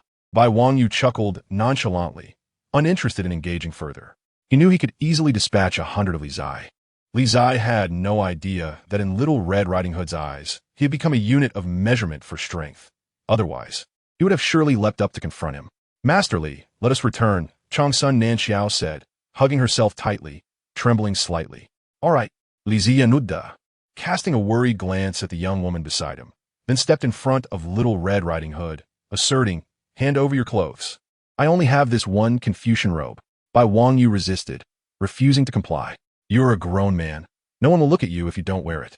Li Zai insisted, increasing his efforts, determined to strip Little Red Riding Hood of her robe. After a few rounds of tug-of-war, Li Zai emerged victorious. If Bai Wangyu resisted any further, the robe would be torn to shreds. "Sister Nanxiao, put this robe on to warm yourself. We shall return immediately." Li Zai draped Bai Wangyu's robe over the young woman, generously offering warmth while ignoring the fact that Little Red Riding Hood was left with only a single garment. Once inside the carriage, he suddenly recalled Little Red Riding Hood. Turning back to her, "Old Bai, drive the carriage." Bai Wangyu's lips twitched, suppressing the urge to retaliate. As dawn broke, illuminating the lakeside, the carriage creaked along the path, retracing its route. What was meant to be a leisurely excursion had come to an abrupt halt. Inside the carriage, Qingzhi Nanxiao tightened the robe around her, still feeling the chill. "Sister Nanxiao, if you don't mind, I could help warm you up," Li Zai said, looking at her trembling form, extending his arms in a gesture of kindness. "There's no one else around. No one will know." Qingzhi Nanxiao lifted her head, a dangerous smile gracing her pale face, as she replied, "Get lost." Li Zai's outstretched arms froze, feeling awkward. He genuinely only wished to assist her in warming up. Those with impure thoughts truly assume others have the same. As the carriage rumbled forward, Qingzhi Nanxiao's complexion grew increasingly pale, a clear sign of distress. Observing her deteriorating state, concern began to creep into Li Zai's heart. "Sister Nanxiao, are you still holding up?" he inquired with genuine care. "Yes," Qingzhi Nanxiao weakly nodded, her consciousness beginning to waver. "Sister Nanxiao, I beg your pardon." Seeing her condition, Li Zai set aside all else, moved closer, and embraced her. Instantly, the warmth enveloped him, along with a sweet fragrance that filled the air. Qingzhi Nanxiao stiffened, wanting to resist, but she lacked the strength. Perhaps the warmth radiating from Li Zai provided her with a modicum of comfort, and gradually, her body softened, ceasing to struggle. Li Zai tightened his embrace, ensuring she rested comfortably against him. As the carriage sped through the countryside, time slipped away. Eventually, they entered the bustling streets of the city, having to slow down due to the throng of pedestrians. Inside the carriage, Li Zai felt the young woman in his arms grow increasingly warm. He hurriedly lifted the curtain, asking anxiously, "How much longer until we reach the Qingzhi residence?" Given the crowd, "It will take at least another hour," Bai Wangyu replied while guiding the carriage. "That's too long. Let us head back to Li Garden," Li Zai decisively declared. "Agreed." Bai Wangyu responded affirmatively, and then hurriedly drove towards Li Garden. After a little more than half an hour, the carriage came to a stop before the garden. Li Zai, cradling the unconscious Qingzhi Nankyo, disembarked and swiftly made his way inside the estate. "Summon the doctor to the inner courtyard," Li Zai called out as he entered, carrying the young woman in his arms and heading directly to the inner chambers. Shortly thereafter, a throng of people gathered in the room. "Did you manage to resolve everything with just one outing?" Hongzhu, watching the unconscious woman on the bed, inquired with an expression of disbelief. "That was rather quick. Did you drug her? She appears to be a bit older than you." Zhang Lada took a sip of wine and continued, "However, her family background and looks are quite commendable. She is more than a match for you, lad. Brother, age matters not, as long as she is robust and capable of bearing children." "Sister supports you," Li Yue chimed in, glancing at the sleeping Qingzhi Nankyo, her words startlingly candid. Cough, cough. In the room, Li Zai nearly choked on their brazen remarks. What on earth was going on? Was he truly the kind of man who was infatuated with beauty? Certainly not. Chapter 39. A true man in truth. There is nothing between us, Li Zai asserted, casting a sweeping gaze over the crowd, attempting to defend himself. "Oh," Zhang Lada replied, nonchalantly before losing interest and turning to leave the room.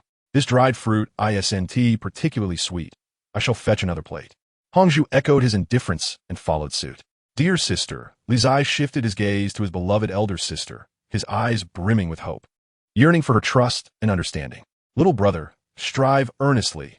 This sister-in-law is quite remarkable," Li Yue smiled, patting his shoulder before departing the room. With a wry smile, Li Zai lamented, "What a predicament." In the chamber, Qingzhi Nankyo lay pale upon the bed, her exquisite features appearing so fragile at that moment. "Young master, the medicine is ready." A beautiful maid entered, casting an envious glance at the woman on the bed before respectfully addressing him. "Yes, just hand it to me," Li Zai replied, receiving the prepared concoction and moving to the bedside. As the maid exited, her lovely face was marred by disappointment. Their young master rarely brought women home. Could this lady perhaps be their future mistress? She seemed considerably older than him, and with such a distinguished young man, this woman hardly seemed worthy. The maid left the room, her spirits notably low. Meanwhile, Hongzhu passed by with a plate of dried fruits, her expression turning peculiar upon seeing the maid's demeanor. It appears that the beautiful maids of the garden hold their young master in high regard. Such a pity that their taste is so poor at such a tender age. If only they knew what a despicable and shameless person he truly is, they would hardly feel so disheartened, she mused, shaking her head in resignation before gracefully departing. In the room, Li Zai diligently fed the unconscious Qingzhi Nankyo spoonfuls of the bitter medicine. Perhaps due to her deep slumber, much of the concoction spilled from her lips.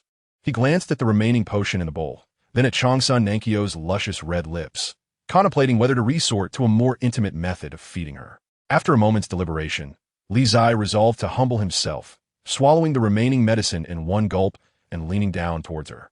Cough, cough. At that moment, Qingzhi Nankyo suddenly emitted a few light coughs, her eyes gradually fluttering open. Their gazes locked, and time seemed to freeze. The distance between them shrank to mere inches, allowing them to feel each other's breath. Li Zai froze, the medicine still in his mouth, his cheeks puffed out like a frog, caught in an awkward standoff. "What are you doing?" After a beat, Qingzhi Nankyo broke the strange silence. Li Zai gulped down the remaining medicine, his face twisting in distaste. "What a misfortune. Why must you awaken now, of all times? Not only is it difficult to explain, but I also have a belly full of medicine. I was merely trying to feed Sister Nankyo some medicine," he stammered, finally managing to articulate after overcoming the bitterness. Qingzhi Nankyo regarded the young man before her for a long moment, a radiant smile breaking across her lovely face. "If you wish, there is no need for such secrecy. I can offer you assistance." Gasp! Li Zai inhaled sharply at her words. "Wait, let me process this." Is that an insinuation? A suggestion, perhaps? Changsun Nankyo shot him a sidelong glance before attempting to rise, saying, "Help me sit up," snapping back to reality. Li Zai swiftly extended his hand to assist the young woman. Changsun Nankyo propped herself against the bed and asked, "Is this Li Garden?" "Indeed," Li Zai affirmed. "You had a severe fever, so I brought you here for the doctor to attend to you. I have also sent word to the Changsun residence. I expect someone will arrive shortly. While I was unconscious, did you do anything to me?" Changsun Nankyo inquired with a half-smile, glancing at her freshly changed garments. "Absolutely not." Li Zai sat up straight, exclaiming, "The clothing was changed by Sister Yue. Why are you so flustered?" "It was merely a casual question," she teased, her lips curving into a sly smile. "Are you perhaps hiding something?" "Sister Nankyo, would I ever be that kind of person?" Li Zai protested vigorously, shaking his head as if to dispel the notion. "I adhere strictly to the principles of propriety and decorum. I am a true gentleman and would never take advantage of anyone's misfortune. Everyone in the estate can vouch for me." As he recited his defense, Changsun Nankyo's smile grew ever brighter, her interest in the young man piqued. The people within the capital were far too bound by convention. Even the old foxes lived within the confines of their agreements, never daring to overstep. Yet this young man was different. His presence and unconventional ways were already disrupting the long-standing equilibrium of the capital. Soon, many more conventions and rules would be shattered, and the once still capital would grow increasingly vibrant. She was eager to see just how much this young man could transform the great city of Xanadu. And with Yin Xiaoyu, renowned as the most rule-abiding person in the world and the son of the god of light, who abhorred all that lay outside the bounds of propriety, what sparks would fly between them? "Young master," at that moment, a servant hurriedly approached from outside the room, respectfully announcing, "The young master of Changsun residence has arrived and is waiting outside to take his aunt back." "The young master of Changsun residence?" Li Zai's expression stiffened at the news. "Feng Yu has come. It is time for me to leave." Changsun Nankyo smiled, rising from the bed. Standing upright, she turned her gaze towards the young man beside her, saying, "Li Zai, if you do not express the purpose of your visit today, it may soon be too late." "Sister Nankyo." Li Zai's cheeks flushed with bashfulness as he replied, "What do you think of this arrangement? The saltpeter ice-making and brewing businesses of the Li family will collaborate with the Changsun family. The profits shared as previously discussed, a 6-4 split. However, the Changsun family must agree to one condition from the Li family." "What condition?" Changsun Nankyo narrowed her eyes, inquiring, "Is Li Zai only willing to entrust these two businesses to the Changsun family for cooperation? My family desires more. One must take things step by step." Starting with a single bite, Li Zai chuckled. "What I propose is for the Changsun family to share half of your medicinal herb business with the Li family, alongside providing 3 sprigs of the 1,000-year-old medicinal king as a token of our cooperation." As Changsun Nanjiao listened to the conditions proposed by the youth before her, her still recovering body trembled, and her delicate hand clenched tightly, nearly unable to suppress the urge to strike him. Half of the medicinal herb business, coupled with 3 millennia-old medicinal kings. How audacious of this boy to make such demands. It was utterly impossible to concede half of the herb business, and the medicinal kings were simply unattainable. With a great effort to restrain the rising anger within her, Changsun Nanjiao replied, "Your conditions are utterly excessive. Not only is half of our herb business unfeasible, but do you truly believe that the medicinal kings can be summoned at will? Our Changsun family has been in the herb business for many years and has scarcely encountered them. Then there is no other option. Let us part ways here, Sister Nanjiao. No need for further pleasantries." Li Zai's demeanor shifted in an instant, his expression changing with a speed that rivaled the turning of a page, as he flopped lazily onto the bed, declaring, "You won't even consider sending me off?" Changsun Nanjiao was left speechless at the boy's rapid transformation. How shockingly pragmatic. Just moments ago, they had shared laughter, and now he turned his back on her. In the fragrant spring, Li Zai sat nonchalantly on the bed, humming a little tune, wearing an expression that seemed to challenge her to act against him. Changsun Nanjiao gritted her teeth in frustration, but found herself unable to truly retaliate against him. The crux of the matter was that her family genuinely sought to establish a business partnership with the Li family. "Young Master Li." Changsun Nanjiao suppressed the impulse to strike him and spoke again, "Everything can be discussed. How about this? My Changsun family will offer 1/10 of our herb business to the Li family. And as for the medicinal king, we truly have none at present. Perhaps you could propose an alternative condition? 40%. Lizia raplia la izuredi. As for the medicinal kings, let us make it 2. 1.5%. No more." Changsun Nanjiao stated with firmness. The medicinal kings are truly non-existent. 3%. Li Zai waved 3 fingers in the air. As for the medicinal kings, you'll have to figure that out yourselves. Changsun Nanjiao clenched her delicate hands, her chest heaving with frustration, and her already pallid complexion grew even more ashen. After a prolonged silence, she forcefully stifled the turmoil in her heart and gritted her teeth. 2% share and 1 medicinal king. If you utter another word of nonsense, I shall leave this instant. Deal.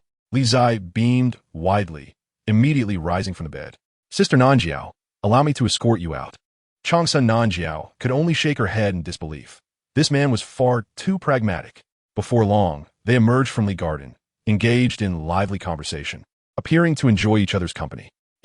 Outside Li Garden, Changsun Fengyu spotted the two and rushed forward, concern etched on his face. Are you all right? I'm Fine. Changsun Nanjiao gently shook her head in response. Changsun Fengyu exhaled in relief and turned his gaze towards the scion of the Li family, narrowing his eyes as he spoke. Brother Dazhuang, good to see you again. Brother Erniu, I trust you are well. Li Zai returned with a feigned smile, directly countering. Their gazes locked in a fierce clash. But moments later, they both shared a knowing smile and extended their hands. Li Ziya, Changsun Fengyu. They shook hands and soon released their grip. Changsun Fengyu assisted his still ailing aunt into the carriage, preparing to return home. Just before departing, Changsun Nanjiao lifted the carriage curtain. Glancing back at the youth in front of Li Garden, her beauty reminiscent of a fragile flower, revealing a bright yet perilous smile. Young Master Li, I thoroughly enjoyed our outing on the lake today. Well, might you invite me again? Chapter 40. The scholar's thoughts at the entrance of Li Garden. Changsun Nanjiao's enchanting smile lingered in Li Zai's mind, echoing incessantly.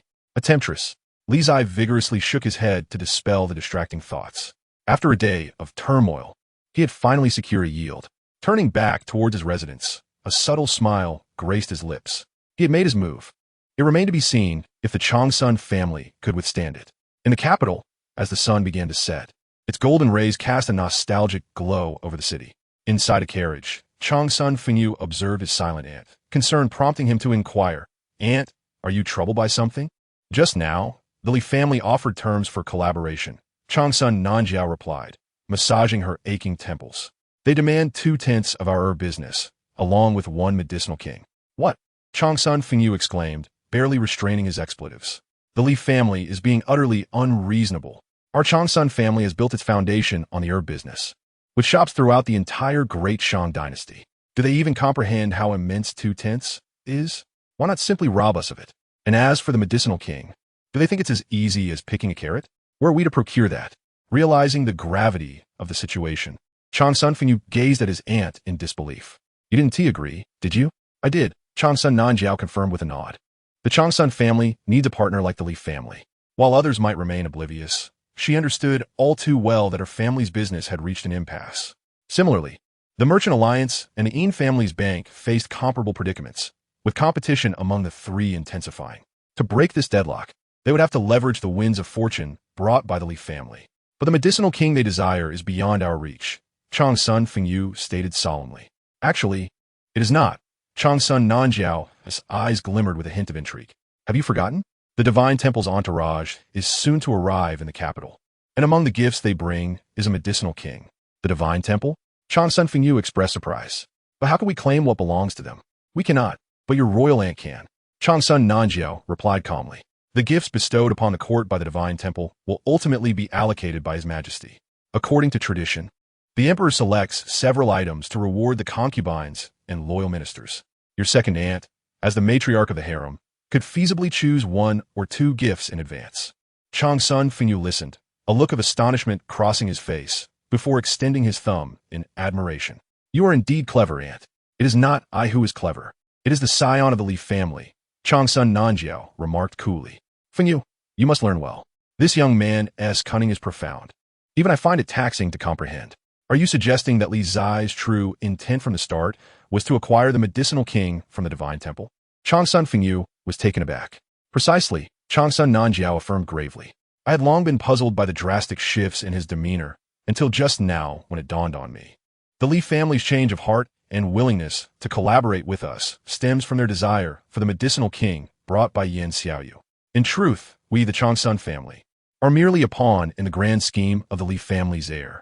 To think he would attempt to manipulate us like this. Qingzhi Fengyu's expression darkened. He has even ensnared our second aunt in his machinations.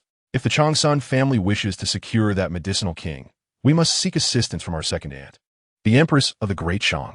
The depth of Li Zai's scheming is truly formidable. Qingzhi Nanjiao sighed softly. Fengyu, you are the hope of our Qingzhi family. You cannot falter against him. Qingzhi Fengyu smiled awkwardly, realizing that based on Li Zai's evident cunning, he felt rather uncertain. Just as they were grappling with the complexity of Li Zai's strategies within the inner courtyard of the Li residence, one individual was ingratiating himself with the charming little red hat, seeking guidance. Bai Wangyu, exasperated by the incessant interruptions, reluctantly agreed to assist in studying the techniques of the flying immortal. Step left 3 times, yes, good. In the west chamber, Bai Wangyu instructed Li Zai in martial arts. After nearly an hour, unable to contain herself any longer, she unleashed a barrage of expletives. To provoke such a reaction from a master of the Confucian school, who possessed both composure and temperament, was a testament to Li Zai's unparalleled prowess in the world today. With a resounding crash, due to a misstep in his footwork, Li Zai was once again propelled through the air, colliding headlong into the apricot tree in the courtyard. Instantly, the tree shook and leaf cascaded down like rain. Old Bai, come save me, Li Zai yelled, stuck in the branches of the apricot tree, struggling to descend. Bai Wangyu found himself tempted to ignore the pleas, wishing the young man would remain trapped indefinitely. Continuing to teach him was likely to drive him to exasperation. Suddenly, a sharp crack echoed as a branch broke under Li Zai's weight. He froze, fear coursing through him. Bai Wangyu, not far away, also stood still, momentarily forgetting his intent to help. Then came a loud thud. The branch snapped, and Li Zai plummeted to the ground like a sack of sand, face down. Brother Li, I have something to attend to. You practice on your own. Bai Wangyu, suppressing laughter, called out before hastily departing. In the quiet of the west chamber, moments later, Li Zai sprang up, blood streaming from his nose, fury igniting in his eyes. Bai Wangyu, you scoundrel. Outside, Bai Wangyu could no longer contain his amusement, bursting into laughter, feeling a sense of vindication. Heaven has eyes. At that moment, a servant approached, bowing respectfully. Young Master Bai, a scholar claiming to be a disciple of the academy, seeks you. Upon hearing this, Bai Wangyu's expression shifted to one of seriousness as he made his way outside. In front of the Li garden stood a young man in scholar's robes, who brightened upon seeing the senior brother. Senior brother, what brings you here? Bai Wangyu inquired, and the young man replied with a bow. It is the order of the Confucian leader, requesting your return to the academy. The order of the Confucian leader. Bai Wangyu's eyes widened in surprise, and without delay, he urged, let us go. With that, the two set off towards the academy. Meanwhile, in the Li garden, Li Zai pondered the sudden summons of the young scholar, wondering what had transpired. Without his golden ticket, how would he continue his escapades? In the eastern courtyard of the academy, as dusk settled and the last rays of sunlight faded, an elderly man tended to the garden, straightening his frail form. I pay my respects to the Confucian leader. Bai Wangyu entered alone, bowing respectfully. How have you fared with the 3 sons of the Li family? The elder, Qingzhi, inquired, setting aside his hoe. Brother Li is insightful and possesses exceptional knowledge. I have learned much from our time together, Bai Wangyu responded earnestly. Indeed, Gongqi no did. Though the Li family's sons are still inexperienced in martial arts, they excel in social matters, a skill you lack. Stay close to him and learn.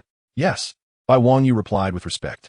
Are you aware that Yin Xiaoyu from Tianyu Palace is coming to the capital? Qingzhi queried.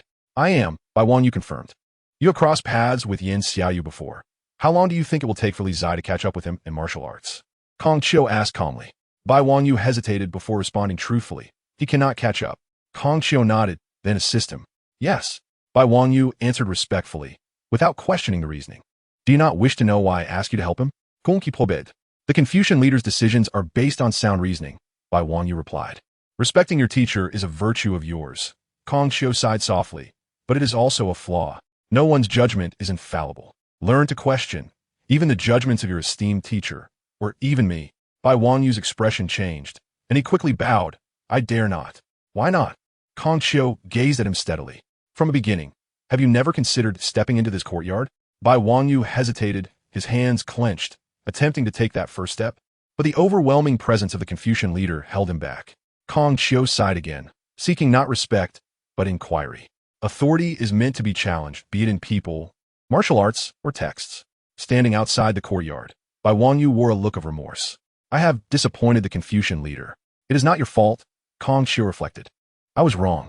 I sought to enlighten the masses, but ended up binding you with rules. This is why I asked you to stay with the Li brothers. Remember, there are no saints in this world. Learn to judge right from wrong with your own heart. Yes, Bai Wanyu replied softly. Qingzhi continued, in a few days, the people from Tianyu Palace will arrive. If my calculations are correct, there will be a clash between the Li brothers and Yin Xiaoyu. Continue to support the Li brothers and shield them from any hidden threats when necessary. Disciple will obey the Confucian leader's command, Bai Wanyu affirmed respectfully. Now, you may leave. After giving his instructions, Qingzhi dismissed him with a wave. Disciple takes leave. Bai Wanyu bowed once more before departing. Once Bai Wanyu left, Qingzhi stepped out of the courtyard, calmly stating, "This young man is quite remarkable. Compared to your disciple, he still falls short," Qingzhi replied. From the perspective of choosing students, the plum blossom sword immortal surpasses my humble self significantly. I accept this praise without modesty, Qingzhi said unreservedly. Seemingly forgetting the time, she wished to slap herself upon learning of Li Zai's inability to practice martial arts. As night fell over the garden, Li Zai anxiously awaited, his expression filled with uncertainty akin to heartbreak. Only when a moon hung high did Bai Wanyu finally appear, clad in white. Overjoyed, Li Zai rushed to greet him. "Old Bai, I thought you wouldn't return," Li Zai exclaimed, gripping Bai Wanyu's hand, nearly moved to tears. Convinced that Bai Wanyu had returned out of concern for him. Suppressing his distaste, Bai Wanyu tried to free his hand, ultimately pulling it away forcefully. "The Confucian leader summoned me, so I returned." As he spoke, Bai Wanyu discreetly wiped his hand, wary of any possible contagion. "The Confucian leader sought you?" Li Zai asked, unaware of Bai Wanyu's actions. "Was there something urgent? If you need my assistance, don't hesitate to ask. Nothing pressing. Just a few instructions to learn and observe closely while accompanying Brother Li," Bai Wanyu replied calmly. "Learn from me?" Li Zai was taken aback, questioning his hearing. Did the Confucian leader truly see something in me? "Old Li, did you hear that? Your son is making progress. The Confucian leader truly has an eye for talent." Li Zai clapped Bai Wanyu on the shoulder, encouraging, "Make sure to study well. I'll be patient in teaching you." Bai Wanyu remained speechless. He indeed learned a great deal, particularly the art of shamelessness. "It's time for bed. I've waited all night for you." Relieved to see Bai Wanyu safe and sound, Li Zai waved dismissively and turned to head inside. "Brother Li," Bai Wanyu called out from behind. "Yes?" Li Zai paused and turned back, puzzled. "What does the plum blossom sword immortal mean to you?" Bai Wanyu asked earnestly. "Master," Li Zai replied, "have you ever doubted whether the path he has laid out for you is the right one?" Bai Wanyu pressed further. "No." Li Zai vehemently shook his head, declaring, "As a person who values respect for my teachers, how could I ever doubt my celestial master? Everything my celestial master says is undoubtedly correct." "Brother Li, I seek the truth," Bai Wanyu inquired earnestly. Upon observing the serious expression of the person before him, Li Zai was momentarily taken aback, but then broke into a grin. "Doubt? Not merely doubt. There have been several occasions when I couldn't help but inquire about our relatives. However, the outcomes were rather unfortunate. On multiple occasions, I was beaten so badly by old Qin that even my father couldn't recognize me." "Old Bai, you seem rather peculiar today. Why the sudden curiosity?" "Nothing of significance," Bai Wanyu replied, shaking his head. "It's getting late. Brother Li should rest." "Strange indeed," Li Zai muttered, turning to leave. As Bai Wanyu gazed at his retreating figure, a flicker of intrigue appeared in his eyes. Now he understood why the Confucian leader wanted him to stay close to Brother Li. He could discern that Brother Li held great regard and respect for the plum blossom sword immortal as a master. Yet, Brother Li would not adhere blindly to every directive from the plum blossom sword immortal. He possessed the courage to question, a quality that Bai Wanyu acknowledged he lacked. He resolved to learn diligently. In return, he would dutifully follow the Confucian leader's orders and wholeheartedly assist Brother Li in enhancing his strength. With this thought, Bai Wanyu strode toward the west chamber, prepared to delve deeply into the third form of the flying immortal technique. Under the radiant moonlight, in the stillness of the night, within the inner courtyard in the west chamber, the two individuals, both wielding swords, shared a singular focus, practicing repeatedly. Li Zai did not succumb to slumber. He believed that diligence could compensate for inadequacies. If he could not succeed after one attempt, he would practice 10 times. If 10 attempts were insufficient, he would practice 100 or even 1,000. Bai Wanyu also remained awake, tirelessly assisting Li Zai in mastering the third form of the flying immortal technique. His aura of righteousness shining brighter than the moonlight. The two of them, with their swords, cut through the air, producing a dazzling brilliance, synchronously captivating and exhilarating. Meanwhile, to the west of the great Shan capital, the temple's entourage journeyed day and night, drawing increasingly closer to the city. 7 days later, at the western city gate, the sound of galloping hooves echoed as the temple's troops, after a prolonged journey, finally arrived. Outside the city gate, the third Prince Mu Yao personally awaited them alongside several officials from the Honglu Temple, granting the temple due respect. The great Shang dynasty, founded on martial prowess, nevertheless maintained the decorum befitting a great nation. As the temple's entourage entered the city, many curious citizens gathered along the streets to witness the spectacle. Over the past decade, despite occasional frictions between the great Shang dynasty and the Tianyu Temple, peace largely prevailed. Thus, the citizens of Shang harbored no animosity towards the visiting envoys from the Tianyu Temple. Particularly, among the visitors was the renowned divine son Yan Xiaoyu, igniting the curiosity of the populace who wished to behold the legendary figure. Among this throng of idle spectators was the even more restless Li Zai, who dragged along a reluctant Little Red Riding Hood. After waiting for quite some time, Bai Wangyu, noticing the temple's entourage had yet to appear, voiced his impatience. "Brother Li, I have already met Yan Xiaoyu and even sparred with him. I shall take my leave now." "Do not." Li Zai grasped his companion's arm, insisting, having come this far, we must at least witness the commotion before departing. "Why are you so interested in Yan Xiaoyu?" Bai Wangyu inquired, puzzled. Given his understanding of Li Zai, even if Yan Xiaoyu were as beautiful as a flower, Li Zai, being a man, would typically show no interest. "I'm not particularly interested in Yan Xiaoyu. Rather, I am keen on my medicinal herb, the Medicine King. I must keep an eye on it. Otherwise, if it were to go missing, I would have no place to weep," Li Zai explained as he tiptoed to peer down the street, wondering why the temple's entourage had not yet arrived. Why is Brother Li so concerned about this Medicine King? Bai Wangyu pressed, unable to contain his curiosity. "It serves a significant purpose." Li Zai glanced at Little Red Riding Hood beside him, contemplating before continuing. "Very well, I shall share this with you, but you must not disclose it to anyone else." Having spent time together, he found Little Red Riding Hood to be quite agreeable, and revealing this secret to him seemed harmless. "I will not tell anyone," Bai Wangyu promised. His curiosity piqued. In truth, Li Zai glanced around cautiously and lowered his voice. "My 8 meridians are blocked. I need external force to shatter them, then use the Medicine King to restore them, thereby reconstructing my extraordinary 8 meridians." Bai Wangyu was taken aback. Disbelief etched on his face as he regarded the youth before him, his heart racing with shock. Blocked meridians? How could someone who has been accepted as a disciple by the Plum Blossom Sword Immortal and holds such significance for the Confucian leader have blocked meridians? Realizing this, Bai Wangyu seized Li Zai's arm, channeling his inner energy into his meridians, his expression shifting to one of increasing astonishment. Li Zai spoke no falsehood. 6 of the 8 meridians were obstructed, and even the 2 that had been opened were not yet fully healed, clearly having been recently reconstructed. "Brother Liu." Bai Wangyu's gaze was complex as he regarded the young man, at a loss for words. "Please keep this a secret," Li Zai urged quietly. "I'm not overly concerned. However, my celestial master is rather prideful.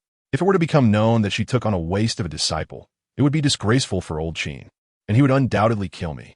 "I understand." Bai Wangyu nodded gently, his expression intricate. "Brother Li, you continue to surprise me. Let us remain low-key."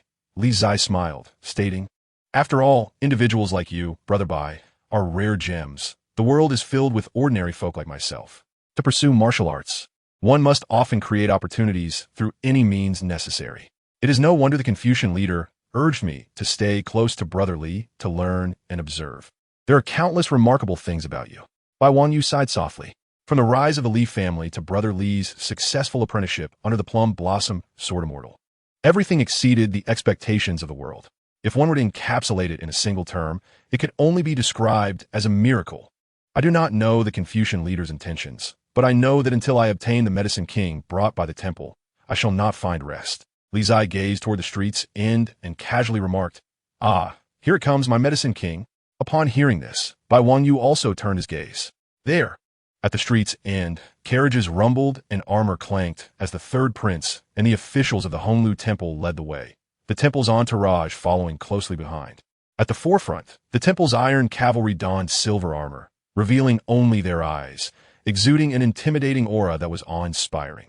In the center of the procession sat a young man clad in a moon-white robe, his handsome face framed by sword-like brows, a hint of a smile gracing his lips. Warm as the dawn, possessing a noble temperament that even surpassed that of the princes of the Great Shang. The divine son, Yan Xiaoyu, an unparalleled prodigy of a younger generation, had arrived in the capital of the Great Shang. Imposing indeed, from the crowd's rear, Li Zai regarded Yan Xiaoyu in the carriage, candidly remarking, "In terms of appearance, this divine son is quite impressive. He nearly rivals me and Little Red Riding Hood." Within the temple's ranks, Yan Xiaoyu felt the adulation and envy of the Great Shang citizens, a slight smile curling his lips. Great Shang, a nation forsaken by the god of light, where its people were mere, misguided souls devoid of faith, could never hope to compare with his Qianyu temple.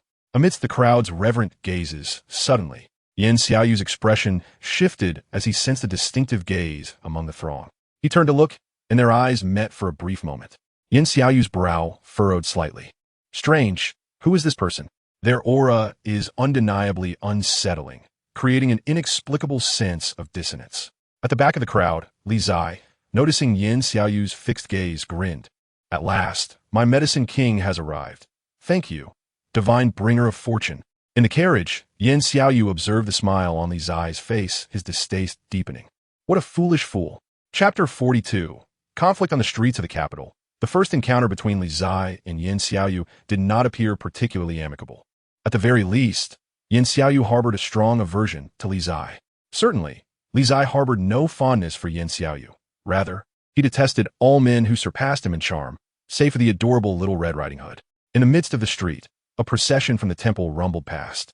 Beside the palanquin, the red-robed Archbishop Lu Rongnu stepped forward in silence. Were it not for her striking scarlet attire, one could scarcely believe that this emaciated elder was a peerless powerhouse who had opened 5 divine abodes. From behind the crowd, Bai Wangyu immediately discerned the elderly figure beside Yan Xiaoyu's palanquin, his expression grave. "Is that old man the red-robed Archbishop of the Qianyu Temple?" Li Zai followed Little Red Riding Hood's gaze, his face reflecting astonishment. "He hardly appears so. His demeanor is even more disheveled than that of my home's sword fanatic." "Zhang, Li, keep your voice down." Bai Wangyu's expression shifted slightly. The perception of a fifth realm cultivator far exceeds that of ordinary folks. He can hear our words. Indeed, scarcely had their words fallen when Lu Rongnu's gaze turned towards them, her aged eyes igniting with a blinding brilliance. Bai Wangyu, noticing this, swiftly pulled Li Zai behind him, a surge of righteous energy emanating from him. Bang! In the next moment, a violent shockwave erupted. Bai Wangyu staggered back, blood silently trickling from the corner of his mouth. "Old Bai!" Li Zai's expression changed as he stepped forward, and upon seeing the bloodstain at Little Red Riding Hood's mouth, an uncommon anger surfaced on his face. "This is intolerable." Li Zai's gaze fixed on Lu Rongnu within the temple procession, his eyes ablaze with fury, his fists clenching tightly. In his Deshang, how dare they act so presumptuously? The Tianyu Temple truly had no regard for authority. "Oh!" Lu Rongnu, feeling the young man's furious gaze, exhibited a hint of surprise. Aware that he was a fifth realm cultivator, she recognized the audacity with which he responded. This young lad possessed some courage. At that moment, Yan Xiaoyu also recognized Bai Wangyu's visage, a strange smile curling at the corners of his mouth. "So, he is the foremost disciple of the Confucian sect. I did not anticipate his presence here." "Li, we must not," Bai Wangyu urged, grasping Li Zai's arm and shaking his head gently. "We were the ones who acted discourteously. The temple emissaries have come from afar as guests. We must not be disrespectful." Li Zai frowned slightly at this, then withdrew his gaze, seriousness etched on his face. "Old Bai, I assure you, I will make amends for today's grievances in the future. I will not allow you to suffer this loss in vain." Bai Wangyu, taken aback by the unprecedented earnestness of the youth before him, paused for a moment before a gentle smile graced his features. "I believe in you, Li." As a gentle breeze swept by, both men withdrew their gazes, shattering the hard-won solemn atmosphere. Disgusting. Li Zai pinched his thigh, feeling a rush of fear. Had he just faltered? Beside him, Bai Wangyu's lips twitched, silently reciting the scriptures of the sages. "Wangyu, etiquette is meant for the cultured. Since others lack such refinement, why uphold any decorum?" Just then, an ancient voice resonated in the ears of the gathered crowd, akin to thunder, shaking everyone present. Confucian leader. At this moment, the expressions of all, including the third prince, Lu Rongnu, and Yin Xiaoyu, shifted dramatically. Upon hearing this voice, Bai Wangyu's countenance also stiffened, immediately bowing in reverence as a disciple. What is happening? Only Li Zai remained perplexed, bewildered by the source of the voice and the crowd's reaction. In an instant, a surge of righteous energy erupted throughout the realm. Puff! Within the temple procession, Lu Rongnu coughed up blood, retreating several steps. Instantly, the assembly was taken aback. The third prince Mu Yao and the divine child, Yin Xiaoyu, turned their gazes towards the distant Taishua palace, their faces reflecting astonishment. They had not anticipated the Confucian leader would take action here. Lu Rongnu, at your age, how can you be so petty, bullying two juniors? Have you no shame? The voice of the Confucian leader echoed amidst the astonished gazes of the crowd. Confucian leader. Lu Rongnu steadied herself, wiping the blood from her mouth, her fists clenching tightly in anger.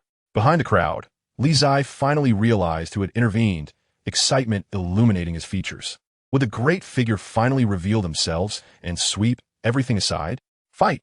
Let begin, he thought, eager to seize the opportunity to procure the medicinal king for himself, while also inquiring after old Qin's whereabouts in the Taishua palace. However, to Li Zai's disappointment, after chastising Lu Rongnu, the Confucian leader showed no intent to engage further or to reveal themselves. Lu Rongnu, on the other hand, dared not provoke any further, swallowing her ire in silence. The temple procession continued forward, noticeably more restrained this time. Confucian leader, where is my master? Please return her. As the confrontation seemed to fizzle, and with no sign of the Confucian leader, Li Zai grew anxious, calling out towards the Taishua palace. Beside him, Bai Wangyu was startled and hastily pulled Li Zai back, signaling him to maintain decorum. Upon hearing Li Zai's loud call, the crowd turned their attention towards him, while Lu Rongnu remained silent, temporarily refraining from any further actions. On the palanquin, Yin Xiaoyu scrutinized the youth beside Bai Wangyu, furrowing his brow once more. Who was this person, daring to speak so audaciously to the Confucian leader? Moreover, Bai Wangyu had been protecting him closely, indicating a relationship of significance. Could it be that this youth belonged to the royal family of Deshang? Yet, the temple possessed records of every prince, and he had seen their portraits. This individual was unfamiliar. If not a prince, could he be a relative of some royal or a son of a martial king? Thoughts raced through Yin Xiaoyu's mind, and he found himself at a loss regarding the youth's true identity. Amidst the crowd, Li Zai sensed the gazes upon him, yet remained unperturbed. His eyes fixed on the Taishua palace, awaiting a response from the Confucian leader. His concern for his celestial master was genuine. Yet, it seemed the Confucian leader had not heard his inquiry and remained unresponsive, heightening Li Zai's anxiety. Observing Li Zai on the verge of eruption, Bai Wangyu swiftly grasped him, saying, Li, the plum blossom sword immortal should be safe. Please do not fret. Confucian leader. Li Zai, disregarding Little Red Riding Hood's admonition, continued to call out, please respond. On the street, the crowd regarded the youth's frantic demeanor with incredulity. Who was this person, mad enough to speak so disrespectfully to the Confucian leader? Amidst the collective gaze, Li Zai anxiously awaited a response. He believed the Confucian leader could hear him. Why then was there no reply? Was his celestial master truly in peril? The more he pondered, the greater his worry and fear grew. Finally, unable to contain himself, Li Zai forcefully shook off Bai Wangyu's grasp, shouting in frustration, old man, can't you even let out a sound? In an instant, the street fell silent. Even those within the temple procession were taken aback, halting in their tracks. Beside Li Zai, Bai Wangyu's face paled, cold sweat trickling down his brow, fearing that the Confucian leader might retaliate, striking this audacious youth down. In the eastern courtyard of the Taishua palace, Confucius chuckled softly upon hearing Li Zai's impudent words. Your disciple is indeed audacious. He was somewhat alarmed. Qin Ena remarked, feeling a surge of warmth. She understood that while Li Zai was reckless, he was exceedingly clever, well aware of the Confucian leader's esteemed status. His outburst was likely born from genuine concern for her safety. This lad is commendable. I have not misjudged him. Confucius smiled and said, Plum blossom, sword immortal. Perhaps you should respond personally to ease your disciple's worries. Indeed, Qin Ena nodded, her delicate hand waving as the Qing Shuang ancient sword unsheathed, instantly freezing the atmosphere and plunging the temperature. Whoosh! In the next moment, the Qing Shuang sword sliced through the void, unleashing a dazzling and formidable sword aura that soared into the distance. In an instant, all warriors within the capital felt its presence, their gazes turning skyward. Astonishment etched upon their faces. Qingzhi, in the streets, amidst the divine entourage, Lu Rongnu sensed the astonishing sword from the heavens, her expression shifting once more. The sword energy was as cold as frost. It was the plum blossom sword immortal. On the carriage, Yin Xiaoyu also recognized the master of this sword. Her brow slightly furrowed. The plum blossom sword immortal was unexpectedly in the Grand Merchant City. Master Fairy, at the back of the crowd. Li Zai felt the familiar sword energy, excitement shining on his face. Excellent. Old Qin is safe. Beside him, Bai Wangyu also breathed a sigh of relief. As long as the plum blossom sword immortal was unharmed, Brother Li would be able to maintain his composure and would no longer spiral into madness. He had truly worried that the Confucian leader might lose control and strike this lad down. With the plum blossom sword immortal's intervention, could it be that the youth was? At that moment, on the carriage, Yin Xiaoyu seemed to have realized something, her gaze shifting towards Li Zai in the crowd, her eyes narrowing slightly. The direct descendant of the Li family from Yuzhou, Li Zai. So, he is Li Zai, the cherished disciple of the plum blossom sword immortal. I beg your pardon. A cold smirk curved Yin Xiaoyu's lips, realizing that her visit to the Grand Merchant City would not be a solitary affair. After confirming Old Qin's safety, Li Zai relaxed and regained his composure. He glanced at the onlookers, grinning as he said, "My apologies for losing my composure. I suffer from hysteria, which causes me to act erratically at times. I hope I did not amuse you too much." With that, Li Zai pulled the little red hat beside him and hurried away. Once again, how embarrassing. In front of the divine entourage, the third Prince Mu Yao observed Li Zai's retreating figure, a flicker of intrigue dancing in his eyes. This scion of the Li family continually shattered his preconceived notions. He was unpredictable, devoid of decorum. Should he not be swayed to their side, he would undoubtedly become a formidable adversary.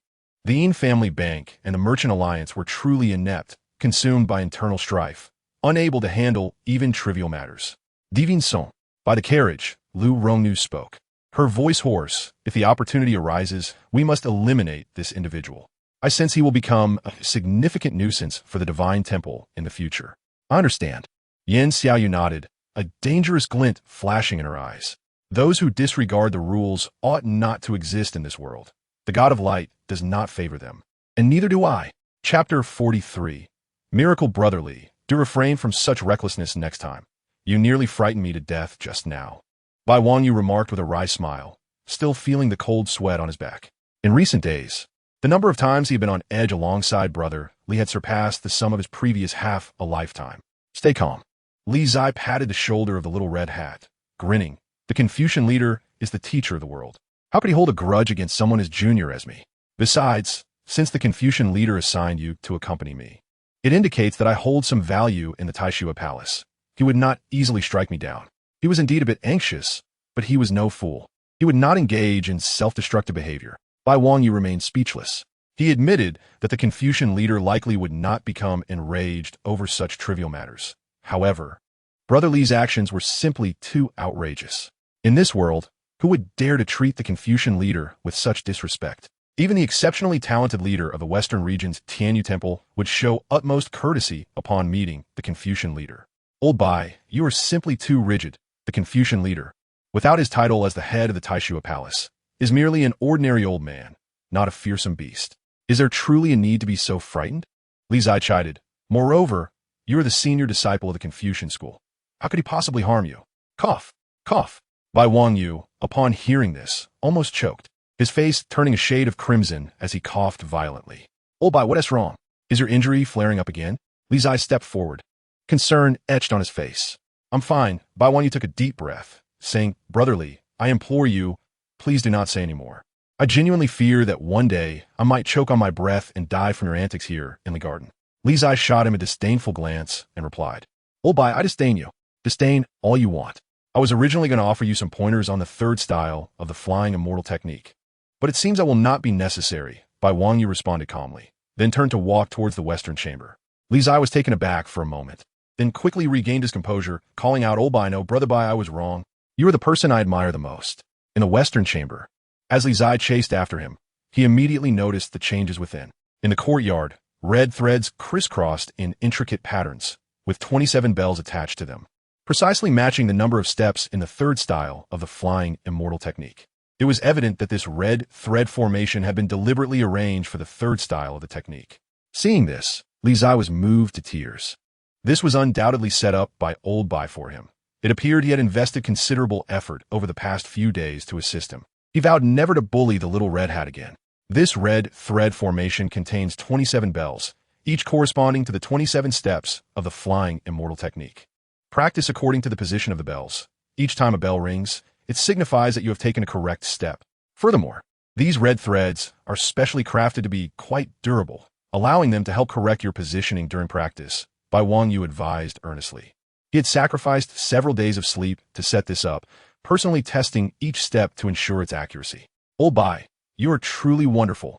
Let me give you a hug, Li Zai said, overwhelmed with gratitude as he stepped forward, arms outstretched. Get lost. Bai Wangyu couldn't help but curse again. The patience and composure of the Confucian school's senior disciple had nearly worn thin over these days.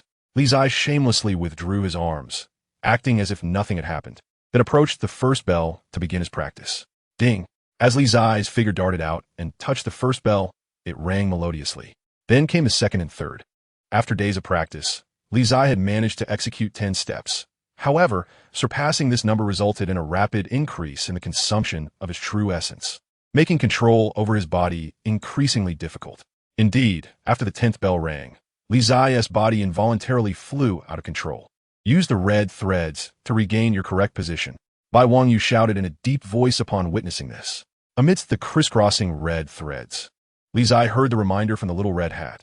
He took a leap in mid-air, returning to his original position with the aid of the red threads. Ding! Finally, the bell rang again as Li Zai stepped out for the 11th time, surpassing his own limits. Do not fear making mistakes. Complete all 27 steps first, allowing your body to memorize these positions. Bai Wangyu called out again from outside the red thread formation. Understood. Amidst the red threads, Li Zai responded, his form darting out once more, his speed increasing and the number of times he flew out growing as well. However, each time, he would utilize the red threads to pull himself back to the correct position. After countless attempts, Li Zai finally staggered through all 27 steps, his body marked with numerous cuts from the red threads. Ding! As the final bell rang, Li Zai plopped down onto the ground, gasping for breath, utterly exhausted and unwilling to move a single finger. I'm utterly spent. Merely 27 steps had completely drained Li Zai's true essence.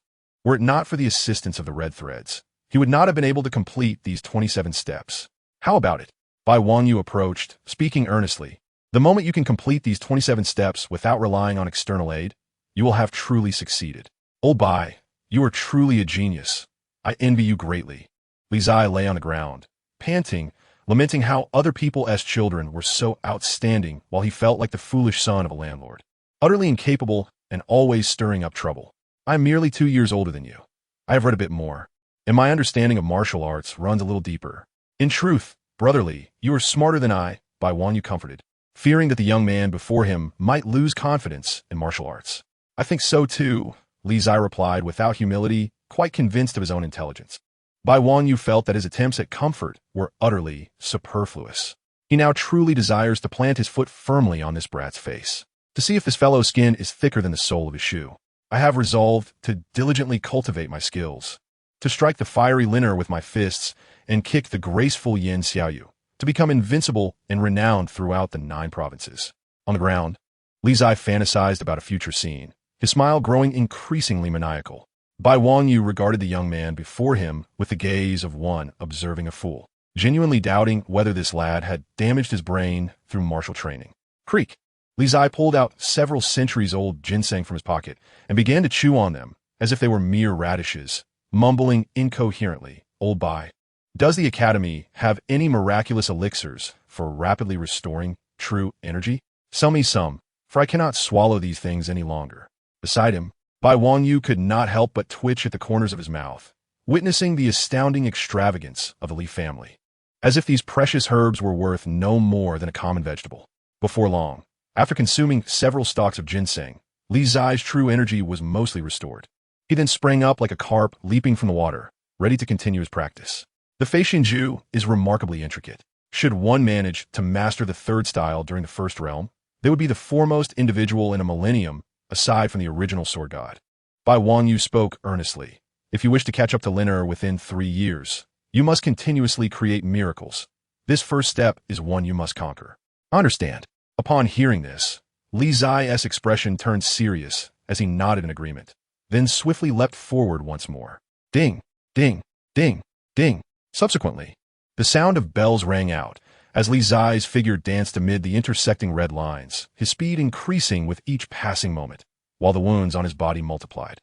The red lines were remarkably resilient, allowing him to harness their strength. However, due to his astonishing speed, each leap resulted in cuts upon his body, blood seeping forth.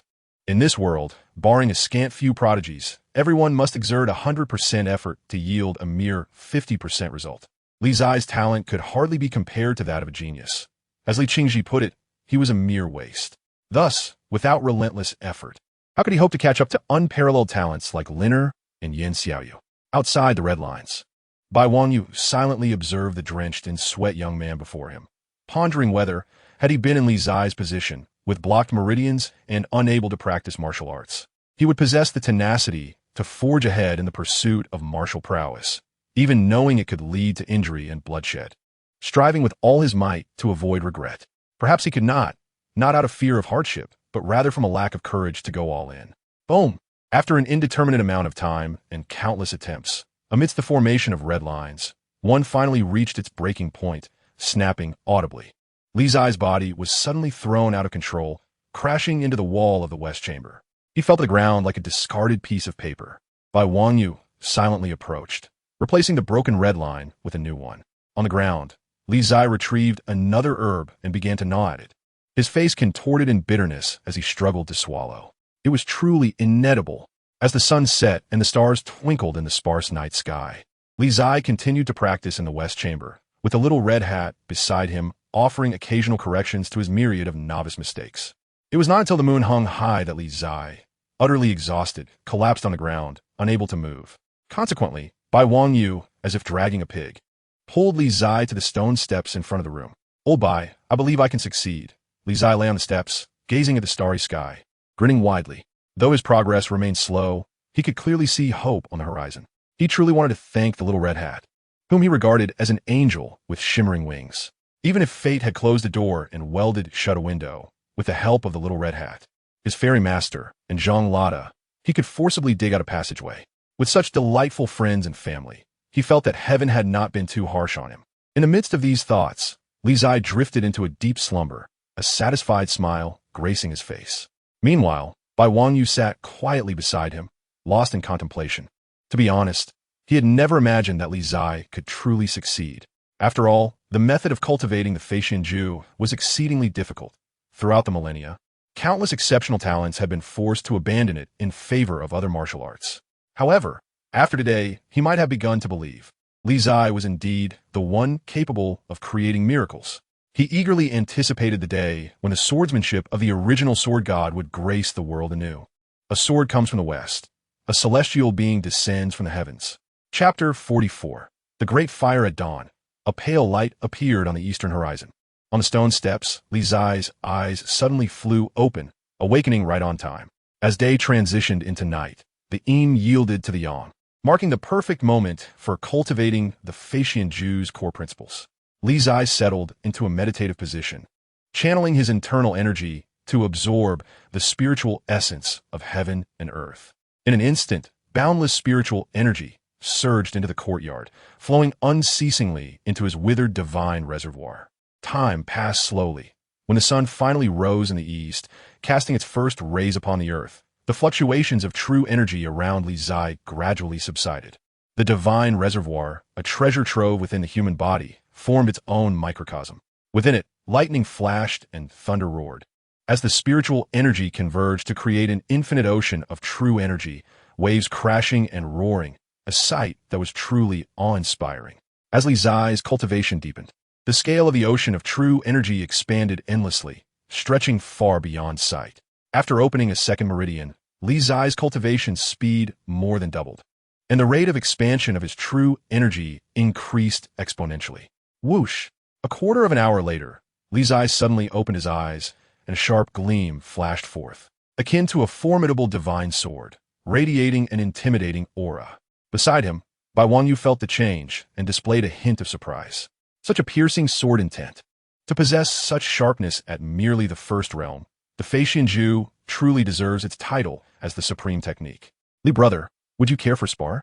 Bai Wangyu pondered for a moment before posing the question. Upon hearing this, Li Zai's face lit up with eagerness. Leaping to his feet, sure, as per usual. You shall suppress your cultivation to the mid-stage of the first realm. Very well. Bai Wangyu nodded and stepped into the courtyard center. He then grasped his right hand in the air, and the Tai ancient sword answered the call, surging with righteous energy. Facing him, Li Zai drew his pure June sword. Grinning please. As soon as the words left his mouth, Li Zai's figure darted forward, seizing the initiative. His speed was astonishing, akin to a celestial being, nearly impossible to track. In the blink of an eye, the pure June sword was already at Bai Wangyu's front. Clang! The Tai and pure June swords clashed, the reverberations of true energy echoing through the air. Li Zai altered the momentum of his sword, his figure shifting once again, appearing behind the little red hat in an instant. The pure June sword swung through the air, its brilliance blinding, a fierce strike that was nearly impossible to defend against. Yet, Bai Wangyu stood firm, without flinching or evading, turning to counter with his own sword, deflecting the fierce attack with a resounding clang. The speed was so rapid that it was beyond immediate comprehension. After merely 2 exchanges, Li Zai's swordplay shifted once more, his movements accelerating. Under the morning sun, the 2 swords clashed repeatedly, sparks flying, each combatant holding their ground. In the blink of an eye, 10 exchanges had passed, and Bai Wangyu, with a decisive strike, broke the standoff, exclaiming, "There's no need to continue. Li brother has only learned less than 3 moves, yet managed to hold his ground against me for 10 exchanges without falling behind. Your progress is truly remarkable." Why does that sound strange? Li Zai sheathed his sword, murmuring. Did he overthink it? Why did that comment leave him feeling uncomfortable? Young master. Just then, Hongzhu approached from outside the west chamber, speaking respectfully. The time is drawing near. Upon hearing this, Li Zai nodded and stepped out of the courtyard. Outside the Li residence, a carriage was ready, and Li Zai, along with Hongzhu, boarded. Meanwhile, in a small courtyard by the Xiang River in the southeast of the capital, Qingzhi packed his guqin and departed in a carriage. At the Yin family's money house, firecrackers crackled, and people bustled about, enveloped in a celebratory atmosphere. On the occasion of the esteemed elder of the Yin family celebrating his 60th birthday, the venue was teeming with guests, predominantly the younger generation of the Yin clan alongside various relatives and friends. The Yin family's financial institution held considerable influence in the grand capital, even maintaining connections with the imperial court. Thus, it was no surprise that many came to extend their congratulations on this significant milestone. Among the arrivals, a horse-drawn carriage halted, within which a delicate pair of hands, belonging to Hongzhu, playfully caressed Li Zai's face under the pretext of enhancing his appearance. However, Li Zai harbored suspicions that Hongzhu was intentionally taking liberties with him. Moments later, satisfied with her handiwork, Hongzhu withdrew her hands and produced a mirror, cheerfully exclaiming, "Take a look." Upon gazing into the mirror, Li Zai was taken aback. Who was this fair-skinned youth? The reflection revealed a remarkably handsome young man, even more striking than Li Zai himself. A surge of indignation welled up within him. He had always believed himself to be the most handsome man in the world, only to discover that the true epitome of beauty was his made-up self. Meanwhile, Qingzhi's carriage arrived. Ignoring the self-absorbed young gentleman beside her, Hongzhu lifted the curtain of the carriage and, upon spotting an approaching carriage in the distance, called out a warning. Li Zai, upon hearing her, lowered the mirror, stood up, and prepared to disembark. "Hongzhu, you'll wait outside," he instructed before stepping down from the carriage. As Qingzhi alighted from her own carriage, she glanced around, searching for someone. "Qingzhi Fairy, how delightful to see you." Li Zai approached with a beaming smile. "Young master, it appears we are not acquainted," Qingzhi replied, her brows slightly furrowed upon recognizing him. "Qingzhi Fairy, it is I, Ernyo." Li Zai's smile widened. "The one who gifted you the Guangling San."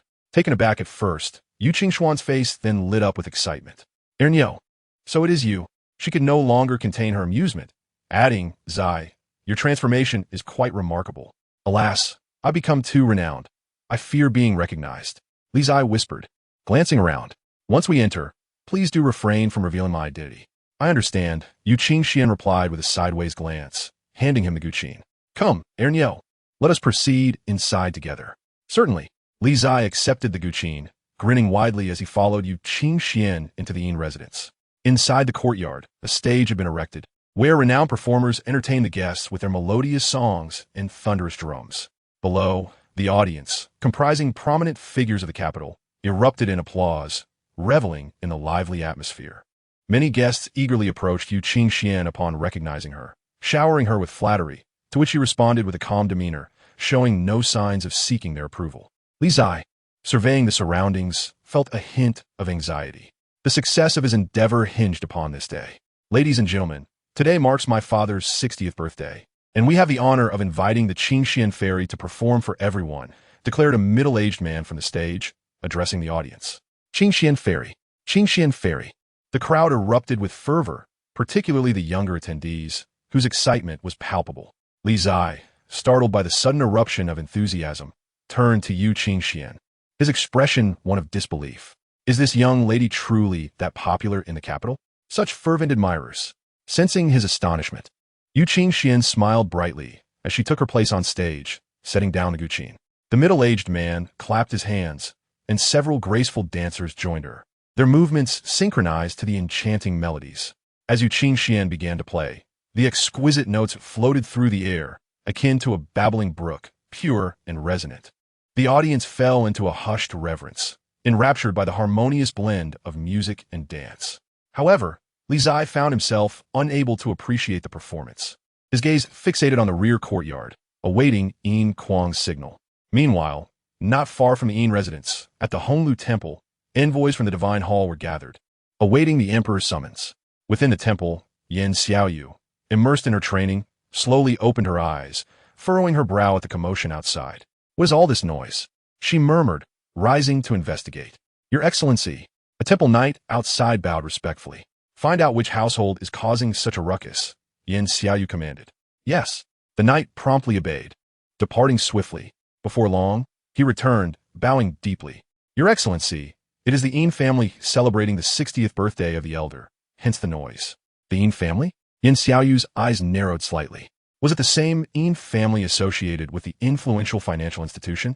According to the temple's records, it was likely tied to the third prince of the Deshang dynasty. Just then, an urgent voice rang out from outside the temple, shocking everyone. The Yin residence is on fire.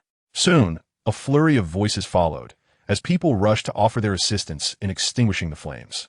Inside the temple, Yan Xiaoyu's gaze shifted toward the direction of the Yin family, her eyes narrowing in contemplation. A fire? How could such a catastrophe occur so suddenly? With that thought, she stepped outside the temple. Your Excellency, it is best not to involve yourself in unnecessary matters. A figure appeared behind her, speaking in a hoarse tone. I will exercise discretion, Yan Xiaoyu replied, acknowledging the warning before proceeding beyond the temple's threshold. At the Yin residence, the unexpected blaze caught everyone off guard, leading to a chaotic scene as the majority of the household was preoccupied with the festivities in the front courtyard, leaving the rear largely unattended. As the flames spread, there was little time to react, and panic ensued throughout the estate.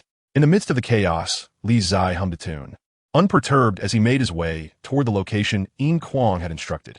At the front of the ancestral hall, Yin Kuang awaited anxiously. Shortly after, Li Zai approached, a jade pendant adorning his waist, which served as a token of trust. Upon seeing the pendant, Yin Kuang understood the visitor's identity and greeted him respectfully. Let us proceed to retrieve the item, Li Zai stated, and together they entered the ancestral hall. Upon opening the secret passage, they were met with a dimly lit corridor stretching over 10 zhang in length. Young master, it is imperative that you remain close to me. One misstep could lead to our demise, Yin Kuang warned gravely. Before long, as they ventured deeper, an unexpected trap was triggered, unleashing a hail of arrows from the walls. This cannot be, Yin Kuang exclaimed, narrowly evading the lethal projectiles. Seeing this, Li Zai's eyes narrowed, and he shouted, retreat. Heeding the warning, Yin Kuang swiftly backtracked to the entrance of the passage. How could this happen?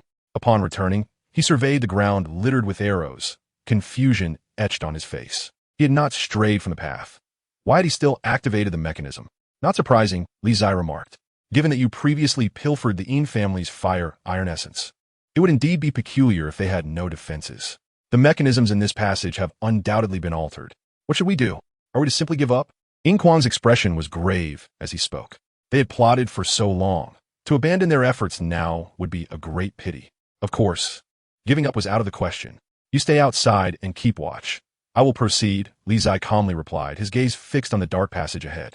Originally, the plan was for Yinquang to navigate the traps and acquire what he sought, allowing Li Zai to avoid danger. However, it was becoming evident that this task would not be so simple. Upon hearing Li Zai's words, Yinquang's expression shifted slightly, as if he wanted to say something, but ultimately nodded in agreement, cautioning, "Be careful, my lord." With that, he turned to leave the passage and stand guard outside the shrine. Before the entrance, Li Zai surveyed the foreboding and dim passageway. After a brief moment, he darted forward with the swiftness of thunder. Simultaneously, the entire passage seemed to be activated, with countless arrows suddenly shooting out from the walls, like a torrential downpour directed at the intruder. Clang, clang, clang. The arrows struck the stone floor, sending sparks flying as Li Zai's figure maneuvered with astonishing agility. The flying immortal technique, renowned as the greatest martial art under heaven, was distinguished not only by its exquisite swordplay, but also by its unparalleled speed, rendering it second to none. Thus, facing the traps within the Yin family's passage, Li Zai unleashed the flying immortal technique, shattering them with absolute velocity. Within a few breaths, he reached the end of the passage and came to a halt. Behind him lay a field of arrows, the ground and walls pockmarked. It was clear that had these arrows struck a person, they would have resulted in a grievous fate. At the end of the passage, Li Zai observed the stone door ahead, a flicker of intrigue in his eyes. Could the mechanism on this door have also been altered? Pondering this, he lifted his hand and simultaneously turned the two stone rings on the door. Instantly, a rumble echoed through the otherwise silent passage as the stone door gradually creaked open. Li Zai stepped inside, but at that very moment, a shadow lunged at him from within the stone chamber. Sensing the imminent danger, Li Zai reacted instantly, evading the shadow's attack with a swift step. Before him stood a figure roughly 4 feet tall, with disheveled hair and a fearsome visage, strikingly terrifying. Yet, as Li Zai scrutinized the figure closer, he realized it was not a child, but rather an adult, a dwarf. A weight settled in Li Zai's heart, recognizing that this was a remarkably agile dwarf. A warrior? Li Zai's expression hardened, not daring to underestimate the foe. He unfastened his belt and drew a flexible sword, channeling his true energy into it, transforming the soft blade into a rigid, gleaming weapon. With a ferocious roar, the dwarf charged again, its chest shimmering with silver light, a deep resonance reverberating within. Li Zai's eyes narrowed. Indeed, thud! The dwarf lunged, its hands sharp as claws. In the moment that Li Zai evaded, the stone pillar behind him was shattered under the force, debris scattering ominously. Realizing the dwarf's formidable skill, Li Zai was reluctant to engage further, quickly scanning the chamber for traces of the celestial art of craftsmanship. Yinquang had mentioned that the art was stored in a green box, but there were far too many items here. How would he ever locate it? Before he could take a closer look, the dwarf roared in anger and lunged once more. Reminiscent of a ravenous tiger, Li Zai furrowed his brow, deftly evading the attack again. The chamber was not particularly spacious, and the dwarf's nimble frame allowed it to rapidly close the distance, akin to a famished beast unwilling to relent without its prey. Li Zai deftly avoided the dwarf's assaults while desperately searching for the whereabouts of the celestial art. Clang! After several close encounters, the dwarf's strikes grew increasingly fierce. Ultimately, there was no longer any means of evasion. Li Zai swung his sword to meet the dwarf's onslaught head-on. The jarring sound of metal scraping against metal echoed as the dwarf's hands, as hard as stone, clashed against the blade's edge, managing to withstand the sword's deadly sharpness with its flesh.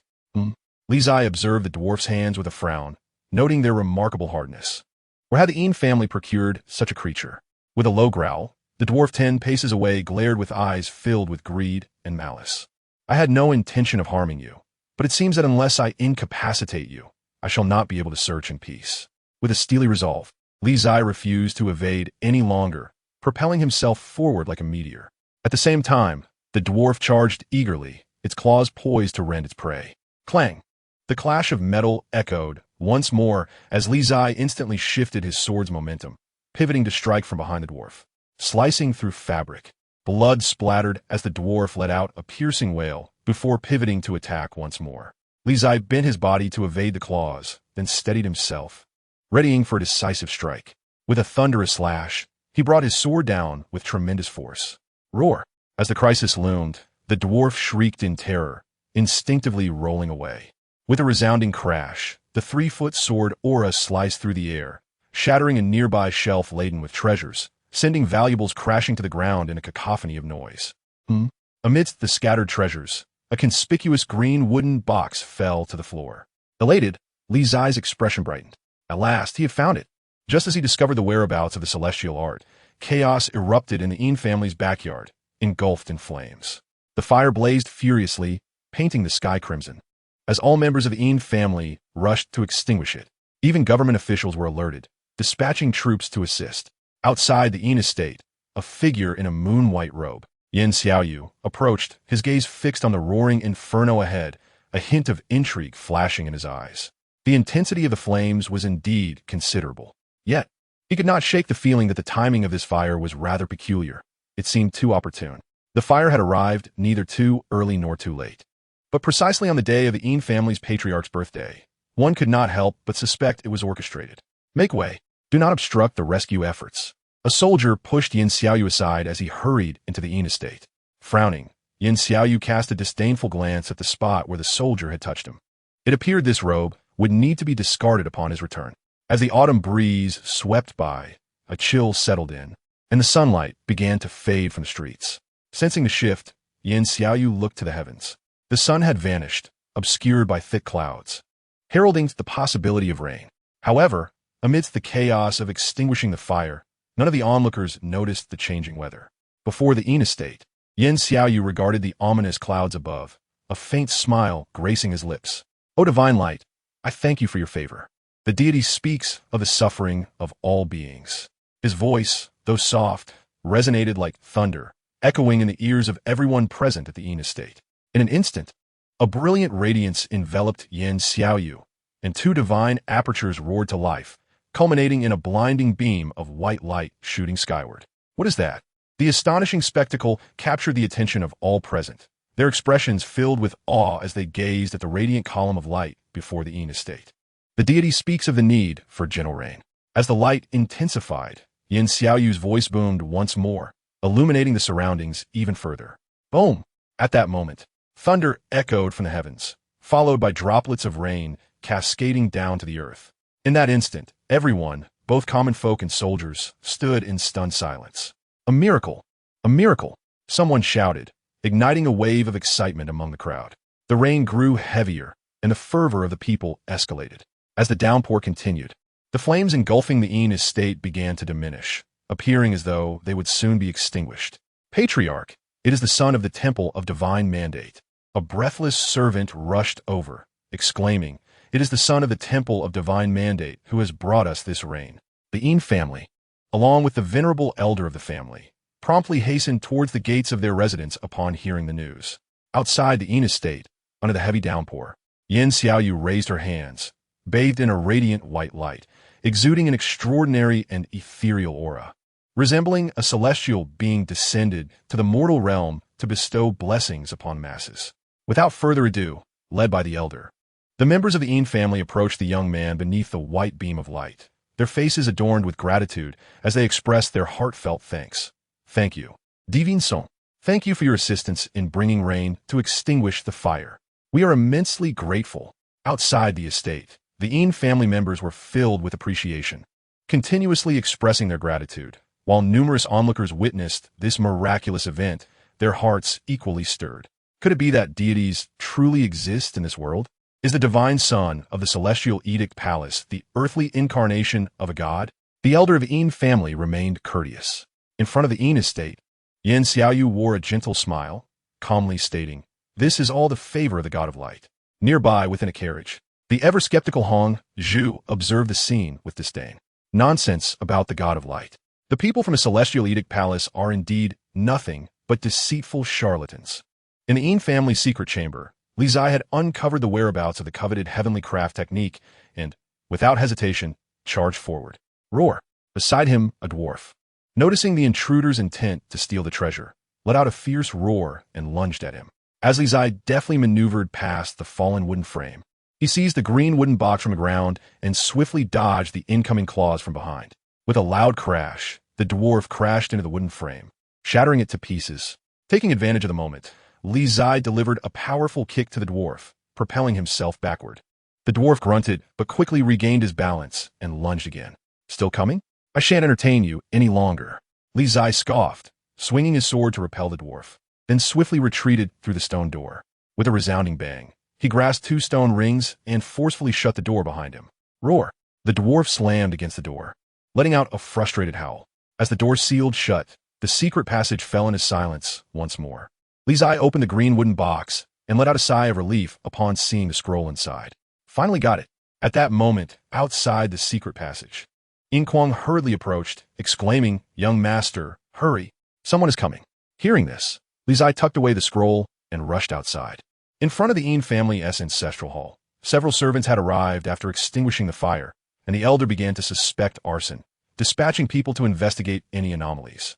Inside the hall, Li Zai spotted the servants trudging through the torrential rain and said in a low voice, "I'll draw their attention. You take this chance to leave and do not reveal your identity." With that, he dashed out of the hall towards the estate's exterior. "There he is. Quick, pursue him." A servant caught sight of Li Zai and shouted, immediately leading a chase after him. In the hall, upon witnessing this, Yin Kuang quickly exited, seizing the opportunity to depart. In the front yard of the Yin estate, Li Zai advanced hastily, blending into the chaos as he slipped out of the residence. Outside, the elder and the others were still expressing their gratitude to Yin Xiaoyu, oblivious to Li Zai's departure.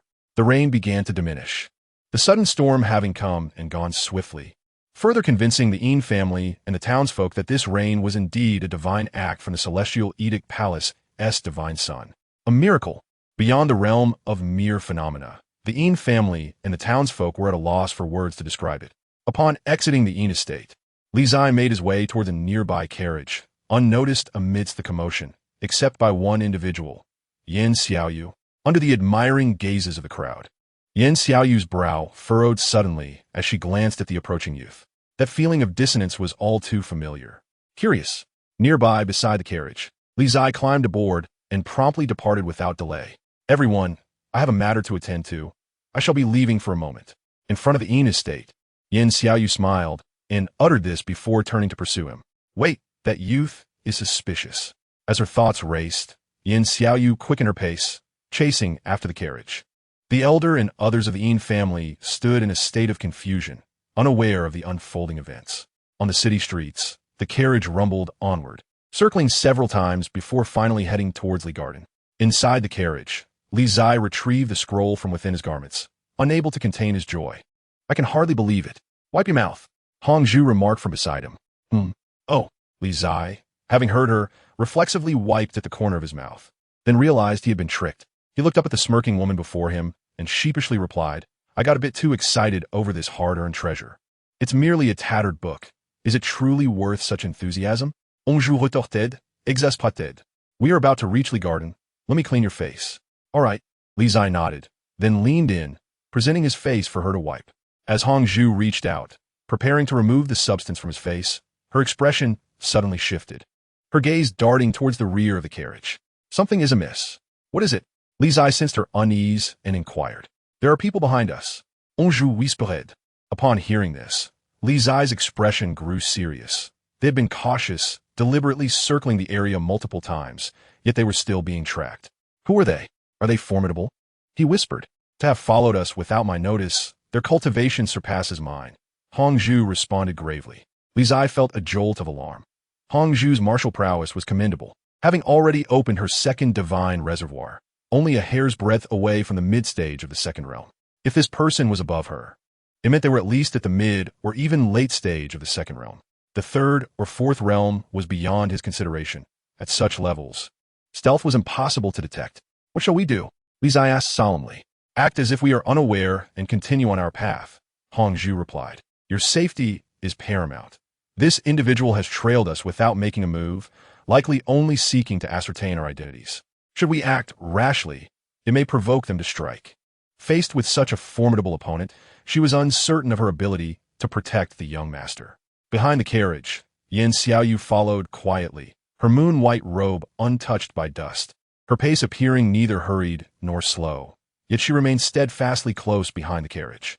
She was determined to discover the destination of this carriage. Just then, however, ahead on the street, a dozen iron cavalrymen charged forth at breakneck speed, not veering or dodging, heading straight for Li Zai and Hongzhu's carriage. Whoa! The young driver, seeing this, urgently reined in the horses to avoid a collision. Boom! Boom! Boom! The iron cavalry thundered past, led by a general clad in green battle armor, tall and imposing, with an extraordinary presence. As the cavalry surged past, the general cast a glance back at Yan Xiaoyu behind the carriage, a flicker of intrigue crossing his eyes. The attire she wore did not belong to a merchant of the Great Shang. Could she be one of those charlatans from the Celestial Edict Palace? After a brief exchange of glances, the general did not halt, leading his elite cavalry away. Whoa! On the street, possibly startled by the chilling aura of the iron cavalry, the large black horse in front of the carriage suddenly went wild. Despite the driver's attempts to soothe it, the panicked horse reared and bucked, causing the carriage to begin to sway uncontrollably. Young master, quickly get down. The horse is spooked. The driver shouted in alarm as the horse could no longer be restrained. Before the words had even left his mouth, the large black horse dragged the carriage against several stone steps, and then the carriage completely lost balance, toppling over. In that critical moment, Li Zai seized the driver and jumped down, rolling several times upon hitting the ground. In contrast, Hongzhu maintained her grace, effortlessly breaking through the carriage and descending from the air.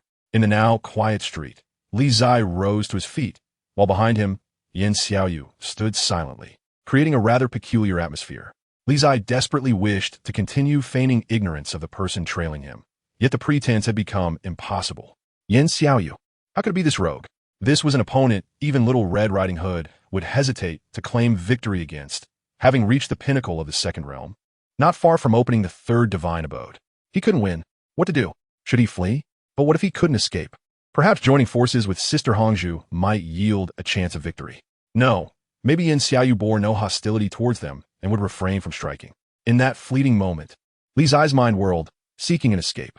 Young master, are you injured? At that moment, Hongzhu approached, asking while signaling with her eyes. Let us go. No, let us depart. The Wangfu isn't far from here. We can walk back. Li Zai understood her intent, raised his voice in response, and then pretended as if nothing had transpired, continuing to walk ahead. The two hastened their pace, daring not to linger. The son of the heavenly mandate was undoubtedly the strongest among the younger generation, a force to be reckoned with. They were not far from the garden, hoping they still had time. Li Zai's heart screamed, Old John, help me. Little Red Riding Hood, where are you? Brother needs your assistance. Amitabha. Amen. Hallelujah. Bless us. Are you two in such a hurry to leave? Unfortunately, neither Buddha nor God answered Li Zai's cries. As from behind, Yan Xiaoyu's voice rang out, her figure flashing to block their path. Who might you be? Li Zai suppressed the tumult within and forced a smile. Beside him, Hongzhu's expression grew serious, quietly gathering her energy, preparing for a confrontation. From the Hall of Heavenly Mandate, Yan Xiaoyu. Yan Xiaoyu replied coolly, her gaze fixed on the two before her. Very well, I have revealed my identity. Shouldn't you both introduce yourselves?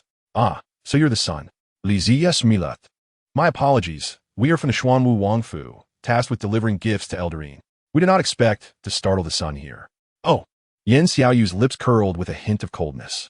Since you are from the Xuanwu Wangfu, allow me to escort you back, and perhaps pay a visit to the Xuanwu king. No need. Hongzhu interjected, her tone calm. The king is not in the manor today. The son may visit another day. Umph. Yan Xiaoyu scoffed coldly. Your reluctance only suggests guilt. I shall take you to meet the Xuanwu king and see if he recognizes you. With that, Yan Xiaoyu darted forward, her pristine divine light swirling around her, exuding an astonishing aura. Li Zai and Hongzhu's expressions changed, and they immediately retreated.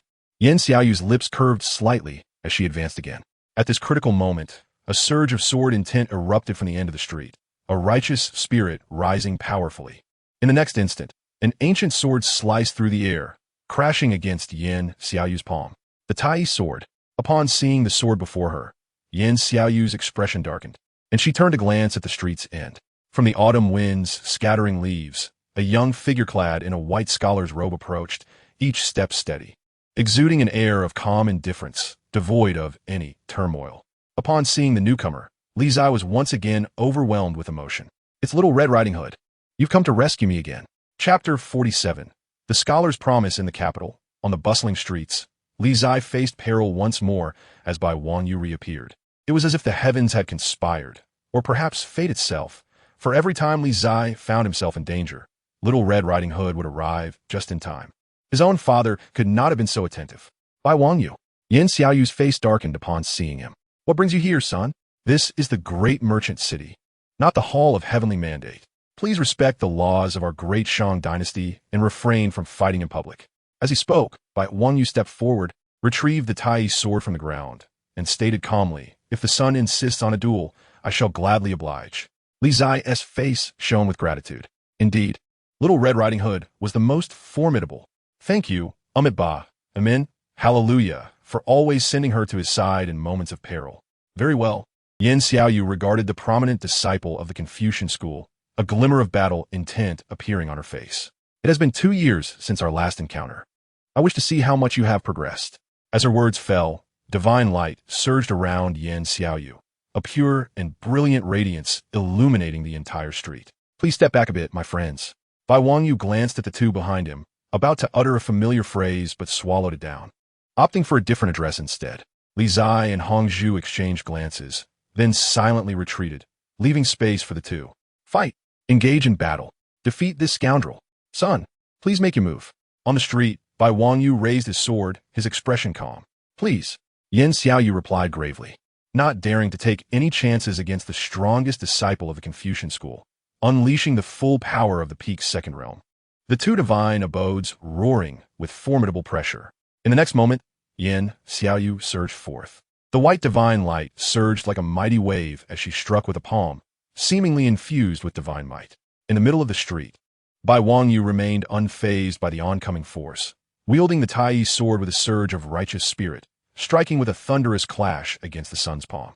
In an instant, their gazes locked. The collision of palm and sword sent shock waves rippling through the air, debris swirling around them in chaos.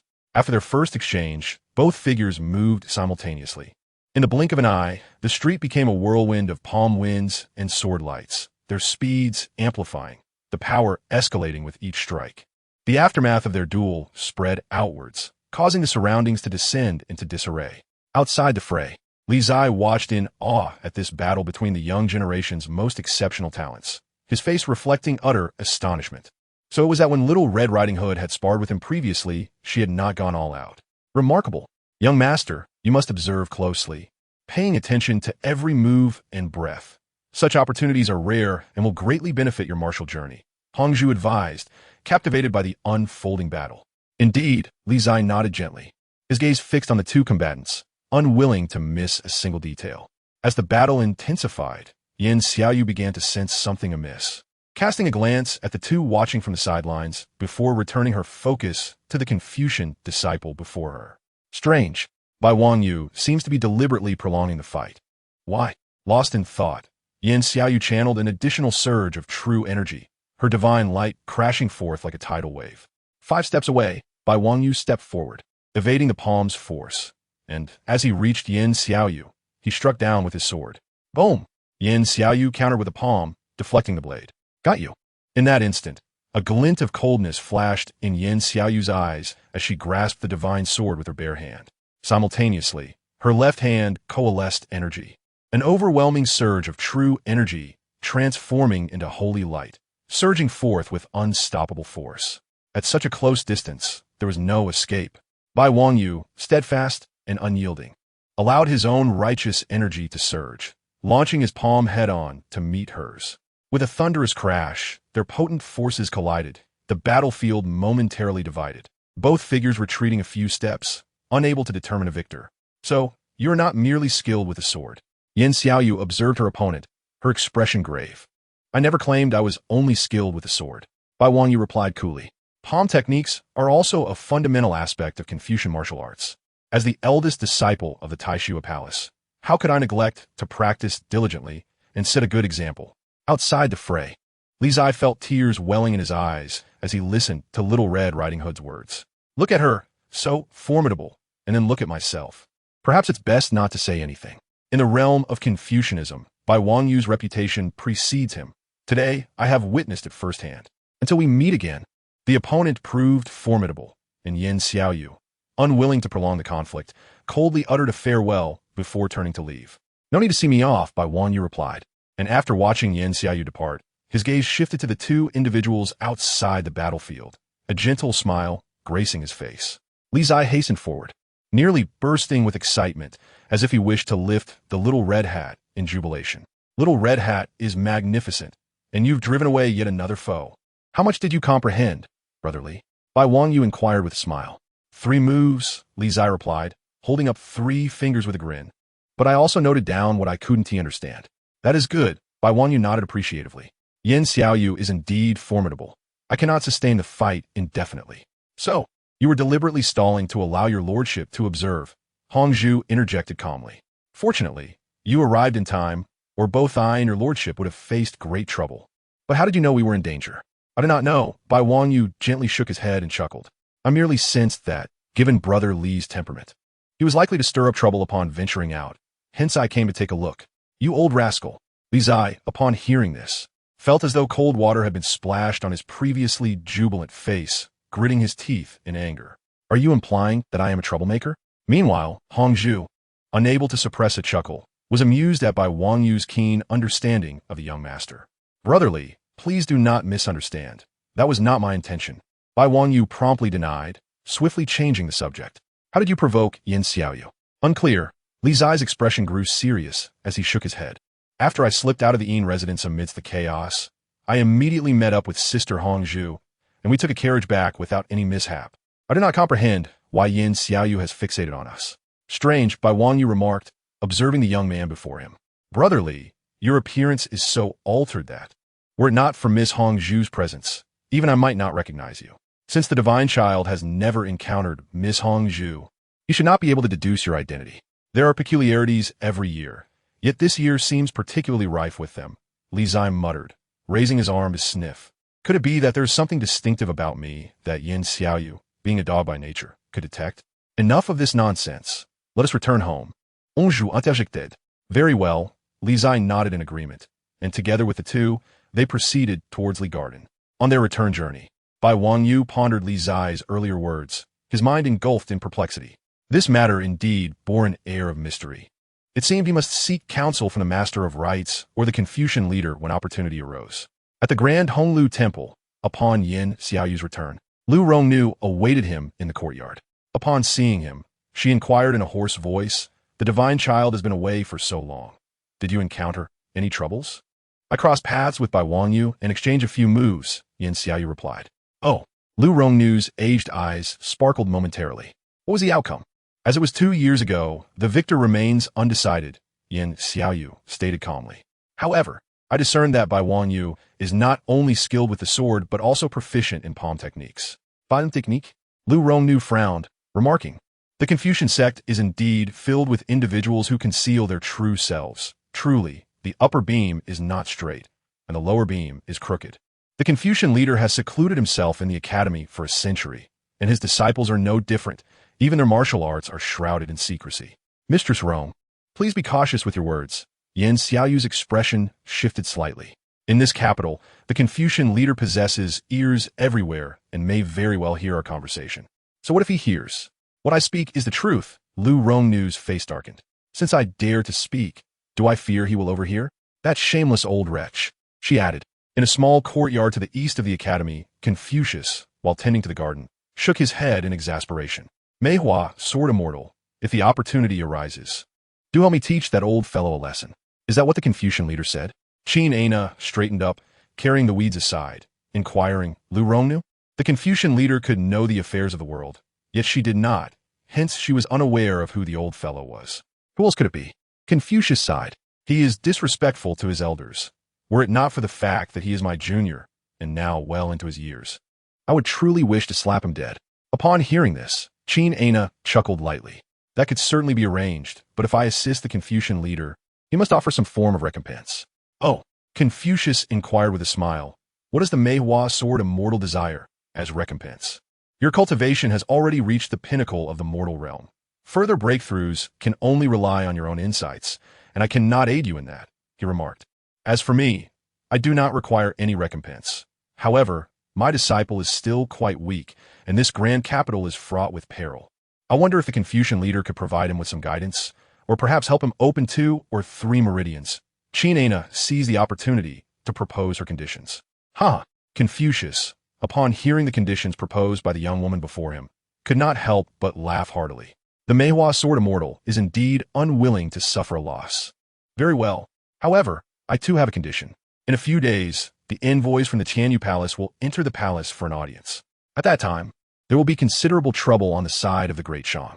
If your disciple can assist in resolving these troubles, I will consider your request. Chapter 48. The issue of the Divine Palace in the capital. 5 days had passed since the fire at the Yin residence. During these 5 days, Li Zai had not left the garden. In the west wing, amidst the interwoven red threads of the formation, a pig lay exhausted, having depleted its true energy and unable to stand. Bai Wangyu silently entered, dragging the pig out, leaving a long trail of blood on the ground. Crack! On the stone steps, Li Zai took out several medicinal herbs and began to munch on them. Meanwhile, Bai Wangyu, wiping his sword, casually remarked, "Brother Li, how many days has it been? Have you made any progress?" "A little," Li Zai said through gritted teeth. "Oh, progress indeed. I thought there had been no change." Bai Wangyu replied with a tone laced with sarcasm. Li Zai, infuriated, nearly smashed the carrot in his hand against Bai Wangyu's face. "Is this how one speaks? Just because you possess greater talent does not grant you the right to openly mock others. After 5 days, I have advanced from 13 steps to 17 steps. That is quite a significant improvement. Old Bai, soon you shall regard me with newfound respect." Li Zai exclaimed, taking a bite of the medicinal herb, his words slightly garbled. "Today, His Majesty has summoned the envoys of the Divine Palace. Once that medicinal king arrives in the Great Shang, I shall acquire it, and at that time, I will open another meridian, significantly accelerating my cultivation speed." 3 meridians. That is quite the feat. Bai Wangyu replied with a forced smile. "Get lost. Lizia alagandi raturta." This fellow is truly insufferable. Little Red Hat was no longer the innocent little angel who first arrived at the garden. He wondered how matters were faring at the palace. Would the medicinal king brought by the Divine Palace be offered to the Great Shang court? Li Zai continued to munch on the medicinal herbs, his thoughts far from the west wing, wishing he could sprout wings and fly directly to the palace. In the Great Shang Palace, magnificent halls rose in succession, each grander than the last, with a particularly imposing hall standing tall among them. In front, a staircase made of layers of pure white jade led directly from the Xuanwu Gate to the Hall of Heavenly Listening, exuding an aura of authority. The Great Shang, a millennium-old dynasty, thrived in its prime, enduring through the rise and fall of worldly powers, remaining imperishable. For 1,000 years, no force across the 9 provinces could rival the Great Shang, save for the Tianyu Divine Palace from the western regions. Unlike the Great Shang, which governed through law, the Tianyu Divine Palace was a realm of faith, worshipping the God of Light, with millions of followers. In terms of influence, it could even surpass the Great Shang. Throughout the millennia, the great merchants and the Temple of Divine Revelation have engaged in large-scale wars, with victories and defeats on both sides. However, in the past century, a gradual peace has settled, with major conflict becoming increasingly rare. Yet, both the great merchants and the Temple of Divine Revelation are acutely aware that this tranquility is merely the calm before the storm. Their differing beliefs and conflicting interests assure that war is only a matter of time. If the great merchants wish to expand their territory, the Temple of Divine Revelation stands as their greatest obstacle. Likewise, should the Temple of Divine Revelation aspire to spread their faith across the land, the great merchants must be eliminated as an impediment. Thus, today the scion of the Temple of Divine Revelation has come to the great merchants, not merely for a visit, but rather to gauge the situation. Inside the Hall of Fate, the ministers of the great merchants are arrayed on either side, while the emperor, adorned in a resplendent yellow dragon robe, sits quietly upon the throne, appearing to be in his 40s. His countenance exudes an innate authority that commands respect, instilling an unspoken sense of pressure, even in silence. In the center of the hall, the envoys from the Temple of Divine Revelation bow respectfully. As there exists no hierarchical relationship between the two, figures such as Yan Xiaoyu and Lu Rongnu only bow, refraining from kneeling before the emperor. "Your Majesty, we have brought 3 treasures from our temple." Yan Xiaoyu, dressed in an ethereal moon-white robe, proclaims with a smile directed at the emperor. the water and fire pearl. An extraordinary gem from the convergence of yin and yang in the far west, grants immunity to both water and fire. The radiant armor, forged by our previous temple master, renders the wearer impervious to blades and spears. And the snow lotus heart, a millennia-old medicinal marvel from the sacred peaks of the western region, can restore life to the lifeless. As she speaks, 3 knights from the temple unveil 3 wooden boxes, revealing the 3 treasures within, captivating the attention of all present. The ministers of the great merchants, esteemed and discerning, cannot help but reveal a glimmer of greed in their eyes upon witnessing the offerings. In contrast, the emperor remains unperturbed, his gaze steady as he observes the varied reactions of those before him, betraying no hint of emotion. He is keen to discern the true intentions of the temple of divine revelation. The presentation of treasures, he suspects, is but a fade. Noticing the avarice reflected in the eyes of the great merchant ministers, Yan Xiaoyu's lips curve slightly. Evidently, they are indeed a covetous lot. Your Majesty, our temple wishes to present these 3 treasures to the great merchant court. However, after introducing the treasures, she bows respectfully, her tone shifting as she continues. As a gesture of reciprocity, our temple seeks to request a treasure in return. What treasure do you seek? The emperor inquires, his expression indifferent. The 9th princess of the great merchants, Yan Xiaoyu replies, her countenance radiant as she adds, I, as the scion of the temple of divine revelation, seek her hand in marriage, and these 3 treasures shall serve as my betrothal gifts. A stunned silence envelopes the court, shock evident on every face. The scion of the temple of divine revelation wishes to wed the 9th princess? The implications are profound. The ministers exchange glances, the unspoken understanding of the temple's true intentions dawning upon them. The 9th princess, beloved by the emperor, was granted Fengyang City as her fief just a year ago. Although she has yet to visit, it is in name already hers. Fengyang City, located in the western frontier, holds strategic importance. Conventionally, a princess's marriage would entail the transfer of her fief to her husband, suggesting that from a moment the emperor bestowed the land upon the 9th princess. He had no intention of marrying her off to a foreign land. Yan Xiaoyu's audacity is perceived as a transgression. Indeed, upon hearing the request to the scion, the emperor's brow furrows with concern. Your Majesty, Yan Xiaoyu continues, unfazed by the tension, I understand that the 9th princess is your treasure jewel, and thus, I will not force the union. Instead, let us propose a challenge. Our temple will pose 3 questions, and if the great merchants can answer them within 3 days, we shall unconditionally relinquish the treasures. Should no one succeed, your Majesty will grant our request for the princess as hand. These treasures will still be offered as a betrothal gift to the great merchant court. What say you, your Majesty? Dare we engage in this wager? Preposterous. The ministers' faces darken at her boldness, an elder stepping forward to admonish. How dare mere child speak thus to our emperor? Has your temple not instilled in you a sense of decorum? Yan Xiaoyu's eyes flash with coldness, quickly subdued. Lu Qing, step back, the emperor commands calmly. Yes, your Majesty. Lu Xiqing bows respectfully and retreats. The atmosphere grows tense, the ministers discontented with the audacity of the scion in their royal palace. The martial kings among them exchange glances, recognizing the precariousness of the situation. If the emperor refuses, the temple will undoubtedly embellish the tale, portraying the great merchants as cowards unwilling to accept the wager, tarnishing the court's reputation. Yet, if the emperor consents and the wager is lost, the consequences could be equally dire. While royal marriages are commonplace, the 9th princess's situation is exceptional. Your Majesty, what are your thoughts? In the midst of this turmoil, Yan Xiaoyu, sensing the lack of response, adds fuel to the fire, her smile devoid of warmth. The great merchant court prides itself on its wisdom and virtue. The Academy of Great Merchants is renowned for its brilliance. The head of the Academy is heralded as the wisest in the realm. Why then is this simple wager proving so challenging? The ministers seethe at her taunting words. The emperor, his expression darkening, gazes down at the temple's representatives and finally declares, State your questions. The court gasps in surprise at the emperor's agreement to the wager.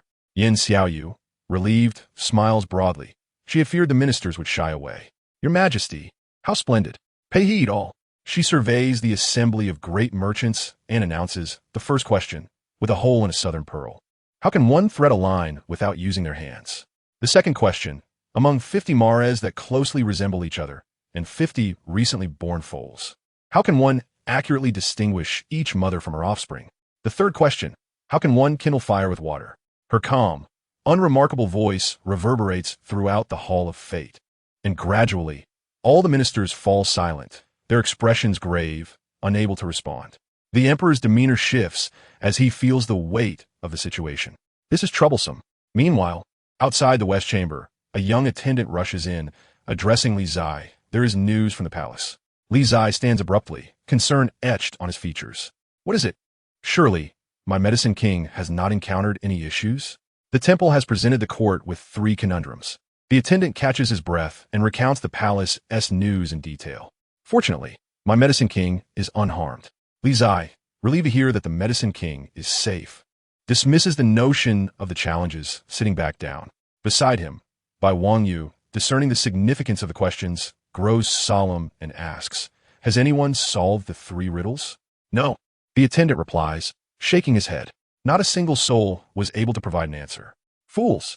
On the steps, Li Zai produces a large herb, biting into it with a crunch. These are all straightforward questions. How could they fail to answer? Poor 9th princess. It seems she is destined to be wed to some desolate land in the west. These mundane questions he had encountered at least 80 times in his previous life. Could they not present something more novel? Chapter 49. One glance, and you won't survive 2 episodes. In the Li Garden, upon hearing Li Zai's indistinct words, Bai Wangyu's gaze shifted immediately, inquiring, brotherly, do you know the solution to these problems? I do not. Li Zai vigorously shook his head, insisting, I know nothing at all. Those few trivial questions are something anyone who has received even a modicum of 9 years of compulsory education would comprehend. That is not correct. Bai Wangyu noticed the contradictions in the young man's speech and pressed further. Brotherly, you must know the solution, don't you? Old Bai, you needn't fret over matters that don't concern you. There are plenty of capable men in court. They will surely figure it out. Li Zai replied while munching on the radish in his hand, adding, to be honest, after gnawing on this medicinal radish so much, my taste buds have changed. I find it rather palatable now. Brotherly, this is no trivial matter. Bai Wangyu's expression turned serious as he explained. If Deshang cannot answer the 3 questions posed by the Hall of Divine Edicts, it would not merely be a loss of face. The 9th princess is the ruler of Fengyang. Should she marry, Fengyang City would be part of her dowry.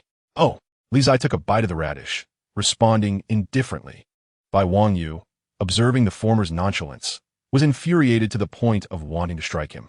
This lad shows no inclination to exert effort when it does not concern him. I must devise a method to compel him to take action. Bai Wangyu's thoughts whirled, but he could not come up with a viable plan. The Academy of Classics. The 3 questions from the Divine Hall quickly arrived, and all the scholars and instructors of the Academy began to ponder deeply.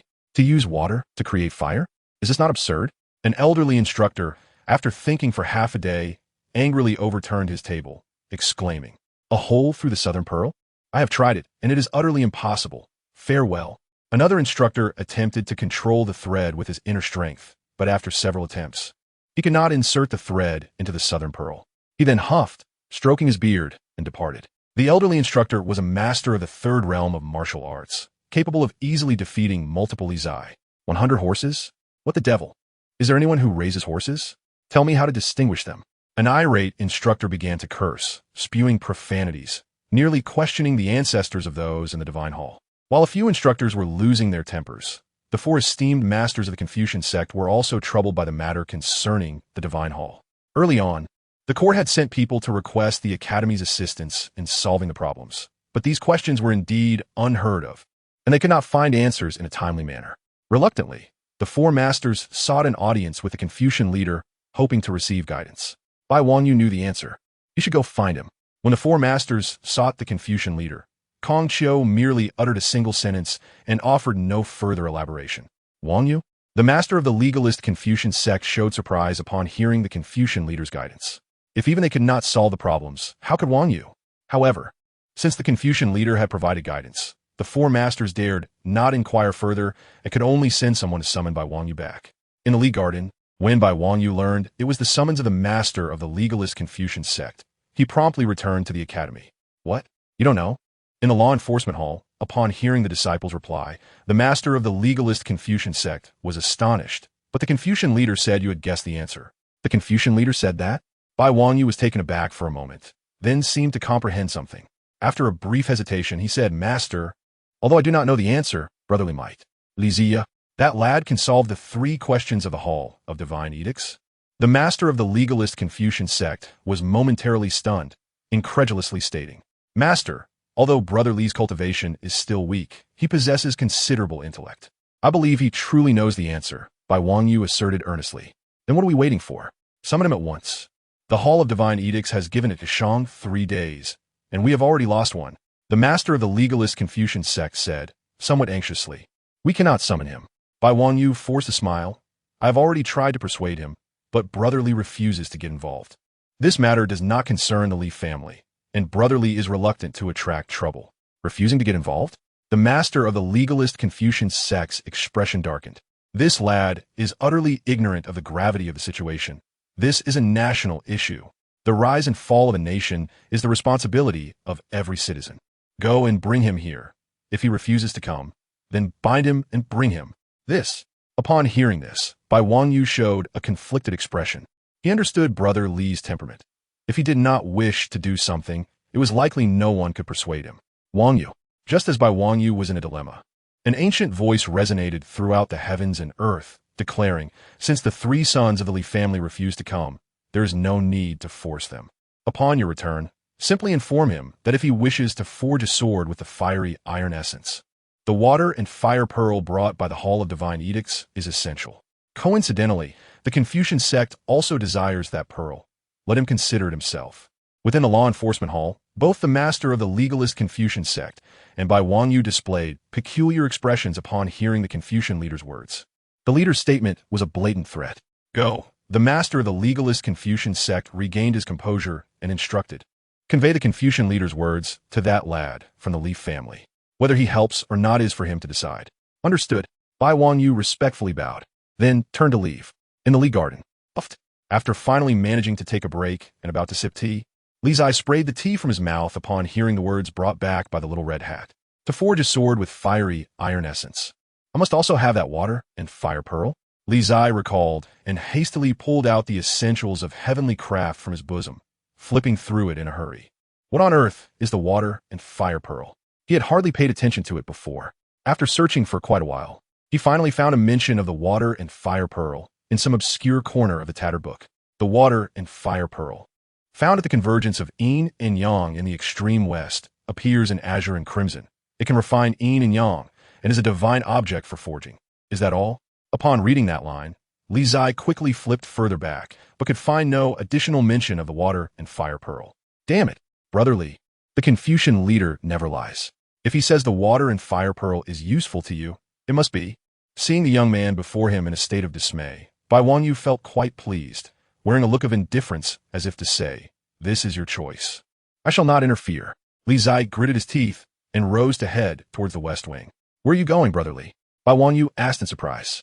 I'm going to find Changsun Nanjiao and ask her to get the water and fire pearl for me, Li Zai said through clenched teeth. Hee. Bai Wangyu smiled lightly and replied, Brother Li, do you think that which the Confucian sect desires can be snatched away by others? Of course, you may try. After all, the Changsun family has a queen in the palace. Perhaps she could assist you in obtaining that water and fire pearl. Upon hearing this, Li Zai halted his step, glaring at the little red hat before him, gritting his teeth and saying, You are threatening me. Oh, Bai Wangyu replied, unconcerned. Isn't it satisfying? Who says a gentleman takes revenge after 10 years? The grudge from this morning can be settled now. Isn't that refreshing? Li Zai looked at the little red hat, whose tail seemed ready to wag with delight, feeling the urge to kick him. Revenge, stark and blatant revenge. How has that innocent little red hat transformed into such a pragmatic being, devoid of any charm? Brother Li, think it over. There's no rush. There's still 2 days left. Bai Wangyu leisurely sat on the stone steps, casually placing the Tai sword beside him. Nearby, Li Zai glared down at the little red hat, wishing his gaze could pierce through him. After a moment, Li Zai, with tears in his eyes from glaring so long, found that the little red hat remained leisurely seated, completely unfazed. Curse you! Bai Wangyu felt an unprecedented sense of relief. Old Bai, you have changed.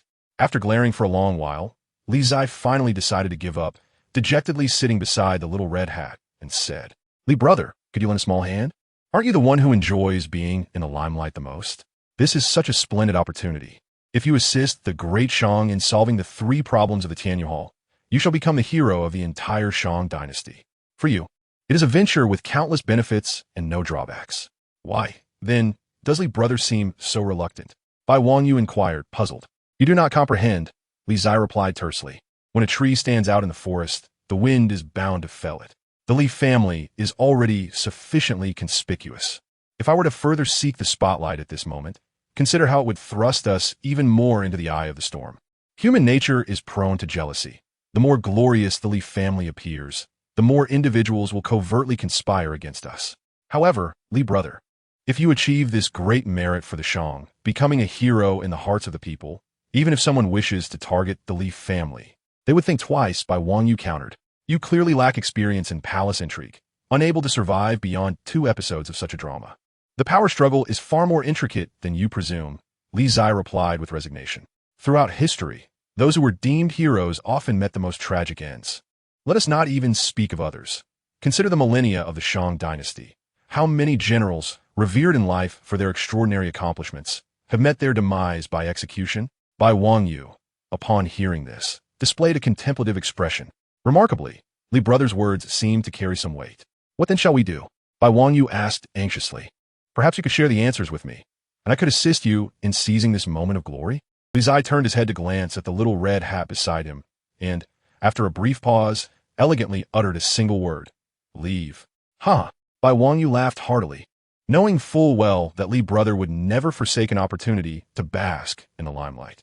If death is to befall us, so be it. Countless eyes are already upon the Li family. A few more would make little difference. You make a valid point. If I were to become a hero in the eyes of the populace, even the court would hesitate to act against the Li family in the future.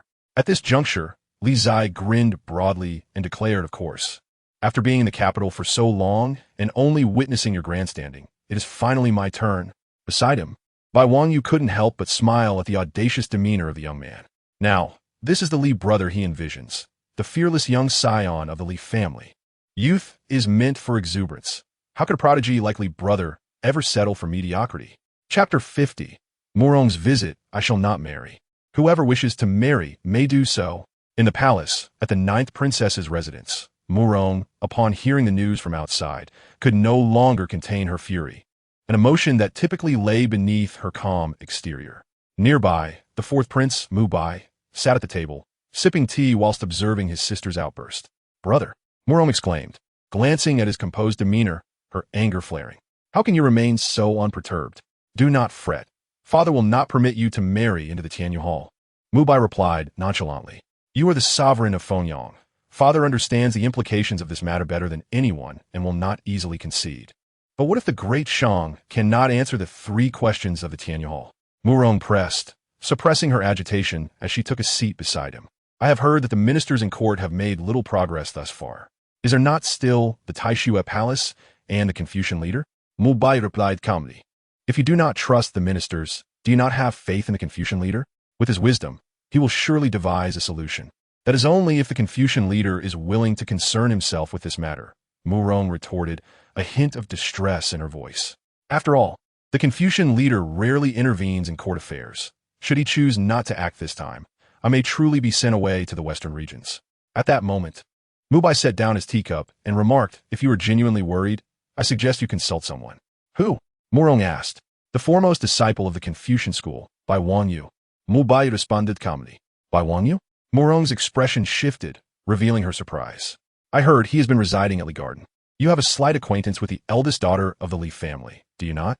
You may leverage this connection to inquire, Mu Bai suggested. A flicker of determination crossed Murong's eyes as she nodded thoughtfully. You are right, brother. I have long wished to visit Li Garden and see what sort of person the Li family's heir is, who has caused Aunt Nanjiao so much distress. Shall I accompany you? Mu Bai inquired. You wish to join me? Murong's expression turned wary. I suspect your intentions are not as simple as mere companionship. Given that both Bai Wangyu and the Li family's heir are rare swordsmanship prodigies, even if we cannot truly engage in combat, it would be worthwhile to exchange martial insights. Mu Bai stated, revealing his true motivation without reservation. I knew you would not be content unless you met the Li heir, Murong replied, exasperated. Very well, you may accompany me, but let me be clear that you must not engage in any serious combat at Li Garden. Merely exchange a few moves and leave it at that. Agreed, Mu Bai nodded, his expression serene. At Li Garden, in the West Wing, on the matter of assisting the great Shang court with their troubles, Li Zai and the Little Red Hat engaged in a battle of wits, ultimately resulting in a decisive victory for the latter. Li Zai capitulated after a few exchanges, for the Confucian school wielded considerable influence. Without yielding, he could not obtain the water and fire pearls. Li brother, are you not practicing your swordsmanship? Bai Wangyu inquired, observing the young man beside him. I lack the inclination, Li Zai replied, propping his chin on his hands. I feel as though I have been threatened and have capitulated to malevolent forces, shattering my principles. Did you ever possess any principles? Bai Wangyu asked, bemused. Leave. Li Zia raturta irritably. Before encountering you and the Confucian school, I had always been willing to resist malevolent forces, maintaining my dignity, a true man. Bai Wangyu Chukka. His smile devoid of genuine warmth. Li brother, I fear you may be misinterpreting the essence of maintaining dignity. Old Bai, if I were capable of defeating you, you would already be lying on the ground, Li Zai stated earnestly. What a pity, Bai Wangyu replied with a radiant smile. At your current pace of cultivation, you may never have that opportunity in this lifetime. Cough. Li Zai covered his chest, feeling as though he had been struck with internal injury for frustration. Is this how one speaks? Young master. Just then, a young servant hurried in from outside the West Wing, exclaiming, the fourth prince and the ninth princess request an audience. Do not let them in, Li Zai retorted instinctively, his mood soured, only to suddenly realize, who did you say is requesting to see me? The fourth prince and the ninth princess, the servant replied, wiping the sweat from his brow. What business do they have? Li Zai's expression turned peculiar. Please escort them to the front hall. Understood. The servant complied and swiftly exited. It may pertain to the matter of the Tianyu Hall, Bai Wangyu speculated. They are unaware that I possess the solutions, Li Zai replied, skepticism in his tone. Could it be that my intellect has become so renowned in the capital? Bai Wangyu suppressed his revulsion and remarked, perhaps the four esteemed leaders sent these two princes to persuade you to assist. Ah, talent indeed attracts admiration wherever one goes. Li Zai pretended not to hear the Little Red Hat's words, rising with swagger towards the main hall. Bai Wangyu hesitated momentarily, but decided to follow. The fourth prince, Mu Bai, was a martial enthusiast, and to outsiders, Li brother was regarded as a disciple of the Plum Blossom Sword Immortal, undoubtedly a formidable opponent. Precisely the kind Mu Bai sought. It was best to accompany him and prevent any unforeseen troubles. Li brother's prowess was known to him, if not to others. In the main hall, Mu Bai and Mu Rong arrived, and after the charming young maid of Li Gardens served tea, she withdrew. Shortly thereafter, Li Zai and Bai Wangyu entered the main hall, stepping in one after the other. Your Highness, I apologize for not welcoming you properly upon your arrival. Li Zai greeted with his signature radiant smile and performed a courteous bow. Dear young Master Li, it is I and my brother who have intruded unexpectedly. Mu Rong stepped forward to assist him, smiling charmingly. Behind them, Mu Bai calmly observed the young man before him, a flicker of intrigue crossing his gaze. So this is the disciple of the Plum Blossom Sword Immortal. Indeed, he possesses an extraordinary demeanor, just as a rumor suggests. White Wangyu, standing behind Li Zai, noticed the admiration in Mu Bai's eyes and couldn't help but smile slightly. It appears that even Mu Bai has been deceived by Brother Li's appearance. One must admit, for those unaware of the truth, anyone encountering Brother Li for the first time would have no reason to doubt the veracity of the tales surrounding him. Indeed, being strikingly handsome is an advantage in its own right. Brother Bai, Mu Bai, having observed the heir of the Li family, shifted his gaze to White Wangyu. Nodding in acknowledgement, Your Highness, White Wangyu returned the gesture and quietly took a seat beside Li Zai. May I inquire what brings you two princes here? Li Zai asked, looking at the two across from him. I have had the pleasure of meeting Sister Li once and hold her talents in high regard. I have long wished to pay a visit, but the opportunity eluded me. Today, accompanying my brother on official business, I seized the chance to visit Sister Li, Mu Rong replied, her expression bright with a smile. Is the ninth princess here to see Sister Yue? Li Zai inquired, his tone tinged with regret. Unfortunately, Sister Yue left early today for errands and may not return until sunset. After speaking, he subtly grimaced, thinking, you can keep talking. I am in no hurry, even if it stretches into the night. How unfortunate, Mu Rong echoed, her beautiful face reflecting similar disappointment as she turned to her brother. Brother, do you have any matters to discuss? Indeed, Mu Bai replied, looking at the two before him. Young Master Li, Brother Bai, as we are both practitioners of the sword, Might we take this opportunity to exchange insights on martial arts? Li Zai paused, taken aback. He had heard of the fourth prince's obsession with martial arts, and upon meeting him, it was indeed true. However, he knew scarcely anything about the art. He had only begun his training days ago. Wouldn't it be akin to asking Zhang Fei to embroider? Moreover, engaging in martial exchanges would inevitably lead to physical confrontation, and with his meager skills, he would be no match for either of them. Thus, he discreetly gestured to Little Red Hat beside him, implying, "You take over." White Wang Yu understood the cue and responded, "Your Highness, young Master Li has not been well recently. Perhaps I could accompany you in this exchange of martial skills?" Mu Bai sensed the underlying meaning in White Wang Yu's words, his brow furrowing slightly, but he did not press the matter. "Very well, this space is too confined. Let's proceed outside." "Agreed," White Wang Yu replied. As they rose, Murong immediately shot her brother a warning glance. "Remember to address the main issue, and no excessive force." Mu Bai nodded gently and stepped outside. White Wang Yu followed suit, casting a warning glance back at Li Zai. "Young Master Li, be mindful. She is a princess. Do not act impulsively in her absence." Li Zai deciphered the meaning behind Little Red Hat's gaze, nearly throwing the teacup in frustration. He opened his mouth, elegantly mouthing, "Pigon Kis, Roll." "Huh." White Wang Yu chuckled lightly, stepping out. "My apologies, young Master Li. My brother is quite passionate about martial arts, and he cannot resist sparring with peers." Inside, Murong wore an apologetic expression. "Your Highness, please do not mind." Li Zai was about to respond when a clamor erupted outside. He was taken aback by the suddenness. Murong, too, was momentarily stunned. Then, realizing the implications, her teeth clenched in frustration. Her brother had completely disregarded her warning. Outside, the air crackled with sword energy as the two figures engaged in a fierce exchange. Within, Murong's embarrassment deepened. She was at a loss for words. To intrude upon another's home and engage in battle was hardly defensible, even with the excuse of her brother's martial obsession. "Princess, would you care for some tea?" Li Zai raised a cup, smiling. "The tea from the garden is quite delightful. Please continue your performance. I find it quite entertaining," Murong replied awkwardly, lifting her cup. But her heart was no longer in savoring the drink. After a brief moment, she set down her cup, her teeth clenched, realizing she could not simply sit idly. "Young Master Li, in truth, my brother and I have another matter to discuss." "Oh," Li Zi feigned surprise. "What is it?" Murong gazed at the two battling outside, letting out a soft sigh.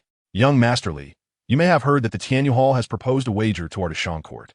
It pertains to the honor of Deshang and my lifelong happiness. Therefore, I came to inquire whether Brother Bai, the esteemed master of the Confucian school, will intervene in this matter." "I see. In that case, your Highness need not ask him. I can provide an answer." Li Zai grinned widely, his face aglow with a brilliant smile. "The master will not intervene, but I shall." Chapter 51. He comes, treading the clouds of 7 Colorsley Garden. Half an hour later, Murong and Mu Bai departed together in their carriage. As they left, Li Zai watched them go, humming a cheerful tune as he returned to his residence. One must admit, the 9th princess is indeed striking. Marrying her would not be amiss. However, her figure may not suit Sister Yoe's taste. Outside the hall, White Wang Yu observed Li Zai's buoyant mood with curiosity. "What is you in such high spirits?" "I shan't tell you," Li Zai replied, striding back into the inner courtyard with a swagger. Having assisted the 9th princess, perhaps she would feel so grateful as to offer herself in return. The dilemma of whether to accept such an offer weighed on his mind. In the inner courtyard, Zhang Lauda saw Li Zai approaching with a love-struck expression and discerned that the lad was lost in fanciful thoughts once more. In the capital, on the way back to the palace, the 4th Prince Mu Bai sat silently in the carriage, lost in thought. Opposite him, Murong's beautiful eyes fixated on her brother. And had her gaze possessed lethal intent, Mu Bai might have been reduced to mere fragments. It was not intentional, Mu Bai finally spoke, unable to withstand the intensity of his sister's glare. "Ah, your Highness is truly remarkable, to flaunt one's prowess in another's home, if not for White Wang Yu's intervention. Were you planning to spar until nightfall?" Murong's eyes glimmered dangerously. "Not all," Mu Bai hastily shook his head. "It was merely a friendly exchange. Even if White Wang Yu had not halted, I would have known to stop in time." He was not foolish enough to ignore the boiling rage simmering within his sister. He had no desire to be embroiled in collateral damage. "Oh, so my brother possesses this level of awareness?" Murong replied coolly, a faint smile gracing her lips. "Then how did you fare with the inquiry I requested?" Mu Bai's expression faltered momentarily, and he inhaled sharply. He had been so engrossed in the duel that he had completely forgotten the matter at hand. Indeed, Morong noted, her gaze intensifying. Have you forgotten? Mubai fell silent. Unable to respond, Morong closed her eyes, inhaling deeply, suppressing her ire that surged within her. Men are truly unreliable. All are nothing but swine. Should we return and inquire again? Mubai spoke up, though his heart raced. His demeanor remained composed. No need. Morong opened her eyes, her tone indifferent. I have already inquired. Already inquired? Mubai echoed in surprise. After our sparring with White Wang Yu, we left the garden. When did you ask? Who said I asked him? Morong retorted sharply. If not him, then who? Mubai began, but abruptly halted, his expression changing as he realized. You mean Li Zai? Precisely. Morong nodded, her eyes shimmering. It seems we may owe the Li family a significant favor after this. She was oblivious to the reasons behind Li Zai's assistance. Yet she could not dismiss this act of kindness. The carriage rolled along the street, rumbling towards the imperial palace. As the sun began to set, Morong disembarked from the carriage, casting a serious gaze at his sister within. If that Li Zai truly can aid you, I shall repay this favor, he stated resolutely. Having spoken, he offered no further words and turned towards his own residence. 3 days passed in what seemed an uneventful manner. On the third day, at the Great Shang Imperial Palace, before the Fengtian Hall, the ministers gathered. The Shang Emperor sat high upon the 1,000-layered stone steps, surveying the assembly below with an imposing regal presence. The autumn breeze rustled through, the ornate canopies swaying gently, while the ministers of the Great Shang stood anxiously at the foot of the steps. 3 days had elapsed, yet none had devised a solution. It was rumored that His Majesty had summoned the scholars of the Taishua Palace for assistance, but the outcome remained uncertain. From the steps, the Shang Emperor observed the ministers, his demeanor calm, showing no signs of disturbance. Just the previous day, the head of the Confucian sect had dispatched a response, stating that the 3 questions had indeed been answered, yet the Confucian representatives had yet to arrive. At that moment, a sharp voice pierced the air, drawing the attention of all. From outside the Xuanwu Gate, led by Yan Xiaoyu and Lu Rongnu, the members of the Divine Temple approached. Here they come, murmured the ministers, exchanging glances filled with growing concern. The representatives from the Divine Temple had arrived, yet they still had no answers to the 3 questions. How could they proceed? Under the anxious gazes of the great Shang ministers, the members of the Divine Temple approached and respectfully bowed, proclaiming, "We pay our respects to His Majesty of the Great Shang." No need for excessive formalities, the Shang Emperor replied, his tone measured. Straightening, Yan Xiaoyu looked up at the Shang Emperor and smiled. Your Majesty, the 3 days have passed. Might we receive the answers now? With that, she cast a fleeting glance at the ministers of the Great Shang, a hint of derision curling her lips. The sight of their despondent expressions suggested they had failed to find any solutions. Let us wait a little longer, the Shang Emperor responded calmly. Hearing this, Yan Xiaoyu gazed up at the Emperor and replied, If your Majesty wishes to wait, the Divine Temple can certainly comply. But we must inquire as to how long we are to wait. For the duration of a joss stick, the Shang Emperor stated slowly. Very well. Yan Xiaoyu smiled faintly. Then we shall await for the time it takes to burn a joss stick. 3 days had passed without a solution from the entire Great Shang, and she was skeptical that they would achieve any progress in a mere joss stick's duration. It was simply a tactic to delay their admission of defeat. Before the Fengtian Hall, an elderly eunuch placed a joss stick on the wooden table, igniting it with a fire starter before retreating. The incense was specially crafted. The shorter ones would burn out in a mere quarter of an hour, while the longer ones could last half an hour.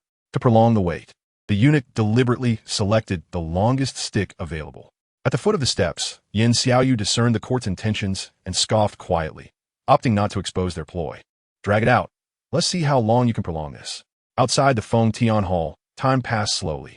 The autumn wind blew, and ashes from the joss stick fell as all the ministers of the Great Shang fixated on the burning incense, hoping it would last longer. Among them, Murong Bai stood with a serene demeanor, exuding an air of calm that suggested he was unperturbed by the gravity of the situation. He believed that if the heir of the Li family was to arrive, he would indeed make an appearance. His faith lay not in the heir himself, but in Murong's keen judgment of character. As the time for the joss stick approached its end, roughly half an hour later, Yan Xiaoyu addressed the great Shang Emperor. Your Majesty, shall we continue to wait? The joss stick has yet to burn out. There is no rush, replied the Shang Emperor coolly. Yan Xiaoyu scoffed derisively. The rulers of the great Shang seemed to be quite stubborn. On either side of the steps, The ministers grew increasingly anxious as they observed the incense nearing its end. What could the emperor possibly be awaiting? Was there truly someone on the way? Just then, a young eunuch rushed in from the Xuanwu gate, his expression brimming with excitement. Your Majesty, Bai Wanyu from the Confucian sect requests an audience and has brought along a young man named Li Zai. Announce them, commanded the Shang emperor, his eyes sparkling with anticipation. Yes. The young eunuch bowed respectfully before complying. In the next moment, a figure clad in white Confucian robes strode forth, drawing the attention of all with his radiant presence. However, to everyone's astonishment, Bai Wanyu was following closely behind a youth whose countenance was as striking as jade. Exuding an extraordinary aura, his face adorned with a calm and confident smile that was hard to forget.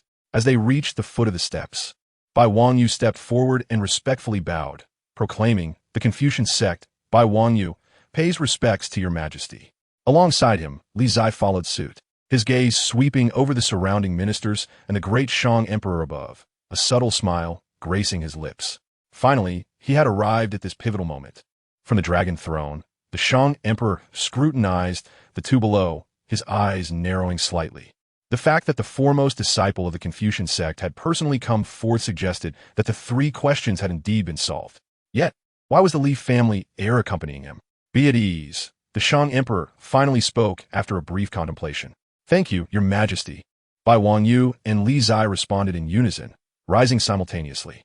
Not far away, Yan Xiaoyu, upon witnessing their arrival, felt an unsettling premonition. Her gaze darted towards the nearly extinguished incense and urged, "Your Majesty of the Great Shang, time has come. Please share your answers." The Shang emperor regarded Bai Wanyu, inquiring, "Bai Wanyu, have the questions been resolved?"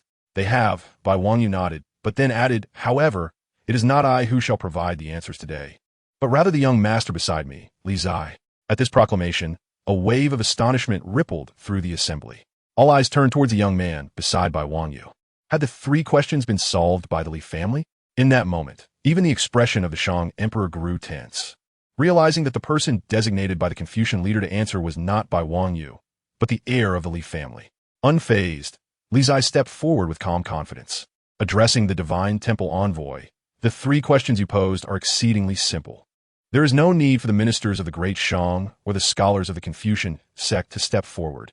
As a common citizen, I could provide the answers myself." "Preposterous!" A divine temple envoy beside Yan Xiaoyu retorted angrily. "Who do you think you are to speak so boldly here? Is it that the envoys of the divine temple have grown so arrogant that they cannot even tolerate the truth?" Li Zai's gaze swept over Yan Xiaoyu and the great Shang envoys behind her, his voice resolute. When the divine temple presented these questions, there was no stipulation regarding who could answer. While I may not be a minister of the Great Shang or a scholar from the Taishu Palace, I am a citizen of the Great Shang, and thus have both the right and responsibility to stand here, alleviating the burdens of my nation and repelling external threats. Having spoken, Li Zai could not help but commend himself, his words resonating with conviction. "Well said," exclaimed Lu Siqing, an elderly minister with a white beard, his voice ringing with approval. "As citizens of the Great Shang, we should possess such a spirit of patriotism." The surrounding ministers nodded in agreement, their expressions reflecting satisfaction. This young man was sharp-tongued and had provided them a measure of relief after days of mockery from the Divine Temple's representatives. On the other hand, the expressions of the Divine Temple envoys darkened, their gazes filled with animosity as they regarded the youth before them, wishing they could devour him whole. "Young Masterly, mere words are of no use. If you cannot solve our three questions, the Great Shang shall still be deemed the loser in this wager," Yan Xiaoyu stated coldly. "Three more questions? Watch closely. I shall resolve them right now." As he spoke, Li Zai cast a sweeping glance over all present, standing tall and clearing his throat, his intention unmistakable. "Everyone, stand ready. This young master is about to commence his display of prowess." Chapter 52. Breaking the deadlock before the emperor in the royal palace. Before the Feng Tian Hall, Li Zai prepared to single-handedly confront the Divine Temple's multitude of adversaries. Prior to making his move, he summoned a formidable aura. "Your Majesty, in the process of solving the problem, I may require some assistance. I hope your Majesty will grant your approval." Li Zai turned to the Emperor Shang, positioned at the top of the stone steps, speaking with utmost reverence. "Granted." Emperor Shang nodded in response, declaring, "All ministers and guards within the palace today are at your service." "Thank you, your Majesty." Li Zai expressed his gratitude and then shifted his gaze to the assembly of temple officials, grinning as he proclaimed, "Now, let us address your first question. How can one thread a line through a south pearl without using their hands?" With that, Li Zai produced a south pearl and a golden thread from his robe, placing the pearl on the ground and the thread before its aperture. Then, amidst the curious gazes of all the ministers of the Great Shang, Li Zai stepped back 3 paces. 1 breath, 2 breaths. In the tense silence, the previously motionless golden thread suddenly trembled. It moved. It moved. Instantly, several sharp-eyed ministers erupted in excitement. Upon hearing their exclamations, the crowd leaned in closer. They beheld the golden thread, appearing as though it had sprouted legs, gradually threading its way into the fine hole of the South Pearl. On the dragon throne, Emperor Shang's eyes flickered with intrigue. Remarkable. Conversely, the temple's envoys wore expressions of confusion, as if they had swallowed a fly. What was happening? The divine child had claimed that only he knew the answers to these problems. What sorcery had this young man employed? Before the assembly of temple officials, Yan Xiaoyu fixed his gaze upon the scion of the Li family, a dangerous glimmer in his eyes. This individual must not be allowed to remain. Reflecting on that day before the Yin family, he deduced that the youth he had encountered was likely this very heir of the Li family. The dissonance was so strikingly familiar that it repulsed him. Regrettably, he had been thwarted by Bai Wangyu and had failed to capture this person on the spot. The golden thread had successfully passed through. At that moment, the ministers of the Great Shang erupted into boisterous cheers, their collective attention fixed as the golden thread finally came to a halt within the pearl. Li Zai stepped forward, grasping the south pearl, tossing it casually to the temple officials, and declared, "Take a look." One of the envoys received the pearl, examining the golden thread embedded within, his expression turning exceedingly grim. "Li family lad, how did you accomplish this?" On the side of the steps, the elderly minister, L. Xiqing, wore a curious look as he inquired. "This is Lord L. Xiqing," Bai Wangyu quietly reminded Li Zai, the foremost scholar in the court, known for his integrity and high esteem. Upon hearing this, Li Zai immediately adopted a respectful demeanor, addressing him. "Lord L., could you step forward for a moment to speak?" "Certainly." L. Xiqing nodded, stepping forward, his elderly features brimming with curiosity. Li Zai, as if performing a magic trick, retrieved another south pearl from his robe and handed it to the elder, smiling. "Lord L., please give it a sniff." Having heard the request, L. Xiqing took the pearl, held it to his nose, and exclaimed in astonishment, "Honey." "Indeed, just honey," Li Zai confirmed, producing a golden thread once more and offering it to the elder with a smile. "Old gentleman, do you now understand?"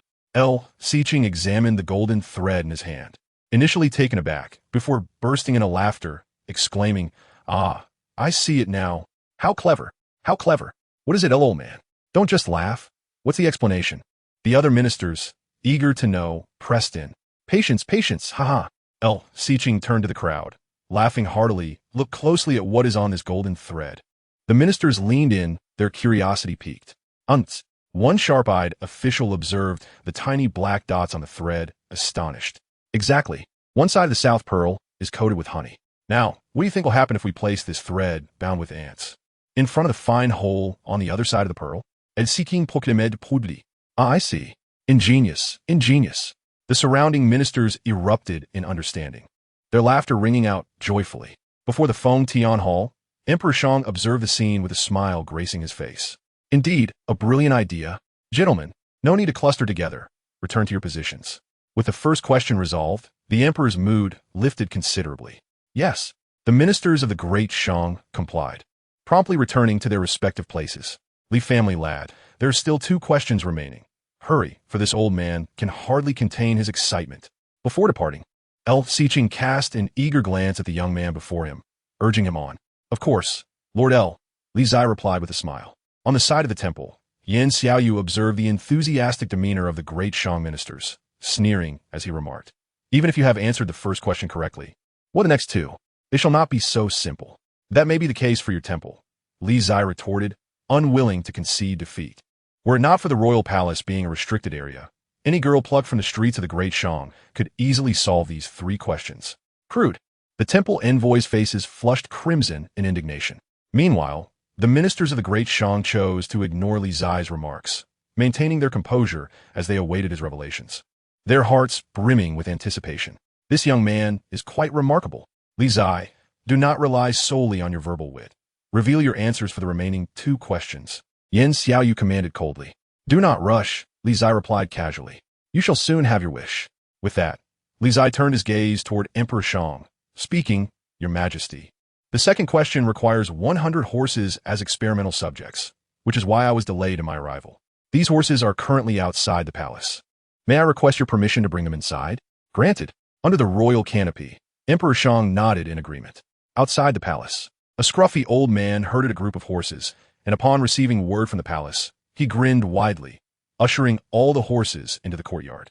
After the first batch of horses entered the palace, shortly thereafter, a figure clad in a straw hat arrived, leading a second batch, all of which were young foals just recently born. The 2 groups of horses entered the palace in succession, and soon, the imperial guards stepped forward to assist in leading them, for this was a place of great importance. However, as the old man and the figure in the straw hat entered, appearing utterly unremarkable, Li Zai's expression shifted noticeably upon seeing them. In front of the ministers, Morong had a peculiar feeling of pressure regarding the 2 figures at the end of the stone steps. How strange. He observed them carefully for an extended period but discerned nothing amiss. There was no fluctuation of internal energy. They seemed like ordinary individuals. Yet he sensed an unusual pressure from their swords, a distinct and extraordinary sword pressure. Moreover, both individuals emanated this same pressure. On the sides of the steps, the ministers remained oblivious to any unusual occurrences, their gazes focused on the scion of the Li family, eagerly awaiting his explanations. With everyone's attention turned toward him, Li Zai emerged from his moment of astonishment, suppressing his inner turmoil as he addressed Emperor Shang and the gathered officials, stating, Your Majesty, esteemed lords, please watch closely. With that, Li Zai positioned himself on the steps and respectfully bowed to the 2 individuals approaching from the Xuanwu Gate, saying, Masters and esteemed guards, please release the horses. The elderly man and the figure in the straw hat exchanged glances from a distance before simultaneously loosening their grips on the reins. Nearby, the commander of the Imperial Guards hesitated for a moment before also issuing the command to release the reins. In an instant, a magnificent scene unfolded before the Xuanwu Gate. 50 mares and 50 foals neighed passionately, racing towards each other with fervor. On either side of the stone steps, the courtiers beheld this spectacular sight, their eyes reflecting astonishment. Amidst the crowd's astonished gazes, the 50 mares swiftly located their offspring, joyfully nursing them. Some ministers, observing the scene, appeared contemplative, beginning to grasp the situation. So that is what transpired. What is happening? Does anyone understand? Most of the confused courtiers anxiously pulled at one another, inquiring. The reason is quite simple. Did you not notice how the mares immediately began to nurse their foals upon finding them? This indicates that the mares and their young have been separated for at least a day, and the mares, concerned for their offspring's hunger, hurried back to them instead of running about aimlessly as usual. A discerning minister explained patiently to the others. So, it is. Upon hearing the explanation, the ministers were enlightened. Their understanding broadened. The young scion of the Li family is impressive indeed.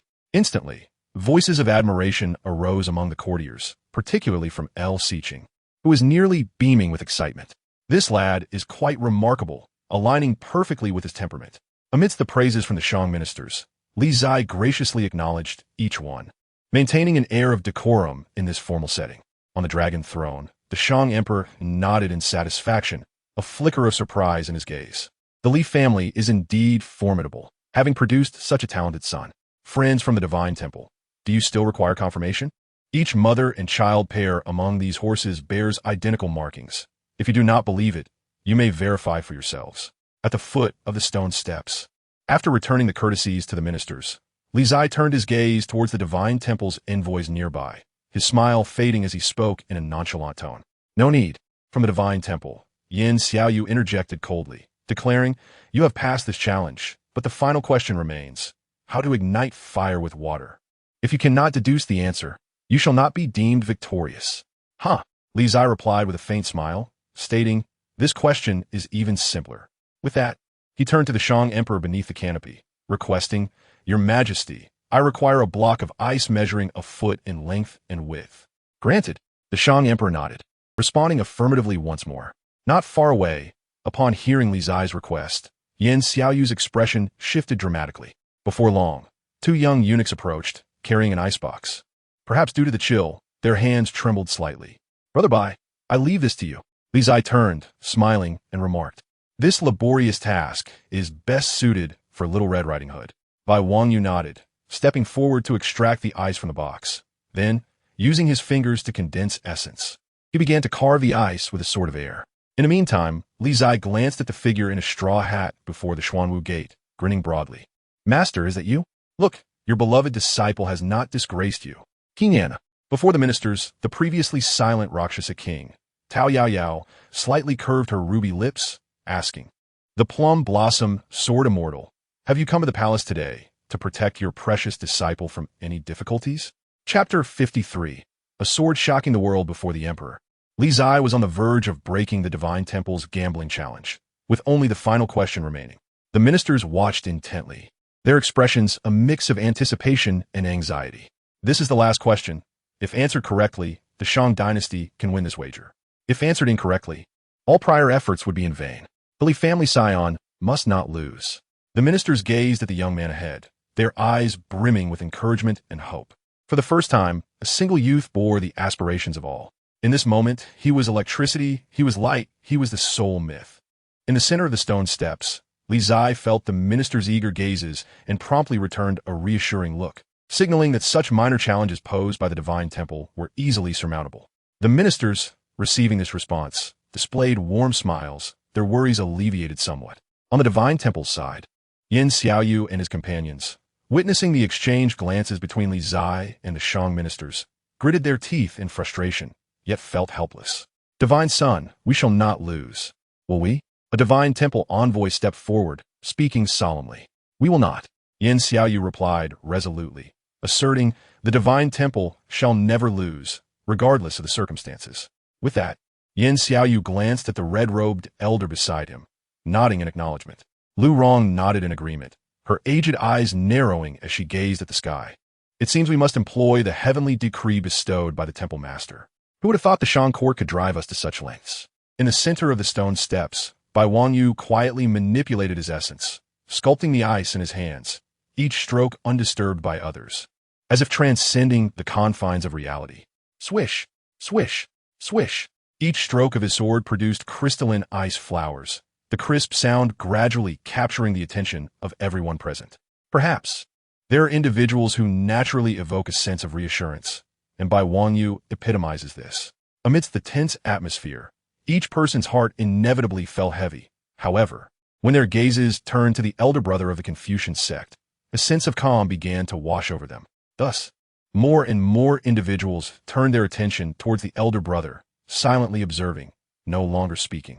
Seeing this, Li Zai's eyes nearly welled with tears. "Even now, you still put on airs. Did we not agree that today would not be about stealing the spotlight? Did we not agree that today was to be a stage? The world is vast, and it feels as though there is no room left for you." Under the watchful eyes of the crowd, Li Zai glared in frustration as Bai Wangyu continued to shape the ice before him. The icy realm gradually took form, a breathtaking spectacle of translucent beauty. After a quarter of an hour, the icy realm was complete. Bai Wangyu waved his hand, shaking off the ice flowers that clung to its surface, then looked up at the young man before him, smiling as he said, "I have not failed in my mission. Well done. You may step aside now." Li Zai accepted the icy realm, nodding in satisfaction, before promptly dismissing Bai Wangyu, denying him any further opportunity to steal the limelight. This fellow is simply too conspicuous. With the slightest lapse in attention, the spotlight is snatched away. It is utterly unpredictable. Bai Wangyu chuckled, obediently stepping aside. Esteemed guests observed closely. Li Zai swept his gaze across the gathering, cleared his throat, and raised his voice, capturing everyone's attention. Upon hearing this, the audience instantly turned their gaze towards him. Satisfied, Li Zai retrieved a tuft of cotton from his robe, placing it on the ground, then raised the ice mirror towards the sun, focusing the rays upon the cotton. The autumn sun was not overly fierce, yet it was sufficient to ignite the cotton. Under the curious gazes of the crowd, wisps of black smoke began to rise from the cotton, as if it were on the verge of igniting. It is about to catch fire. Among the ministers of the Shang dynasty, the elderly minister El Siqing could no longer contain his excitement, exclaiming animatedly. Conversely, on the Divine Temple's side, the envoy's expressions darkened. feeling a deep sense of resentment at the thought of losing to the Shang. Cardinal Rong. Yan Xiaoyu's gaze remained fixed ahead, his expression icy. Understood. Lu Rong nodded, a fleeting glimmer passing through her aged eyes as she turned her hands, raising her head towards the heavens. A radiant white light enveloped her, signaling the manifestation of the heavenly decree. In an instant, the sky roiled as clouds gathered from all directions, swirling tumultuously, obscuring the brilliant sun. The sudden turn of events shocked everyone present. None had anticipated that just as the Shang seemed poised for victory, such a twist would occur. What the hell? In the center of the stone steps, Li Zai witnessed the cotton being blown away and could not help but exclaim in frustration. Are you serious? Is this how it's going to be? Outwitting with intellect is one thing, but employing sorcery? Isn't this simply bullying? Despicable, utterly despicable. The ministers of the Shang dynasty, witnessing the divine temple's underhanded tactics, felt a surge of anger, unable to restrain themselves from voicing their outrage.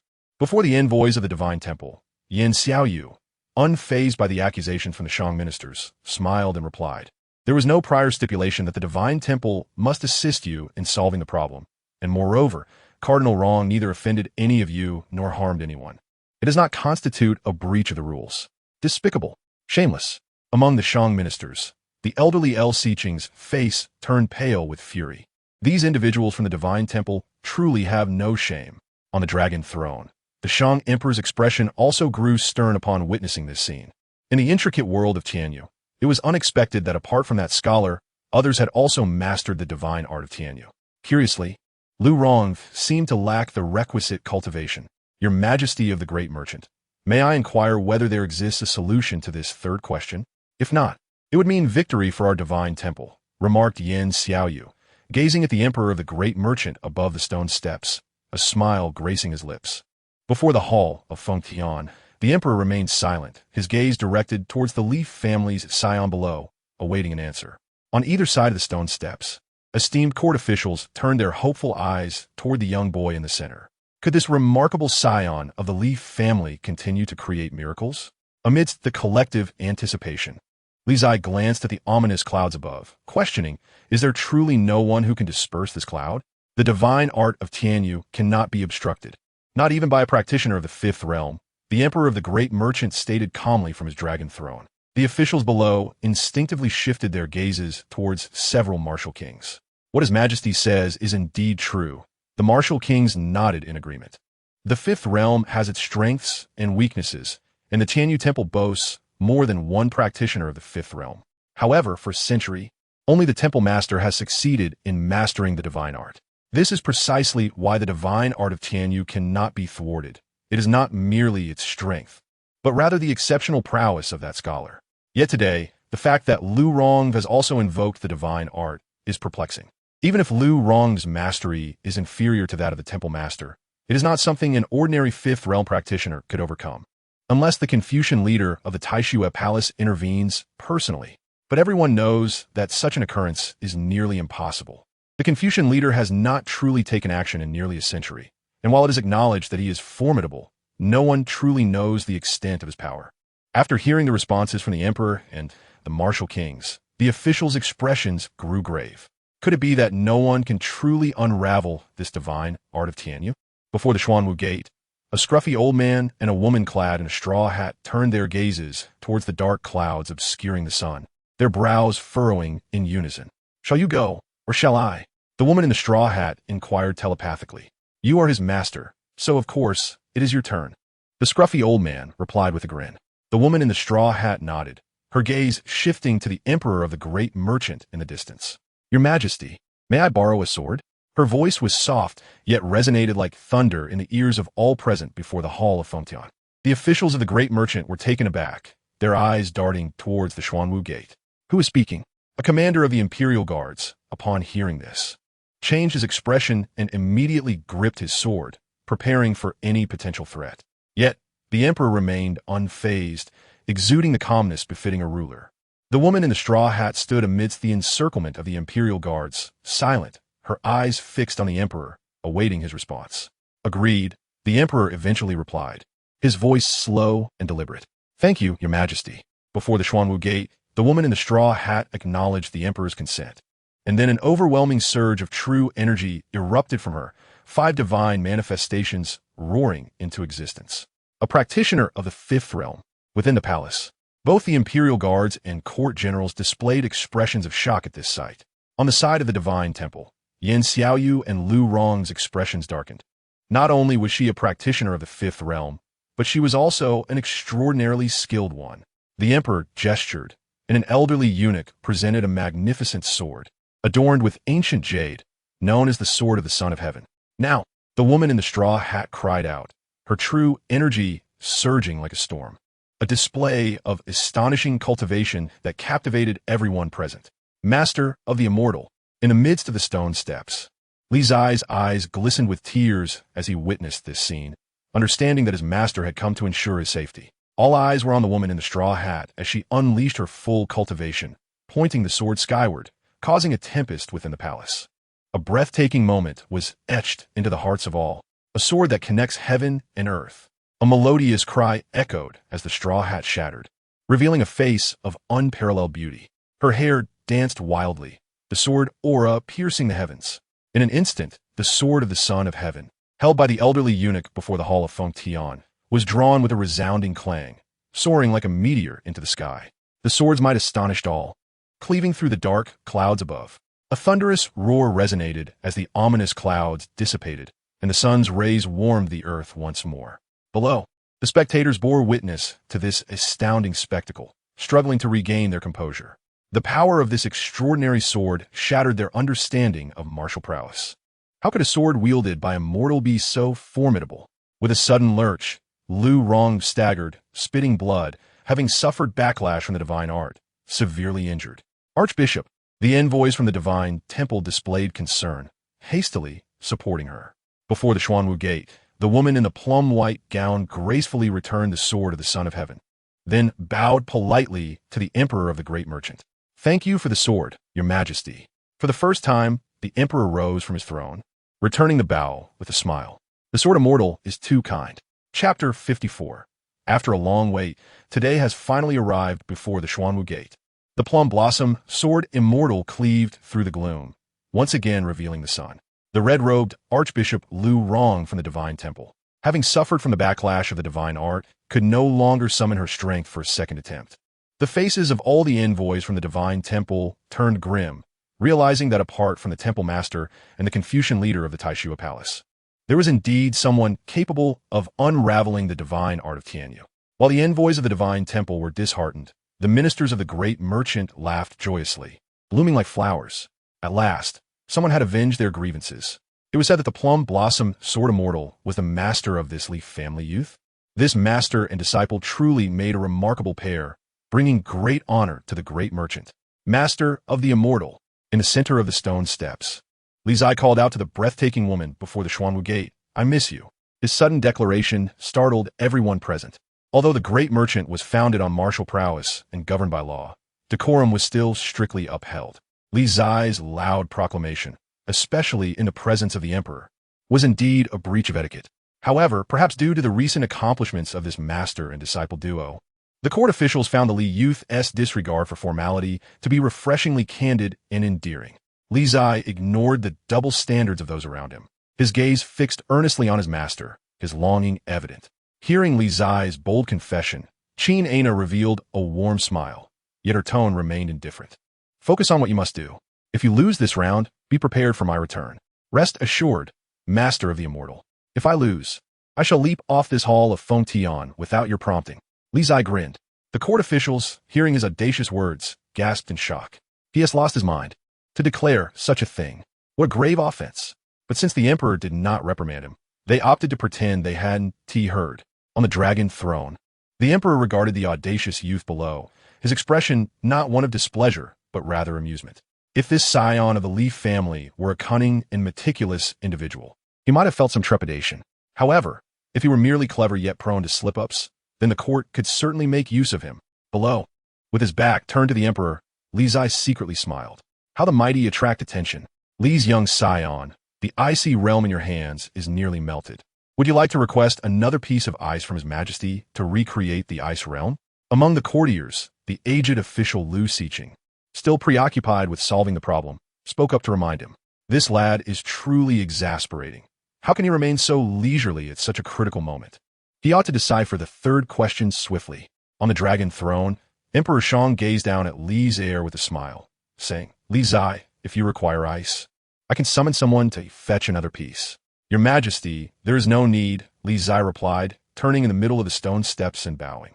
In fact, this question can be resolved without ice. Having said that, Li Zai glanced toward the temple, stating calmly, Today, I shall make you concede wholeheartedly, demonstrating to the heavenly edict palace what it means to be the celestial empire, a land of exceptional talent. Such bravado. In front of the temple's emissaries, Yan Xiaoyu coldly observed the individual before her, a hint of murderous intent flickering in her eyes as she coldly proclaimed, Soon, you shall not be so defiant. Li Zai chuckled derisively and once more bowed respectfully to Emperor Shang before requesting, Your Majesty, for the upcoming solution, I require someone from outside the palace to bring certain items. I hope you will permit her entry. Granted. Without hesitation, Emperor Shang responded. Thank you, Your Majesty. Li Zai straightened, his gaze drifting toward the distant Xuanwu gate. Hongzhu, it is your turn to make an entrance. Outside the palace, a young eunuch hurried toward a waiting woman in red, urgently asking, Are you Miss Hongzhu? Indeed, Hongzhu replied with a radiant smile. Then please, hurry into the palace. His Majesty and the courtiers are awaiting you, the young eunuch urged. What about these items behind me? Hongzhu inquired, glancing at the cart behind her. The young eunuch looked at the items on the cart, then turned to the guards at the palace gates, commanding, Stop dawdling and come help. If you delay His Majesty's important matters, you'll regret it. Yes, the general of the palace guards, taken aback, rushed forward to assist. Observing this, Hongzhu smiled, unbothered by the labor behind her, and leisurely made her way toward the palace. It was her first visit to the palace. The young master had said that if the sky were clear, she would have no chance to enter. Initially, she felt a slight twinge of regret, but upon seeing the sudden cloud cover, her heart surged with excitement. With the overcast sky, she could now enter the palace. At the Xuanwu gate, clad in her red attire, Hongzhu stepped forth, while behind her, several palace guards struggled to carry their burdens, drenched in sweat. The dignitaries on either side of the stone steps stared in astonishment at the peculiar items being carried. What is this? Neither a tripod nor a furnace. Clang! At the foot of the stone steps, the guards placed the copper furnace down, then bowed to Emperor Shang before retreating. Go check it out, Li Zai remarked, casting a sidelong glance at the temple's emissaries, mockingly warning, Don't make excuses after losing. The temple emissaries darkened their expressions, but still sent someone forward to inspect for any anomalies. Divine Song. Moments later, the inspecting emissary shook his head, signaling that there was nothing unusual. Let us commence. Without that ice mirror, I am eager to see how you will conjure fire from water, Yan Xiaoyu declared, fixing her gaze on Li Zai, her voice low and commanding. Open your eyes wide and observe closely. With a cold laugh, Li Zai stepped forward, accepting a bucket of water from a young eunuch and promptly pouring it into the copper furnace. After completing this, he casually discarded the bucket and returned. Is that all? The officials of the Great Shang, bewildered, turned to Lu Siqing, who quickly asked, Indeed? Yes, Li Zai confirmed. Lu Siqing and the other courtiers looked at the copper furnace below the stone steps, perplexed. Where's the fire? Li Zai smiled but offered no answer. Currently, the anticipation was sorely lacking. The crowd began to wait, their gazes fixed on the copper furnace. But after a prolonged silence, the furnace remained still, devoid of any reaction. A sense of anxiety began to grip the officials of the Great Shang. Could something have gone awry? Not far away. The anxious temple emissaries observed the copper furnace's inactivity and relaxed slightly, breaking into mocking laughter. We thought your Great Shang had some capability, but in the end, it was merely a charade. On the dragon throne, Emperor Shang furrowed his brow. What could be the issue? Could this lad truly be merely putting on a show? Yet, the chosen scholar should not be mistaken. At the Xuanwu gate, Zhang Lada, who had been waiting to witness the spectacle, glanced at the bizarre situation before the Feng Tian Hall, his expression somewhat strange. Old Qin, could this lad have flubbed it? Not a chance, Qin Enna replied coolly. I have faith in him. Li Zai, what is happening? Did you mess it up? Hongzhu murmured, gazing at the immobile furnace below. Not at all, just wait. Li Zai whispered. However, while Li Zai could bide his time, others were not as patient. Great Shang Emperor, if this continues, perhaps it would be better to concede. One temple emissary laughed heartily. You clearly had a chance to win earlier, but chose to forego it. You cannot go back on your word. The atmosphere grew tense, as the officials of the Great Shang, upon hearing the temple emissaries taunting, turned pale and glanced at the young man ahead. Their eyes filled with confusion. What's going on? Does he truly possess confidence? The Great Shang cannot afford to lose. Great Shang Emperor, it has been quite some time. Do you intend to concede? Yin Xiaoyu pressed, her tone aggressive. Before her, Emperor Shang remained silent, his gaze fixed on the lad below. In this moment, they could only place their trust in the scion of the Li family. Great Shang Emperor, seeing the officials remaining silent, Yin Xiaoyu sneered and continued. It seems the god of light has favored me. I thought the temple would lose, but this unexpected turn of events has emerged. Behind her, the temple emissaries grew increasingly jubilant, unable to restrain their sarcastic remarks. The Great Shang, despite being a significant nation, lacks such fortitude. Is conceding so difficult? Indeed, what a disgrace to persist in this way. Ah, who would have thought this is what the so-called Celestial Empire amounts to, unable to muster the courage to concede. Great Shang Emperor, it appears you have placed your faith in the wrong person. A mere youth, unaware of his own limitations, stands here. Boom! Just as the temple emissaries unleashed their mockery, a thunderous explosion erupted from the foot of the stone steps, shocking everyone present. Amidst the explosion, a massive ball of fire soared into the sky, and a terrifying heat wave swept through, knocking several nearby guards back several steps. In that moment, both the officials of the Great Shang and the temple emissaries were stunned, their eyes wide with horror at the enormous fireball ascending before them. What is happening? In the center of the steps, Li Zai beamed with a radiant smile, turning to ask, "Everyone, would you consider this fire?" Chapter 55. National Talent before the Feng Tian Hall. Flames soared into the heavens, leaving everyone momentarily speechless, their mouths agape. Li Zai discreetly wiped the cold sweat from his brow, relieved that he had not botched the performance. This is impossible. The emissaries from the temple shook their heads in disbelief, struggling to comprehend the scene unfolding before them. What had occurred to create such a massive conflagration? After a long wait, they finally witnessed today a spectacle, realizing a long-held dream.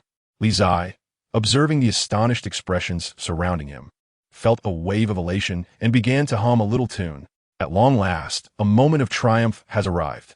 Since the day he entered the capital, he had never felt such exhilaration, persistently enduring the relentless torment from Little Red Riding Hood, who consistently outperformed him. Even the simplest tasks, such as flaunting his prowess or defeating minor foes, required him to remain vigilant against this individual, who would seize his hard-earned glory at the most critical moments. Today, however, a rare occasion has presented itself, where he managed to capture the spotlight in front of all. At this moment, Li Zai felt a wave of emotion wash over him, nearly brought to tears by the sheer difficulty of his journey. What has transpired? Li family scion, please elucidate. Among the ministers of the Shang dynasty, Qingzhi was the first to quell his curiosity, gazing intently at the bewildered youth before him, demanding an explanation. Seated upon the dragon throne, the Emperor of Shang wore a curious expression, eager for the response from the Li family scion below. In truth, this bronze furnace consists of 2 tiers. In the lower tier, I place a substance known as lime. Li Zai grinned, addressing the assembly of dignitaries, suggesting that some might be familiar with it. Lime? The ministers of Shang exchanged glances, some appearing perplexed while others exhibited a look of contemplation. The elder had indeed heard of it. Was it not an ingredient used by alchemists in their elixirs? Having lived long, Qingzhi, with a wealth of knowledge, interjected, albeit with some confusion. What you may not know, esteemed elder, Li Zai replied with a smile, is that lime is categorized into quicklime and slaked lime. When quicklime encounters water, it generates a significant amount of heat. By placing flammable materials such as cotton or dried grass in the upper tier of the furnace, it would suffice to ignite a fire. Yet that does not explain the explosion we witnessed. It was clearly not cotton or dried grass. Qingzhi discerned a flaw in the reasoning. Ah, the elder's keen insight is commendable, Li Zai chuckled, casting a glance at the assembly of the temple not far away. I did not wish to use cotton or dried grass, as I was concerned that my friends from the temple might struggle to see the flames clearly. Instead, I prepared a rare concoction invented by alchemists, known as black powder. Black powder? The ministers of Shang exchanged bewildered looks, shaking their heads in unison, having never heard of such a substance. The Emperor of Shang, however, expressed interest in the black powder mentioned by the young man below, inquiring, Li family scion, does your family possess more of this black powder? I too wish to witness this marvel firsthand. Sire, it has already been exhausted. Li Zai quickly shook his head, his smile genuine as he continued. The formulation of black powder is intricate, and several of its ingredients are exceedingly rare. Just for that small quantity of gunpowder, Li Yuan spent 3 days preparing it. However, should your majesty desire more, I could dispatch someone to procure the necessary materials after returning today, though it may require several days, and I hope for your majesty's understanding in this matter. With that, Li Zai internally scoffed, HMPF. This sly old man is up to no good, attempting to extract my words. He stands no chance.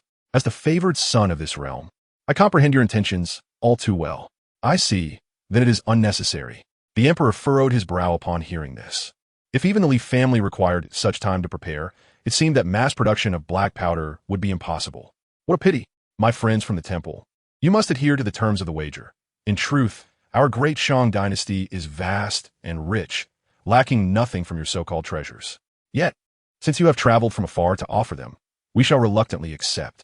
In the midst of the stone steps, after addressing the emperor, Li Zai turned to the temple's representatives, whose expressions were as sour as if they had consumed a fly, and could not resist a few jabs of sarcasm. Having already offended the temple, he felt no fear in deepening the rift. At least he had relished the moment.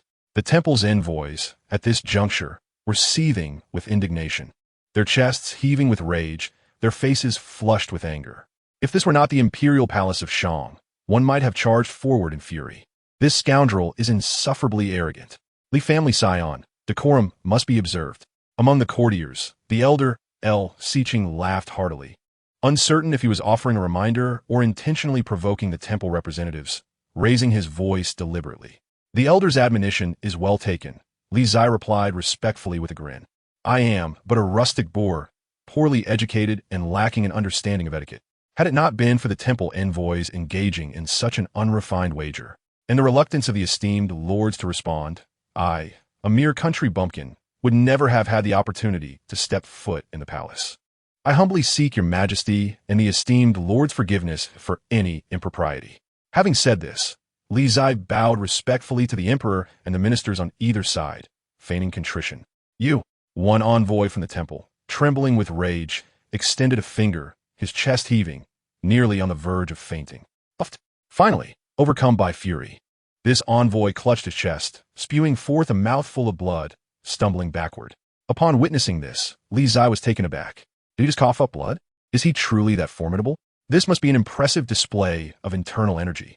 Instinctively, Li Zai's gaze shifted to Yin Xiaoyu, standing among the temple envoys. Perhaps he should make an effort to provoke this one into a similar state. Before Yin Xiaoyu, sensing the young man's gaze upon him, an icy glint flickered in his eyes. Excellent. This boy has genuinely incited my wrath.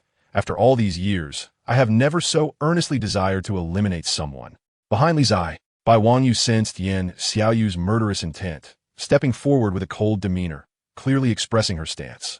If you wish to act against him, you must first seek my permission. Li Zai, witnessing this, felt deeply moved. Little Red Riding Hood was indeed his staunchest ally. Moments ago, he had nearly faltered, but with her support, he regained his composure. Fearlessly locking eyes with Yin Xiaoyu, his gaze full of defiance. Come at me. Crack. Yin Xiaoyu's hands clenched, producing a series of ominous cracks, his chest rumbling as he struggled to contain his emotions. Seated upon the dragon throne, the Emperor of Shang observed the unfolding scene below, making no move to intervene. Should the divine child of the Tianyu Temple dare to act in the presence of the Emperor, he would not hesitate to ensure that this individual remained here indefinitely. Breaking the arm of that scholar would surely cause him great distress. In front of the Feng Tian Hall, the atmosphere grew increasingly tense, with all present holding their breath, awaiting the outcome. We shall take our leave. After a prolonged silence, Yin Xiaoyu forcefully repressed the anger swelling within him, offering a respectful bow to the Emperor in the Feng Tian Hall before turning to lead the temple envoys away. On either side of the stone steps, the courtiers collectively exhaled in relief. To be honest, they too feared that the divine child of the Tianyu Temple might lash out, especially in the imperial presence, where no one could bear the consequences. However, on the stone steps, a hint of regret flickered in the emperor's eyes. What a pity. It seems that Yin Xiaoyu is not a foolhardy individual after all. Before the Xuanwu Gate, as Yin Xiaoyu escorted the temple envoys past, Zhang Lada, and Qingzhi stood at attention. One reeked of alcohol, grinning foolishly, while the other exuded an extraordinary grace, exuding an ethereal quality. These two disparate figures instilled an overwhelming pressure upon the envoys of the temple, almost suffocating. The celestial sword of the mortal realm dares to draw against the heavens, unafraid. Such is the essence of the sword immortal. They could assert that had they acted in the Feng Tian Hall, these two sword immortals would undoubtedly have dispatched them all. Under the watchful gaze of the two sword immortals, the envoys of the Tianyu temple hurriedly departed the imperial palace, their attention returning to the young man at the center of the Feng Tian Hall. At this moment, a warm smile adorned the faces of the courtiers. Today, this lad has brought honor to them all. Li Zai, you have rendered outstanding service to our great Shang dynasty. What reward do you desire? The Emperor of Shang regarded the youth below with a smile. Your Majesty, I desire the water and fire pearl. Li Zai replied with a respectful bow, stating his request directly. Upon hearing this, both the Emperor and the ministers of Shang were momentarily taken aback. Is he truly so forthright? In previous instances, even when ministers accomplished great deeds, they would often offer excuses, claiming that serving the court was their duty and that no reward was necessary. It is indeed the first time they have encountered a scion of the Li family openly requesting a reward. Recovering from his surprise, the Emperor of Shang, intrigued, inquired further. Why the water and fire pearl? Because it is the most valuable of all. Li Zai spoke plainly. Your Majesty knows that the Li family is a merchant family. I may not understand much, but I certainly know what is valuable. It's rather banal, isn't it? Huh. Among the assembled ministers, Xiqing laughed heartily and remarked, Young man from the Li family, you are the most mundane person my old man has ever encountered. Indeed, I am just an ordinary person, Li Zai replied, turning around to clasp his fists in salute, smiling. Before the Feng Tian Hall, the merchant emperor chuckled at this exchange. He had been contemplating what reward to bestow upon this scion of the Li family, considering the significant contributions he had made. If he merely presented gold and silver, it would surely earn the court the reproach of being petty and incapable of recognizing true talent. Bestowing an official title would allow the Li family to ascend from a merchant lineage to a noble status, which was the last outcome he desired. However, with Li Zai's proposal to receive the water and fire pearl as a reward, a significant concern was alleviated. Granted, with this thought, the merchant emperor issued a decree without hesitation, stating that the young man had rendered meritorious service to the country and was worthy of being honored as a national scholar. Upon hearing this proclamation, the attending ministers were taken aback. A national scholar. This was no trivial accolade, although it bore no rank or practical power. It was the aspiration of many scholars throughout their lives. Despite his considerable achievements, Li Zai was still quite young for such an honor. Perhaps the emperor intended to signal to all talented individuals that as long as they were willing to serve the court and possessed outstanding abilities, they would be recognized and rewarded without prejudice. Li Zai, however, paid little mind to the thoughts of the emperor and the ministers. Instead, he discreetly signaled to the nearby Little Red Riding Hood, inquiring, is it valuable? Not at all. Bai Wangyu replied decisively with a glance, indicating that this honor was not worth much in the grand scheme of things. In the Feng Tian Hall, the ministers observed the young Li Zai, who had been conferred the title of National Scholar. However, once he grasped the true significance of this title, his enthusiasm waned. In simple terms, it was merely an official certificate from the state, which, while pleasing to the ear and the eye, held no real utility. Just as his good looks were inherent and timeless, the state's acknowledgement would not enhance his attractiveness. Unlike certain individuals clad in white robes, brandishing ancient swords, who sought to appear impressive, what value is there in that? As he pondered, Li Zai glanced at a certain figure in white behind him, and indeed, he meant you. Bai Wangyu noticed the gaze, and, having known him long enough, could discern that Li Zai was likely speaking ill of him in his thoughts. It seemed that next time someone sought trouble with this fellow, he would have to contemplate whether to intervene. With the matters of the divine hall concluded and Li Zai honored, at the Xuanwu gate, Qingzhi gazed at the distant youth before the Feng Tian Hall. A glimmer of satisfaction shone in her beautiful eyes. Perhaps soon he would be able to stand on his own. Sword enthusiast, the next step is yours, she declared, before turning and departing the palace. What a whirlwind of a woman. Zhang Lada sighed. Just my luck, destined to labor while helping others teach their apprentices. Before the Feng Tian Hall, Li Zai expressed his gratitude for the emperor's reward and turned to gaze toward the Xuanwu gate, suddenly taken aback. Where is my master? The immortal? He wondered aloud. Bai Wangyu followed his gaze and softly sighed. The plum blossom, sword immortal, must have had an agreement with the Confucian leader. Otherwise, she would not have been so hurriedly in and out. At this moment, it struck him that the Confucian leader had gifted Li Zai the millennium-old Hishowu not merely out of admiration. Outside the palace, Qingzhi halted. Her slender hand waved, and the Qing Shuang sword, pinned to the palace wall, flew into her grasp. "Little Zai, do not let your master down," she admonished, gripping the sword and casting one last look at the palace before striding away. In the eastern courtyard of the Taishua Palace, Qingzhi approached an elderly man in the small courtyard and respectfully bowed. "Plum Blossom Sword Immortal, you have shattered the heavens with your sword. Few can rival your path in the current era." In the courtyard, Kong Xiu watered the vegetables while responding, "Yet, you're still not on par with that scholar from the Tianyu Hall. Do you know why?" "Not at all." Qingzhi shook her head. "It is due to his conviction," Kong Xiu stated calmly. "Though I believe him to be a madman, he firmly adheres to his path, which allows him to surpass many in this world." Hearing this, Qingzhi's eyes revealed a contemplative glimmer. In this world, those capable of establishing 5 divine sanctuaries were all unwavering in their resolve, wholeheartedly devoted to proving their path. Yet, the scholar from Tianyu Hall was more fervent than anyone else. Kong Qiu scooped another ladle of water to pour into the garden, saying, "From a powerless scholar to the renowned master of Tianyu Hall, it is his unwavering belief that has propelled him farther than most." Outside the courtyard, Qingzhi listened to the Confucian leader's guidance, her thoughts deepening. "This year, remain at the Taishua Palace and teach the students," he advised, straightening his seemingly stooped figure. "Perhaps a change in your training approach will reveal your future path."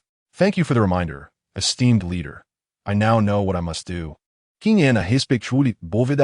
Outside the Dashang Imperial Palace, after receiving his title, Li Zai left the palace with Little Red Riding Hood, holding a box in his hands, his smile nearly splitting his face. The water and fire pearl was finally in his possession. Hong Zhu and Zhang Lada trailed behind at a distance, unwilling to be tainted by Li Zai's foolishness. Only Bai Wang Yu remained steadfastly beside him, wearing a knowing smile, unwavering in his loyalty. "Old Bai, do you truly not know what the extreme night cold dew is?" Li Zai queried, grinning as he walked. The crafting text states that the extreme night cold dew is the coldest substance in the world, embodying utmost coldness, in stark contrast to the solar iron essence that nurtures the earth's fire. Now that I possess this solar iron essence and the water and fire pearl to balance yin and yang, if I can find the extreme night cold dew, I shall forge a sword truly my own. Yet what exactly was this extreme night cold dew? Even the well-informed old Zhang had never heard of it. "Brother Li, you have asked about it no fewer than 10 times, and I genuinely do not know," Bai Wanyu replied. "Perhaps the Confucian leader knows what it is. If you have the chance to meet him, you could inquire." "Very well," Li Zai replied, stowing the water and fire pearl. "Old Bai, do you think if I successfully forge a sword and add the flying immortal technique, I might have a chance to defeat Huoliner in 3 years?" "Hard to say." Bai Wanyu hesitated before responding. "A sword suited to you could indeed elevate your strength significantly, even leading to a qualitative leap. However, this presupposes that the sword you forge must at least rival that of the Tianyu Hall master." "The master of Tianyu Hall also wields a sword?" Li Zai asked in surprise. He had heard the names of the sword immortal and the immortal master before, but had never come across mentions of the Tianyu Hall master. "Fu Jingluan is quite different from the sword enthusiast and the plum blossom sword immortal," Bai Wanyu said gravely. "Fu Jingluan is a rather peculiar individual. He seldom uses a sword, even shunning it, as he believes swords are tools of violence. The mission of Tianyu Hall is to save the world. Thus, although he possesses a sword, he rarely employs it. Does this Tianyu Hall master not kill?" "Lizia Castunat Pujlat." Bai Wanyu fell silent for a moment before softly responding. "He does kill, and in fact, he has slain more people than anyone else. However, he believes that those who die under the divine arts of Tianyu will find redemption." "This person is quite mad." Li Zai scoffed. "In modern times, that would be classified as severe psychological disorder, commonly known as insanity." "Indeed," Bai Wanyu nodded. "Both the Confucian leader and the legalist master have made similar evaluations. Is the sword in the Tianyu Hall master's possession truly formidable?" Li Zai asked curiously. "The Tianyu divine sword, also known as the Sword of Light," Bai Wanyu replied. Bai Wanyu spoke with a solemn tone, describing a divine sword that had been imbued with the power of light by generations of the Tianyu palace masters. In many respects, it transcended the realm of earthly swords, defying mere descriptions of strength. Such formidable prowess. Li Ziya gasped in astonishment. "Oh Bai, you're asking the impossible." How can I forge a sword that surpasses this Qianyu divine sword? It is indeed a daunting task, yet not entirely unachievable. Bai Wanyu suppressed his thoughts and smiled once more. At the very least, there exist 3 artifacts in the mortal realm that can rival the sword wielded by Fu Jingluan. Were those 3? Li Zai inquired with curiosity. The Book of Heaven in the hands of the Confucian head at the Taishua Palace. The Green Lantern of the Western Buddhist sect, and another artifact, the whereabouts of which I am uncertain, Bai Wanyu replied. A heavy burden indeed, Li Zai expressed with a sense of reflection, patting the shoulder of the girl in the red hood before him. Oh, Bai, wait for me. Once I forge the world's greatest sword, I shall lend it to you. Then I shall thank you in advance, Li brother. Bai Wanyu responded with a smile.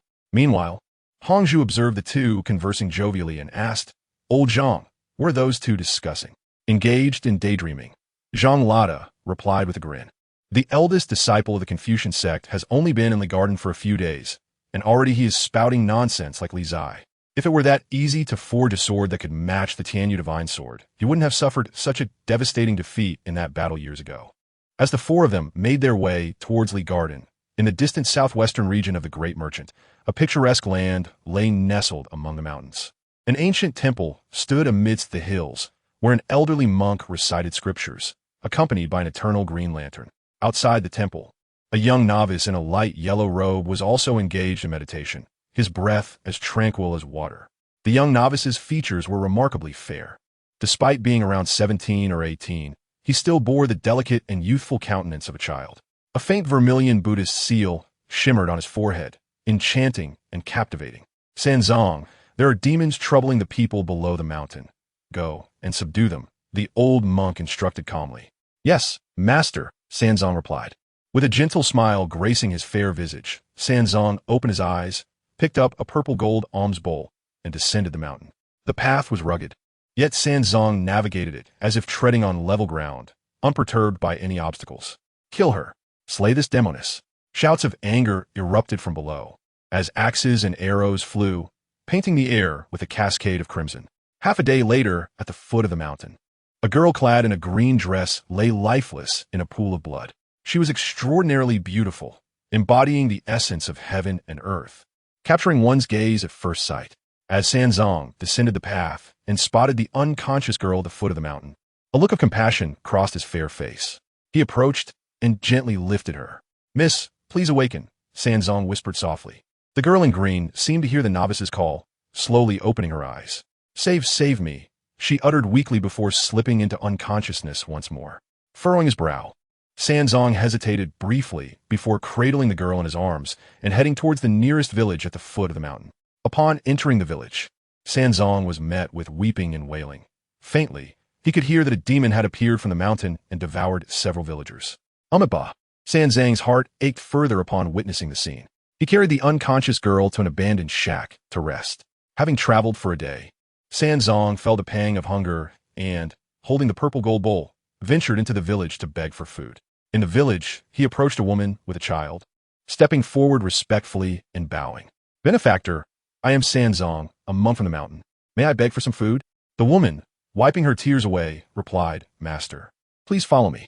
Meanwhile, in the unnoticed shack, the girl in green suddenly trembled, and the green light enveloping her body began to heal her wounds gradually. Chapter 57. The young girl, the princess, the demoness. Hurry. If anything happens to the princess, we shall all lose our heads when the prince returns. In the southwestern region of the Great Merchant, a troop of iron cavalry galloped past, led by a general with a grave expression, urging his men onward towards the border. Princess Qingzhi had gone missing, sending the entire southwestern prince's residence into a frenzy. Compounding the issue, the southwestern prince had recently been summoned back to the capital, along with his heir, leaving the residence without leadership and only the princess left to maintain order. Previously, many had speculated that the prince's return to the capital was due to the royal family's intention to arrange a marriage with the prince's residence, solidifying their ties. Beyond the southwestern borders, the Western Buddha and the temple were almost equivalent to a nation. The Buddhist sect, much like the Qianyu Palace in the western regions, had gathered countless followers through faith. The Green Lantern Temple housed one of the most powerful beings in the world, revered by believers as a living Buddha. Under the influence of the Western Buddha, numerous temples had arisen, with millions of followers forming a Buddhist nation, posing a significant threat to the Great Merchant. The existence of the southwestern prince's residence served as a deterrent against this burgeoning Buddhist nation, which is why it was highly regarded by the court. It was rumored that the royal family was considering marrying a prince to the southwestern prince's residence, potentially elevating that prince to the status of heir. At the southwestern border, the iron cavalry of the martial king thundered past, raising clouds of dust. The disappearance of Princess Qingzhi had even seasoned warriors feeling uneasy. After all, her safety was not just a concern for the southwestern prince's residence. In Li Garden, located in the capital of the great merchant, Li Zai was practicing swordplay when a young servant hurriedly approached him, bowing respectfully. "Young master, we have uncovered the truth." With a swift step, Li Zai leaped from the formation and asked what identity. On that day, when he hurried back from the birthday banquet of the elderly master of the Yin family, he had been startled by a troop of cavalry. In the great merchant's capital, few could mobilize cavalry. So he was eager to learn the identity of the young general leading the charge. "The heir of the southwestern prince, Zhu Qingge," the servant replied. "The heir of the southwestern prince?" Li Zai's expression shifted. Wasn't he stationed at the southwestern border? Why has he returned to the capital? The southwestern prince and the Xuanwu prince, both ranked among the 10 martial kings, though the southwestern prince rarely resides in the capital, preferring to guard the borders against the rapidly expanding Buddhist nation. Reporting to young master, the southwestern prince has also returned to the capital. The servant continued respectfully.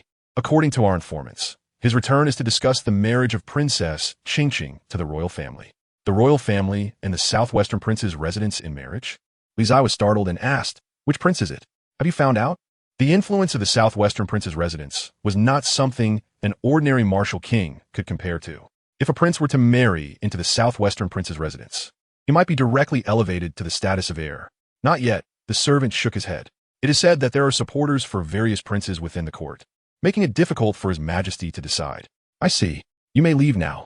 Report any news immediately." Li Zai suppressed the turmoil within and waved his hand. "Yes." The servant complied and promptly departed. "Brotherly seems quite concerned about this matter?" Bai Wanyu inquired curiously. Of course, Li Zai grinned foolishly. "The sooner I catch wind of which prince might be named heir, the better I can align myself with him." Bai Wanyu felt an urge to slap himself.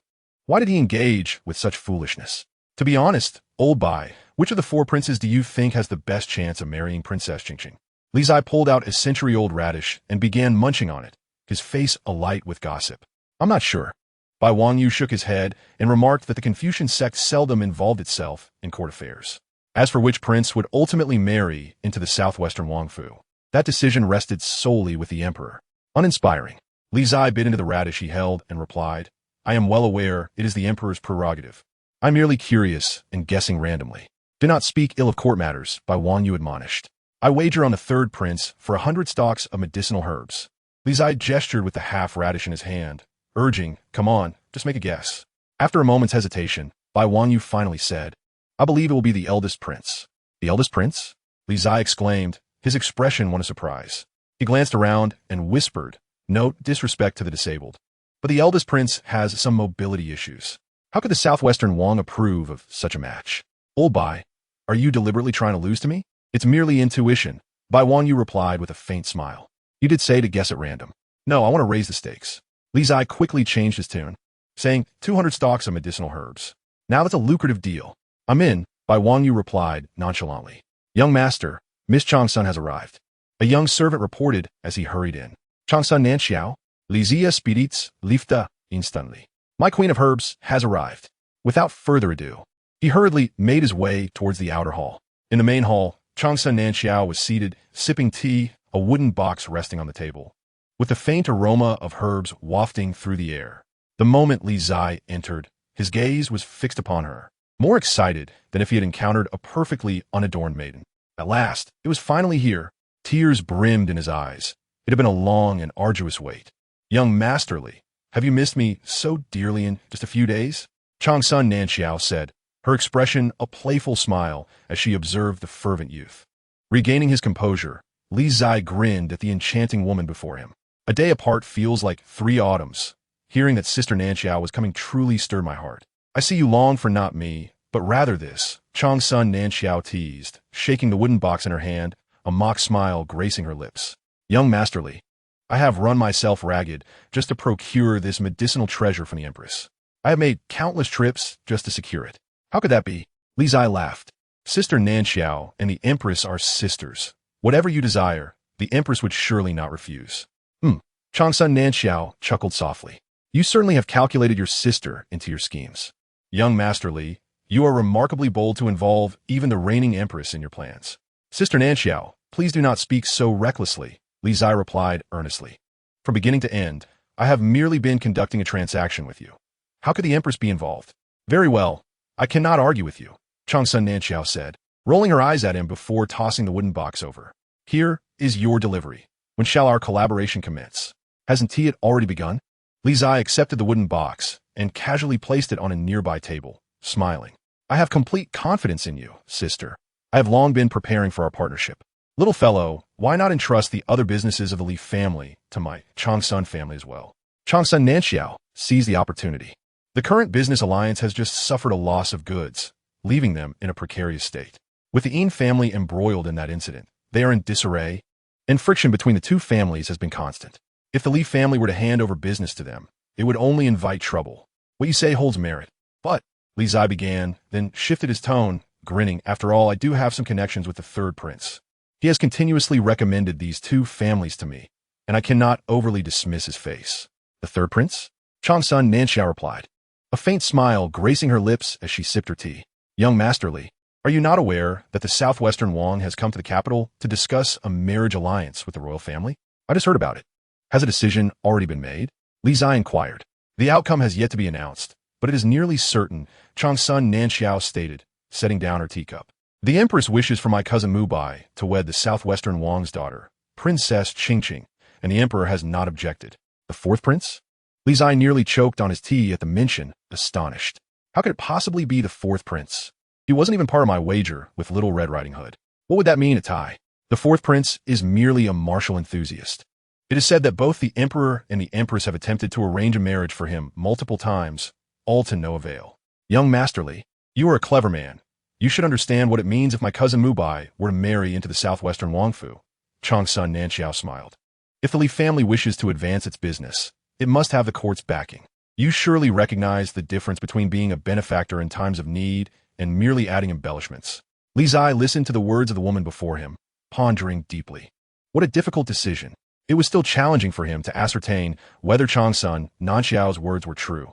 Could it be that the one to wed Princess Qingzhi would indeed be the fourth prince? Just as Li Zai wrestled with the future of the Li family, the southwestern Wang's elite cavalry surged forth from the borders, frantically searching for Princess Qingzhi. Meanwhile, far from the border, in a serene mountain village beneath the Qingdang temple, the monk Sanzang descended the mountain to subdue demons, rescuing a girl clad in green attire who had entered the village to beg for alms.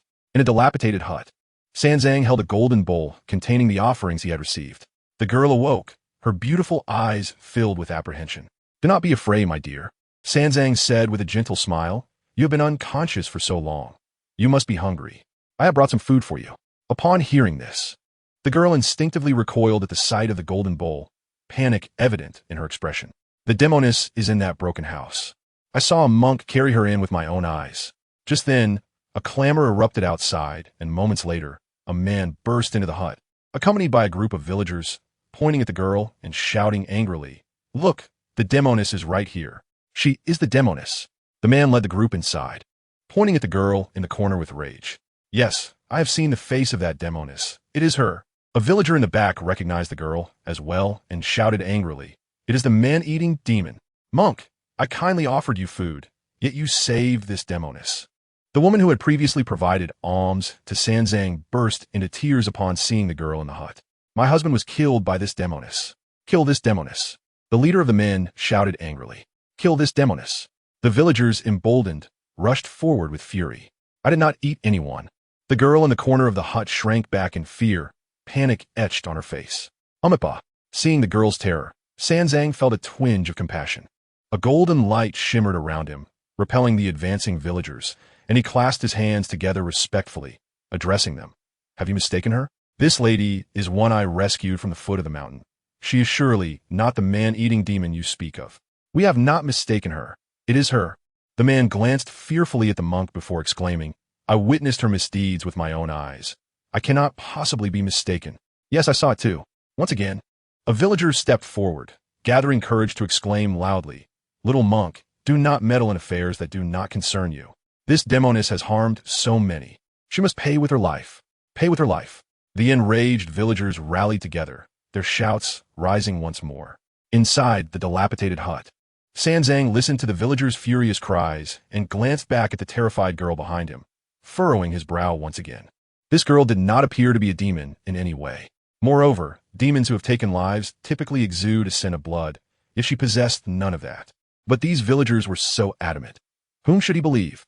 "I did not harm anyone," the girl murmured from the corner, curling up and trembling, clearly overwhelmed with fear. Sanzang sighed softly, then turned his gaze to the angry villagers, saying, "Ba, esteemed patrons, how about this? I have learned some Buddhist methods to reveal demons. I shall perform this rite before you all. If this young lady is truly a demon, I will step aside. If not, I implore you to spare her life." "Impossible. Who knows if you will show favoritism to this demoness?" a man retorted angrily. The villagers also expressed their distrust, clearly perceiving that the little monk was biased towards the girl. "Ba," Sanzang bowed respectfully, stating, "A monk does not utter falsehoods. I am a disciple of the Qingdang Temple. Even if you do not trust me, you should trust Qingdang Temple." The monks of Qingdang Temple? The crowd exchanged glances, then nodded in agreement. They could indeed trust a disciple of Qingdang Temple. "Very well, little master, perform your rite. We believe that a disciple of Qingdang Temple would not deceive us." The villagers spoke up, albeit still with a hint of hesitation, advising, however, do not show favoritism towards this demoness. "Rest assured, esteemed patrons," Sanzang replied, nodding. He then turned to the girl huddled in the corner, gently stating, "My lady, this may cause you some discomfort, but please endure it for the sake of proving your innocence." With that, Sanzang clasped his hands together, reciting a Buddhist incantation, and the 108 prayer beads in his hands suddenly radiated a brilliant golden light. In the corner, upon seeing the golden glow from the prayer beads, the girl's exquisite face instantly displayed a look of terror. Boom, boom, boom. Just as Sanzang began to perform the rite, the sound of galloping hooves echoed through the village, deafening and shocking everyone present. Inside the crumbling hut, Sanzang felt the commotion outside, his eyes widening in astonishment. The iron cavalry of the Great Shang. Why have they appeared here? Bang! In the next moment, the door of the dilapidated hut was kicked open, and several fully armored soldiers rushed in. The leading general, upon seeing the girl inside, expressed surprise and approached, bowing respectfully, "Greetings, your highness. I have arrived late. I hope you will forgive me." At this, the crowd gasped in shock. "Your highness? How could this demoness be a princess?"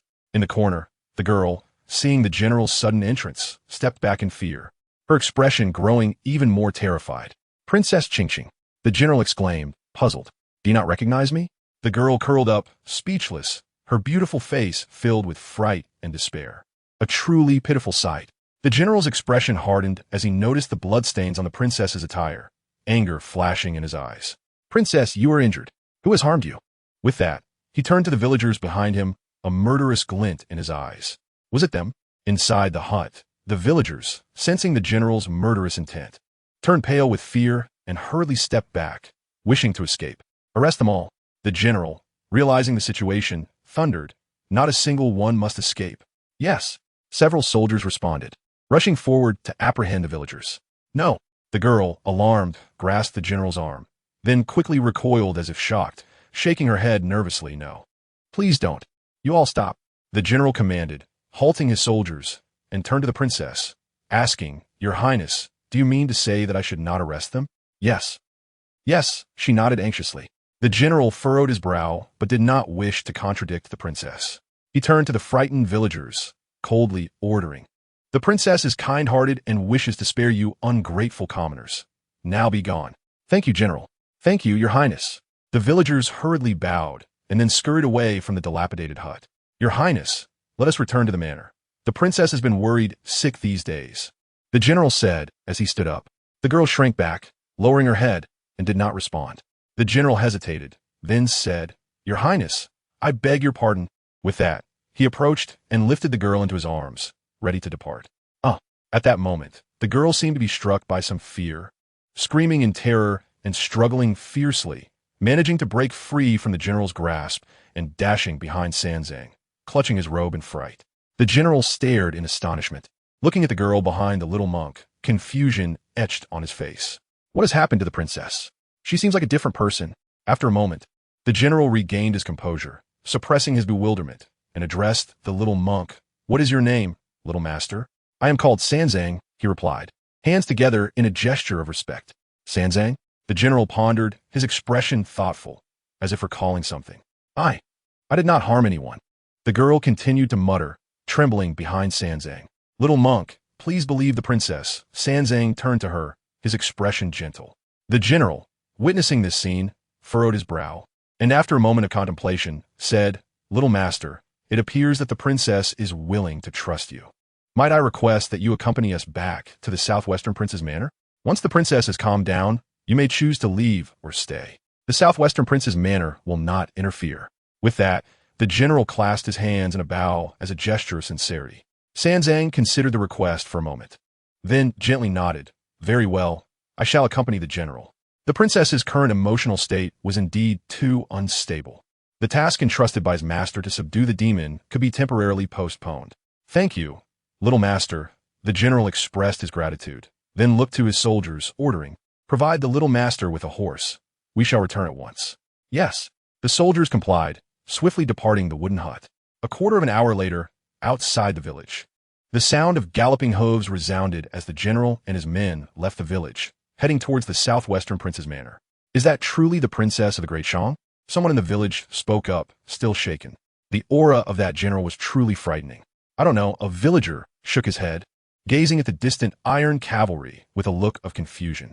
I distinctly saw that woman glowing green, her hands covered in blood, and several villagers lying dead nearby. Could it be that the princess of the Great Shang is a demon? In the village, the villagers exchanged glances, not believing their own words. Yet, how could they explain the events of recent days? Meanwhile, not far from where Sanzang encountered the girl, beneath the mountain, crows circled ominously. Below, a bloodied girl lay sprawled on the ground, her outer garments missing, leaving only a white undergarment. As the crows swooped down, pecking at her, they soon took flight in fright.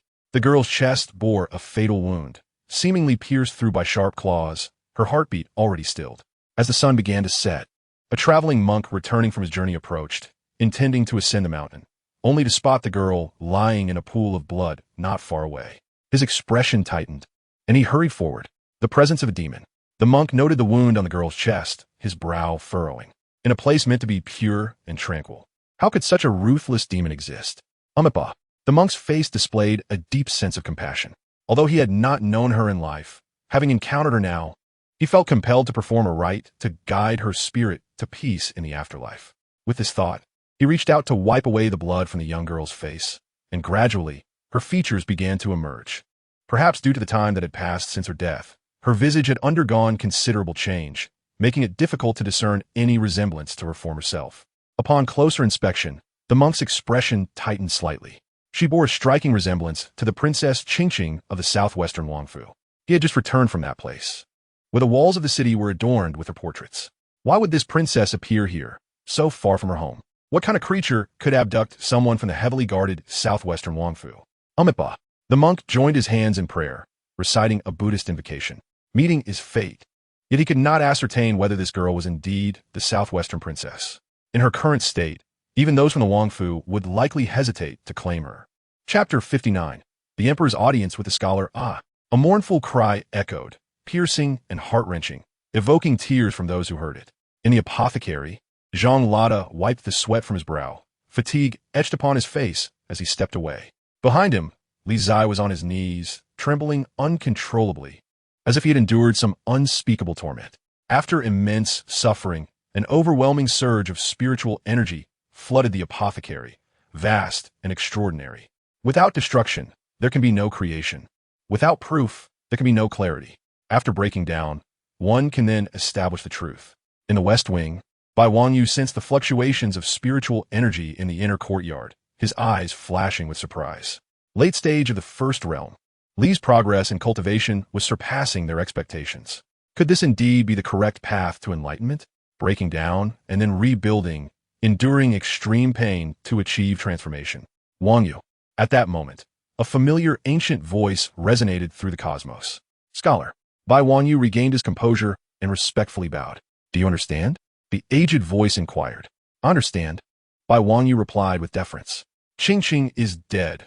Monsters are devouring humans. An eternal night approaches.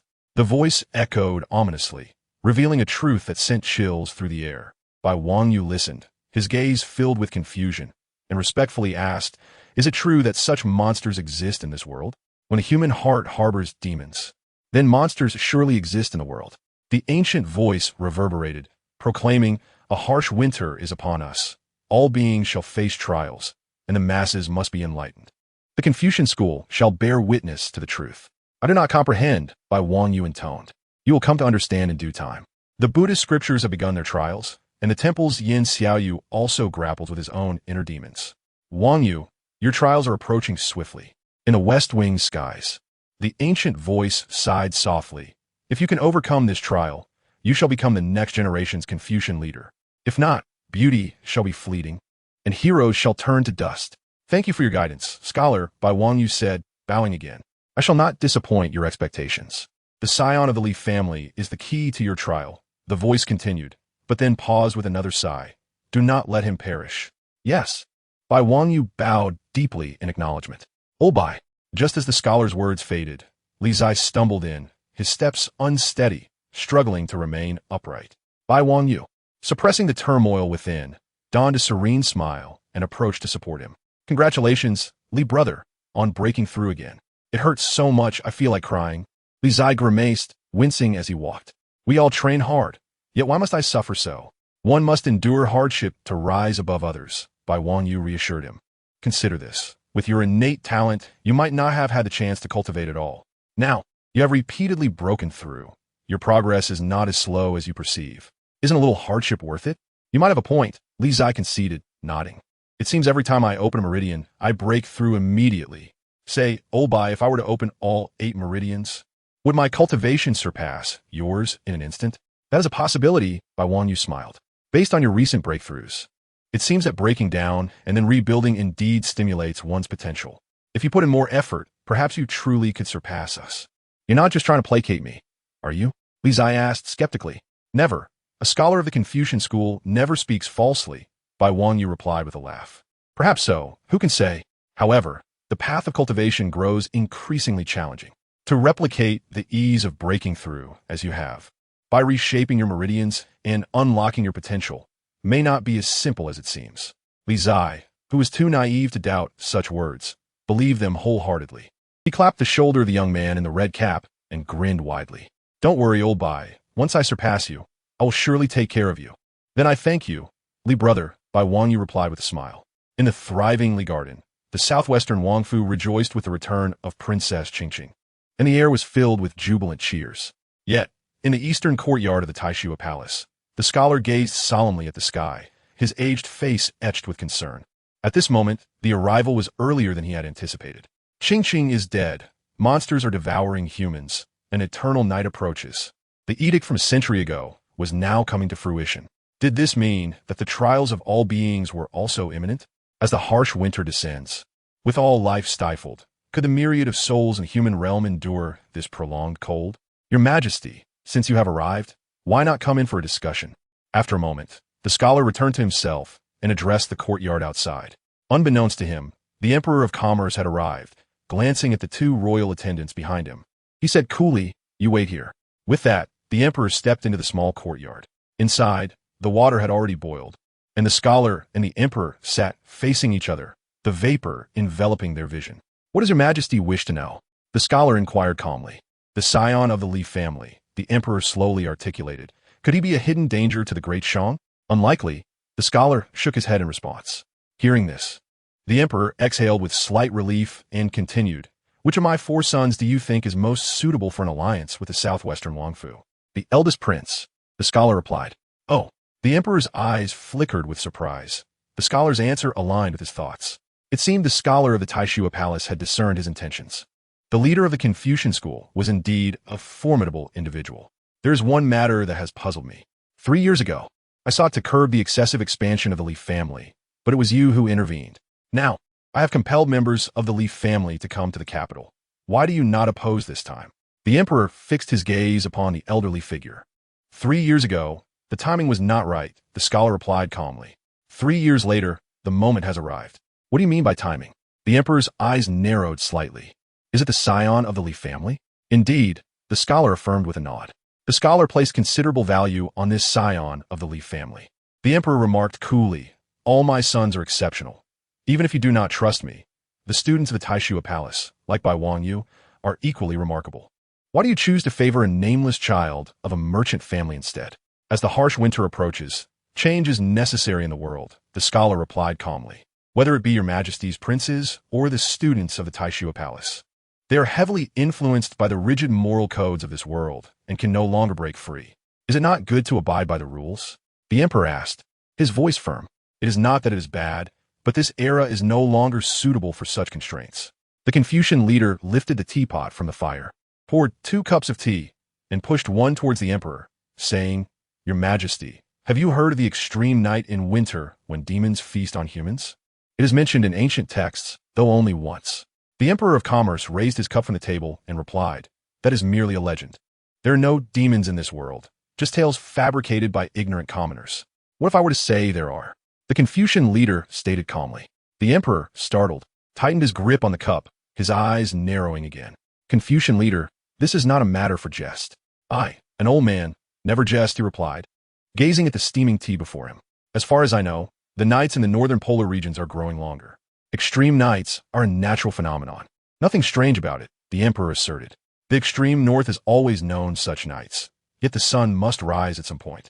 However, for nearly 1,000 years, the sun has not graced the extreme north. And what of it? The extreme north is devoid of human habitation, even if the sun does not rise. It bears no consequence, the emperor dismissed. However, this prolonged extreme night is shifting southward, and the northern desert has begun to show signs of polar conditions. The Confucian leader remarked, The northern desert? The emperor frowned slightly. Your Majesty should understand what this implies, the Confucian leader continued calmly. With the signs of polar conditions in the northern desert, as night extends and vegetation diminishes, the 8 tribes of the northern desert will be forced to migrate southward. Should the encroaching darkness continue to expand, they will march southward until they reach the central plains. I have 10 martial kings and 1,000,000 valiant soldiers. Why should I fear the 8 tribes of the northern desert? The emperor replied, a glint of murderous intent in his eyes. But what if the phenomenon of extreme night were to appear in the central plains? The Confucian leader slowly countered. The people need sustenance. Under extreme night and bitter cold, nothing thrives. Without food, the populace will revolt. The soldiers in your command also have parents and families. Can you truly expect them to turn their blades against their loved ones? The emperor's expression darkened further upon hearing the old man's words. After a moment he spoke. These are merely your conjectures. Extreme night has never occurred in the Central Plains. Indeed, the Confucian leader replied, taking another sip of tea.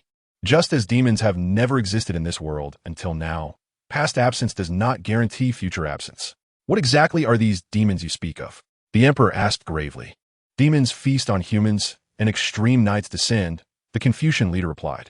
Perhaps the demons are but messengers of the extreme night. I do not believe it, the emperor said, a chill flashing in his eyes. Soon enough, your Majesty, you shall, the Confucian leader stated calmly. Demons have already emerged, and they have left the boundless darkness of the north to enter this world of light. If such demons truly exist, the emperor declared with rising fury, I shall eradicate them all in the name of my imperial authority. If your Majesty possesses such confidence, there is no need to consult this old man further. The Confucian leader said, setting down his teacup and dismissing him, Your Majesty, the hour grows late. Please take your leave. The emperor, upon hearing this, glanced away momentarily, his expression flickering with light, before he stood to depart. Just before exiting, he paused and remarked, Confucian leader, the Confucian school has grown too bold. I will not allow any belief to overshadow imperial power within the realm of Deshan. The scholar of the Heavenly Edict Hall shall not. The old monk of the Green Lantern Temple shall not. And the Confucian school shall not. Chapter 60. The Marriage Proposal, my lord. News has arrived from the palace that His Majesty is to bestow marriage upon the Crown Prince and Princess Qingzhi. In the Li Garden, outside the West Wing, a young servant hurried over, speaking urgently. Bang! As soon as he finished speaking, Li Zai, who was practicing swordplay amidst the red threads, lost his composure. sending him flying across the room. The red thread snapped, and he crashed against the wall, falling to the ground. Who? On the ground, Li Zai, disregarding his bruised and battered state, sprang up in disbelief and asked, "Who is to marry Princess Qingzhi?" "The crown prince," the servant respectfully responded. Li Zai rubbed his dusty hair in frustration and exclaimed, "This shouldn't be." Nearby, Bai Wangyu wore a smile and said, "Li brother, thank you for your 200 precious herbs. However, I find no use for them. Can I exchange them for silver?" Upon hearing this, Li Zai ground his teeth in anger and forced out 2 words, "Sure." "Sure of what?" Just then, a beautiful figure approached, glancing at the two in the courtyard, and curiously inquired. "Yongwei Jia," Li Zai exclaimed with joy upon seeing her, rushing forward to say, "Are you not busy today?" In recent days, Yongwei Jia had been preoccupied with the collaboration between the Li family and the Qingzhi family, hardly finding time to sleep, and he had refrained from disturbing her. "Your wife is indeed quite difficult to handle." Under her guidance, the Qingzhi family's business has flourished to a level where it can rival the Yin family bank and the Merchant Alliance in just a few short years, Li Yongwei remarked. "Yongwei Jia, Qingzhi Nanxiao is not my wife," Li Zai defended. "That is merely a matter of time," Li Yongwei replied with a smile. "I think that little courtesan in the east of the city is quite charming. Should I have my elder sister propose for you to take her as a concubine? After all, your immortal master is not someone you can easily win over." "Hiss!" Li Zai gasped at the absurdity of his elder sister's words. Such teacher-student affection is a grave taboo. Beside them, Bai Wangyu tactfully interjected, "However, it seems Li brother has never cared for the opinions of the world." Li Zai glanced at the little red hat and then at his elder sister, for the first time feeling that the two were quite compatible. "If they don't speak, it's fine, but when they do, they infuriate me." "Li brother, how long have you been in the Li garden?" Li Yongwei suddenly asked. "Over a month," Bai Wangyu respectfully replied. "Do you eat here as well?" Li Yongwei continued her inquiries. "Yes," Bai Wangyu answered. "What about tea?" She pressed on. "Also provided by the Li garden," Bai Wangyu replied. "Have you received any silver?" Li Yongwei's eyes narrowed slightly as she questioned. "None," Bai Wangyu shook his head, a bead of sweat forming on his forehead. "And how much longer do you intend to stay in the Li garden?" Li Yongwei's expression shifted, her tone becoming more neutral. "Well," Bai Wangyu hesitated, responding with uncertainty, "I should stay a little longer." Watching the little red hat's faltering demeanor, Li Zai felt a sense of satisfaction. Yongwei Jia is indeed formidable. With just a few words, she made him break into a cold sweat. "Impressive, little brother." Li Yongwei turned her gaze to Li Zai, smiling as she said, "Remember to charge by Qingzhi's expenses to the Confucian school's account. It should suffice to cover your 200 precious herbs wager." "Of course," Li Zai replied with a grin. "Then I shall take my leave." With a smile, Li Yongwei resolved the matter of her younger brother's lost wager and turned to exit the west wing, returning to her own affairs. In the courtyard, as Bai Wangyu watched her depart, he wiped the cold sweat from his brow, secretly relieved. This eldest daughter of the Li family is truly remarkable. She is far from the gentle demeanor she appears to possess. "Ha!" Li Zai could no longer contain his laughter, exclaiming, "What a delight!" "Li brother," Bai Wangyu said helplessly, "your elder sister is truly extraordinary." Yongwei Jia was just now the most formidable person in the Li family. Li Zai laughed and said, "Among the 3 siblings of the Li family, while I appear to be the legitimate heir, in reality, I am the one no one dares to provoke. I have been afraid of my second brother since childhood, and he only listens to Yongwei Jia. So, essentially, matters of the Li family are determined by her." "I have witnessed it," Bai Wangyu remarked. "The bond shared among the 3 siblings is indeed enviable. Although he has yet to meet the second son of the Li family, it is evident from Li Xiong's tone that he harbors a deep respect for his elder brother, despite his fears. The Li family's wealth surpasses millions. However, the siblings have never quarreled over such immense fortune, which speaks volumes about the integrity of the Li household. It is undeniable that the prosperity of the Li family is no mere coincidence. By the way, why did you previously speculate that the person to marry Princess Qingzhi would be the eldest prince?" "Li Zia inkidat. It's merely a man's intuition," Bai Wangyu replied. "Nonsense. What intuition do men possess?" Li Zai retorted with annoyance, urging him to speak plainly. Because the eldest prince seems the least likely candidate, Bai Wangyu hesitated before continuing. "He has a leg ailment, and is the most disadvantaged among the 4 princes. Even if he were to marry Princess Qingzhi, he may not necessarily be declared the crown prince, thus having minimal influence on the current situation." "Checks and balances," Li Zai said, instantly comprehending, his expression turning serious. Are you suggesting that Emperor Shang never intended to establish a crown prince? Bai Wangyu remained silent for a moment before softly responding. The scholar once remarked that our current emperor harbors great ambition, which is why he forbids the scholars from participating in court matters. Has the scholar ever made such an assessment of Emperor Shang? Li Zai asked in astonishment, as he had always perceived the reigning emperor as one who ruled with minimal intervention, seemingly devoid of ambition. Indeed, Bai Wangyu nodded, his expression earnest as he regarded the young man before him. The scholar's words are never mistaken. Thus Li Xiong should exercise caution. Upon hearing this, Li Zai's expression slightly hardened. If what Little Red Riding Hood said were true, he had indeed underestimated this emperor of the Great Shang. Within the Great Shang Palace, in the Showan Hall, the emperor, clad in simple attire, sat on a couch, his gaze fixed on the chessboard before him. Opposite him sat the eldest prince, Mu Yuan, who, due to his disability, was confined to a wheelchair. Mu Yuan, are you satisfied with the marriage arrangement your father has made for you? The emperor spoke calmly as he made his move. I am satisfied. Mu Yuan nodded, contemplating the unfavorable chess position. Father, I fear I will lose this game. Until the final move is made, the outcome remains uncertain, the emperor replied mildly. After I announce my decree, I shall summon Princess Qingzhi to the capital at once, allowing you both to wed soon and thus resolving a matter that has weighed upon your mother. Thank you, Father, Mu Yuan respectfully acknowledged, placing another piece on the board. Mu Qing will be returning. The emperor reminded, placing another piece. The 11th brother? Mu Yuan paused, and then resumed his actions, stating, it is indeed timely. For I have missed him. Years ago, when the king of the southwest was in the capital, Mu Qing shared a close bond with Princess Qingzhi. Perhaps his return is linked to this matter.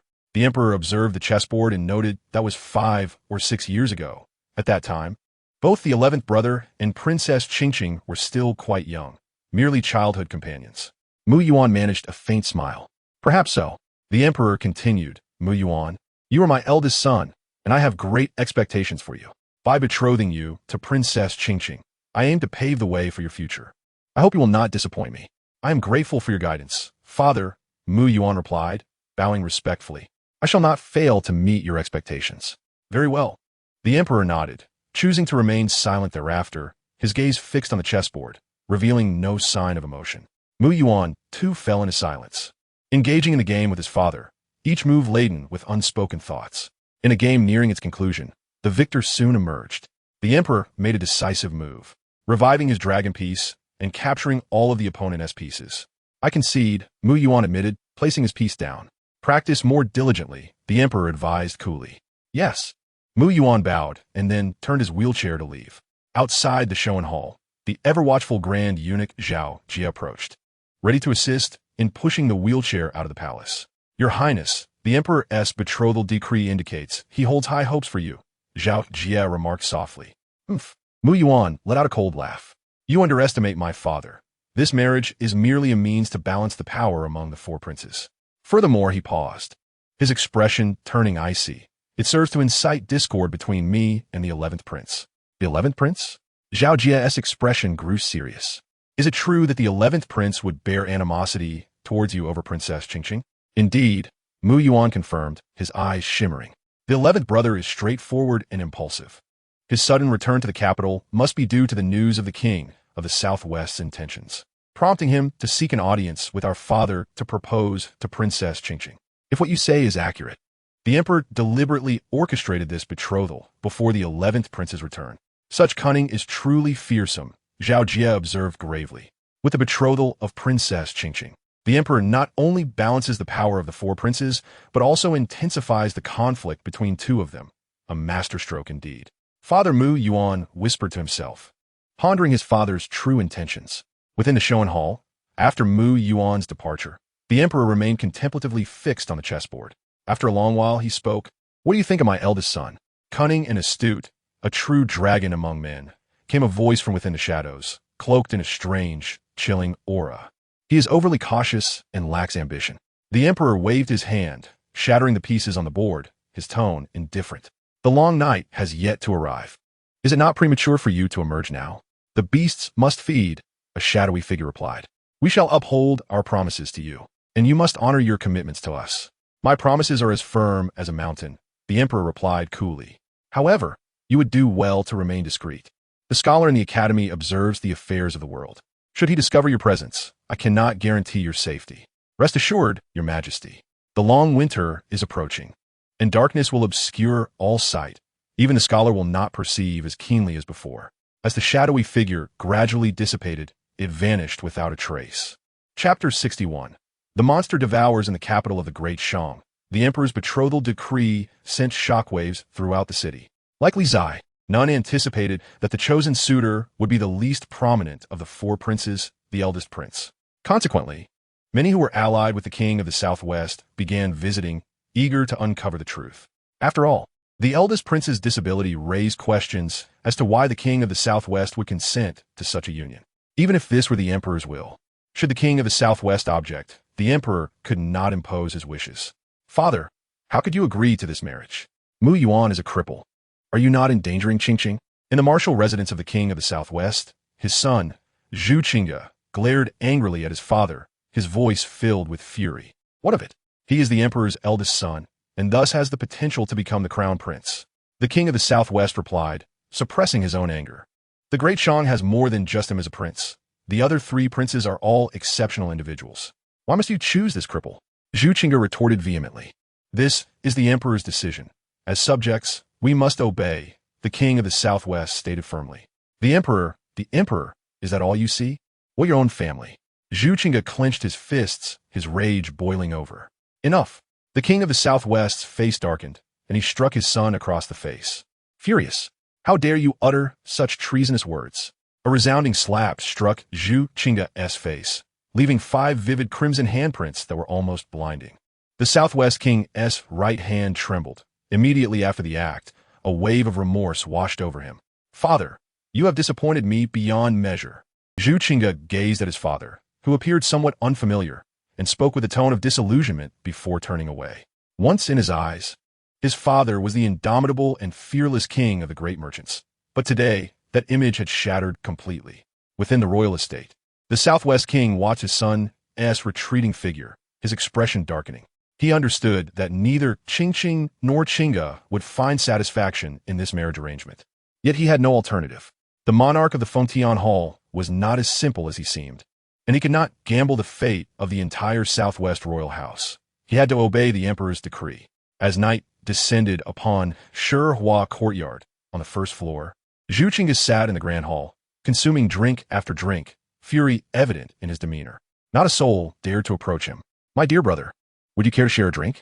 A calm voice broke through his solitude. Get lost. Zhu Qingge coldly uttered a single word, then resumed his solitary indulgence. Your wine is quite inferior.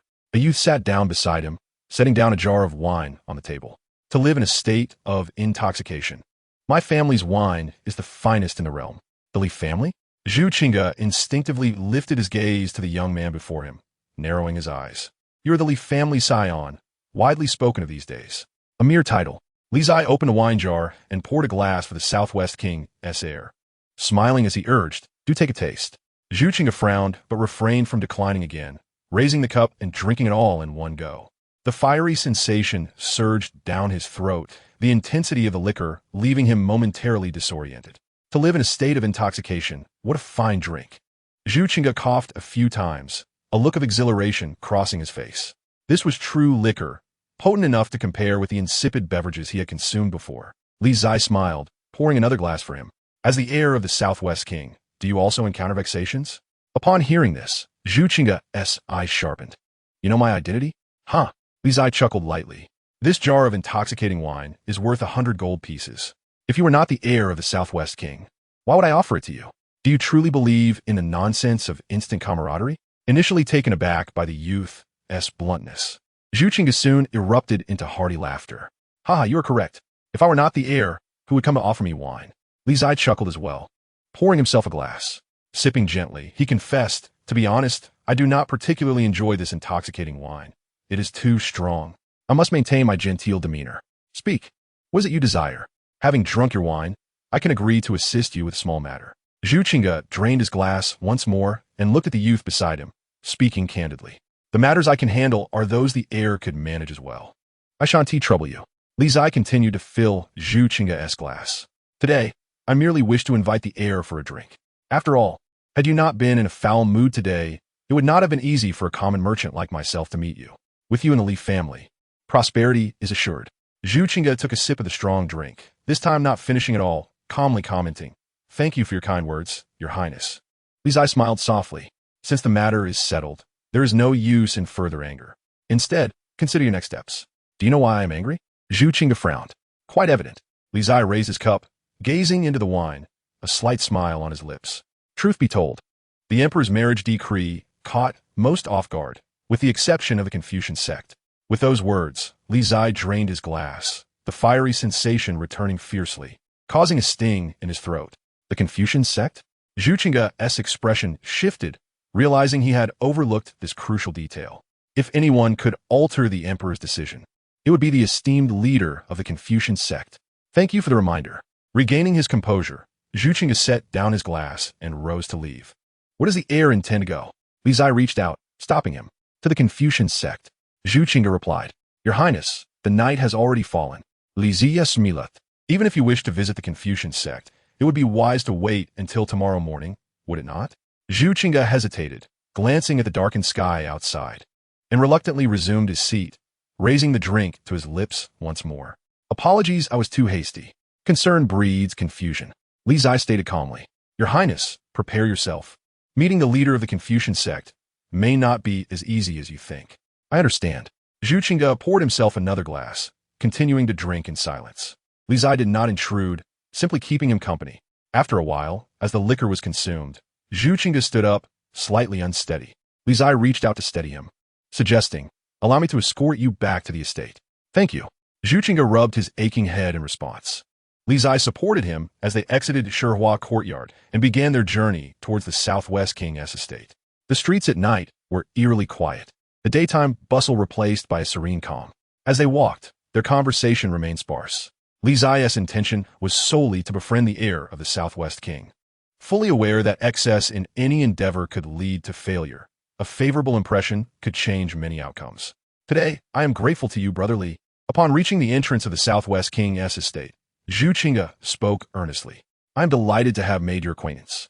Despite the directness of Li Zai's intentions upon their first meeting, this honesty fostered a sense of camaraderie, dispelling any wariness Zhu Qingge might have felt. "Likewise, Li Zai smileth. Your Highness, until we meet again." With that, Li Zai did not linger, altering his course to return to Li Garden. Just then, however, a chilling wind swept through the street, dark mist swirling ominously as a bone-chilling aura enveloped the two. Both Li Zai and Zhu Qingge sensed the change, their expressions shifting dramatically. Bang! A thunderous sound erupted as the dark mist surged forth, overwhelming them with an immense force that sent them flying. They stumbled to the ground 10 paces away, blood trickling from their mouths. "What is this?" Zhu Qingge stared at the encroaching darkness in shock. "I do not know. I have never encountered anything like it." Li Zai wiped the blood from his lips, speaking in a grave tone. Zhu Qingge glanced back at the nearby Southwest King's estate, his voice steadying as he remarked, "Given how close we are to the estate, my father should be able to sense this." "Why?" Before he could finish, the dark mist surged violently towards them again. Amidst the shadows, a pair of cold, sinister eyes flickered into view, their gaze chilling enough to freeze the very air around them. Clang! Li Zai unsheathed his flexible sword, channeling his energy into it, and slashed at the dark mists.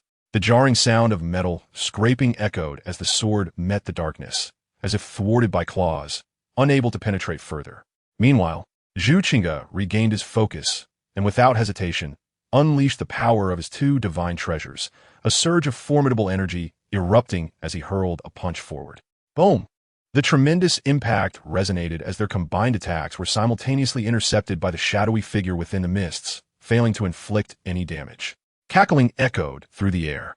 Amidst the swirling dark mist, an unsettlingly sharp laughter reverberated, unleashing a wave of ominous energy that sent both individuals hurtling backward once more. They stumbled 10 paces away, managing to regain their footing while simultaneously spitting out a mouthful of blood. "What manner of creature is this?" They exchanged glances, their eyes reflecting profound shock. For whatever dwelled within this black fog was undoubtedly no human. In a moment of peril, a radiant surge of righteous energy erupted from afar, a sword aura slicing through the air like a blazing comet, cleaving toward the ominous mist before them. With a thunderous roar, the impact resonated through the streets. A piercing scream echoed as an astonishing scene unfolded. The creature, impervious to blades, ignited fiercely upon contact with the Tai Chi sword, its black energy seething in flames. Moments later, at the end of the street, a figure clad in a white scholar's robe appeared, swiftly materializing before the two, casting a steely gaze towards the shadowy presence ahead, an unusual glint of murderous intent flickering in his eyes. Brotherly, young master, please step back. In the capital, under the shroud of night, as the monsters emerged, Li Zai found himself in peril once again, and Bai Wangyu reappeared. However, this time, even the usually serene eldest disciple of the Confucian school bore a countenance of lethal resolve. Behind them, Li Zai and Zhu Qingzhi exchanged a glance, then retreated 10 paces. The cold wind swept through the street as Bai Wangyu grasped the Tai Chi sword, which soared back into his hand. Confucian disciples. The creature in the black mist let out a chilling cackle, its dark energy surging as it lunged forward. Bai Wangyu, undeterred, brandished the Tai Chi sword, unleashing a torrent of righteous energy that expanded like a raging tide. With a resounding clash, the creature's claw met the ancient sword, the opposing energies clashing violently, producing a cacophony of sizzling sounds. In close proximity, the creature extended its other claw, dark as ink, shimmering with a blinding metallic glow, its flesh and blood akin to divine weaponry. With a cold snort, Bai Wangyu pointed his left hand, channeling his righteous energy, and thrust forward, meeting the creature's claws head-on. With a resounding thud, the shockwave sent fragments of stone flying, illuminating the street in a dazzling interplay of light and dark. The demeanor of a gentleman, Bai Wangyu declared, a brilliant white light enveloping him as he wielded his sword, cutting through the darkness in a sweeping arc. The ancient sword, descending with immense force, unleashed a tempest of sword energy within a 10-pace radius, akin to a sandstorm. The creature sensed the impending danger, its expression shifting as it concentrated a boundless chill within its claws, bracing itself against the onslaught. With an earth-shattering collision, the creature let out a muffled groan, staggering back several steps, blood pouring from its claws like a fountain. Outside the fray, Li Zai watched in utter astonishment. The little red hat is astonishingly powerful. The creature, which had bested him and the young master of the Southwest King, was now severely wounded by the little red hat alone. Beside him, Zhu Qingzhi observed the unfolding battle, a flicker of awe igniting in his gaze. The eldest disciple of the Confucian school was indeed deserving of his reputation. His prowess was nearing the threshold of opening the third divine repository. Among the younger generation, few could rival him, perhaps only the 4 legendary prodigies known across the world. Continuing the onslaught, Bai Wangyu did not relent after severely injuring the creature. He stepped forward, swiftly approaching it once again. Creating a prison, he thundered, grasping the creature by its throat and forcefully pinning it to the ground. In an instant, a vast expanse of righteous energy surged forth, forming an impenetrable cage that ensnared the creature. With 3 decisive strikes, Bai Wangyu sheathed his sword, preparing to take the ensnared creature back to the Confucian school. However, just then, a tremendous force shattered the cage, stunning the 3 witnesses. Bai Wangyu's gaze shifted, intent on intervening, but it was too late. From the ruins of the shattered cage, the creature's dark energy surged, allowing it to escape, retreating over 10 paces in the blink of an eye. Humans, reveal your names, it demanded amidst the swirling black mist. Confucian school, Bai Wangyu, he replied coolly. Ha, live well, for next time your flesh and blood shall be mine. The creature's shrill laughter echoed as it dissipated into the night. Oh, Bai, what was that thing?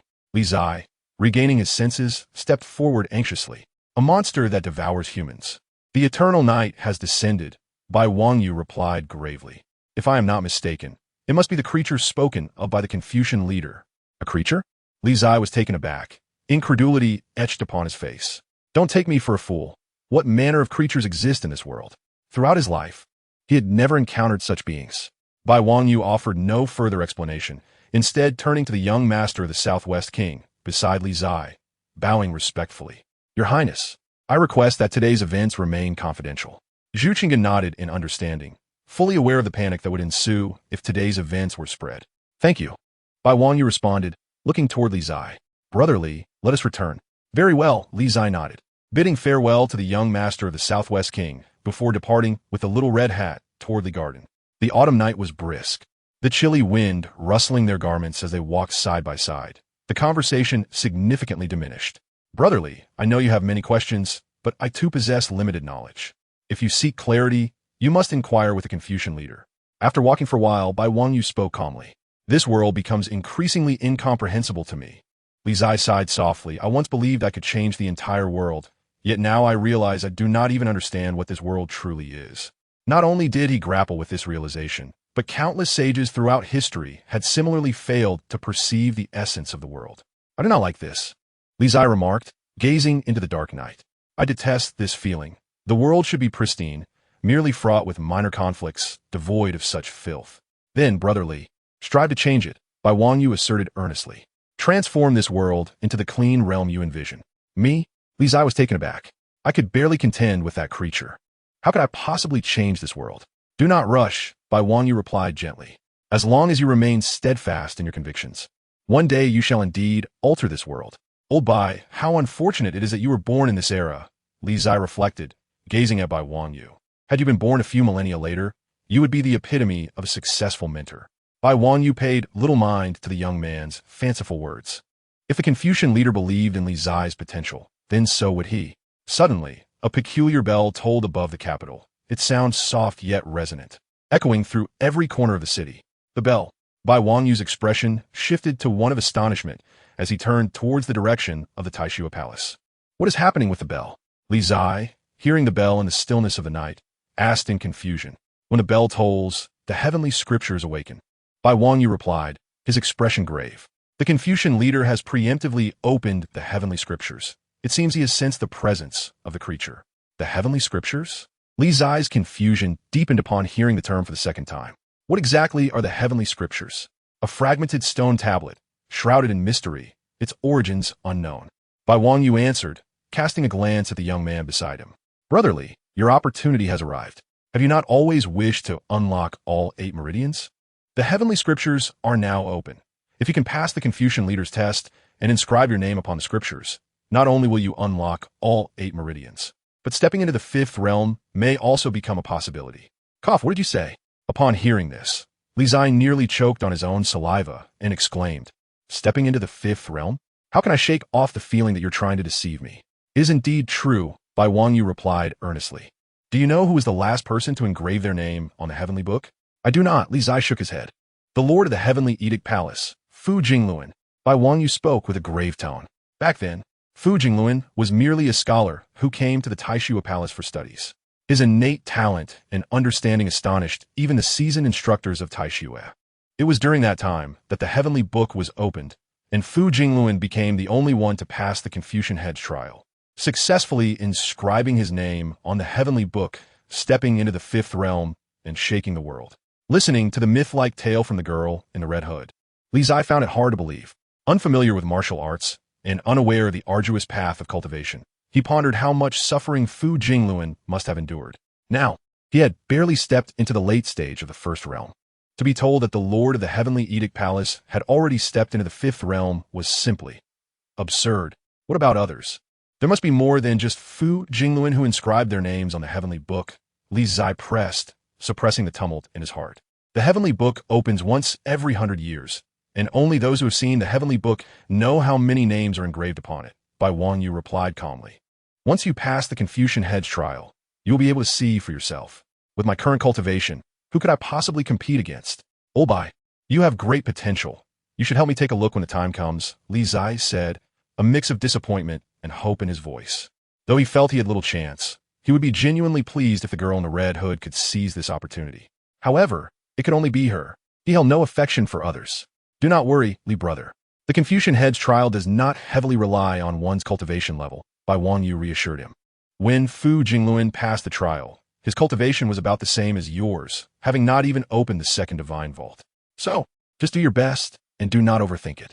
As for me, the Confucian head has stated that my name will not be on the heavenly book, and this opportunity is more significant for you. How could I compete with you? If possible, I will do my utmost to help you fend off a couple of opponents. You are truly wonderful, little red hat. Upon hearing her words, Li Zai felt his eyes welling up with tears of gratitude. The one who gives life is Old Li, and the one who understands him is Little Red Hat. Thank the heavens for bringing you to my side. In the Honglu Temple, under the moonlight, Yin Xiaoyu donned a moon-white divine robe, standing in the courtyard, gazing towards the direction of the Taishua Palace, a slight smile gracing his lips. The palace master's calculations were indeed accurate. The heavenly book had opened ahead of schedule. His second purpose for coming to the great merchant city was this heavenly book. However, he sought not merely to inscribe his name, but to seize the heavenly book itself. With the divine temple's 100-year plan, as long as he could approach the heavenly book, possessing the palace master's celestial abilities would undoubtedly allow him to bring the heavenly book back to the heavenly edict temple. Once the temple obtained the heavenly book, combined with the heavenly edict sword, it would not be long before the entire 9 provinces basked in the glory of the God of Light. Chapter 63. Rumors. Did you hear the bell of the Taishua Palace last night? The following day, in Great Merchant City, the citizens began to discuss the bell that had rung the previous night, whether they had truly heard it or not, out of curiosity. I heard it. It is said that the bell of the Taishua Palace ringing signifies the opening of the heavenly book. The heavenly book? What is that? I do not know. No one has ever seen it. It is said to be a steel that can comprehend the affairs of the world, possessing omnipotent abilities. Is that true? Just a steel can be so powerful? Indeed. Have you not heard? The Lord of the Heavenly Edict became a formidable figure in the world after inscribing his name on the heavenly book and stepping into the 5th realm. That is incredible. Does it mean that if we can inscribe our names on the heavenly book, we could also become great cultivators like the Lord of the Heavenly Edict? What are you dreaming about? Every time the heavenly book opens, countless young powerhouses flock to it, and they must also pass the Confucian head's trial. We shall merely observe the spectacle. Who do you think will inscribe their name on the heavenly book this time? That is hard to say, but every disciple of the Confucian school is a standout among their peers. It is said that the Confucian school's eldest disciple is a genius on par with the 4 great prodigies of the world. I suspect it will be Yin Xiaoyu. After all, the divine son of the Heavenly Edict Temple is in the capital. Who can stand in his way if he wishes to seize this opportunity? You make a good point. I nearly forgot about the divine son of the Heavenly Edict Temple. It would be disastrous if they were to secure the chance to inscribe their name on the heavenly book. What does the divine son of the Heavenly Edict Temple matter? I wager that the eventual victor will be Li Zai from the Li family. Have you not noticed that the eldest disciple of the Confucian school has been following him around lately? It is said to be at the behest of the Confucian head. To learn from Li Zai, just think about it. How formidable must a person be to teach the eldest disciple of the Confucian school? Nonsense. Is that true? Of course. Have you not heard? Li Zai once proclaimed, "Heaven did not birth me."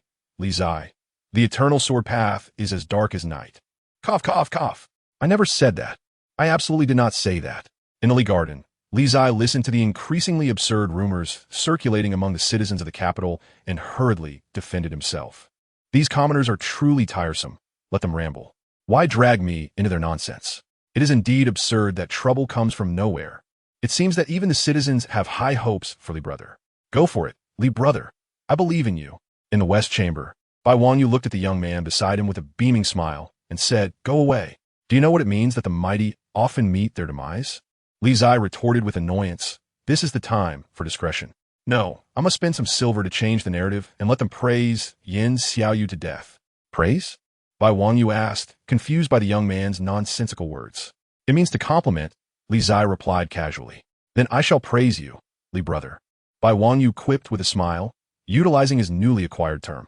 "Get lost." Li Zai nearly choked on his own breath, exclaiming, "Old Bai, you are becoming increasingly unrefined." Bai Wanyu chuckled softly and said, "Li Brother, you must strive harder. This time, there are many competitors vying against you. Now that I think about it, Yin Xiaoyu's arrival in the capital is too coincidental. The scholar from the Heavenly Edict Palace must have predicted that the heavenly book would open early, hence sending Yin Xiaoyu to seize this opportunity. Isn't there you, Old Bai? When the time comes, you can deal with him for me." Li Zai said with a flattering expression, "If I encounter Yin Xiaoyu, I could indeed shield you from him, but what if I do not?" Bai Wanyu replied with a smile. "Moreover, many from the Confucian school will surely wish to seize this heavenly opportunity. As the eldest disciple of the Confucian school, I cannot obstruct my junior brothers and sisters, can I?" Upon hearing this, Li Zai's expression turned gloomy as he said, "Now that you mention it, my chances of victory seem almost non-existent. Thus, Li Brother, you must exert yourself. At the very least, you should master the 3rd form of the flying immortal technique before the heavenly book officially opens," Bai Wanyu encouraged. "It is difficult." Li Zai gazed at the intricate red line formation ahead, feeling overwhelmed. The 27-step technique. I've only practiced up to the 20th step, and the last 7 steps are becoming increasingly challenging. I can hardly control my own body. Li brother, this is for you. Bai Wangyu produced a white jade vial from his robe and handed it to Li Zai. What is this? Seeing the vial offered by the girl in the red hood, Li Zai accepted it with curiosity, opening it to take a look. A recovery pill, a secret medicine of the Confucian school, which can aid you in quickly restoring the true essence consumed from your divine vault, Bai Wangyu explained. Wow, such a thing truly exists. Old Bai, why didn't you reveal it sooner? Upon hearing this, Li Zai grasped the jade bottle tightly, his eyes sparkling with excitement. What a treasure! It is indeed precious. Bai Wangyu feigned a pained expression, explaining that such elixirs are rare even among the Confucians. He had forcefully obtained it from a junior disciple responsible for guarding the alchemy room, and he suspected that the disciple had already gone to report to the Confucian master. Old Bai, you are truly righteous. Li Zia exclaimed, "Lauing fartili." No worries. If the Confucians don't want you, I will support you. Bai Wangyu chuckled in response, Brotherly, I've taken note of your words. Now that we have the elixir, you must strive for success. I estimate that within 10 days, the heavenly book will truly open.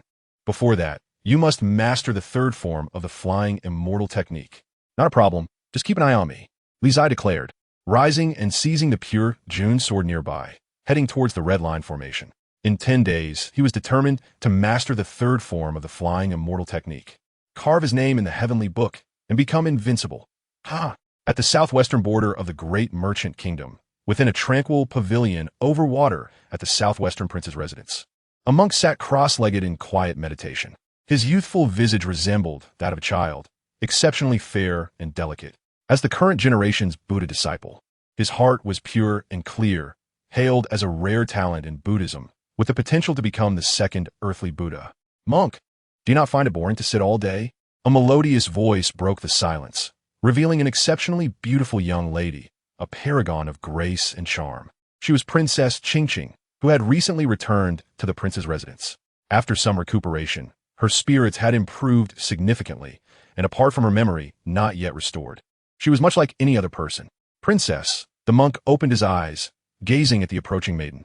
A serene smile graced his fair face as he replied, in cultivation. The essence lies in nurturing the heart. With the Buddha in my heart, how could I feel boredom? I don't understand. Qingzhi sat beside him, offering pastries. Monk, would you like to eat? Princess, please enjoy. I am not hungry, the monk replied with a smile.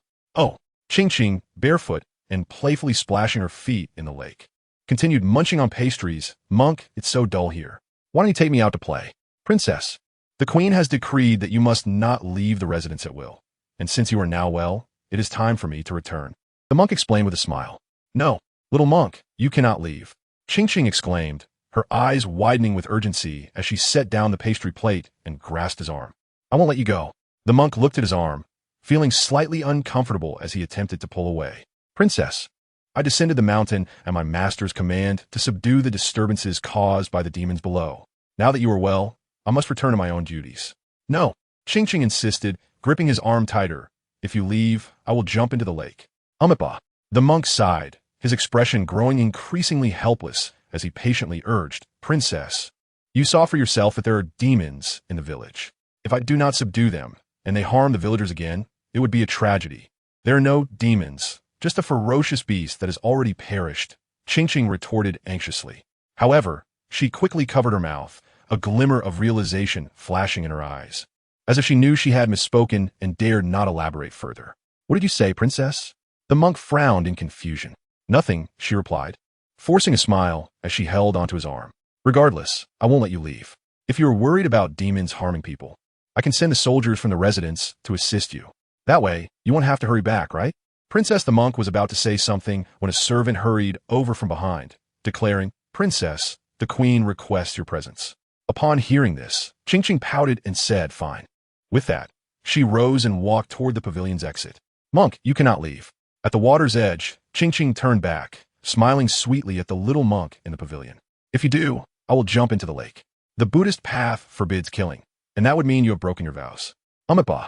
The monk, hearing this, forced a smile, momentarily at a loss for how to handle the situation. Satisfied, Qingzhi departed. Inside the prince's residence, a dignified lady sat in the hall.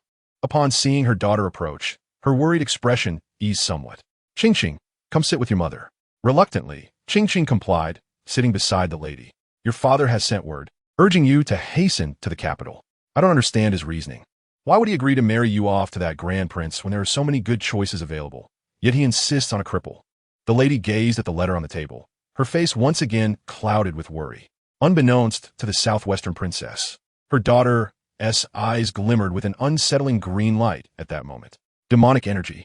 Meanwhile, outside the southwestern prince's residence, a monk approached, his gaze fixed intently on the estate.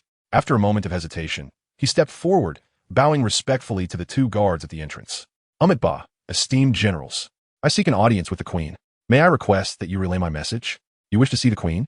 The guards exchanged glances. One of them inquired. Yes. I have knowledge of Princess Qingzhi's whereabouts and wish to inform the queen, the monk replied. Upon hearing this, the guards burst into laughter. Monk, if you wish to deceive us for a bounty, at least do your homework first. The princess has been back for several days. It's too late for your ruse now. Princess has returned.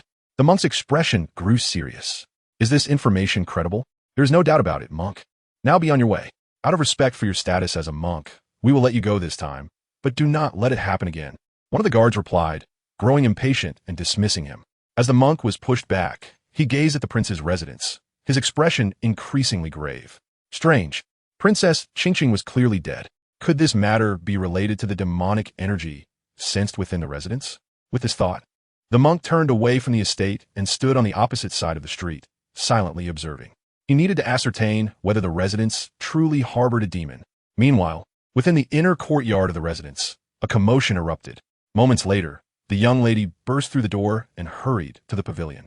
The monk, who had been meditating, opened his eyes and observed the agitated princess as she approached. Princess, what has transpired? I am furious, Qingzhi exclaimed, her face full of grievance.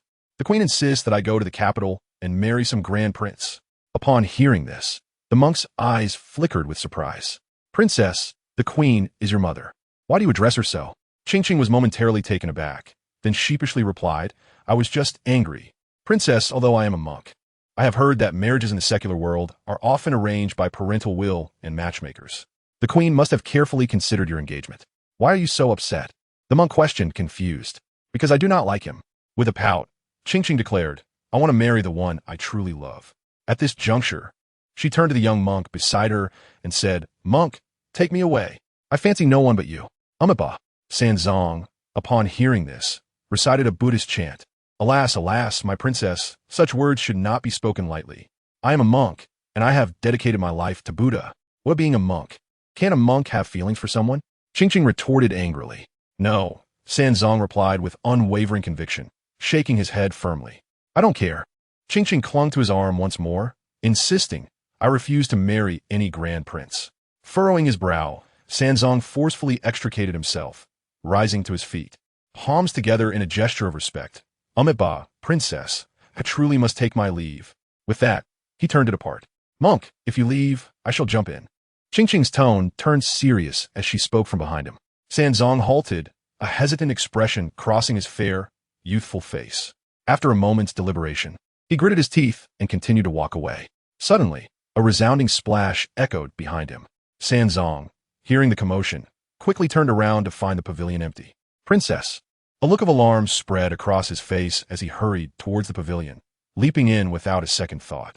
Moments later, he surfaced from the water, cradling a young girl and struggling to drag her back to the pavilion. Princess. Inside the pavilion, Sanzong shook the unconscious girl vigorously, his voice laced with urgency. Monk, after a few breaths, Qingzhi coughed weakly, her eyes fluttering open as she grasped his robe, murmuring, Do not leave me. My princess. Why must you go to such lengths? Sanzong sighed softly. Qingzhi clutched his garment tightly, her eyes closing again, refusing to let go. Sanzong remained silent, gazing at the pitiable girl before him, a complex emotion stirring within his heart. Buddha, what should I do? Not far off, the anxious queen rushed over. Witnessing the scene in the pavilion, her brows knitting together. My queen, a servant approached, bowing respectfully. Immediately arrange for a carriage and personnel to send the princess to the capital tomorrow, the queen commanded in a solemn tone. Yes. The servant complied and hastily departed. By the water's edge, the queen stared at the pavilion for a moment before scoffing and turning away. Fateful entanglement. The following day at dawn, the carriage and escort had gathered outside the royal residence, ready to take the princess to the grand capital. Inside the palace, arguments erupted once more, this time more fervently. The queen's stance was resolute, showing no sign of compromise. Half an hour later, Qingzhi stormed out of the inner courtyard, intent on returning to the pavilion. However, the guards of the residence intercepted her. "Princess, it is time to depart." The general who had previously escorted Qingzhi back stepped forward respectfully. "I will not go to the capital." Qingzhi protested angrily. "I cannot defy the queen's orders, princess." "I beg your pardon," the general replied, gesturing to the two soldiers to escort the princess away. "Let me go." Qingzhi fumed, her eyes flashing with defiance. Just as she prepared to resist, her gaze fell upon the young monk in the distance. Instantly, her resolve softened, and she ceased her struggle. From afar, Sanzong observed the princess being taken away by the royal guards, an expression of reluctance crossing his face. "Little monk, I shall never marry that grand prince, even if it costs me my life." Under the coercion of the guards, Qingzhi opened her mouth, her voice barely above a whisper, yet resolute. 10 steps away, Sanzong heard her words, his body stiffening. Though his expression remained calm, turmoil brewed within. At the front of the palace, Qingzhi was ushered into the carriage, which promptly set off without delay. The sound of the wheels echoed as the royal guards escorted the carriage towards the grand capital. Across the street, the monk watched as Princess Qingzhi boarded the vehicle, a perplexed expression on his face. "Strange, there is no scent of blood. Is she not a demon? Demons feast on humans, and the stench of blood is unmistakable. Yet, the girl moments ago bore none of that odor." Contemplating this, he hesitated before following the procession from a distance, resolved to observe the situation and seek a chance for further discernment. Not long after the royal entourage departed, Sanzong emerged from the palace, his eyes fixed on the distant carriage, silent and conflicted. "Umipa." After a prolonged moment, he recited the chant, steeling his resolve. The princess was fiercely independent. If pushed too far, she might truly resort to drastic measures. To save a life is worth more than constructing a 7-story pagoda. "I cannot simply turn a blind eye," Sanzong reasoned with himself, then set off after her. Half a day later, the royal convoy exited the city, proceeding toward the eastern grand capital. From behind, Sanzong followed discreetly, unwilling for Qingzhi to notice his presence. Inside the carriage, Qingzhi repeatedly peered through the curtains, searching for that familiar silhouette. Yet, after several attempts, she still found nothing. A fleeting shadow of disappointment crossed her beautiful face.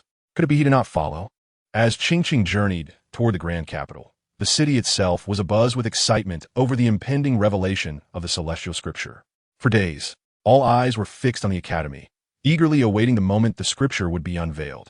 On the 9th day, in the west wing of Li Yuan, raucous laughter echoed, reverberating throughout the estate. "I've finally mastered it. Ha ha ha." At the end of the red thread formation, Li Zai stood with hands on his hips, head held high, laughing triumphantly, his chin nearly touching the heavens. In the inner courtyard, Zhang Lada, upon hearing the insufferable laughter from the west wing, exhibited a peculiar expression on his aged visage. This third form of the flying immortal technique has truly allowed him to reach the first realm. While it was undeniable that the young man's training resources were enviable, achieving mastery of this technique in just over a month was no small feat. He could devour that bitter elixir like a carrot to replenish his energy. When he was fervent, he was undeniably fierce. The mere sight of that concoction disgusted him. He couldn't fathom how the lad managed to swallow it. However, mastering this third form of the flying immortal technique bore immense rewards, signifying that he had now earned the right to challenge the younger generation of prodigies. Although he still paled in comparison to the likes of Bai Wangyu and Yin Xiaoyu. How many such exceptional talents existed in the world? Congratulations, Brother Li. In the West Wing, Bai Wangyu observed the boy on the verge of flight with a smile. Be modest, be modest." Li Zai, hands on his hips, laughed heartily. "I am indeed a genius." "Brother Li, shall we have a friendly duel?" Bai Wangyu inquired, producing the Tai sword with a smile. Upon hearing this, Li Zai's grin faltered, awkwardly replying, "Never mind, it's unnecessary." "Oh, what harm could come from a friendly contest? In martial arts, one must often spar to truly understand one's own level," Bai Wangyu encouraged. "Enough." Realizing Bai Wangyu was intentionally provoking him, Li Zai's expression soured. "Old Bai, you're getting increasingly unprincipled." He thought it excessive for merely feeling a bit proud. Just then, a resounding chime echoed across the capital, reverberating 3 times, shaking the entire city. The celestial scripture has been revealed. All eyes turned toward the academy. Their voices hushed. In the West Wing, upon hearing the bells toll, Bai Wangyu's expression grew serious as he gazed toward the academy, declaring, "The celestial scripture has been revealed. Brotherly, let us go." With that, he sheathed his Tai sword and strode toward the exit of the West Wing. So hasty, Li Ziya pausa, then quickly regained his focus and hurried after him. At the academy, the celestial scripture emerged, exuding an overwhelming righteous aura that illuminated the heavens and the earth. Amidst the resplendent white light, a weathered stone tablet emerges, its fragmented form exuding an indescribable sense of oppression. Before the celestial scripture, the sage stands in solemnity, his gaze fixed upon the tablet, as glimmers of light dance in his aged eyes. Who, this time, shall be inscribed upon the celestial scripture? In the midst of the endless winter and the lurking threat of malevolent creatures, humanity yearns for a variable, a transformative force capable of altering the very fabric of existence.